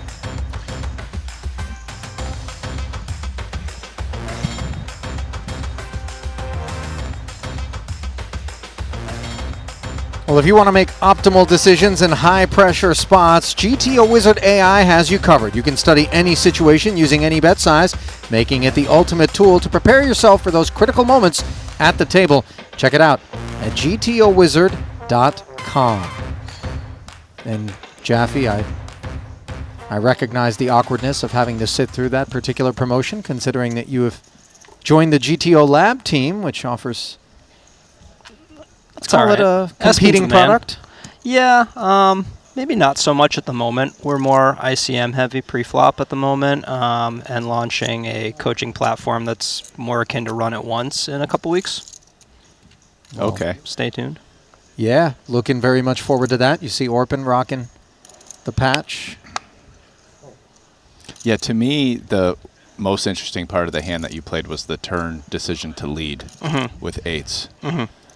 So, because I would think the 5, it improves, like he already has an advantage in the biggest over pairs, and the 5 improves his equity with the ace-x hands, which he also probably has a lot as a 3-better. Anyways, here we are at the...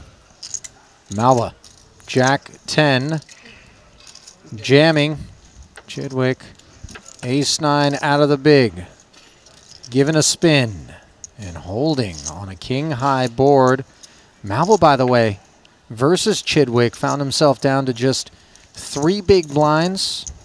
King-Jack suited, commitments pre, and then appeal before he let it go. And Chidwick finishing Malva off, many, many hands removed, and doing so on the inside of the bubble, so Leonard will collect a final $236,000 payout and provide the field their first ladder. And there's a familiar sight, Patrick chewing. Patrick with ace-queen and Bryn with aces. These are both familiar sights. Kenny does run extraordinarily well in the big stuff, there's no question, but... You cover by 10. And Patrick does love ace-queen. Lady Gaga now. Two. Calling for Gaga. Oh. Instead, it's top set. It's going to be a tough one right here. Top pair, yeah. Running 9 Jack. He's chewing for Jack. Yeah, Jack. The one-eyed Jack.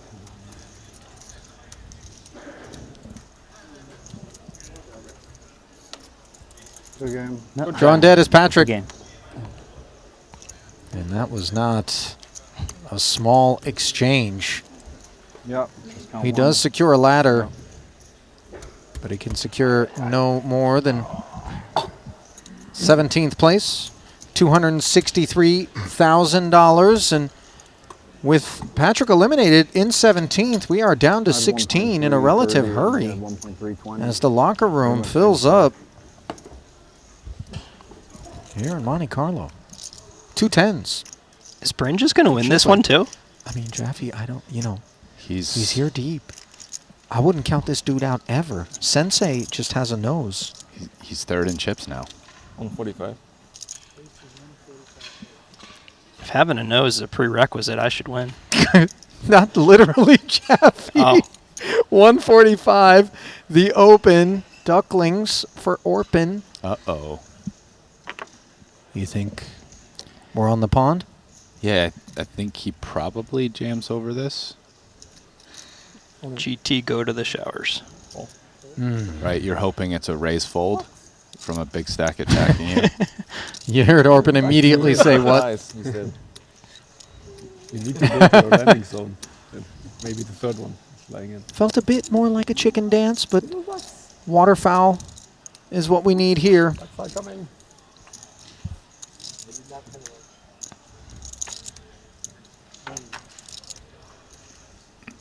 1.47 out there, but no deuce. Hearts. 4-5 hearts. It's just your other route for hearts. Might it be coming undone in a hurry here for Orpin, who doubled Fuchs up and now needs a bunch of help. Hearts. That's one way. Can he double through his buddy Stephen Chidwick? No. Oh, price jump.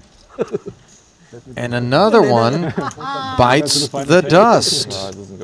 No, this one. There's a complete redraw now. Paul Foy must be really short. And yep, has 6 blinds. There's no other way he's mentioning a price jump. I mean, second ladder for Paul and company down toward the bottom end of the leaderboard. 15 left, Patrick Bastu. The second of the $263,000 payouts goes to Orpin. Next one jump 28K only. Yeah. And that will leave Renlin, Paul Pua, and Christoph Vogelsang collecting an extra payout. All 3 of them sitting on 6 bigs, by the way. So, I see you for breakfast, maybe. Oh, so people really got grinded down on the bubble, huh?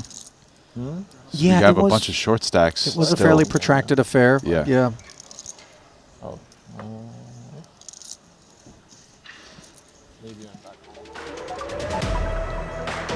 So the redraw is going to take place only 15 players strong as consolidation is upon us here in Monte-Carlo. A glimpse at all stacks in the room. You saw the 3 shorties that I just talked about, but boss man is Sam Greenwood, 68 big blinds deep, north of 4 million in front of him. Brief frame, bringing it back to the desk now, and not a whole lot to unpack, I would say, boys. You know, they said we weren't going to make the final table today, Ma. I heard Henry Kilbane saying that quite a bit. 15 players left, multiple short stacks. I'm feeling pretty good that they make the final table tonight. It's a done deal. I would think so. Book it? book it. Uh-oh. You guys won't miss Shop's it. open, guys. Just message him at, what's your Twitter handle? Action accepted. USDT. What other currencies do we accept, Rasty? BTC. Have you brought your edible shirt yet? I haven't, no. It's the next stop, Listen, I paid Kilbane the $1,000. We're square. That was a fold I did not see coming either. Yeah. I was call. Good bluff, my man. He got bluffed. I don't even know what you guys are talking about, but I'm sure we can unpack it a little bit more on the backside of a brief break. Administrative duties being taken care of by Luca Vivaldi and the staff. Keep it close. 150K coverage continues after this. Exciting news! WPT Global is the new title sponsor of the Triton Poker Series. To celebrate this exciting new partnership, WPT Global will have its own event at each Triton Poker Series stop, the WPT Global Slam. Look out for your opportunity to qualify online. Download WPT Global with code Triton and get a 100% deposit match up to $1,500 now. Sign up today and join the action. Online poker is back in the USA and Canada, and it's back bigger than ever. To celebrate the launch of Club WPT Gold Sweepstakes Poker, we're kicking off a $5 million invitational free roll in the poker capital of the world, Las Vegas. Only 2,000 seats are available, and it's invite only. Register now with code Triton for a chance to win a seat. And did we mention the first place prize is a whopping $1 million. Pre-register now at clubwptgold.com. Ready to dominate the tables? With GTO Wizard, the world's #1 AI-powered poker solver, you can instantly study any spot in cash games, MTTs, and spin and goes. Build custom solutions for your games, accounting for factors like rake, annies, or tournament payout structures. Plus, you can upload and analyze your hand histories with just one click. Beat the best, crush the rest at GTOWizard.com. Looking for the ultimate platform to place your bets on the biggest sporting events? Look no further, because BetACR.eu, Triton Poker's official betting partner, is here. Whether it's the thrill of soccer, the intensity of football, or the fast-paced action of basketball, BetACR.eu covers it all. With real-time updates and competitive odds, you're always ahead of the game. BetACR.eu also offers exclusive poker events that you won't find anywhere else. Test your skills and make every hand count.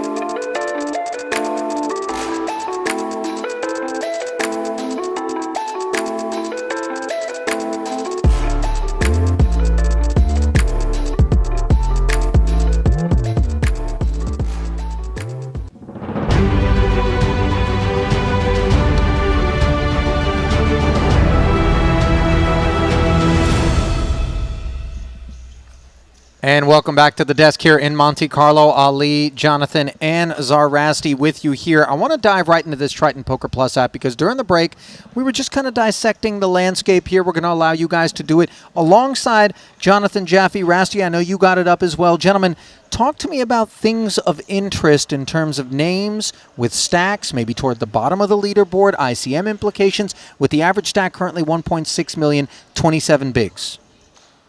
Yeah, we've got two wild cards right around average stack, Aussie and Vladimir. You know, they play different from time to time, and I think in this field, everyone's got some different reads and different personal dynamics with them. That's a really interesting storyline to me. How many conversations have you found yourself involved in regarding those two players in particular so far this stop? Not as many as you think. I think that the situation is really fluid, and you know, you never know where information circulates to and from, so they're keeping it a little close to the vest, and Sure. So are the people who think they have information. Rasty, anything interesting jumping out at you on the app right now as we fight on? Two Yeah. tables left? I like that observation about those two at that table. That should be very interesting. Also, just from an ICM perspective of maybe those guys not caring so much and cool hands. But the other observation I wanted to make is it looks like we have the two guys who have separated themselves a bit as the chip leaders separated and on their own tables. We're like, this is my half of the kingdom, this is your half of the kingdom, and hopefully we'll meet at the final table. I mean, that's always a very convenient development because those two parked at the same table would not have been as pleasant. We're talking, of course, about Stephen Chidwick in second, Sam Greenwood up in first as we head back into the arena. There's some stacks that obviously are going to have things to say about that, like on the red table, Boyven with 2.4. And on the blue, we have two pretty healthy stacks of Tom Fuchs and Bryn Kenny with over 2 million. So they're in a position where if they accumulate some chips, they could flip the script, certainly. And then there's just a lot of short stacks still. 290,500, the on-tap payout, flat across 15th and 14th, and then the hop, biggest thus far, of 28K, let's call it. If you can make 13th or 12th, let's not overshadow the 4.35 million available up top as you get a look at the entire field across two tables there and all the chip counts brought to you by WPT Global. In making an observation, having watched Sam Greenwood kind of over the years, I feel like there's a new confidence to his game that maybe to me stands out a bit from how he played, especially when I started doing this in 2022. So I think he's grown some confidence. He's playing some pretty interesting pots where he's getting out on a limb and, saying, okay, you guys aren't going to push me around. Have you felt that as well, Jaffe, out there? Yeah, I don't know about new as much. I can't speak to 2022 Sam versus now, but I think he is a confident guy, and he, if he feels like something's the right move, he doesn't really hesitate. He's been an elite professional for so many years that, he has a great poker circle, and I think he trusts his instincts along with his knowledge. And the more we study the game between the festivals, the more comfortable and confident we grow in our decisions. Mm-hmm.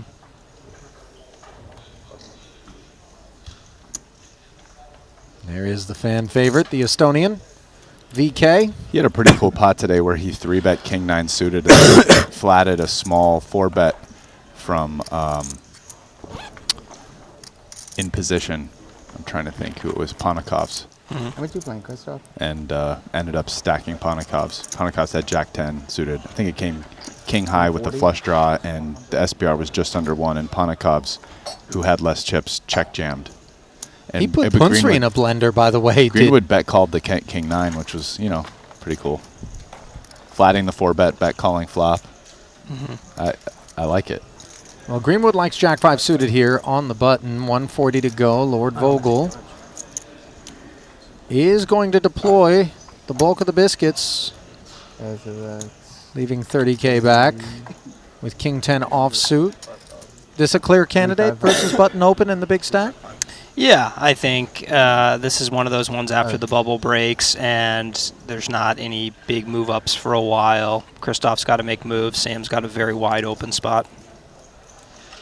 Yeah, King-10 should just be slightly ahead. And you got the overlay from the 150K that's already out there, right? Mm-hmm. I mean, that's very significant when you only have 355. Yeah. Look at Sam chooses to call. The idea is whether or not it's worth calling and checking down with Christoph ever. With Sam's chip lead, maybe there is a payout move up coming where that may be helpful for him. Well, Greenwood did end up calling. They're not all in, and neither player's improved on a 9-6-3 board.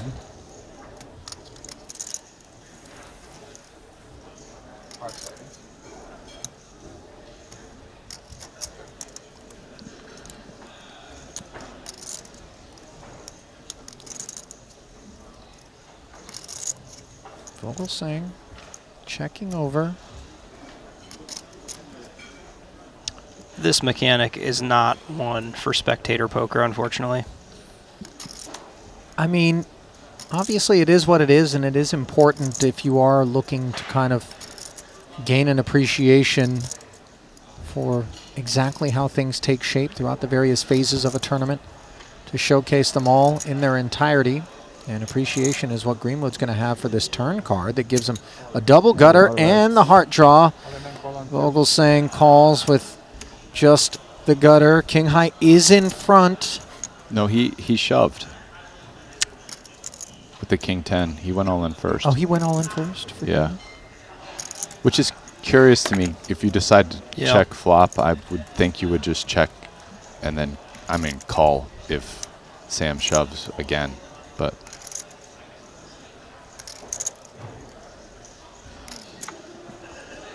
to the river we go. Can the King 10 hold? And the answer is no, as Greenwood does it the hard way, landing a black 5 on the end and bringing us quickly down to 14 remaining as chips just continue to be magnetized towards the Canadian, whose brother Luke was vanquished in savage fashion by Daniel DeVoris.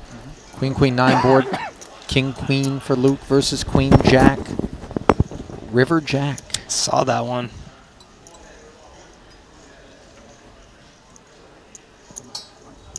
GG's Lord Vogel. 290 and change collected.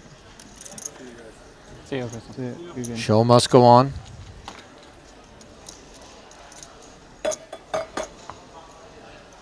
And you get bouncy buttons, huh? You hear Makita making the quip that Sam gets a double button, essentially. I mean, the button should be in the next seat, but it's effectively 2 buttons for knocking out the small blind.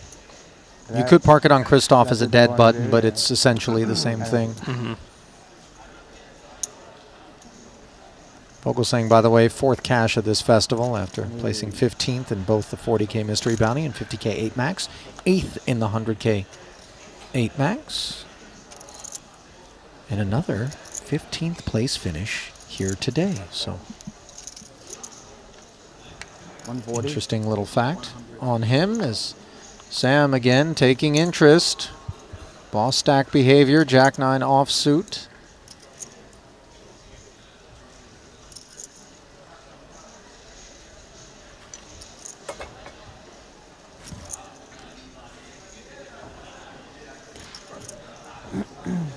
Thomas gonna defend here.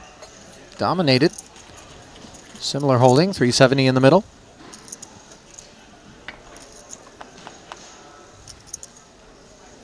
Uh-oh. Jack in the window, ace and a 7 behind it, and that ace is going to be the card that kind of helps Thomas avoid further losses in this particular pot. Unclear how Greenwood's going to feel about things. yeah, unbeknownst to Sam, this is a pretty great situation for him, where both players are incentivized to play a relatively small pot and get the showdown. And there are some chops, but Greenwood wins a lot just by virtue of having a bigger kicker.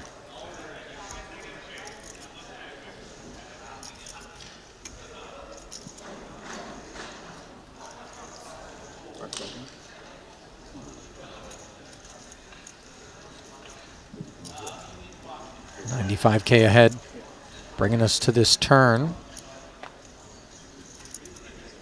560 in the middle, a very dusty 3 of clubs.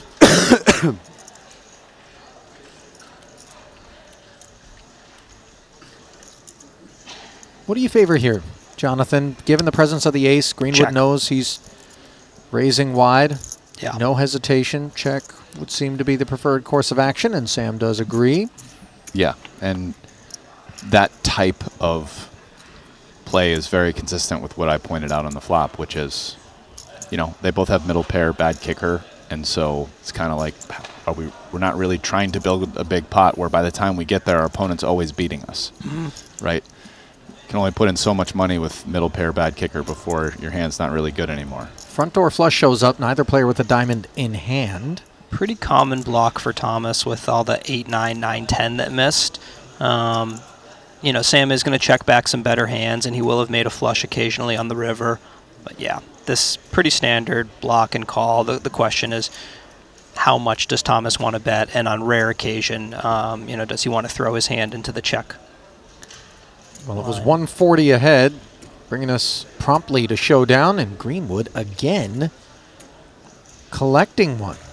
And his kind of, for his bigger sizings, he's trying to pick bluffs that have a diamond in them, essentially. Yeah, yeah. If he wants to, certainly, if he wants to have an overbet size in there, having a diamond looks very good, and there's more and less relevant diamonds when you're thinking about which flush draws Sam checks back. Not off necessarily, but Ren Lin, by the way, had his number pulled. Daniel DeVoris is bundled up. My goodness, he's got the Triton scarf blanket. He's got a hoodie.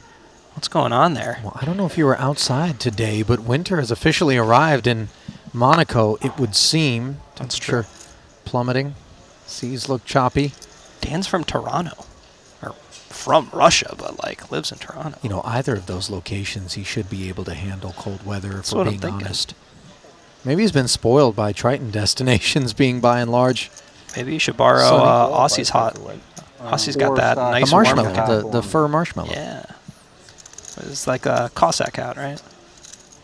You know, I'm not sure. It feels like it has roots in that area, as Bryn in the ace-8 area makes it 135. Chidwick flats to small. Queen 9 off for Lonis with a nice price. What's your scouting report on Jesse here? Second ever Triton Festival. You get much seat time with him, felt time with him? Yeah, I think he's very confident. He likes what he does. He feels good about it. He's not really worried about the judgments of others. Deviating from the GTO drumbeat? I think you have to know it to deviate from it. Yeah. Yikes. What do you think about Chidwick's spot in the small blind here as the covering stack, but out of position? I mean, is this one he could 3-bet as well?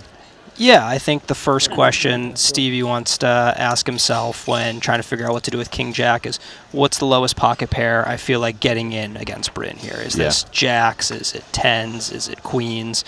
And that's going to dictate where he draws his 3-bets from, and more interestingly, you know, the frequency with which he can 3-bet bluffs. Lonis bowed out. Broadway gut shot here for Chidwick. King of Diamonds working. Knuckles over to Kenny, who's got himself top pair.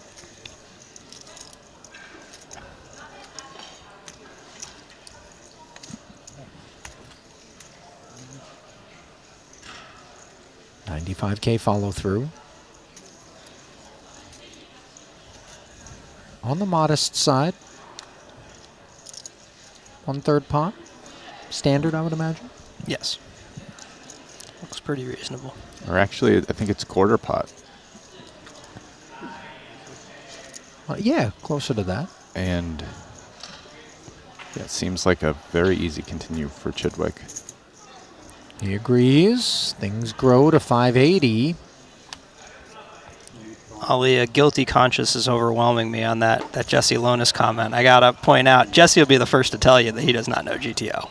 Okay, so this wasn't as though you're putting someone on blast, and I certainly found it a bit jarring when I heard you first say it. I don't know whether or not you sense my reaction, but it is good to know that this is something Jesse has been on record as having explained, and yet his performance, which includes a title here in Monte-Carlo, suggesting that instinctually there's some things being done well. Yeah, he's got a lot going on. I think, you know, he probably doesn't want to disclose where he, you know, gets his ideas from and where he, you know, feels his strengths are, but he's got a lot of confidence, and that doesn't come from nowhere. I think he has a good deal of purity and humility as well. I think he recognizes that he's just very much in the infancy of what rates to be a bit of a, you know, poker career commitment, you know. He knows he's run pretty well. You know, he knows that he's in the presence of greatness here, and I think he recognizes that, you know, his opportunity amongst, let's call them peers, to soak up ideas and improve his game is one that he cherishes. 230 and take it, by the way, there on the end for Kenny, the turn rather. Yeah, Bryn with a pretty small turn size, just over third pot.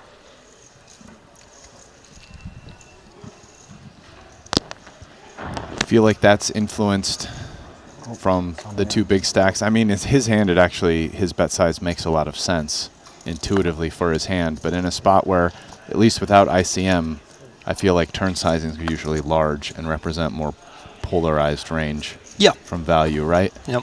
So is that Bryn playing his hand more? Is that ICM influencing it? It's really a great question. I honestly don't know. I think, you know, Bryn still comes from an era, as do I, where you kind of do whatever you want, and sometimes that means betting what your hand is worth. Yeah. So sometimes I think that might influence his decision a bit, even though he knows he's up against Stephen Chidwick. But it also could be just, hey, you know what? Let's bring the sizes down, deflate pots a little bit, given that we've got 2 tables left, and I'm up against the chip leader. It's a great question. I really don't know the answer. I mean, it's a pretty sexy size, too, to have just like 8-9 of clubs as well, and just be able to get that through and clear out stuff like King Jack. So, and you can, you know, Bryn, if that is what he's up to, I'll bet he's sliding some hands like sets occasionally into that too. Yeah. Just like some really, you know, hammer locked hands that want to pull Stevie's action along. You have a scouting report on Bryn Kenny. Rast and I have discussed both last night and earlier today the remarkable stat that his average cash at a Triton is $2.7 or $8 million. It's getting close to 3 after this last win. I mean, a little under. Complete insanity. No. When 6 figures and up are involved in terms of a buy-in, he just consistently performs. You've now played with him a few times. What's your advice for those that might go up against Bryn? What's your read? It's a good question. I would say that... Oh, we got Jesse all in here. Yep, Lonis, King, Queen. You don't have to answer right away, obviously. Mull it over. Maybe in between ace-8 pots. off. I mean, Bryn covers to the left, but feels like a hand you want to play sheriff with. The more tricky part of this is, I guess, Bryn as opposed. So the call does come in. Always relieved are we with that ace-8 when Kenny bows out promptly. Jesse not relieved, of course, as he's all in for his tournament life. Is there a minute left to buy into the PLO? No, I think there's one more level. Oh, you want more? That's not exactly an optimistic question. Man loves his scorecard. Gamble. Make sure. Well, just in case this 850 gets away from us, which it rates to do more frequently on this 6-high board. Lonis inquiring about the 50K pot limit Omaha registration. Turn is an ace. Just 1 minute. Yeah, you'll see anyway. It's 30. Paul, next page up. And that'll do it for Jesse. Yeah, since it said 510 on the thing and it was break, I wasn't sure if it was 510 or 612 yet. Out of here in a hurry, but not before collecting his 3rd straight cash. Nice Won series. the 50K 7 max, 9th in the 125K main. That was a final table appearance, and 18th in the 40K bounty before this. Got to get those entries in. Yeah. That's one way to get the... So he didn't. He only played No Limit in Jeju, and actually didn't play anything bigger than the 30K, but played another pay jump. Mistake just now. Pretty much all the No Limits except the Invitational, and now playing PLO as well. 290,500 going Jesse's way, and listen, if he likes action, we've got good news for him. BetACR has themselves an all-new sports book, your exclusive live betting destination to wager on players and Triton events. Receive a 15% free play up to $250 on your first deposit. It all happens at the all-new BetACR Sportsbook. I would hate to see some Pete Rose bans. I mean, are you allowed to bet on yourself? You know, like me not to cash. What's the line? Just make sure you punt it off, but get down more than the buy-in, I suppose. All right, I'm not suggesting these sorts of exploits. I'm going to guess you can't bet on somebody not to cash on there. All right, that seems. I'm going to put it out there that Ollie's had a swingy day today. He's had a very swingy day today. Chappie. Thinking about shorting yourself in a tournament. You know what I mean? I might have messed around and swung a couple of buy-ins in this one today. Bads, king, queen suited. Took us upstairs to 120. Vladimir flatted the nickels. Renlin moving all in for 215. And now the full clip emptied by Bads. Looking to usher Korzinen away from the exchange. Whoa! Oh, my goodness. You know, What a Mikita's gamble. devastated here Yeah. because he expects a lot better to be revealed. Instead, 2 5s, it could be a lot worse. And 2 4s elsewhere, Mikita can easily claim a double elimination. Wow, Vladimir's call was just awful for all parties involved in Yeah. this. Now Renlin. Vlad's got Mikita covered. Oh, does he really? Okay, Yeah, forgive yeah. me. Yeah. I didn't realize he was that Vladimir, do deep. you cover me? Yes. He's got the best hand. This is wild. I need to And Bads is in disbelief. Yeah. These are not normal waters in which he swims. 795 in the main. Ren plays for that. 194 on the outside. King, queen versus 5s, which turn into a set. 4s are all but vanquished. Renlin on his feet for good reason. Over, right? Bads. Gut shot. No, Backdoor spades. Incredulous about the situation he's been placed in. Yeah, backdoor quads. You show that I am prepared to pay. Why did you go in? No, No spade. Big game run. No extra sweat. Can Mikita find the needed 10? Or is he going to be talking to himself all the way to this pay desk? That man doesn't care about ICM. Holy Here's smokes. your answer. Korzinen, yet again. No, I know, even if you see that I am opening, you would go with, you cannot not to go with this kind. Poor Mikita, that's brutal. You know, as sweet as Vladimir is, I don't think it's going to offset the sourness Santa. for Bads, who's got a lump of coal in his stocking.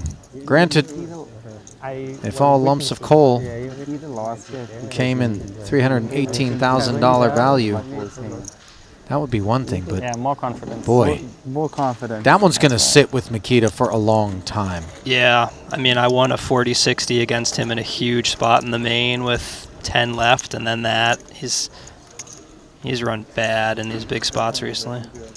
I mean, he covered Ren handily. Any other player, the 5s hit the bin, Mikita lets Ren double through him, and he fights on. Yeah. But not Gambledore, who says, "Thou shalt not cross." But Paul is still in short, so. They're dropping like flies. 13th. Yeah, they sure are. I told Look at people this on the stack, bubble, guys. I said, I told Louis Spencer, I said, Chat you don't wanna is get in the ablaze. photo contest with Gonna have a Gambledore Chidwick heads up. Oh, 2 knockouts. Lynn technically out in 13th. Bad's out in 12th. Can we catch up on how we got here? Do we know? This is probably button open, flat, check, check, and then maybe Tom bet turn. Efforting.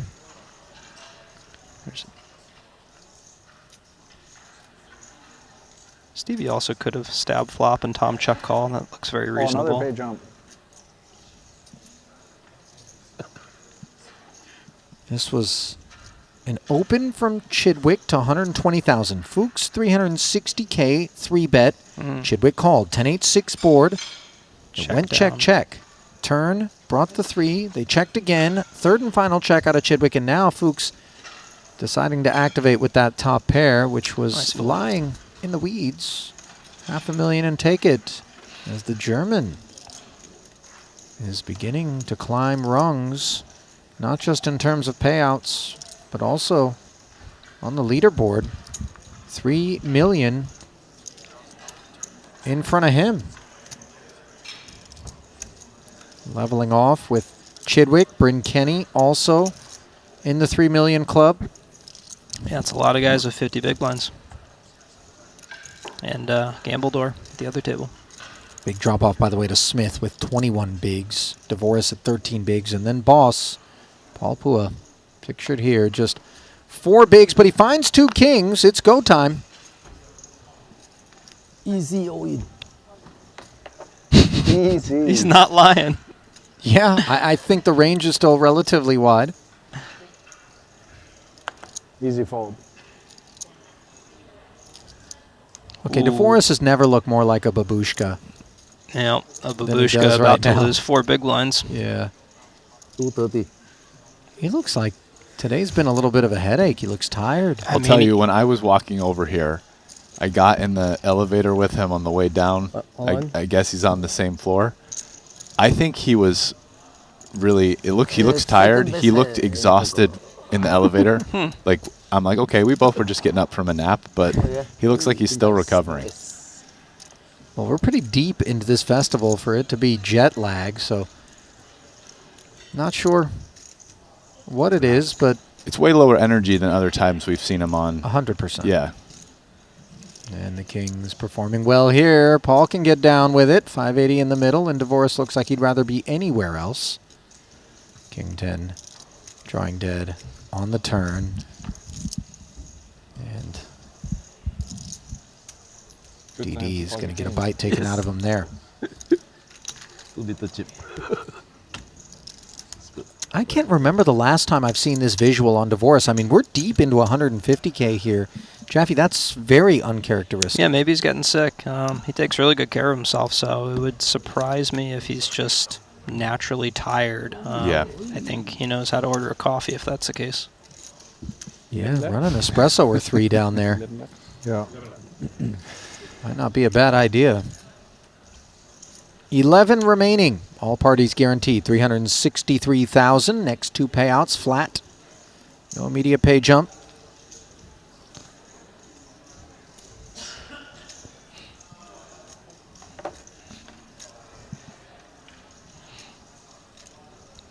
For those of you guys that don't know as well, Jaffe has been doing a series of interviews on his YouTube channel, and I haven't watched all of them, but I've watched some of them. They're quite good, so you should check them out. What is that YouTube channel, by the way, In Jaffe? particular, I enjoyed the one with him and Ike, and I think he just did one with Stevie that I want to watch at some point, because Stevie doesn't do very many interviews. Yeah, no, that was great. What's the channel? GTO Lab on Okay. YouTube. Zarrast approved, and apparently ace-6 suited is Dvoris approved as he moves all in over the top of the hijack open from Fuchs. With the ace-10, that's a spoonful of medicine, and this could be a 1-2 punch that knocks out Dvoris.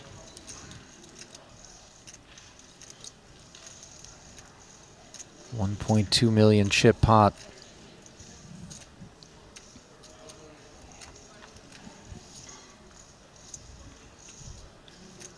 Both players find an ace. Dvoris needs to find a 6. No heart on board. 5 on the turn. Take the 6 of spades out. And take Daniel Dvoris out as well. Oh, yeah. Yep. He's sick. Yep. You heard the get well soon. Obviously, Dvoris not feeling well. And oddly enough, guys, as much as we know there's a fighting spirit in that vessel, I think repairs might be needed right about now. And so being dispatched could have some silver lining. Yeah, I wonder if he ends up skipping the PLOs. Yeah. At this point. I mean, if he's feeling like that, you know? I mean, I guess we'll see tomorrow if he's improved at all. But Yeah, I've never seen Dan in that shape. Coffee wasn't going to fix this. Although I like that line. Yeah. Yeah, when you're sarcastic, you're pretty funny. I forget there was a moment at one of the tables where you said something that was a little biting, and I thought it was hilarious. It was like 2 days ago or something. Yeah, you see Dan just like forgone the payout desk, just walked off. He's like, another time. Man.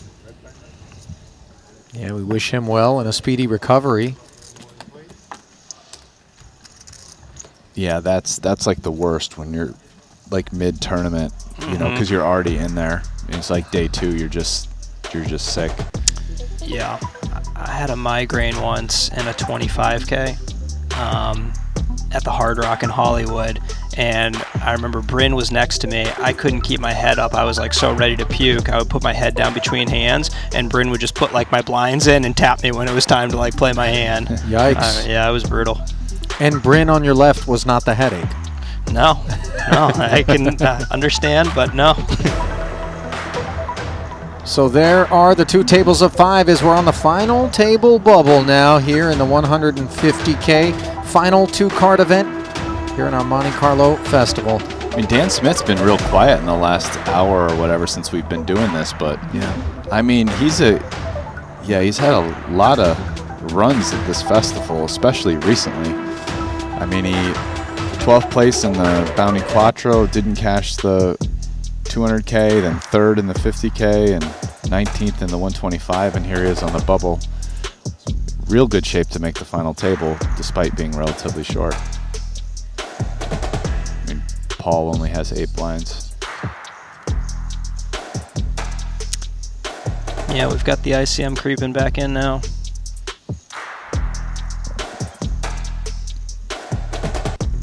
Yeah, we've now approached the point where I'd say your observation is kind of gone away. I think most people are back up to pretty high ICM at this point. 10 left, 9 left. Yeah. In fact, I find it's interesting because depending on your stack size, this is it's like if you have a big chip stack right now and a good table, I mean, it's really nice 5-handed, and when you're short, I mean, in addition to obviously just surviving one person busting, but just getting to play 9-handed again is pretty awesome. Yeah. Yeah. I mean, Greenwood has an ideal spot. He would just like to keep sucking chips out of this table and have this bubble go as long as possible. Yeah.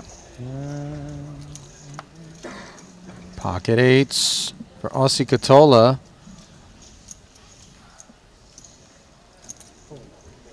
Goes for limp. Wow, we just limp behind with deuces, right? Yeah, I mean, that seems like the pretty natural play. This feels like a old school cash game. Yeah. A little bit peculiar to see these developments in front of us if we're Thomas, but Price is right. Yeah, if he doesn't think Gambledor's ISOing too much, but he does look down at a nice hand. 510. Whew! That's an ISO. 510. Man means business. Cash He's game got the size chips ISO. to do it with after that double scalping of Ren Lin and Mikita Bazikowski. Yeah, I mean, I think he's correctly identified that there's just no chance Sam Greenwood or Thomas Boyven has a hand that's coming along. Aussie's his only threat there, and yeah. Gambledor making quick he's work played of the some field. Pretty interesting hands. Did you happen to catch the replay on this hand where he had like pocket 8s with a club? Sevens, sevens with yeah, the club, yeah. and then when the flush completing one card straight actually gave the straight to ace jack, he just bombed river for like over 350% pot. That was sick. That was sick. I saw that in the app, yeah. No, he knows what's going on. He's you know, he's making different decisions than just about everyone would, but he's coming still from a place of knowledge. He's definitely aware of a lot, including how people perceive him in different ways. Yeah.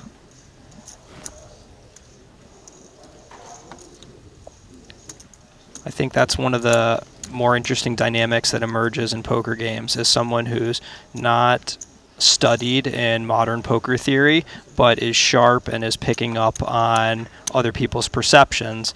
So they're arriving at different solutions than you might if you study modern poker theory, but it's still based on, you know, strategy and adjusting to what people are doing to you. Yeah, I mean, I think exactly what you're saying kind of makes it really fun to have him thrown in the mix, because it's like throwing a wrench into what otherwise progresses as like relatively standard-ish, and he's just mixing that up, and then it's like, okay, so how are people adjusting to that at the table? Exactly. This is like, did you ever watch that cooking show Chopped?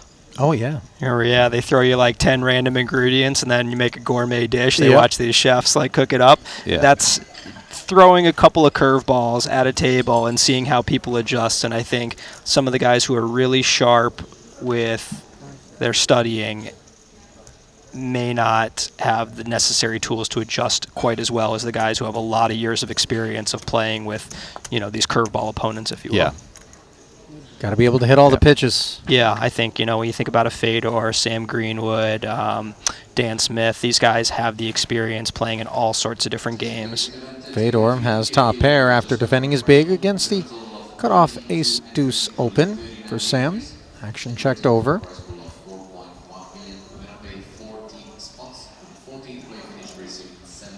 Fedor's very short, down to just 10 big blinds left in his stack. This is, all things considered, a great flop for him in this situation. Yeah, he's got a close call here between check call and check raise. Yeah. You know, with the kicker is relevant here. Sam could be opening some really low kings in this situation. So if we, all right, I was going to say, if we do imagine him to call any king X, this is probably one of the most likely that he just calls, but does not. Check raises the 75K follow through up to 195. Ends things early. 5K and one stack on 25, 1 million.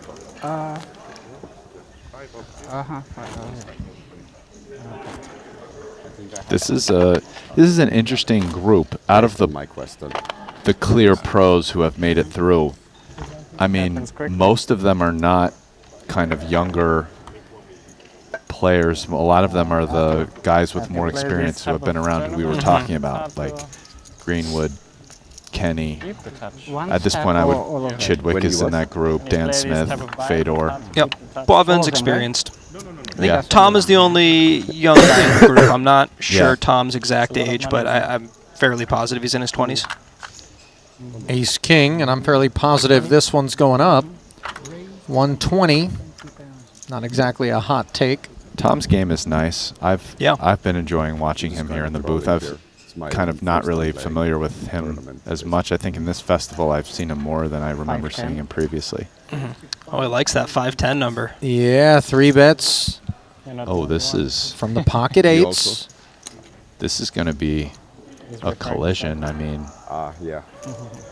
I guess the question is he going to call the jam? And probably, from everything we've seen about him. I was thinking back to the 5s, but you know, like feeling secure in that decision is just crazy. He could do anything. Boivin has jammed. It's 1.7. 1.7 at 510. It's 1.2, right, from me. I know 1.7. Yeah, 1.2. Yeah, he's going to look down and be like, I still got 1.2 left if I call and lose. Get me from Santa Claus, you will see. Oh my goodness. Just You are when right, you you think just never know. You know what's going on. I thought we were smoking cigarettes at the gas station here and there was going to be an explosion. And just present from Santa Claus. Things extinguished. Queen 10-7 here. This one is blind versus blind. Ooh, I like that graphic. How long have we had those? Limping. Those have been around for a minute. Okay. Nice to see that you watched the streams, Jeffy. Top pair for Fuchs. He did check Listen. and call 75K from Bryn's gut shot. Jaffe likes being on the stream, okay? We like having him on the stream, whether it's here in the booth or whether it's out there on a featured table as we see it go check, check. No follow through from Kenny. On the turn, river is dry. A lot of ways Tom can play this. I think most traditional is going to be somewhere in the range of B100, given how many misses there were on the flop from his own Jack 8, Jack 9 kind of thing. 330. Okay, B100.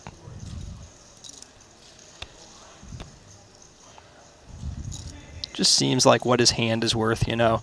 You don't always want to put your hand into the category of its kind of exact perceived value, but you can feel pretty safe doing this. And I don't think Bryn is giving any consideration to raising with this combo, but yeah. That one felt like a fairly safe assumption. Fuchs has really performed well here during this frame. Pardon the interruption, Jaffe, but look where he's at now. 3.7 million. That puts him second in chips overall behind only Sam Greenwood. Yep, Tom knows what he's doing. Let's take a look at Tom's festival. Up to this point, just a lone cash coming in the 25K. He FT'd 5th for 284,000, has bricked out 5 events since then, including 2 six-figure buy-ins, the 100K 8 max and that 125K main. So this could be a healthy and restorative cash, as the coffers have been depleted. We got a boss jam coming. There it is. All tokens delivered. Ace on the button. Count requested. I mean, with Pua taking a trip through the blinds, which will cost him 150,000, is 580 the kind of stack that we start to consider has a wider than average range? Yeah, and he's about to be the big blind. We're 5-handed, so hijack. He can take the big blind with 10 blinds. It's not Certainly. the end of the world. No. I feel like ace-9 off has to be right around the cutoff of what you...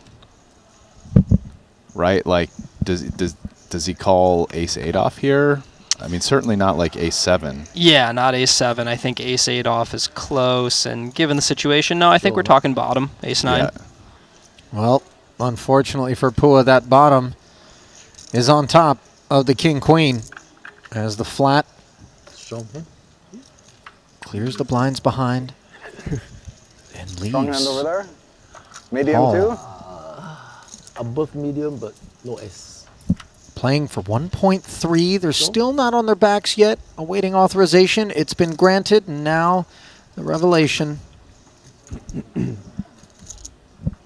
the hunt for help is the man without whom none of this exists. Twinkle in his eye, a little less than a decade ago. And oh, look how far we've come since. But can Pua get any farther than 10th? That is not the flop that's going to help him do it for the time being, as he hunts the non-spade king or queen. Turn, no king, please. Dimming the lights. After the window queen, it couldn't have gotten much worse. Yeah. Kings don't work anyway. Fuchs improving to aces up in the river. Will finish Paul Pua off in 10th. Not going to make an FT. Oh, that was kind of fast today. Real quick. I would have trouble to pay him. $363,000 is going to head Paul's way, and very good grind. You know, somehow ran into him on the outside of the bubble, and Paul said, I need my first ITM. 6 people or something, you had like 8 big blinds. And he got it. Good game. Wishing the remaining competitors good luck. Yeah, Bryn admiring Paul's grind in this one, apparently just on the short stack for a very long time, from Nice even little rough before the today. bubble, Yeah. and Cleaning up here. made it down to the FT bubble. Just 42% away from a double where he probably makes the FT right there. So with that, 9 remain, gentlemen. And they're going to reconvene tomorrow. That's going to do it for the 150K here today. Greenwood will come back to a stack of 5.1 million, and all players are assured $435,000 with a tidy pay jump of 127,000 between 9th and 8th as we work our way toward the business end of 18.15 million in the total prize pool. Ali, Rasty, and Jaffe with you. Gentlemen, any final thoughts? One thing you said, Rasty, was it happened in a hurry. Really just steady eliminations throughout.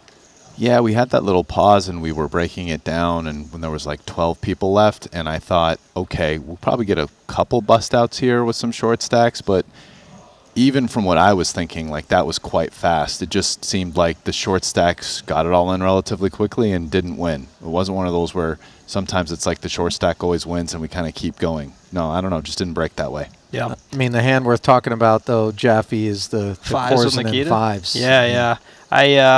I mean, I have a flight tomorrow. I hope I have good internet because this is an eclectic final table. I want to watch Vladimir and Stevie, Bryn and Ossie Katola. Like, this is, I mean, it's going to be an interesting final table. It really is, and you're definitely going to want to set your alarms and be here with us. Coverage will begin 2 o'clock local time. I don't know what time zone this is. Central European, something like that. Is that right? Look, yeah, see, producer James so proud of me now as a Brit for coming with that. But wherever in the world you're going to be, you're not going to want to miss this one. Safe travels to you, Mr. Jaffe, as the four-card streets are not going to be ones that you get down with. And Rasty, I'll see you back here tomorrow. Yes, sir. All right, we're going to crown Rise somebody, and shine. another Triton winner, as the last of the two-card events will conclude tomorrow. 50K PLO action happening over our shoulder. We'll give you an update on that one as well. But until then, it's good night, and we'll see you tomorrow from Monte-Carlo.